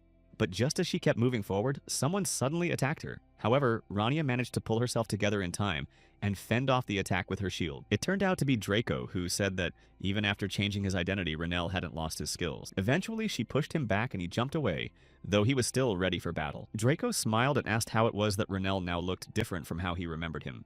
Despite his changed appearance, he was still just as strong, and Draco recognized him. But then Rania finally spoke up and said that Draco was very naive and stupid if he really believed she would answer him. She called him an idiot again, saying he had come here chasing illusions, and added that she wasn't going to tell him anything because he wouldn't understand anyway. And Draco simply asked in response what else she knew. After that, she just asked what he was even trying to find with the help of that bone that was on the pendant. There were only stars and many relics, precisely the things associated with stars which always resonate with one another. The first saint they mentioned was said to have been able to perform the miracle of resurrection, since she could bring the dead back to life. Rania said that most likely Draco had gone this far and was ready for all of this, simply because he was hoping for such a miracle. After all, he still hadn't come to terms with the fact that his daughter was no longer by his side. Draco simply replied that this had nothing to do with Renel, and said that he was simply obligated to give everything he had. At that moment, Rania laughed and said that Draco hadn't learned a thing in all this time, and remained just as naive. In his opinion, she should now agree to give everything up immediately and not even fight him. But Draco grabbed his sword again, saying that they couldn't understand each other anyway, so he knew the battle couldn't be avoided. He said that even now he could still see her smile and feel the warmth of his daughter when looking at her photos. He lunged at Rania, saying that she didn't even realize the pain he felt from the loss of his daughter. But Rania said that while one could find 1,000 excuses, there was no blame on those who had sacrificed themselves for Draco's goals. She began to defend herself, saying that there was no difference between those 4 disasters and Draco, since they all wanted the same thing. Rania said that Draco should have been wiped off the face of the earth long ago, and added that she would do it right here and right now. They discussed how the 4 disasters were like natural forces that destroy everything. They were compared to a drought or a tsunami, in other words, something that strikes without any reason. Those who had lost everything were in despair but did not complain. Despite this, they simply continued to pray to ease their sorrow. Draco was like that for a while too. Even though he had lost his wife, he kept on living no matter what. Since he was a lord, those around him also began to follow his example and carried on with their lives despite the hardships. But at that time, Draco had only one goal and reason left to continue living, the most precious thing he had left, his daughter. However, shortly thereafter, following a series of tragic events, he lost even that most precious thing he had. Draco lost all meaning in life and became enraged, but his desire for revenge kept him alive. However, he went blind and simply became a living ghost who renounced his name and humanity. He slaughtered everything and everyone, even the innocent, and simply sought revenge by destroying those who were no longer human. Renelle met him back then, standing in the flames, and even at that time couldn't understand this man. Rania only said that she should have destroyed him back then, when she first encountered him on her path. She remembered well what Draco had said back then, namely that it would be a blessing to leave this world while still remaining human. Hearing this, Draco grew even more irritated and called her an idiot who didn't understand anything. Rania replied that she knew he wouldn't leave her alone, so she told him to get up quickly and keep fighting. But Draco didn't understand why she was angry. He asked if she knew anyone who had lived in that village back then. Rania, still angry, said that he, as always, had completely misunderstood everything. She started walking forward, saying that it didn't matter at all who these people were because they simply needed to be protected in any case. After all, they weren't to blame. If Draco couldn't even protect his own kingdom, she believed he wasn't even worthy of being human. Draco lunged at her again, saying that the girl could say whatever she wanted, but he wouldn't change his goal. Wielding the Sword of Chaos, their 2 forces clashed, shattering the nearby rocks. Rania had to admit that he was indeed a worthy opponent and quite strong, but she had no intention of giving up either. At that moment, Draco thought that the cardinal must have already finished with the altar, so he didn't want to drag things out too long. The girl noticed that he had paused for a moment and then added that she was going to destroy him right now, so he'd better focus on her. Draco just smiled and said that was fine, but she shouldn't think he hadn't had a chance to destroy her himself until today. She unleashed her power the very moment Draco charged at her, and they began fighting again. Draco acknowledged the fact that a mage fighting a fencer in close combat was truly incredible, since few were capable of such a feat. Nevertheless, victory in this clash meant almost nothing to him. Rania simply asked what he was planning to do and why he was doing all this. Suddenly, everything fell silent, and Draco stopped, saying he wanted to tell her something. He looked at her and said that he doesn't take part in battles that give him no chance of winning, and this battle was exactly that. Meanwhile, the servant was standing next to the cardinal, and he informed Benedict that several warriors were approaching at breakneck speed. After that, the cardinal simply turned to him, asking what he thought it was, and then showed him an object. The servant replied that it might be a relic, but the cardinal told Berlon that this place was now someone's land and a sanctuary. For non-believers, even freedom of movement can be a luxury, and after that, he lifted a little girl by her clothes. She began to cry, watching what had happened to her mother, and simply begged her to wake up, not knowing that her mother would never open her eyes again. After that, Benedict told Berlon to look at what was happening and began to use magic. He began to laugh, saying that everyone should feel his approach, while he stood amidst a mountain of bodies that no longer breathed. Benedict said that giving up lives no one needs in exchange for something valuable is the right decision. He raised his knife high, saying that he sensed Delokim's arrival and knew he was already very close. Meanwhile, Rania continued her battle with Draco, but at that very moment, Lark finally arrived at the village and knocked the guard off his feet. Berlin was surprised to see these people, for they had nothing to do with religion, and therefore should not have come here. But after that, Berlin simply shouted that he was one of the 100 closest to the Holy Emperor and Benedict's right-hand man. He began fighting Lark, saying that this place no longer belonged to them and would not be peaceful for the residents. For now, there was a sanctuary here. They said they would repel the invasion of the unbelievers, for they would not tolerate anyone in Dolokim who did not believe. But Lark said that if they didn't leave this road now, they would have to fight their way through them. Outside this village, Hamlin was also in turmoil, as many knights had gathered and encountered Oyakara and the others, surprised that they were from the north. These people of Benedict didn't know what they were doing, and had already begun to panic, retreating backward. However, their leader then shouted that they needed to stand their ground, and ordered them to quickly drive these unbelievers out of the sanctuary. Oyakaru just laughed and said that now he really was finding it funny. Immediately after that, he approached their leader and swiftly struck him with his sword, sending him flying several meters backward. Stepping closer, Oyakaru asked since when exactly had the north become the land of Benedict and his ilk. The servant merely replied that all this was the will of Delohim, and they were simply carrying it out, adding that it was something beyond the understanding of others. Oyakaru gripped his sword tighter, saying that he didn't know how things were elsewhere. But here the north and this land had become what they were precisely because of human strength, and there was certainly no place here for the empty words all these people were spouting. Of course, their army was deeply offended by the fact that they were echoing Delohim's words, and he added that he would tear everyone apart for such remarks. The warriors of the north were like a raging flame that would never die down. It would only burn more fiercely with every passing minute. That is why Oyakaru began to use his magic, starting to fill everything with his magical fire. The leader of the opposing army called them barbarians, and said they had no place here, then ordered his troops not to let these people near the altar. He added that they must not be afraid and must press forward, attacking their enemies. He shouted that Delohim always protects them, so they have nothing to fear, and after that they raised their weapons higher, feeling more confident. It was after this that a fierce battle began, and both armies clashed in a frenzied battle where no one was going to give up. Meanwhile, Lark was fighting one-on-one with Berlan, but seeing that the priest had no intention of giving up, he began to use his power. To Berlan, it all felt painfully familiar and even a little frightening. Then he noticed the white hair, the red eyes, and that axe in his hands. However, after that, they realized that standing before them was a descendant of the Grace family, Lark Van Grace. Berlin didn't say this out loud, but he understood that it was very strange that someone had the power to move around the sanctuary without additional protection. Besides, he felt an incredibly strong pressure that was also distracting him greatly from the task at hand. Lark said he didn't want to have to repeat himself, and then he shouted again that Berlin and his army should get out of their lands. However, the man said that Lark was very arrogant if he had decided to fight him alone, and then added that Lark should feel the grace of Delohim that fills this place. Berlin was furious that the boy and all his allies dared to treat his deity this way. He also prepared to use his magical power to test whether they could withstand such might. Meanwhile, Lark began to hear a voice telling him to listen carefully and concentrate his powers. Rania, meanwhile, continued her battle with Draco, saying that battles involve not only warriors but also mages, and it is at such moments that the entire battlefield will be filled with their mana. Recalling her past, Rania said that a mage's blood would gradually turn black during the time he remained there.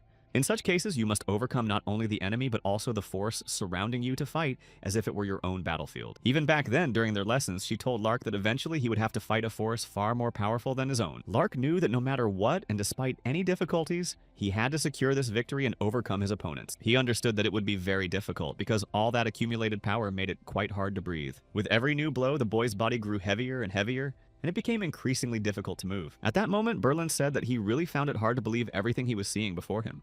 Despite the entire field of magic that Berlan had created, Lark's movements did not stop, and he continued the battle. At one point, the boy managed to get close to him and landed a powerful blow.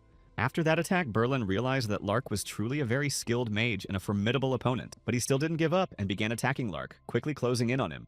He truly attacked Lark using his magic. At that moment, Berlan was certain that Lark wouldn't survive such an attack, but he knew he couldn't just stand there. However, suddenly Lark's voice was heard again, saying that the attack had failed, and then the boy used the Rani technique to enhance the spell. He said that compared to the attacks of those he knew, this was much weaker. Lark said it was very weak, after which he attacked Berlan again using the influence skill Rania had taught him during their lessons. He violently threw the man away from him, after which the man flew off, unable to defend himself. Lark was finally able to breathe a sigh of relief and realized that it was very good that he was well prepared for any possible outcome. He was very grateful that Rania had been his teacher, because she had managed to prepare him well for any difficulties he might face. Meanwhile, the girl continued her fight with Draco and was very dissatisfied, though she admitted that it had been a rather creative attack. He couldn't win, so he just started running away, but she still told him he shouldn't overuse that tactic because eventually he'd just lose his charm. Rania began striking the nearby tree and rock, saying she was incredibly angry about what had happened. Although she also said that in some ways Draco did resemble her, and after that she used a skill to be able to fly up for a while. Once the girl was in the air, she began surveying everything from above, intending to find her opponent. First, she wanted to meet the one who had been deceived, while Draco himself stood motionless, holding something in his hands. Lark was still standing next to his opponent, but Berlan no longer had the strength to move, as his entire body was covered in blood after the young man's blow.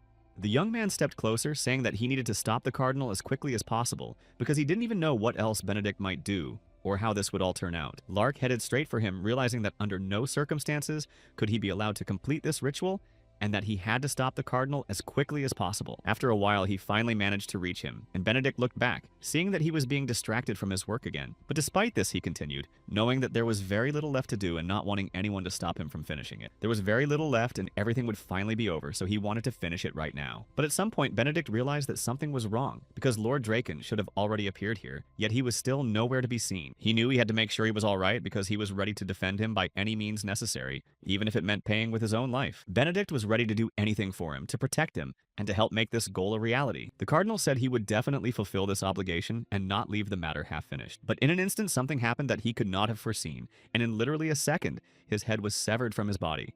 Lark, watching this, was incredibly shocked but didn't even scream, as his body seemed paralyzed by the shock. The boy continued to stand there, but suddenly Draco appeared. after which he asked if Lark was also going to stop him. The boy stood up and asked in surprise what Lord was doing there, since he hadn't expected to see him in this place at all. Lark didn't hear an answer at that moment, but his instincts told him he had to stop him no matter what, because the consequences could be dire. That is why the young man rushed into the attack, even though he fully understood that with his own skills, he would certainly not be able to defeat someone as strong as Draco. Nevertheless, he didn't give up, knowing that as a descendant of the Grace family and the future leader of the North, he was obligated to do everything in his power to prevent this. Draco himself launched the attack first, swinging his sword and declaring that this was the final end. With just one blow, he managed to finish off Lark, after which the boy fell face first to the ground, unable to get back up. However, despite all these blows, he still didn't give up and shouted for Draco to stop immediately. Lark, despite the pain, grabbed his weapon and got back on his feet, saying that this wasn't the end yet, and that he would fight until he was completely destroyed. When the sword reaches its limit, everything it touches will be instantly destroyed by the weapon's incredibly powerful energy. Lark knew that the most important thing now was not to miss a thing, and not to take his eyes off his opponent, who vastly outmatched him in strength. He used his skill, then told himself to stand his ground until the end, no matter how dangerous it was. After that, the boy immediately rushed into the attack, thinking only that he was a warrior of the North, and such warriors had no right to retreat. But suddenly Rania appeared, instantly grabbing the boy and pulling him away from Draco, asking where he was going. Lark only came to his senses after that, not understanding what she was doing there or how she had appeared in that place so quickly. However, Draco didn't let her say a single word and began casting the first spell, attacking her. Rania kept up, creating new formations around them and saying that someone wanted to meet with the Lord. Then Rania lunged straight at him, asking what this idiot was planning to do to her best student, and then she herself used the amplification of her spells. Immediately after that, their two powers clashed, and Draco began using the Sword of Chaos to complete his mission to save his daughter. At that moment, Rania realized that Draco truly believed in everything that was happening, and actually thought he could save his daughter by resurrecting her. He didn't even consider that it would be impossible because he wanted so badly to see his child again. So, with a look of determination in his eyes, he continued to destroy everyone around him. After a while, Rania simply sighed and looked back, asking how Lark was feeling, though he hadn't answered yet, being very surprised. But a moment later, the boy snapped out of it, saying that everything was fine, and his arms and legs were intact so he could keep fighting. Rania smiled and said he'd better not move because after all those blows, Lark had most likely broken a few bones. Only then did Draco get up and say that he was getting bored, but it was interesting to see how far Rania would go to stop him, to which the girl replied that she would keep doing this until he stopped acting like an idiot. But she also laughed and said that perhaps they already had a clear winner, though Draco himself didn't understand what she was talking about. A moment later, the man looked at the sword he was holding in his hands, but suddenly the weapon simply crumbled, splitting in half, and part of the sword fell onto the blood-stained ground. Draco didn't panic and simply said that it couldn't end this way since he had to see this through to the end, though he already understood there was no other way. He didn't want to lose and couldn't admit that he had been defeated, but he added that he himself was the creator of everything that had happened here. Rania just sighed and closed her eyes, saying that despite all these words, Draco remained the one who had lost. So she simply asked him to shut up since they had already determined the winner, but suddenly she fell silent herself. Very unexpectedly, Draco himself knelt before her, though Rania didn't understand what he wanted from her. The Lord didn't start the battle again and wasn't panicking. He just wanted to ask her for something, hoping it would work out. Draco bowed his head and continued speaking, saying that he was ready to give her absolutely everything she asked of him. He asked for only one thing, to see his daughter, for it was because of her that he had taken this path, longing to see his child by his side once more. Rania said that he didn't even understand what he was talking about because none of that was possible. Besides, he had decided to transfer his rights to the Mage. Most likely, she had already guessed that Draco was now talking about a contract of subordination, and it seemed... In the end, the girl agreed to listen to him and simply asked what the price would be, to which Draco replied that the price would be his daughter's face. Rania was surprised that he was willing to give her absolutely everything she desired just for the sake of meeting his own daughter once. She added that even if Draco really was out of his mind and couldn't think clearly, this was going too far. The Lord simply replied that his intentions were to resurrect the saint, and he was doing it solely to see his daughter again and watch her laugh. From the day she was gone, he continued to live only to save her again, and he had no other goal besides that. That is why he said that once the sacrifices were complete, he would simply try to resurrect her, for that was the only thing he could still hope for. Rania exclaimed that she really had nothing more to add, but Draco seemed overly confident to her as he spoke all those words. Draco didn't try to reassure her and simply said he wanted to see his plan through, asking only for permission to use the altar that had already been set up here. The Lord added that if she allowed him to do so, he would immediately sign the contract of subordination, after which all his promises would become reality. This agreement was a unique contract that could not be imposed by any means, and few ever managed to enter into it. It grants a wish that can be exchanged for one's own life, and this contract was the most valuable of all possible contracts that existed. A star could renounce their own ego in exchange for such a contract, fully understanding all the consequences of what would follow. All this meant only that they would become puppets in the hands of their master, and Renelle had read earlier that it was better not to live at all than to sign a contract of subordination, for there was nothing worse than this anywhere. The remains of the first saint were a special relic, and that was precisely why Draco had been collecting them, to be able to fulfill his dream and resurrect his daughter. This altar, which he now wanted to use, was the altar on which an incredibly large number of innocent people had been sacrificed. The girl had no idea how this was even possible, but she didn't refuse Draco immediately after he spoke. Rania sighed, saying that theoretically he might succeed, but added that it would be better to simply dismiss the idea and forget about it. The girl said that there were, after all, reasons, and very compelling ones at that, why they were trying to stop Draco, because what he was about to do could ruin the world. The Lord merely said that none of these words brought any relief or made any sense, so he said that in that case, she should just finish him off right now. However, Rania said that anyone who saw Draco would decide that he had won. She was sure she had explained to him in very simple terms absolutely every nuance of what he was about to do. Draco finally gave in, saying that Rania was being too persistent, after which the man placed the holy relics on the altar. But then he saw that something was wrong and stopped to ask what it was. Draco immediately started yelling at her, saying that he needed the saint's remains, not whatever she had slipped in there. Rania simply replied calmly that this should work too, since their nature is exactly the same, so there would be no difference. The Lord was greatly surprised to hear that their nature was the same, but seeing that it was the hand of chaos, he was even more surprised that these could be the saint's remains. After that, Draco began to laugh as if he were out of his mind, and Rania realized at that moment that everything was about to begin right then. She began casting her spells at that very moment, and the voice of the stars appeared, asking who wished to sign the contract of subordination. They said he needed to state his wish, and after that, magical scales appeared. Draco began to speak, stuttering slightly about his daughter named Armel and that he wanted to be with her again. He repeated the same thing for a while longer, almost starting to cry as he spoke. What the stars heard was enough, so they said the contract was signed and they would grant his wish. Only then did Rania approach Lark, who had been watching all this with equal surprise, and said that she had warned the boy about everything that might happen. After that, she took off her warm clothes and put them on him, telling him not to take them off, though Lark was surprised as to why she had done that. Rania simply replied that he should close his eyes and ears and just get through this moment. In the end, the boy decided not to ask any questions, since he understood there was no point in it. So he simply agreed with her and did as Rania said. It was a miracle of healing, and there were also rumors that this was the very magic used by the first saint who had the power to resurrect others. But in reality, there was one detail that few people knew about. This magic didn't save anyone, even though Draco, despite all this, continued to believe that he would be able to resurrect his daughter Kapka. The magic didn't save anyone precisely because it's the kind of magic that only allows you to briefly glimpse a moment of that person's life in this world. Eventually, what Draco had so desperately wanted happened, and he heard his daughter's voice calling out to her father. Immediately after that, the stars announced that the wish had been granted. But Draco also heard someone else's words saying that his daughter, Armel, was truly a special child. Grace suddenly appeared behind him, saying that Armel had continued to search for her father, repeating this over and over until the very end. The man began to cry because he could no longer hold back his tears, so, taking what remained of his daughter, he said that her father was here and would always be by her side. The only thing he wanted was to reach her again and say at least a few words to his child. She kept smiling, even though she could no longer see anything, but all the while she kept repeating just the word, father.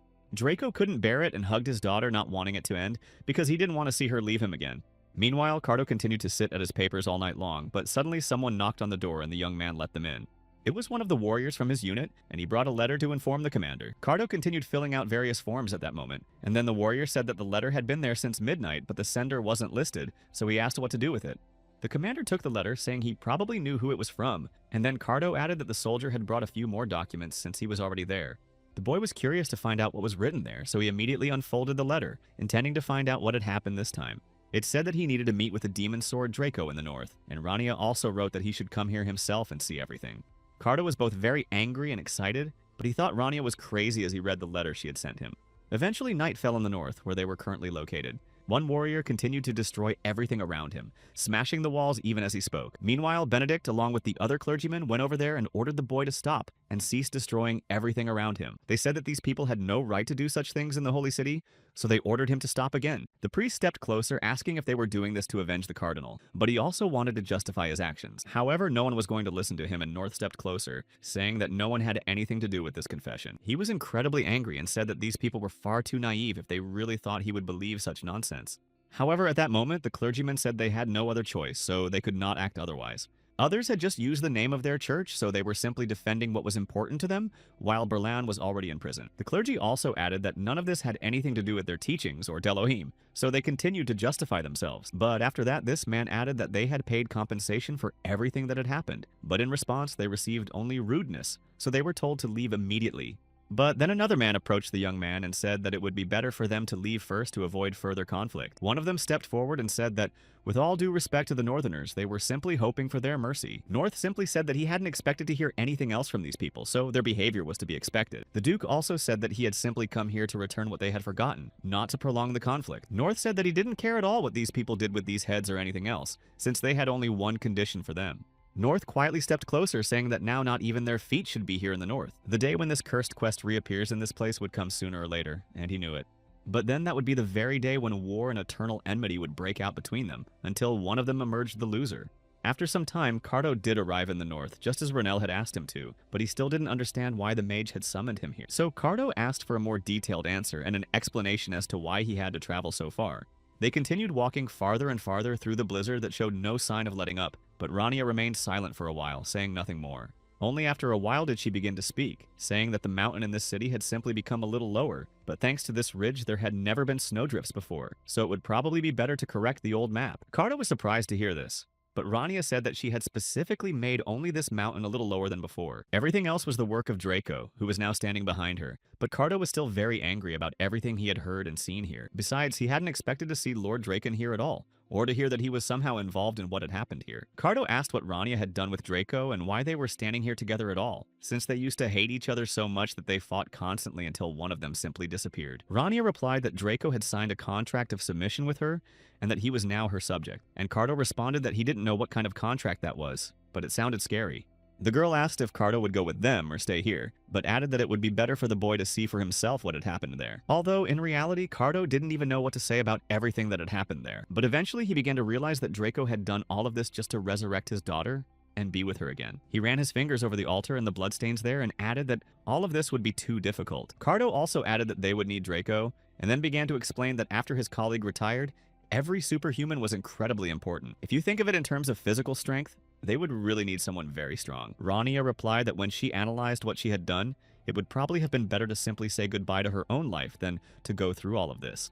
The Swordmaster would now have to live a life worse than the end of this one. Because of his love for his own daughter, an incredible number of people were destroyed, for he had only one goal, and he tried to achieve it no matter how much Rania tried to stop him. But in any case, she caught herself thinking that she still felt sympathy for Draco, despite everything he had done, because he simply wanted to bring back someone who was very important to him. Rania added that her feelings were simply impossible to describe in a single word. There were just too many of them. But after that, the girl turned back and told Cardo that now they had to get to work, because there was a lot to do in very little time. It was to be a treaty of submission and a change of command, so he began to cast a spell, invoking the name of Heinkel van Zighard. Only one person has the right to command, namely the Knight Commander who was their leader. Rania said she was confident that this old man would handle all of this with full responsibility. The girl simply asked Cardo to take care of everything else that remained, and in the end, her friend couldn't help but agree. But then he thought about what he had said and realized that Rania wanted to return to the capital alone, asking him to handle all of this. Rania smiled and said that of course she would stay and help. After all, for a start, it would be enough just to smile, and they should also talk. Ronell didn't know what to do since the master was calling for him, and it would be best for him to return right away. But Carto didn't know since when he had become so obedient. Ronell simply replied that he had some help for his friend, to which Carto sarcastically remarked that Ronell's kindness knew no bounds. Meanwhile, Lark was sitting in the palace after the battle and was in the best possible condition given what had happened to him. The boy stood for a long time staring out the window without looking away. But then someone entered his room. It was Rania, and she asked how the farewell ceremony had gone, to which Lark replied that it had just ended. Then the boy asked who was standing behind her, although, as Rania said, Lark should have seen Cardo earlier at school. Finally, the man bowed, introduced himself, and said he was a hunter, and Lark introduced himself in return. Rania smiled and said that something had come up, and she needed to return to the capital quickly, but that Cardo would help Lark figure out everything that was happening here. Lark hadn't expected to hear that, but eventually agreed, and just before leaving, Rania asked if her student had any questions. The girl said that regardless of her guesses, absolutely nothing would change, so he could speak freely. She said she was an associate professor at Apia, so ultimately he could trust her, but there would be certain conditions. He must adhere to them in order to fight on her side. She said she would teach Lark everything she knew herself and would be her mentor, helping her with anything. Besides, the next semester was going to be much harder than the previous one, so she told him he should prepare. Finally, Rania just smiled at him and said that Lark needed a good rest now, and then they would see each other at school. Eventually, after some time, the girl returned to the capital, and they went about their usual business. However, as soon as they stepped outside, they realized once again just how hot it was there. She said again that she'd rather go to the world of demons or back north than stand here in such hot weather. But she didn't have time for that now, and looking around, she remembered that their first meeting had taken place right near this store. Back when she had lost her hometown and was wandering with Kyle, trying to find at least a little food, she had gone to the capital in search of at least some better opportunities. They were two refugee children, living by rummaging through trash cans in search of even a crumb of food. They tried to be quiet because they spent the whole day stealing things on the streets, afraid that someone would notice them and start beating them. Then the encounter with Cardi was a pure coincidence that changed their lives, because at that moment, the elf simply told him to lift his head and stand up straight. Unexpectedly, this old man said that the boy's talent had already blossomed, and that this talent was the very one every wizard dreams of. Cardi then told him to walk with his head held high so that people would see him and know that a future hero stood before them. The next day, Renell did just as Cardi had said and drew out all his mana so that every passerby could see it. Of course, he was scared, and for a few days the boy just hoped that no one would notice him or ask unnecessary questions.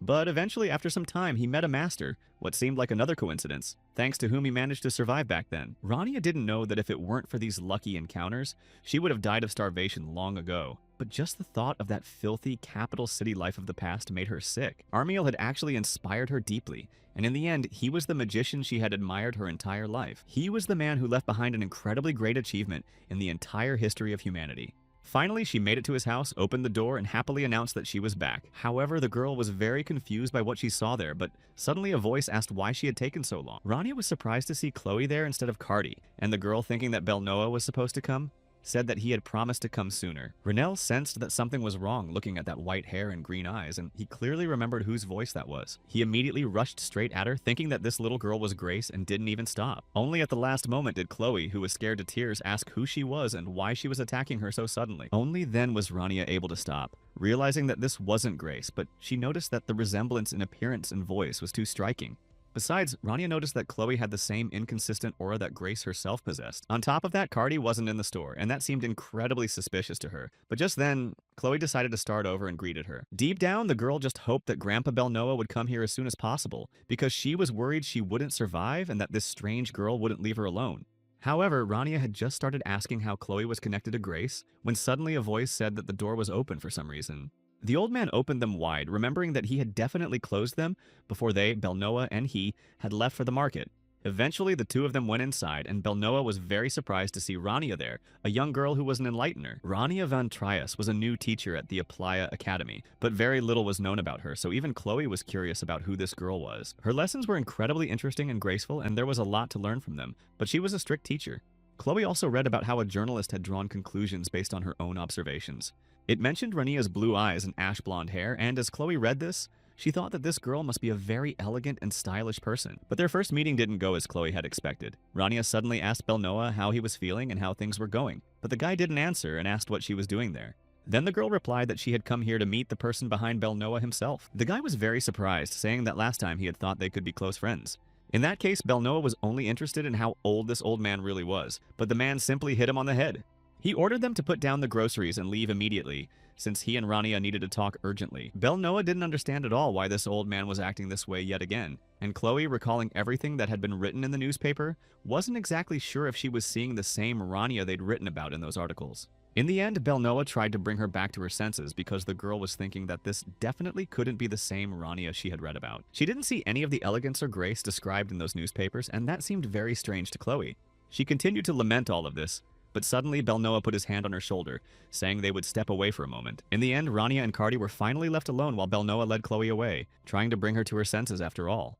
The girl just smiled, saying she would try to conduct all these activities elegantly, just as it was written in that newspaper. Chloe was incredibly happy to hear those words from her, and finally Rania said that they would see each other later at school. After that, Chloe ran off very quickly, kicking up dust behind her, and began apologizing, which greatly surprised Belnoa, who was standing next to her. Rania simply remarked that this child was very strange, and that one could even say she had peculiar tastes. Cardi just added that Chloe hadn't grown up yet and was very young. Then he placed his favorite first Saint tea in front of Rania.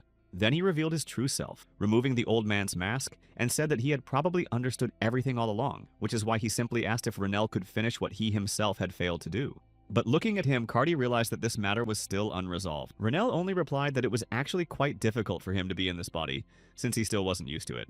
Due to all his previous contracts, it was gradually falling apart, and one more drop would bring it to an end. Because, unlike Armiel, Renel was an ordinary person, to which Cardi replied that he had chosen the name he was given at baptism. Then Cardi turned to Renel and asked how he felt after facing the truth. Renel fell silent at first, but then replied softly that he was very shocked to learn all this, because he could never have imagined that everything was exactly as it turned out to be. The four disasters whom they had believed to be the creations of the Demon King turned out to be former heroes who had been completely different in life. For a long time afterward, Renel couldn't forget what he had learned, but he began to see everything differently. The fact that 3 of them were heroes truly shocked him, and it was hard for Renel to believe that this was actually true. But the mage also said that even knowing the truth and the whole story, questions still remained, and there were many of them. He didn't know for sure if the Demon King Renel had seen earlier and the one Cardi had seen were the same creature, but if so, that could change a lot. There were so many questions, but Cardi asked Renel if the team of heroes had indeed destroyed him in his own kingdom that day.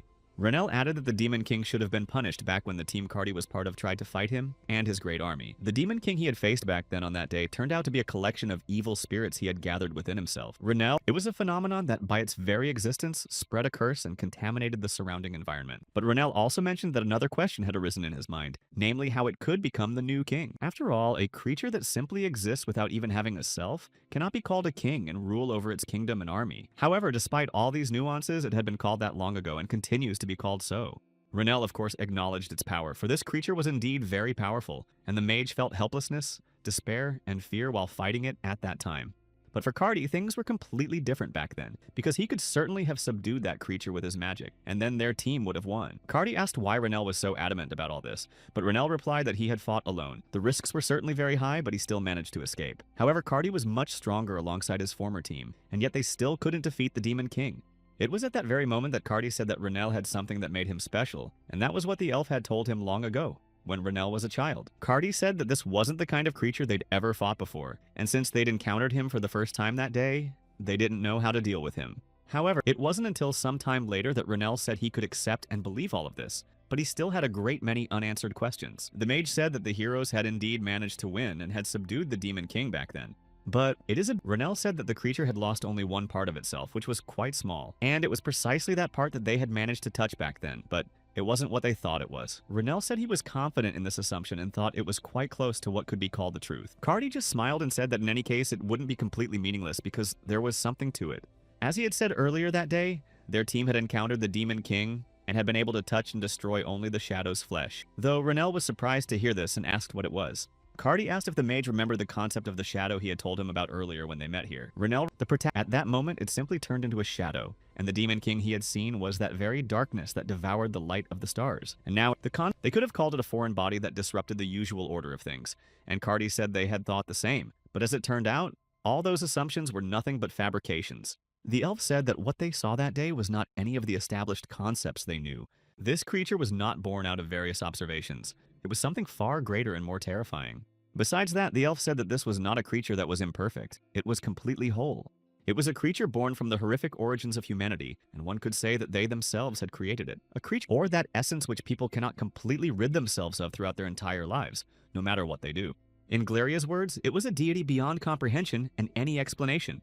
It was something that went far beyond the very limits of existence and the perception of any being. Cardi said that this was the very entity they had to deal with, and nothing more is known yet. He said, but despite the fact that they did this, they were unable to destroy the Demon King himself, no matter how hard they tried. Cardi said that at that moment they made a different decision and decided they would have to drown him. Cardi replied that he simply hoped Renel would never learn this truth, which he would dwell on for the rest of his life. But he also added that knowing Renel as he did, he was sure Renel would figure out the truth on his own, whether his friend told him or not. After all, Renel had already dedicated his entire life to humanity and lived to save them, from the team of heroes to the present day. As for Cardi himself, he wanted to spend the rest of his life in peace so that no one would disturb him. Only then did Renel ask about the end of his own life, for after all, he was only 27 and still very young. Even if after that, the young man said only that no matter what, he wasn't going to give up and wanted to keep going. Renel said that he would press on until the very end, for it was a great honor for him to help the warrior make sense of this whole situation. He wanted to leave the decision on the next step entirely up to him, without making it on his own. But just because someone else had given up didn't mean Renel would too, because he didn't want to leave the matter half-finished. Almost everyone had given up on this matter, just like Kyle, who decided to give up because it was too hard. Even Sarah and Lemia refused to go any further because they saw what the sacrifices might entail, and it was easier to simply give up on this responsibility. That's exactly why Renell said he had to take responsibility for the life they had all rejected. Cardi just sighed heavily, realizing he definitely wouldn't be able to convince his friend, and simply said that he reminded him of someone. Then they simply said goodbye as evening fell, and Renell just went home. And then, when Renell was already far away, Cardi walked over to the photo of Chloe and Belnoa and, sighing heavily, remembered that Renell had also said she looked a lot like Grace. After that, Elf smiled, realizing he wasn't the only one who noticed it, and that actually made him happy. Chloe really did remind him of her, from her appearance and voice to her personality and behavior. Cardi didn't know if such a coincidence could really happen, or if it might just be another one of those stunts the stars sometimes pulled. But in the end, even if that wasn't the case at all, the elf knew there was no escaping it, and everything would start all over again once she grew up. Period. Meanwhile, Lark continued his training in the north. Even though he should have been resting, he kept practicing combat. Suddenly, Feria approached and spoke to her son, saying it was time for them to go. Immediately after that, Lark's friends, who had been helping him with his studies, asked him to study even harder this semester, and also asked him to say hello to Rania. Oyakaru also asked him to tell her that next time they would prepare many more different traps and that she should be ready for it. Lark just smiled and said he would definitely pass on all those words. Finally, he simply walked over to Oyakaru and said goodbye to him before leaving. Feria and her son had already walked away, but her mother said it would be better to rest before leaving, since Lark wasn't fully healthy yet. However, he replied that he wanted to achieve a lot this semester, so he didn't want to sit idle and would train during all his free time. His mother said she believed in him and knew that great success awaited Lark, because after all, he was their son and certainly wouldn't let them down. Feria said goodbye to him, wishing her son a safe trip as a final farewell, while North watched it all from the window. Once Lark had settled into the carriage, he said he would go and do it for himself and for his family. Last time, Lark might have been more unsure of himself, but now he told himself that he would come in first this semester, and no one would stop him. His goal was to beat Belnoa, and as Lark kept waving to his parents as they drove away, Seabus asked him to sit down and stay still. Meanwhile, in the Grey Tower, the students continued to prepare for their next classes. They talked among themselves, asking who knew what, but it turned out that the results weren't as good as they'd expected. It turned out that many had been rejected, and more than one student had a problem specifically with the budget. One of the students, on the verge of tears, replied that she had been too cold toward him, and had simply crushed him to dust before sending him back. Lesty used to be very quiet and timid, but now there was no trace of that left, and over the past few months, the girl had changed a lot. There were still many gaps and mistakes, but they could say that the level of effectiveness had become significantly higher than last time. It all seemed incredibly familiar to them, and more than one student had that feeling. In fact, many felt as if they were communicating with Renell, since he often behaved the same way. However, now the students realized that Lesty shouldn't be underestimated, since she was very talented. The students decided to go to their rooms and try again, and even though it seemed like they were making slow progress, they thought it was worth continuing. Meanwhile, Syl and Lesty continued to go through the papers and sign the important documents lying on the girl's desk. This flying creature said that she had sorted through absolutely all the documents that were there in order to help her mistress. Lesty thanked her and smiled, since the elf had been helping her with her work all this time. The girl also said they should work harder and get everything sorted out before the start of the new semester, because she added that she would like to balance all of this with school life, which is why everything needs to be done perfectly. And the elf said the same thing, that she was ready to work even harder. In the end, she sat there all night, continuing to work and never stopping. The first leaves had already begun to fall from the autumn trees, and a light breeze blew a single leaf right onto the paper. Meanwhile, the younger princess was also sitting at the table writing something and realized that the new semester was just around the corner. She handed one of the letters to her servant, saying that once classes started, she would be even busier than she was now. The young man took the piece of paper and quickly glanced at it, asking the princess what the list was. The girl replied that she simply needed him to arrange a meeting with these people as soon as the new semester began. She laughed a little and asked if Havel was worried about something. The young man, feeling a bit flustered, was surprised that it was so obvious. The princess said she understood what she was getting into and was ready for all the consequences. So Gavel had nothing to worry about and just needed to fulfill his obligations. But after a while, the girl remembered that there was one more person she had forgotten about at the time. The girl just lay there, clutching her pillow, refusing to let go. And Belnoa was very surprised because he knew how badly Chloe wanted to go to school. But now she wasn't even going to pack her things. Chloe simply replied that she wasn't going to do anything, and she didn't want to go anywhere from there either. At that moment, Belnoa thought that Chloe was just really nervous about that meeting at the house. She really couldn't have imagined that this person would turn out to be Rania, since she had thought of her as completely different, and even now it all seemed incredibly strange. She also said that there was a really big difference between what she had expected and what actually happened. Although for Belnoa, there was nothing surprising about it, since he knew what Rania was really like. The guy decided to keep quiet and not say anything about it, and just thought about seeing what the girl would say at their first session. Belnoa said that Chloe had been really looking forward to these classes, and he meant that the lesson itself might be completely different from their first meeting. Then the girl glanced at the newspaper he'd given her and added that it wasn't too late to sign up for these classes and see if they were a good fit for her. Belnoa added that in any case, she shouldn't worry so much and just pack her bags since he wouldn't be doing this alone, and in the end, Chloe agreed, thanking him. Then, when the girl started getting ready, she asked him if Belnoa was ready for a new battle. The guy, he knew it. Now the girl understood what it was like to be the son of the Grand Duke of the North. But Belnoa added that it wasn't quite what Chloe imagined right now. Chloe added that the boy hadn't particularly liked such competitions before, but her grandfather had prepared him very thoroughly for this one. Belnoa's expression changed and he grew more serious, asking when the last time had been. But then Belnoa handed her some things, saying he was just being polite to the boy, that's all. Chloe realized at that moment that they were actually quite close and that Belnoa really should be more honest with himself. She then asked how strong of a rival Lark was, to which her friend replied that he wasn't really that strong, but that's only if nothing has changed with him since last semester. Lark, meanwhile, was clearly determined to win and planned to win this semester's battle with Belnoa to even the score with him. Eventually the battle for first place began, and both of them were determined to win this time. The principal thanked the others for preparing for the new semester, and although these two boys were truly exhausted from the preparation, they simply said that it was their job. In fact, this is where the story of young people growing and competing with one another was unfolding, so it was important for them to see a good example to follow. It was for this very purpose that a special training ground was set up where they could learn and train even more. The director said that last year there were an incredible number of intense duels here, and he wanted to see new ones as soon as possible. So far, the mage from the Dark Magic Tower, Belnoa, was in the lead, since he had defeated most of the students, and the others simply didn't dare to challenge him. It was here that the battle for first place was to take place, which motivated participants to become better and better than their peers. Belnoa, having a duel right now might not make sense. At least that's what Belnoa was thinking at that moment. But in the end, the boy was ready to keep fighting. However, first of all, this would be an omission of an unexpected effect, which makes the situation less than ideal. Nevertheless, despite this, both entered the arena, and Belnoa greeted Lark, saying he hadn't seen him in a long time. Meanwhile, Chloe, she was also very worried that no one would want to be friends with her at this school, and that she would end up alone.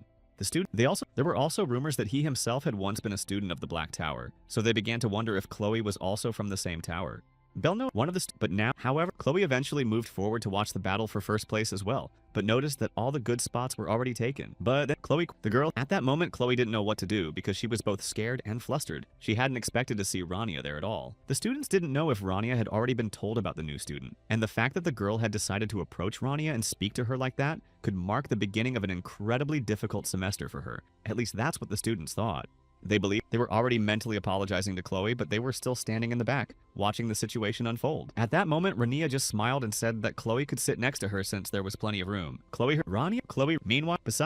Eventually she started eating from the bag and then asked if Rania had also come here just for the duel between the students.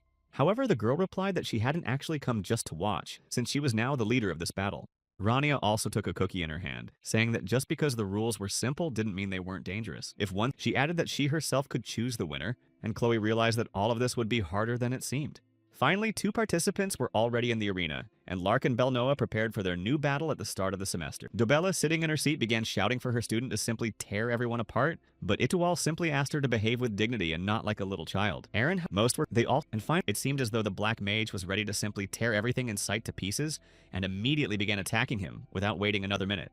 But at that, Belnoa was surprised that Lark was able to do this so easily, and Lark said that things weren't the same as they used to be. He had changed. Lark admitted that if things were as they used to be, Belnoa could have defeated him with just that one blow, which was very powerful, but now everything was different. So he said that during the break he had undergone special training, the kind where you find yourself on the brink of your own life. And eventually, after some time, it was announced who was in the lead this semester. Lark was confident that it would be him because, unlike me, he was always more confident in his abilities. Dobella herself was very surprised and delighted that her student was winning. But Itual simply asked them to leave him alone and let him watch the match in peace.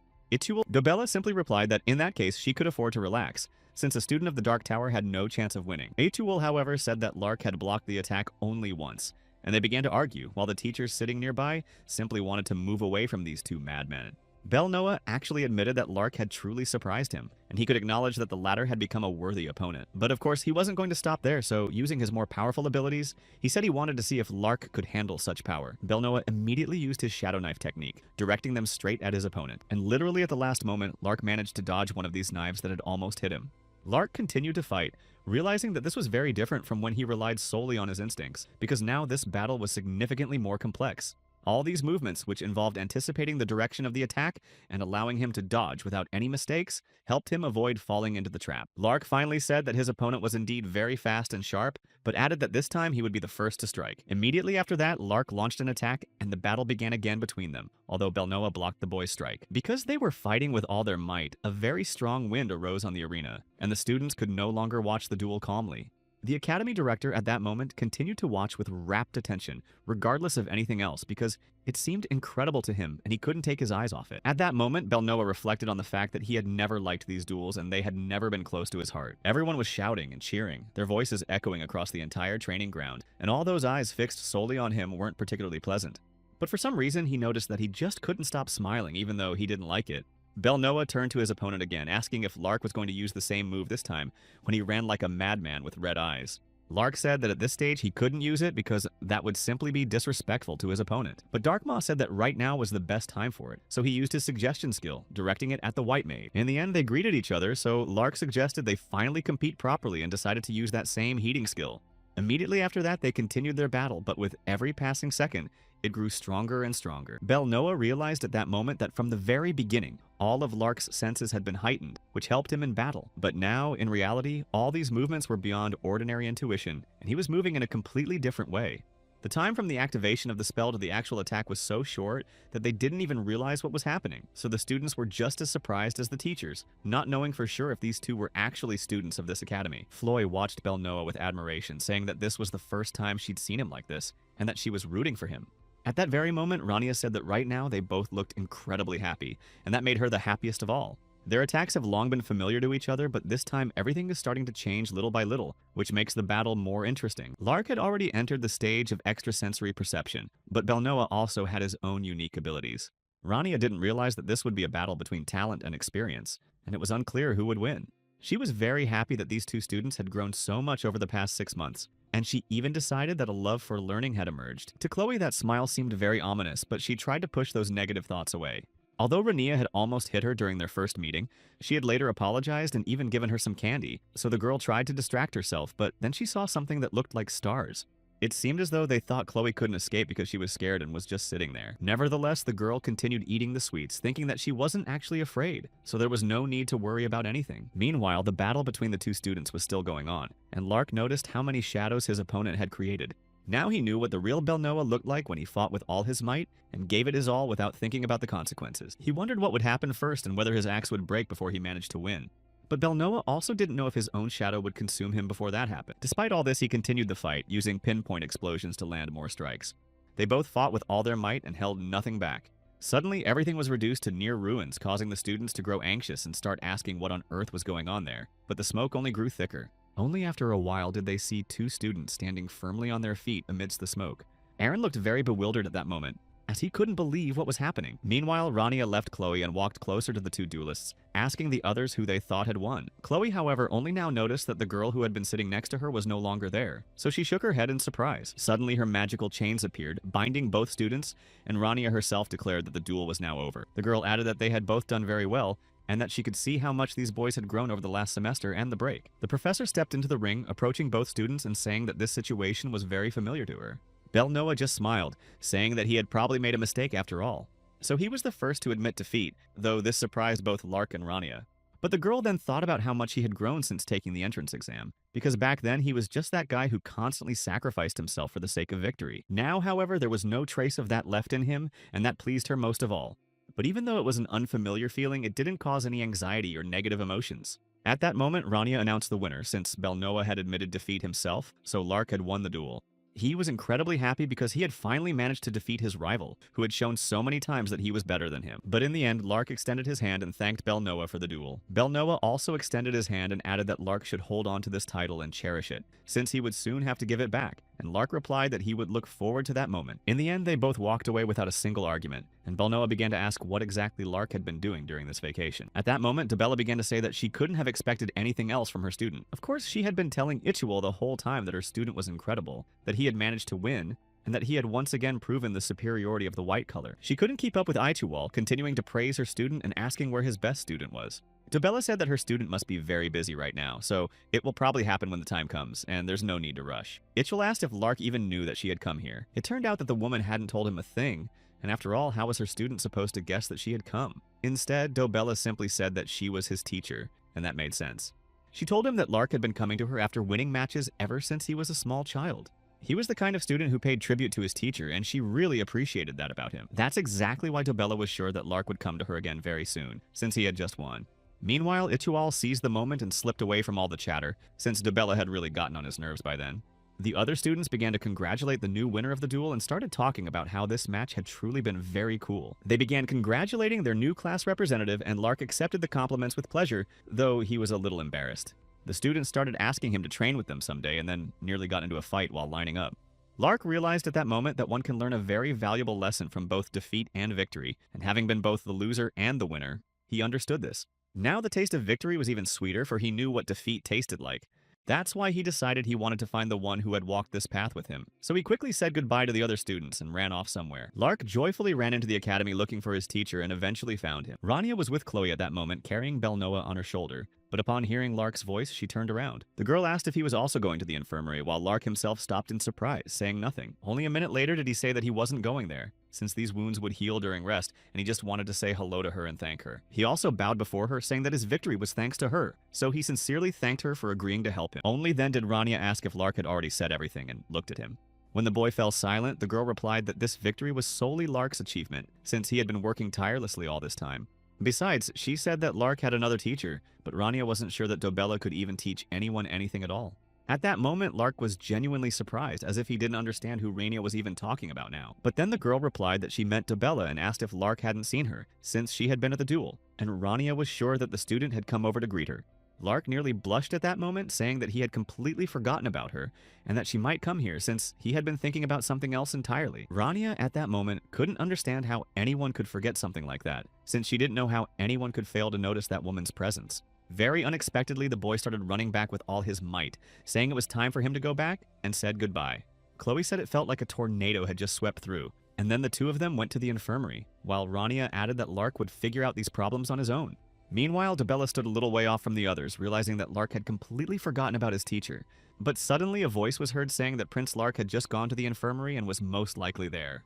The voice also said that Lark was unlikely to have been seriously injured, but was probably still in the infirmary. It turned out to be the younger princess, accompanied by Gavel, so the girl asked if they could walk with her and talk. The princess said they had things to discuss and she wanted to get to it right away. After a while, Lark finally made it there, his face covered in bandages and band-aids, and he shouted joyfully when he found his teacher. The boy apologized for coming to her so late and was about to start making excuses and apologizing, but the woman stopped him. Dobella said he had nothing to worry about and took his hand in hers, adding that everything was fine. The woman replied that she was glad Lark had come straight here, since he was her student and surely couldn't have forgotten that she was here too. Lark, however, didn't know what to do with the guilt gnawing at him from the words she kept saying about her student, but he also shifted his gaze to the younger princess. He stared intently at the princess for a while, but realized that sometimes it's better not to ask unnecessary questions. When they left with Golem, he asked why they had done that and whether the princess had wanted to talk to the professor about something. The girl replied that she simply wanted to see Prince Lark's reaction. She added that honesty can sometimes be very poisonous, which is why it was important for her to simply see how he would feel. But on the other hand, the girl said she even envied him, and then walked ahead, leaving the servant behind. She understood that this was a life in which there was no room for chance encounters or honesty, and that it looked completely different. And a life in which it was impossible to turn back from a path that had already been laid out and trampled down, because every step she took was monitored, and even what she ate as well. They controlled what she said and who she spoke with, and this path had to be completely controlled and as secure as possible for them. A life without coincidences, in the princess's opinion, would be incredibly boring and uninteresting. After a while, the girl looked back at the servant, seeing that he was very tense again, and then added that they had a lot to do, so they should hurry, although Havel just added that he had asked not to laugh about it. The girl said nothing more about it and only added that sometimes he still appears here and there, and glanced at Mana's thread. Sometimes a sudden gust of wind would blow, strong enough to break down a wall. Meanwhile, Rania was still in the infirmary with Belnoa and Chloe, but the guy was working so hard that she thought she was going to go deaf in that place. The girl asked him simply not to move, saying it wouldn't hurt as much if he didn't start struggling. But it still turned out too rough, to which Rania replied that she was a master who knew how to draw diagrams, not do things like this. Chloe, meanwhile, was fascinated by her, saying that Rania possessed such extensive knowledge even in the field of medicine. Rania replied that Belnoa's arm had become a little straighter, and then said that she actually knew a lot. Chloe remarked that it had turned out very carefully, and Rania agreed that it looked pretty good. At least he could move it.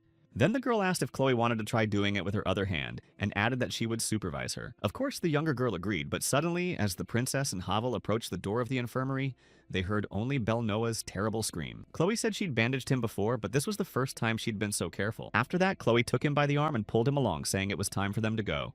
She said goodbye to the nurse, and the girl said that they would see each other again in class later. But just as Chloe was about to leave, she saw something very strange, the very same threads of mana that had stopped her. After that, she saw the princess and her servant in front of her, and quietly greeted her. Chloe noticed that this girl looked like a princess, and she also realized that there were a lot of beautiful people at this school. After that, she went into Rania's office and asked if the girl had a minute to talk. Rania was happy to see Ayla since they hadn't seen each other in a very long time, so while continuing to wrap the bandages, she said she could come in.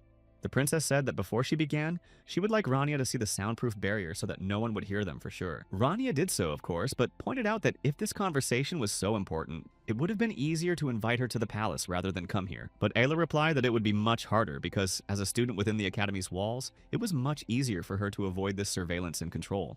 Immediately after that, the main character realized what the conversation was likely going to be about, since the princess had mentioned surveillance. Most likely, this was related to the loss of contact with the princess that she had heard about earlier. Ayla sighed heavily, saying that the girl was right because her brother had indeed begun to act. Absolutely all of the royal magical instruments stopped functioning at the exact same moment, and Ayla looked away sadly. The girl added that her brother had taken advantage of this chaos to see his plan through to the end. He wanted to make the first move to gain the upper hand, and now the girl wanted to deliver an official message from the first princess. She said that this madman was going to continue on to the Aplaya Academy, and now nothing could stop him. Even earlier, when the hero team still existed, someone had told Renelle that he hated absolutely everything that wasn't human. He hated both the Demon King and the Four Disasters, for they all seemed like things that shouldn't exist. He said he hated them so much that he was simply going mad and couldn't stop thinking about it. Then he pointed at Kyle, saying that once the renegades fell, it would be his turn. This man said that he would destroy absolutely everyone and everything connected to the stars as well, for he hated them too. He spoke confidently about how this world needs absolutely nothing that isn't human, and Rania said that if this was the same person she remembered, he certainly wouldn't be acting on anyone's orders. At that moment, Ayla said that her brother had called the academy the place that annoyed him the most. At the time, she didn't quite understand what that meant because she thought the problem might be with the students or with the place itself. Ayla also wondered if the problem might be with her, since she was also studying at that very academy. That's exactly why she decided to renounce her right to the inheritance, but even so, her brother never came to love her. All he told her was to bow her head and never raise it even a centimeter in his presence. He said she would only be allowed to do so after he had taken her eyes. Ayla said that her brother especially hated her eyes, which is why he ordered her not to look at him. Rania began to think about what she had just heard from the princess, and then wondered if the first prince also hated the stars so much. Ayla was the one who possessed this power of the stars, while Lesty was actually studying them and loved the subject. And Chloe was a star stream warrior, so the main character drew a connection between these three people. The first prince simply hated the stars, and at this academy, most people were connected to them in one way or another, which is why everyone here called this guy crazy. Rania immediately asked what was troubling the princess, because regardless of whether a madman or a prince came here, they would defend the school just the same. The girl smiled and said that this could also be part of their training, and no matter what, the academy would be protected. Ayla began to recall the time when she was still a small child and tried to call out to at least someone so she wouldn't be alone.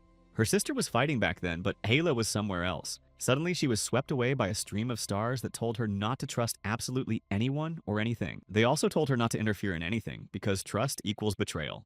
It was all very confusing, and it was precisely this that perpetuated their misfortune. So the stars advised her not to believe anyone and not to dare to trust anyone, no matter what. Ayla said she would listen to them, but asked them to wait just a little longer. However, despite this, the stars continued to fade away and never returned. Even though the girl said she needed their prophecies and would do absolutely everything they told her, the stars still vanished, and after a while they were completely out of sight. Ayla was still trying to reach out to them, begging them not to disappear, but then the princess was suddenly called. It was Havel, who had also followed her out, and asked if the princess was all right since she looked flustered. The girl simply replied that she was just very tired, so she asked him to leave her alone.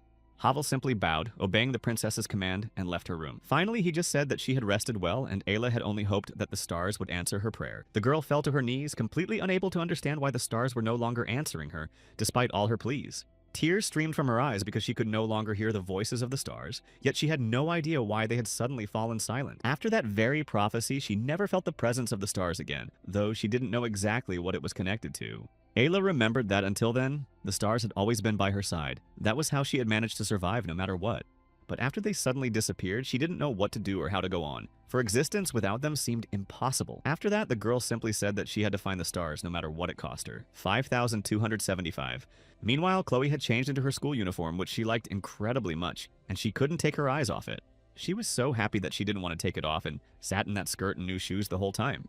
Even her raincoat looked like a magician's, and this delighted the girl so much that she kept wearing it. For Chloe, school and the uniform felt more like a dream, so she kept running down the academy's spacious hallway feeling very happy. Also, Rania had called her earlier, so the girl quickly headed to her office, and it seemed to her that they had grown closer now and there was nothing to worry about. After a while, Chloe walked into her office, peeking inside, and after saying hello, asked if she was there.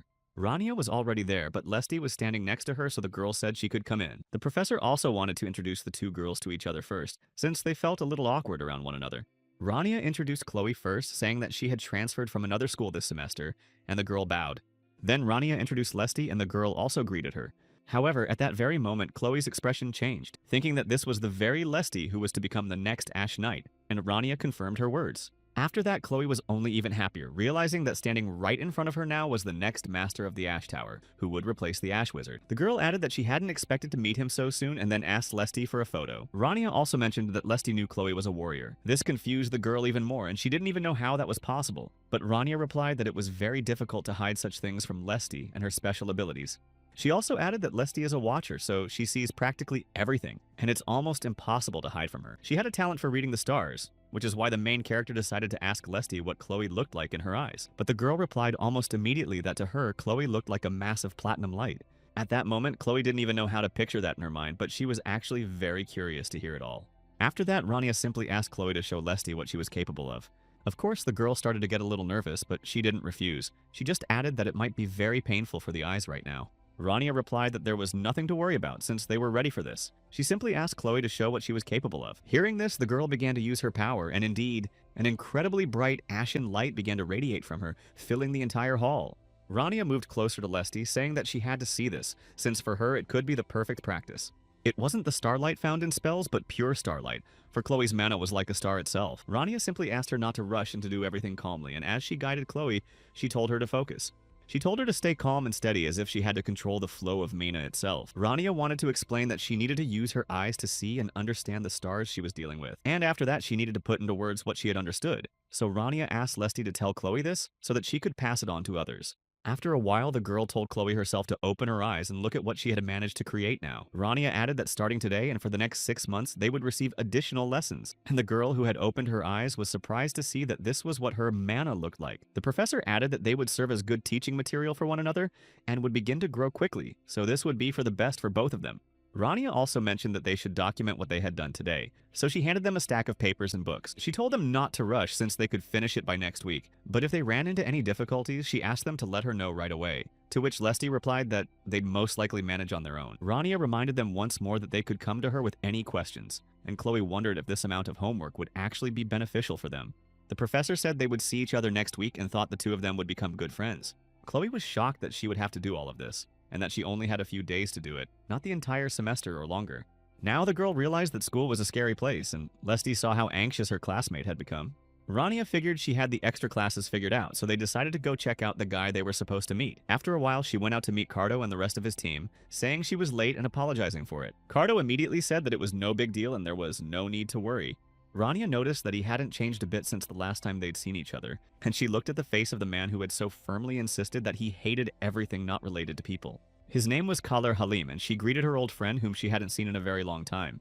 All this time, people had called him the madman from Ardia, but Kaler Halim himself looked at her in surprise, not knowing that they were actually acquainted. Rania replied that they had met before and that she would now be the one to accompany him, and she also gave her name.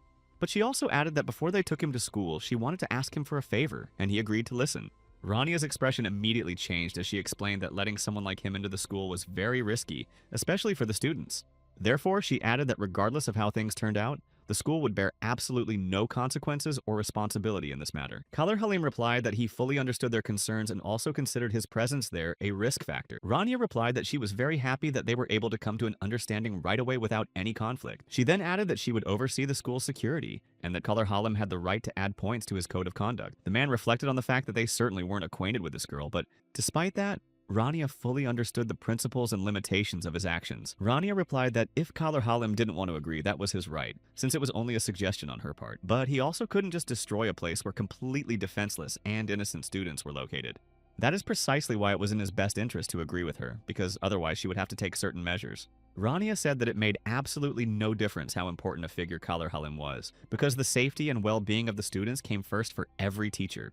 The girl had no idea why this man had come here, so extra caution and safety wouldn't hurt. However, she also knew that if Halim lifted the restrictions at the school, it would be a real disaster. The man then stepped closer, saying that, unfortunately, he couldn't accept her proposal just yet. But he also considered the proposal quite fair and understood why she was acting this way. In the end, Rania realized that a normal conversation wouldn't work, so she prepared to use her own power. Just then, the stars appeared, and Rania and Halim, using their power, signed a contract, so they had to act in accordance with it. The man said that if she was satisfied, he asked for permission to make a counteroffer. Halim said that while he was at this academy, he would like to give a few lectures to the students. Rania first saw Halim after the battle on the battlefield, and he was a survivor from the magical city of Artia, which had been destroyed centuries ago. They appeared to be practically the same age, though it was hard to guess how old this man was. There were also many different rumors circulating about Halim that were downright creepy. Specifically, people said he destroyed spirits and sustained his life with their blood. All of this seemed truly terrifying, so it would be difficult to strike up a conversation with him. Halim's eyes were so empty that they seemed lifeless. Moreover, it was impossible to read anything at all in them. Cardo said that even if it had been planned, he didn't know what was going on here, but Rania said they didn't need another battle on their territory. The guy just didn't understand if it was okay to let him hold classes for the students, but Rania said that everything was fine since, as long as the restrictions were in place, there shouldn't be any problems. Besides, she asked Cardo to station his troops around the school, but the guy himself said that for someone like Halim, his troops wouldn't be an obstacle. Such a weapon would be completely useless against him, so it wouldn't do much good. The girl replied that school was a safe place, at least as long as the contract they had just signed with him remained in effect. Cardo asked if, in that case, they really needed to keep following him. But Rania said she didn't understand what he was talking about, since they had just come to the lecture and she was curious to hear what this man had to say. She wanted to study the teaching methods of other professors, and besides, almost all the faculty members from this academy were present. She wanted to do this for her professional growth, and they attend each other's lectures. Cardo thought it might be best to just admit that he was spying on him, but there were indeed more people than at a typical lecture. Everyone was curious. Rania pulled Cardo aside, asking if Halim could tell anyone in the audience who he really was. Meanwhile, the man was writing something on the board, and Cardo thought it was unlikely he'd told anyone who he was, since no one would attend a lecture given by a madman, and then wondered who he was according to legend. According to legend, he was a wizard who had arrived from a distant foreign land, and even his name and origins remained a mystery. Meanwhile, Halim announced that the lesson was about to begin. He said it was nice to see so many students and that he was going to give them a special lecture on the use of elemental magic. At first, it seemed like a direct hint that he was from Artia, and Cardo added that he should have come up with a better legend. But it was also unknown how much the other students knew about elemental magic. However, they didn't have enough time to assess everyone's skills. However, there was one thing that every wizard knew, and he created fire and water in both hands. Halim said that this was the compatibility of fire into water and water into ice, and ice then back into fire, but if you need to use several methods and abilities at once, most mages would be powerless here. After that, he asked if someone who had spent their entire life perfecting just one skill would be weak. Without waiting for a response from the others, Halim said, "Of course not. It is impossible to consider such a person weak." He explained that there is nothing wrong with students mastering only one skill. They can discover that very method of extreme utilization hidden under the name of compatibility. And in this case, they will no longer be limited in their own capabilities, knowing just a few simple rules. The man said that although he wouldn't be here long, he intended to teach them all of this. He also suggested that this method doesn't use a diagram, but in any case, it shouldn't be too difficult for them. Halim said that this idea would indeed be very strange and interesting to them. He added that they weren't ruling out the possibility that there might be limitations on elemental spells, but asked the students what would happen if an opponent decided to attack. The students thought that this was a possibility, and that this method might even be truly effective, but this could also mean that they would exceed their limits and resort to using second-class skills. Halim said that those who fail to handle this task will eventually hit a wall and will no longer be able to continue. In time, they would reach that very wall they couldn't break through, and the entire passage would be permanently sealed off. After a while, Rania stepped forward and said she would go first, but Cardo didn't understand where they were headed now. Rania laughed and said she wasn't planning to run away, but Cardo thought that was exactly what she was doing. She replied that there was no need to worry since this was a school, and she was a teacher here and intended to solve this problem as a teacher. She wanted to solve this problem at its root and in reality, not just superficially. After a while, Cardo received several reports, but he doubted whether it was really true because it was hard to believe. The other members of his team said that was all they'd managed to get and they had nothing else. It was just a routine walk for Halim after he had finished the class. He was simply talking with students who were asking him questions after the lecture, and he calmly explained everything in great detail. After that, he felt like sitting in the garden, and alone he went there, sitting quietly on a bench. Then Kallarhallam wrote a new class schedule, and there was nothing suspicious or strange about his behavior during all that time. Cardo said at that moment that it all looked too suspicious, like the calm before the storm.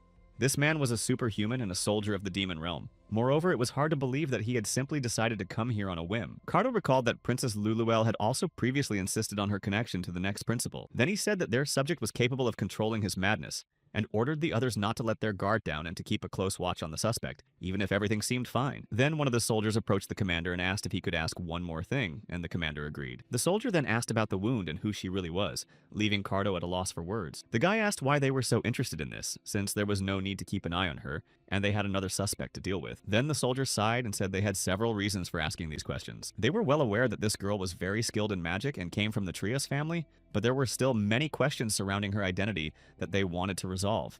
But they also knew that it was precisely because of her family that she had been able to become an assistant professor at this school, since that was what had helped her get in. However, looking into her eyes, they couldn't shake one nagging thought. They asked the headmaster if he remembered the moment when Kallarhallam drove here, because the tension between them was truly unbearable. It was such a powerful force that they couldn't even move, but now they wanted to move freely even in such a tense situation. Rania at that moment could move freely, and to do so, one had to be a very experienced mage. Cardo simply didn't know how to respond to that at that moment, because he understood that he definitely couldn't tell the truth about her. Now there was definitely no one to blame, because Renelle wasn't the kind of person who listened to what others told him, even when it was necessary. At moments like this, he just wanted to get out of there so he wouldn't have to answer all these questions. That's exactly why the boy started making up a story on the spot, and decided to say that he'd been meaning to tell this for a long time, and began talking about how Rania was Renelle's former student. They were very surprised to hear that the Ashen Mage had a student of his own, but they listened intently as he continued. Cardo continued by saying that on the battlefield, even the most experienced wizards sometimes didn't survive, which is why they had to be prepared for any outcome. Renelle was not only a wizard but also a scholar, which is why he attracted much more attention. And that meant he needed someone to whom he could pass on his knowledge, and that person turned out to be Rania. Cardo also added that this was confidential information, since Renelle himself had specified this in his letter, so he asked that they not tell anyone else. The soldiers said they understood everything, because if they started talking about it, there would be a lot of rumors and confusing legends. That's why he said it was better not to cause Rania any unnecessary trouble, though deep down he hoped his story wouldn't be enough. But Cardo also realized that he had once again nearly fallen into a trap because of Rania and the questions surrounding her. The chief said that if no one else had any more questions, they should continue monitoring the suspect, since the students' safety was their priority in this mission. One of them taking the papers said that Associate Professor Renaya was saying the exact same words as their boss was now. Then he handed the papers back to him, saying that Renaya, by all accounts, had taken all of Kallarhallam's complaints into consideration. They were very curious as to why she had decided to do this, but since Rania was a student of the Ash Mage, that explained everything and left no questions unanswered. They didn't understand why Senior Cardo was treating them this way, and they were also informed about a new lecture for students, with the topic being the fundamentals of a battle mage. The students gathered closer to read the new announcement, and the headline read, "Countermeasures for the Wizard Class." The professor who would be leading this class was Rania Van Trias, and of course, the students began to worry about the fact that it would be her. But Lark and Belnoa, on the other hand, wanted to show their best side, so they were ready to dive in and see what might be new. Rania, meanwhile, was already ready to begin, saying that this lecture would be for those who wanted to become combat mages just like her. The students saw only her smile, which seemed eerie to them, and they didn't even know if they'd make it out of there alive after the lecture. Rania began by explaining that a combat mage is a class of mages dedicated to fighting enemy magic. She began to explain that the combat technique of hunting mages is the source and foundation of the battle mage. All of this was created by the Ash Mage in order to defeat Skibal, whom he had once fought. Rania continued to say that this was a very good and effective class, just like the techniques presented here. The students kept listening, sometimes afraid of what might happen to them here, but suddenly the girl stopped. Rania added that since this class is very new, many mages ignore it, especially low-level mages, and at that moment the students became even more frightened. They thought that this was exactly what Dobella had told them once, but usually people from completely different classes say things like that regardless of anything else. Besides, Rania was their assistant professor, and even if she could use various spells, it didn't change anything. Then Rania concluded her speech by saying that these were the words of the swordmaster Kuntala, and when things reach a dead end, there's nothing better than practice. Over the next 2 weeks, starting today, the students were to undergo this training. The girl explained that the students would learn methods of hunting magic and experience them firsthand, although the students had hoped until the very last moment that she wouldn't do this. But Rania decided not to drag it out, so she said they would start right now, beginning with a light warm-up, even though the students already hated these lessons. Chloe was sitting in another room. Hearing all the noise, she became curious about what the students were studying that was causing such chaos. It was the same class that the guest wizard had taken, and she also wanted to go there, so Chloe didn't understand why she couldn't appear before him. But while the girl was pondering, someone knocked on her door asking if they could come in, and she immediately jumped out of bed.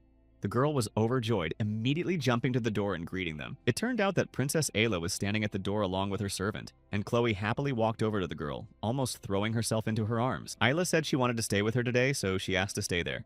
Everything looked very appetizing today, as there was a teapot with tea, cookies, and cake on the table. Chloe, who loved sweets very much, sincerely thanked the princess for such hospitality, but Ayla said there was nothing special about it. Besides, Chloe had done her a huge favor, so the girl wanted to thank her for it somehow. Chloe started eating the cookies, not knowing exactly what the princess meant by a favor, since this was already the third time she'd gone to her room. Besides, they were just chatting over a cup of coffee and doing nothing else. And all these sweets were meant only for Chloe, since the princess almost never eats anything. Suddenly, the girl realized that she had figured it all out, because inside the palace, where the atmosphere is one of threat and betrayal, the princess feels terrible. Right now, political strife is at its peak there, and at a time like this, you can't even trust your own shadow, which is why the princess comes here. Chloe thought that Ayla was looking for a place where she would feel a little more comfortable, and that's exactly why she found it here, even though few people here knew her. Then Chloe took her hands in hers, about to say something, though Ayla herself didn't quite understand what was happening. The girl said that no matter what happened, she would always be on her side, and told the princess she was always welcome here at any time. Ayla simply thanked her for her kindness and then brushed the cookie crumbs off her face. Chloe said it happened because she was eating too fast. After all, the cookies were incredibly delicious, and offered the princess a taste as well. At that moment, Ayla realized that none of this was helping at all, and the stars still weren't communicating with her.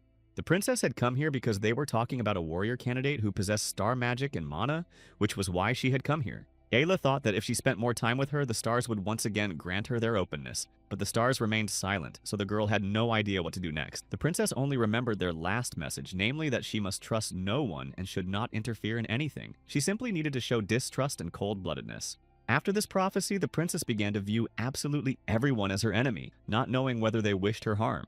After a while, Havel approached her, saying that a pack of hounds had arrived, though the princess was surprised as to what they wanted from her.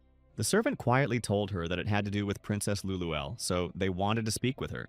Of course, she couldn't refuse, and after a while, Cardo was already standing outside the door, as he had a lot to say.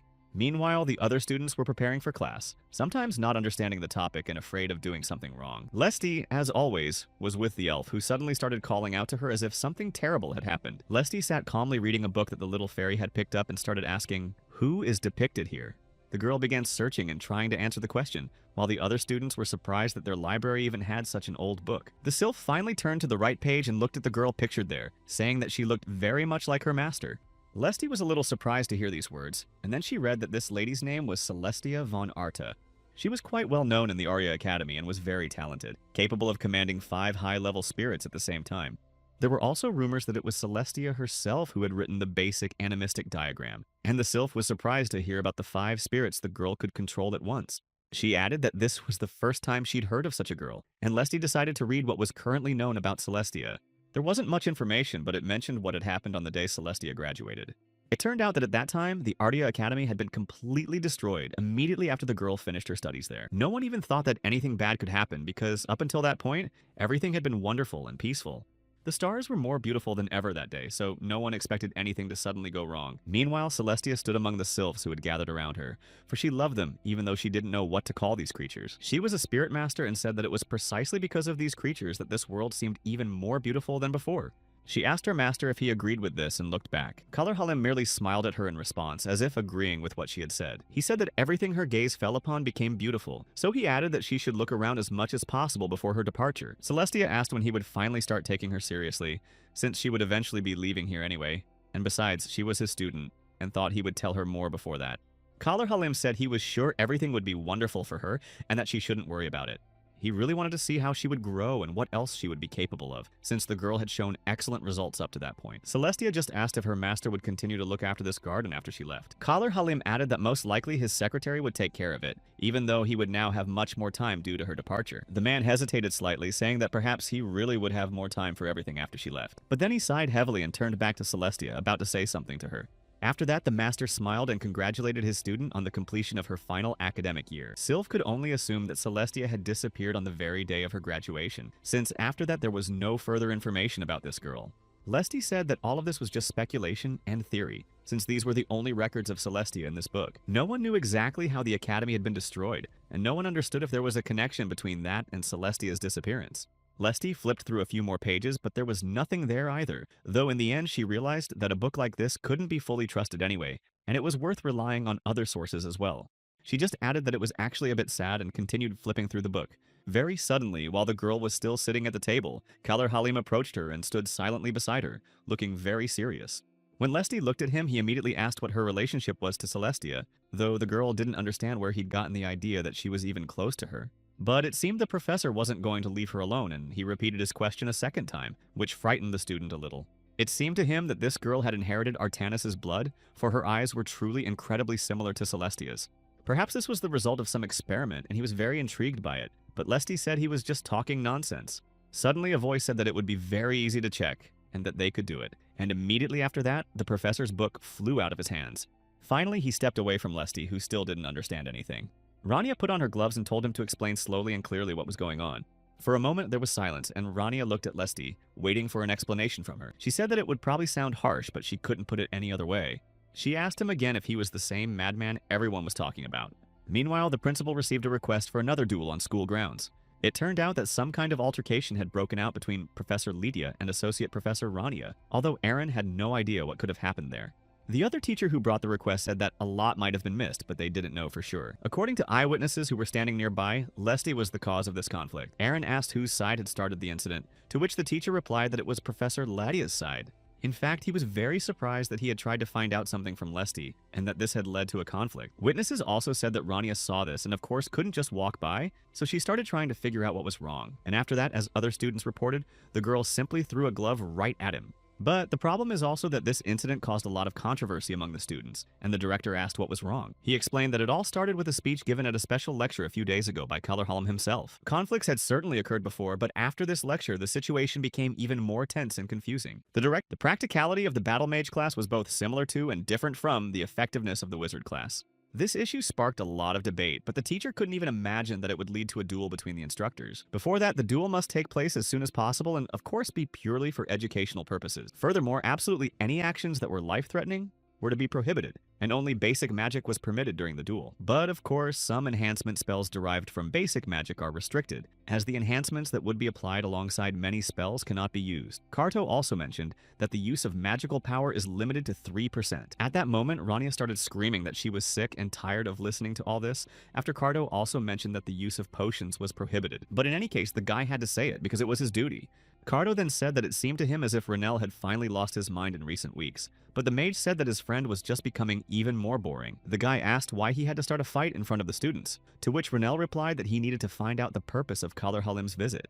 He was as crazy as his nickname suggested, and he was one of those who couldn't control himself forever. That's exactly why he created all these restrictions, to at least somewhat control his madness and keep it from breaking out. That's why a significant portion of his power was sealed away, but even in that state, he was a monster capable of dealing with the renegades. But Karto still didn't understand how all this related to the duel, though Rania asked him to listen until the very end. She began to explain that this man's limitations had been somewhat disrupted after that. There were also a number of limitations that could affect his vision, hearing, and consciousness, as well as his muscle strength. Furthermore, his sensitivity to me was diminished. To put it simply, he could only use half of his abilities. Even a superhuman's abilities were restricted, but I still don't understand how one could fight against such a person in this state. Rania said at that moment that one could only imagine what would happen if all restrictions were lifted from him, and what would happen then. It lasted only a moment, but the mana warped as Karto realized that Renel wanted to sort all this out through a duel. Renel replied that from the very beginning they should go to Kalar Halim and read all these rules aloud. Perhaps they would learn something. Therefore, this would be a good lesson for the students. Karto asked if that was all, though Renel wondered what else he wanted from him. The boy, of course, despite all this, the boy smiled, saying he hoped Renel had actually planned everything down to the smallest detail. He added that his friend should take care of himself and return from the duel safe and sound. After all, the students had already started speculating about who would ultimately emerge victorious. Some said that if the battle took place at close range, the battle mage would win, since there simply wouldn't be enough time for spells. But judging by power, elemental spells are significantly stronger, and they couldn't imagine how it would be possible to win using only basic spells. Caesar knew that duels between professors were a huge rarity, but the students would definitely be interested in watching this. After all, it was a standard duel with no real point in winning, using only basic spells rather than full power. It would be a rather boring battle since neither would reveal their true nature. Rania eventually decided to go first and, using an explosion, rushed at him to attack. Kallarhalim didn't lag behind either. After her attack, he immediately began to defend himself by raising an earthen wall in front of him. After the blow, the wall crumbled and all the debris flew straight at the girl. The students watched all this closely, but she managed to dodge it. However, they couldn't say for sure if this was exactly the standard procedure. They had heard that magical power would be limited, but now it seemed they would be fighting with more than just basic spells. At the same time, Kallarhalim began using his other spells and created many fireballs. Keeping his cool, he used another spell, and fire engulfed the arena. At that very moment, Rania used her basic spell, and once again their two elements clashed in battle. Rania recalled Cardo's words and realized that the boy was right, for she would certainly not be able to win this duel. However, after defeating such a person, she would surely face constant persecution, and while that might hurt her pride, she couldn't risk so much. And if that were the case, she wanted to get to the bottom of things as much as possible. She wanted to lose by the smallest margin possible so as not to attract surveillance, but also not to appear weak. All of this happened several years ago on the battlefield of the magical realm, where they met and began talking. Renel, standing next to Kale, asked Kallarhalim to lift all these restrictions, though the latter had no intention of doing so. He simply wanted to let this man assess the situation clearly and soberly, since that was now the only way out for all of them. Kallarhalim said that Renel was thinking very rationally right now, but added that he couldn't lift the restrictions at the moment. Renel repeated again that he shouldn't worry so much, and should just lift the restrictions, and they would handle everything. Renel then said that they needed everything else themselves, and now the girl was recalling all those words while attacking him at the same time. The students watching all this were no longer sure that this was really a duel using basic spells. Belnoa and Lark didn't know what to think themselves, since it was completely unknown what else to expect from a duel between two powerful teachers, although they were also well aware of the fact that Rania was indeed very strong and would not back down. She was just as strong as the Ash Mage Renel Van Trias. Belnoa watched everything closely and realized that Rania's opponent aroused far more suspicion in him, as he truly looked very suspicious. Kallarhalim behaved very calmly, but his power was so immense that it was destroying everything around him. All this time, he continued to stand in one spot, simply casting spell after spell using fireballs. Rania, in turn, used a basic explosion spell to counter all of his attacks. In all these movements, one could see the reflection of the Ashen Mage, and this was clearly visible throughout the entire battle. All of this was a personal mark etched into the scheme and the ability to control those same spells like a stream of mana. Kallarhalim also noticed that Rania reminded him very much of Renel, both in her behavior and in her magic and spellcasting technique. Many possible and impossible versions came to mind regarding a change of gender, or transformation of the body or soul, but Kallarhalim was certain that before him stood the very same mage, Renel, whom he had known before. But the Ash Mage was the kind of person who fought against anything that contradicted Providence, so it was hard to be certain of the impossible. Rania stopped at that very moment, seeing that her opponent was distracted and that she could take advantage of it. Once again, Renel's movements were clearly visible in her hands, but she rushed at him again, saying that Kallarhalim looked very relaxed right now. He had merely cast another spell, creating a new formation, and was not distracted. Kallarhalim wanted to take this door seriously, despite the fact that there were so many restrictions here. Rania was delighted because their primary goal had been achieved, so now she was simply curious to see how far this madman could go. To suppress his madness, he used many methods, and this was the goal he wanted to achieve. Just like the mechanism for protecting his consciousness, Renel had almost completely figured out what was going on, but it was very frustrating that there were still so many limitations. Kallarhalim was still trying to remain immune to his madness, but with every spell, it became increasingly difficult for him. It was as if they were trying to control him, telling him that his opponent must be destroyed here and now. These are the very same restrictions you didn't see on the battlefield, but there are also additional restrictions that no one suspected. One of them was keeping track of things. Besides, there was no point in dwelling on why those restrictions had been put in place. Rania simply wanted to see what would come of what she had devised, so she rushed forward, knowing she couldn't lose. Kallarhalim suddenly stopped, saying that he had anticipated the fact that the purpose of the duel was to determine his limitations, and addressed Rania as an Ash Mage. She was surprised by this and stopped as well, asking him to repeat what he had just said. The man said that it didn't matter who she claimed to be, but there was just one thing she needed to know. Kallarhalim said that it had chosen this very place and would definitely appear here, regardless of the defenses around it. He added that Renel shouldn't be here right now, especially considering who he really is. The man added that his mission was precisely to stop whatever was coming here, and that was why he had come. Rania cried out, saying he should speak more clearly because it was just like talking to that old elf, Cardi, who always spoke in riddles and never said anything directly. Halim remained calm and said that they had all seen his limitations, but most likely just didn't understand what that meant. That was all he wanted to say right now, so this battle could be over. She started screaming for him to put it back immediately because she wouldn't let him go until he told her everything, and the students realized that this duel no longer made any sense. Halim said he would accept all of this as his defeat, but Rania started screaming that it was wrong. The man said he didn't understand her at all because in the end, she had simply won, and he had just congratulated her. Rania didn't want to let him go so easily, saying that he couldn't just leave like that. In fact, everyone was surprised that she managed to win, since this professor was like a superhuman who was practically impossible to defeat. The two reported that they had found a very suspicious magical object in the sewers, and when they asked what was wrong with it and why it looked that way, Cardo said it didn't matter, and simply continued listening to the report. One of the soldiers said he had been watching this place since the time it was called the altar, and from that moment on, everything had been quiet until this night, when crystal balls appeared that aroused suspicion. They said that these spheres were empty but evoked strange sensations, so they asked their commander if they should continue with a more detailed inspection. Cardo replied that he didn't sense any magic in this, but it all looked truly eerie and suspicious. That is why the soldiers asked their commander for permission to find out more about this magical ball. So Cardo assigned the task and told two soldiers to keep watching the sewer and not take their eyes off it. For them, all of this was very strange because up until that point, everything had been calm in that place, but suddenly something had happened. Cardo continued to hold the orb at that moment. Though it was a small magical object, he began to feel very unwell while interacting with it. Of course, he couldn't let his guard down or lose his vigilance the whole time, because danger could be lurking at every turn. But after a while, he returned to Rania to congratulate her on this victory. He started teasing her on purpose, saying he was surprised by this incredible victory. Cardo said that it was all truly incredible, since his entire squad watching the duel was amazed. Of course, they didn't know how she managed to stay level-headed in the face of someone like Halim, and their suspicion grew. Rania began asking what everyone else had said about her, and whether they had felt fear, as well as whether that fear was similar to what they had felt during their encounter with the Demon King. They also wanted to know what her relationship was with the Ashen Mage Renel, since at this point, everyone was convinced that they were brother and sister.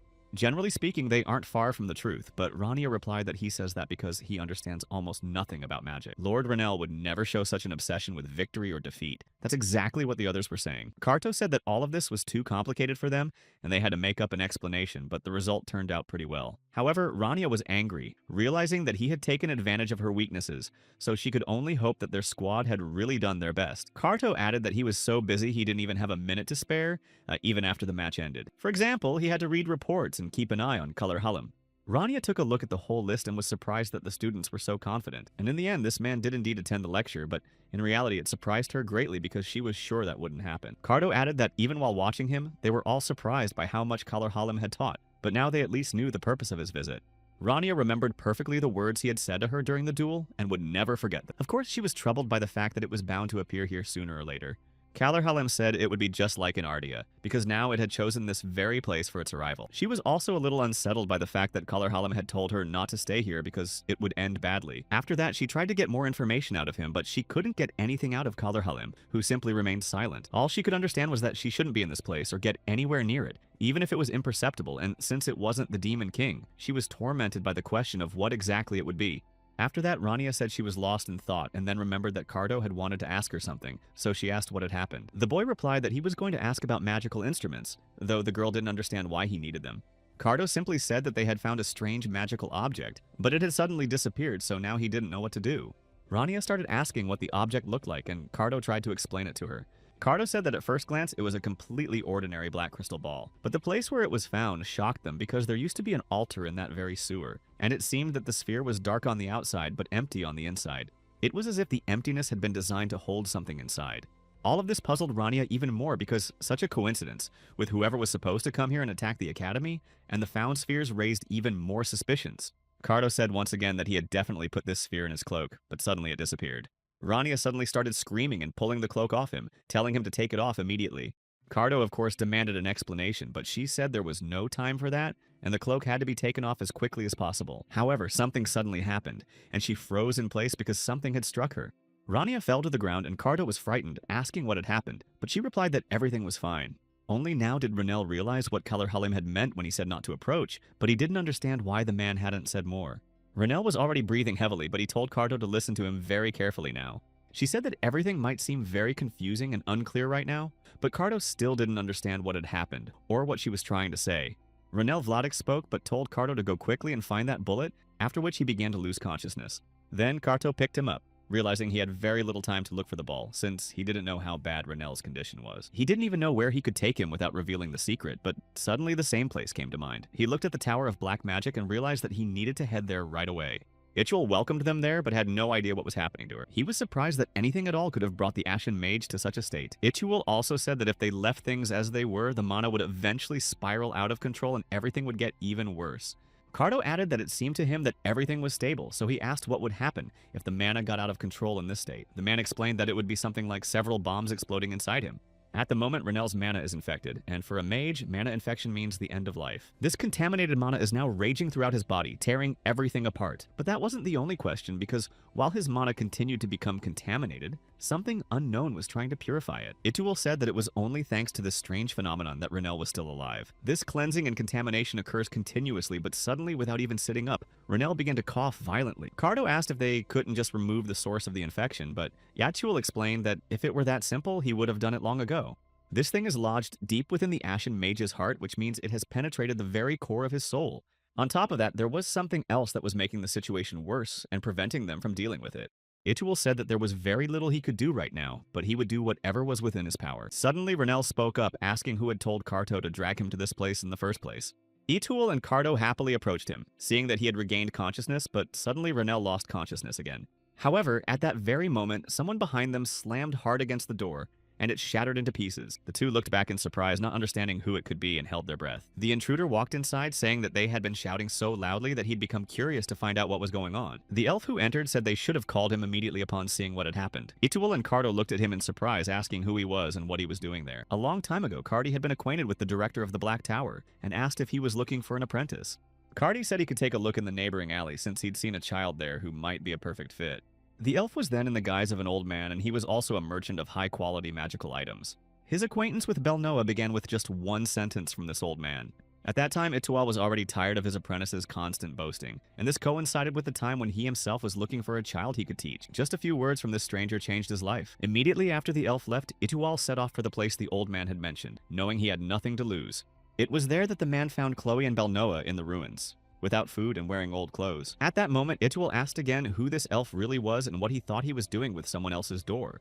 However, Cardi had no intention of explaining anything and simply continued walking toward the ruin, saying that the two of them were making too much noise. After that, he began to transform into that same old man, asking if Itul would recognize his face. He added that a lot of time had passed since they first met, but now the elf said he could call him Cardi. Cardi asked if the man knew this elf, to which Itul replied that they had met a very long time ago, and it had only been a few times. The director added that he had no idea who this elf was, but Cardi, approaching Renel, began to heal him and assess his condition. After that, he sighed heavily, saying that they should have called him sooner. Cardi then stepped back, asking if Cardo had brought the Ashen Mage here. Then he started saying something incomprehensible, mentioning that this might be a permanent loss. Ichul said that he, too, had understood only a few words, but it seemed that was enough for Cardo. The boy simply replied that nothing of the sort had happened, and he wasn't going to make things worse. Cardi then realized that this creature hadn't appeared before his eyes, and then asked if there was an altar or something similar nearby. Cardo eventually managed to find the very same orb and said that there was no altar, but there was this object. He handed it to the elf, saying that his soldiers had found the orb in the sewers not far from where the altar had once stood. But after that, he suddenly vanished as if he had simply tested the waters, and just as he was about to show the orb to Renel, it simply appeared as if it had been waiting for that moment. And only then did the boy begin to realize that this orb had been created from the very beginning to take Renel away. From the very beginning, this magical instrument was created to hold something inside it. Cardi also mentioned that this orb was enchanted specifically to be indestructible, which is why what they are now seeing happened to Renel. This magical object was created to disrupt the flow of mana, forcing the heart to undergo an incredibly powerful reset, and the one who brought this sphere and showed it to Renel was to blame for what happened. Cardo didn't believe what he had heard because he didn't want to believe that he himself had set a trap aimed at his elder, but there was no time for panic now, so he simply asked the elf how they could help. Cardi simply replied that in reality things weren't as critical as they might seem at first glance.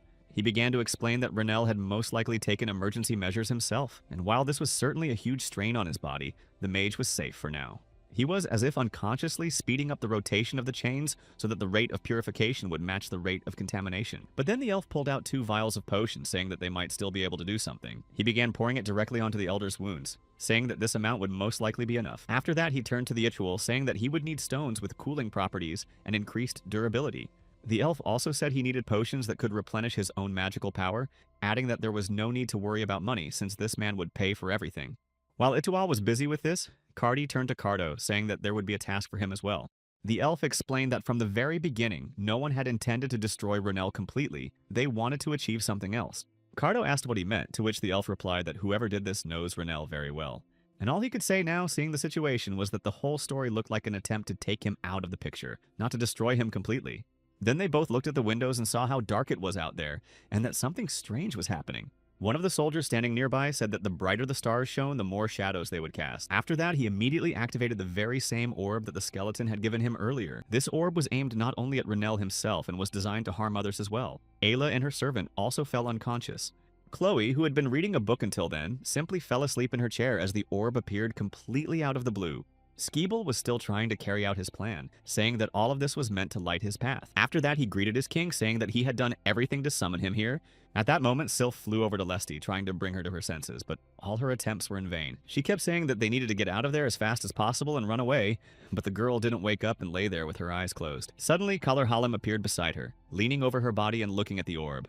He merely said monotonously that he still felt nothing.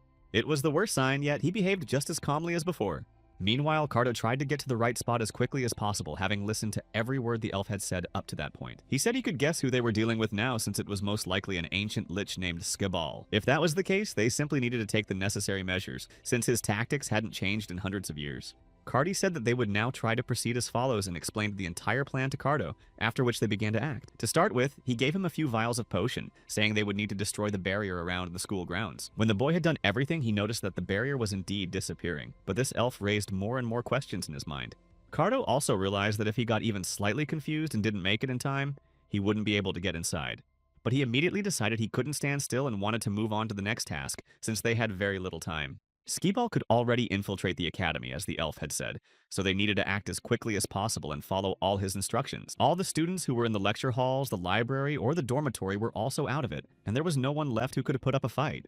And the Ash Mage, who had been capable of defeating Skeeball, couldn't help them now either, so all hope rested solely on Cardi's plan. Itual and the elf stayed by Renel's side, monitoring his condition, and Cardo now realized he had no choice but to follow Cardi's instructions if he wanted his elder to survive. Cardo moved as fast as he could and after a while found Chloe, who was also out of it, though her mana was still surrounding her. As Cardi had said earlier, the crystal ball was supposed to be here as well, but he didn't know why they needed Chloe. Nevertheless, he realized he had to hurry. There were also 2 others he had to find, according to the plan Cardi had told him.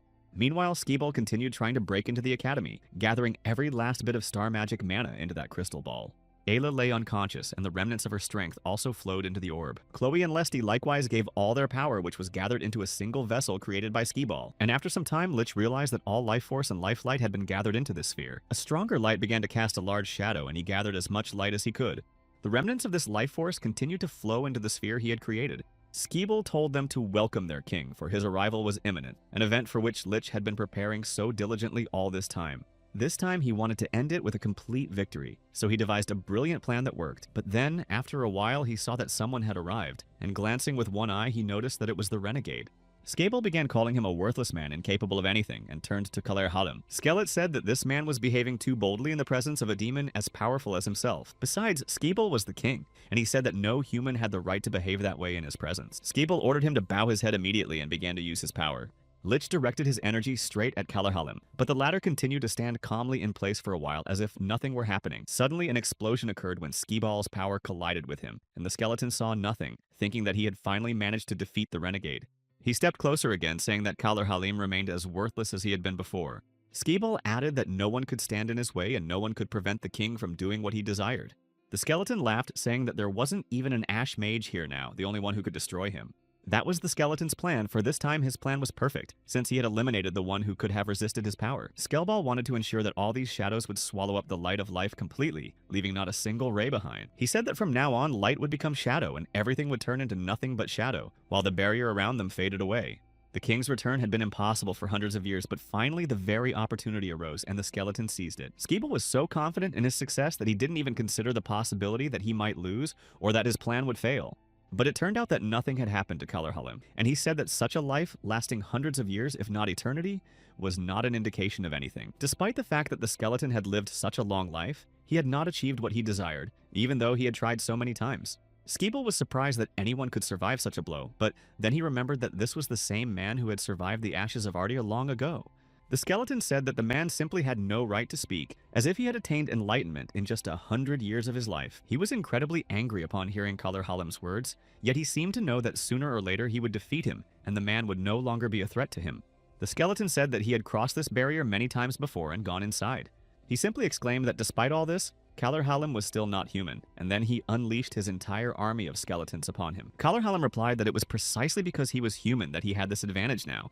On that day 100 years ago, he had sworn an oath of loyalty to his hometown to live as an ordinary human being. He taught Celestia, who knew him as an ordinary man and as her master who helped her with everything. Kallarhalim taught at the academy and was someone the students loved and respected. He said that it was solely for the sake of that oath that he had endured a life of terrible pain all this time. And that is precisely why Kallarhalim now had the right to judge, and right now was the time to keep his promise. A long time ago, a young prince came to Kallarhalim saying he wanted to talk to him. Even then, rumors were circulating that he was the mad Kallarhalim of Artia, and it seemed that this prince had no good intentions. But despite this, the man showed no concern, and said he wanted to get down to business since the prince had come all this way. The prince laughed, saying that even though he was a descendant of the throne, Kallarhalim continued to behave rather brusquely. But despite this, the prince handed him an envelope, saying that he had an unexpected proposal. He told the man to go to the Academy of Aplaya to carry out a mission. The prince knew full well that Kallarhalim was going there anyway, and this letter would make everything much easier. Kallarhalim finally took the letter in his hands, knowing that the prince's proposal was very unexpected. His manner and tone of voice suggested that he knew Kallarhalim's goal. And at that moment, questions arose in his mind, but none of this changed his mission. It was something that had been impossible to do on this day 100 years ago, but could be done now. Kallarhalim couldn't make that choice back then. He had no choice but to submit. He simply didn't know what to do, but now he realized how to proceed. At that very moment, Kallarhalim stood before a massive army of skeletons led by Skabal. And Skabal also said that talking about some kind of immortality was very foolish if you had lived only a few hundred years. But after that, the man began to use other magical techniques. These superheroes, as masters of the sword, could overcome both life and what comes after it with its help, for they possess a supernatural ability bordering on prophecy. But these superheroes, who were wizards, possessed a slightly different ability. At that moment, Kallarhalim used his power to create hundreds of spells around Skabal's army, and fire poured forth directly from there. He used accelerated thinking and simultaneously began calculating his opponent's possibilities. Kallarhalim said that time was always relative, meaning different things to different people. The absolute amount of time makes no sense if one fails to achieve the desired result within that time. And Kallarhalim thought that Skabal knew this far better than anyone else, having lived for so long himself. Renel Van Trias was the one who was able to show him the other side of the coin. Kallarhalim said that he had been outmaneuvered by a young man who was only 20 years old, but Skabal simply replied that the man would regret the words he had just spoken. Splitting this spell into hundreds of parts was simply unnecessary, because in that case the spell would have been useless. Skabal added that the scheme itself was incredibly crude to use. He began to laugh, saying that nothing could possibly be achieved using the scheme. Kallarhalim noticed how easily this skeleton had managed to dismantle all his schemes in an instant, and considered this trick a decent start. But now Kallarhalim could finally just relax and cast off all his restraints. All this time he uttered that single word, shedding the constraints that had been holding back his madness all along. Skabal was alarmed and angry when he saw that his chain had suddenly snapped. Kallarhalim knew he would have to hold on just a little longer until this madness completely consumed him. He fought for one thing alone, to ensure that the sparks that had once burned Artia could not reach this place, and that terrible day would not repeat itself. He wanted to do this before the stars turned away from him. He knew what the consequences might be for him, but he was ready for it. He simply wanted to stop all of this right here and now. Skabal had not expected to see such a powerful fire around him, one that no magic could stop. This began to frighten him, for he saw that Kallarhalim was truly serious and capable of much more. On top of that, the skeleton noticed that this man's magic was simply devouring absolutely everything in its path except for the shadows.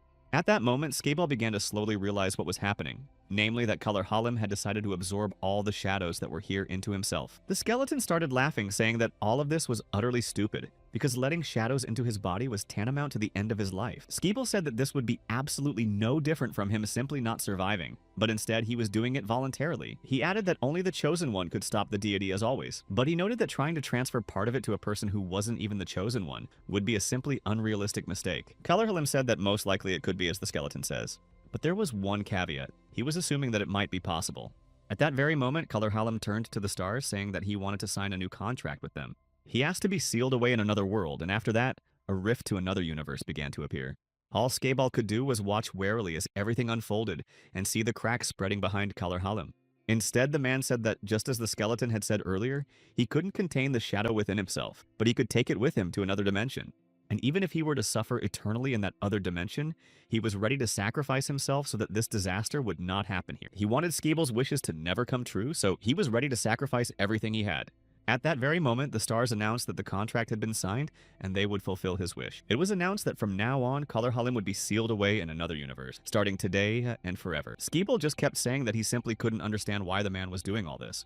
Moreover, the skeleton said that all of this was impossible, and that all his efforts would be completely in vain and lead to nothing. Time in the other universe differs from the flow of time in this world. It twists and intertwines, and all of this happens repeatedly. It is a completely different universe where a single moment and eternity exist together and simultaneously, and it was impossible for an ordinary person to endure this time, which is shrouded in madness because consciousness and body would be lost just as surely as his soul. The skeleton could not comprehend why all this was necessary, for Colorhalim's limitation was the choice to remain human. Along with his scream, the voice of the stars was heard, announcing that the contract had been signed and the deal had been made. They informed him once more that from now on the man would be confined to another world, and gradually, the rift he had created began to close. Skeeble continued to rage, saying that someone like Colorhalim simply had no right to treat him that way. It wasn't the Ash Mage who ruined his plans today, but Colorhalim, who appeared out of nowhere and, by sacrificing himself, destroyed his desires. Skeeble began to say that this time he had even dealt with Renell, meaning this plan was supposed to be perfect, but unexpectedly another obstacle appeared that he hadn't accounted for. Of course, he had no idea how Colorhalim found out about all these plans, but that doesn't matter now, because the skeleton knew that it would only be a matter of time before he tried to do it again. He hadn't given up on his desire to conquer the world and knew that sooner or later it would happen. By destroying the body and mind of humanity, he would eventually be able to free himself and return to this world. For now, Skeeble said he should start looking for another vessel to store this energy. The offering and the altar suddenly vanished, though the skeleton didn't know how that could have happened if there was absolutely no one inside the academy's wall. The skeleton began to look around, trying to find what had been built. Meanwhile, Kaito, following the elf's orders, quickly carried Lesty to the right spot. It was only at that moment that Scabble saw him and realized that several other people were involved. But Scabble knew that Cardo was just a pawn, following orders and had no idea what was going on. However, the skeleton also didn't know how he had managed to sneak in here unnoticed. Cardi had given him a special potion earlier, which he had to pour on the ground in order to pass through the barrier. This amount should be enough, but he had to act very quickly and carefully. Cardi had said that as soon as he got inside, they would need to find him immediately and carry out their plan. The elf added that 3 offerings would need to be placed on this altar, which would have to be found. Cardi said that these offerings would serve as the vessels for them, and it was Kato's task to find them and bring them to the right place. There should also be a crystal ball there that would serve as the altar, and the offerings must be placed as far away from it as possible. But the elf also said that one offering should be left as it was meant to be. At that moment, Cardo realized that one of the 3 would not survive, but he did not want to agree to such conditions. Cardo calmly replied that this is how it would be, since he knew of no other way. And in the end, it was a small sacrifice to save the entire world. And now, after all, it would be too late to try to stop all of this. So the elf simply said that Cardo must choose one sacrifice, and that would be the end of it. He insisted that the plan would have to be executed perfectly, and without this sacrifice, nothing would succeed. Cardo still didn't realize that he was the one doing this, but he brought the crystal there and told Cardi, though it wasn't the first time he'd found himself in a situation where a sacrifice was required. Such situations are indeed not rare, but very difficult to accept. Nevertheless, Cardo placed that very crystal next to the princess. The boy knew he had to make this choice, even though it was hard for him to choose who would say goodbye to life. But in the end, this choice on the battlefield was completely ordinary and mundane, something they had already begun to get used to. Cardo felt that this time he was truly very lucky, because he simply hadn't had time to decide anything and was just following orders. At that moment, a voice asked where the relationship was, and then someone used the bone grave skill. Cardo stopped suddenly, asking the same question once more. It was Skaeball, who appeared right in front of him, asking where the boy had hidden the altar. But hearing no answer, he said that the boy had acted very foolishly by ignoring his words. Cardo had been thinking about all this ever since he came down from the tower, because he knew the only person who could keep Skaeball inside the academy. That person was Colorhalim, and now that the skeleton had left, the boy realized how it had all ended. His energy had suddenly vanished in the blink of an eye, so Cardo realized that Colorhalim had sacrificed himself to save the others. Cardo realized that in that case, he would also have to take a risk and sacrifice absolutely everything he had left at that moment. He knew for certain that this noble sacrifice must not be in vain, so he was ready to do anything right now. Cardo raised his sword, saying that they must not give up the fight, even if the price. Skeeble just laughed again, saying that it all looked very funny, because someone like Cardo couldn't be a match for someone like him, especially in a one-on-one battle. Of course, he saw that this boy was chosen by the stars, but in any case, Skaeball believed that Cardo would not be able to stand in his way. He began to employ his schemes and immediately used 100, saying that the boy wasn't even a wizard, so he certainly couldn't pose a threat to him. But despite this, Cardo resolved to deal with this problem on his own, without any help from the stars, using only his human body. He had seen something similar countless times while observing this man, so Cardo wasn't counting on his own victory now. He hoped that Renell would definitely come, and that Cardo would be the one to stall for time for him. Cardo knew he would simply have to hold out until their paths converged.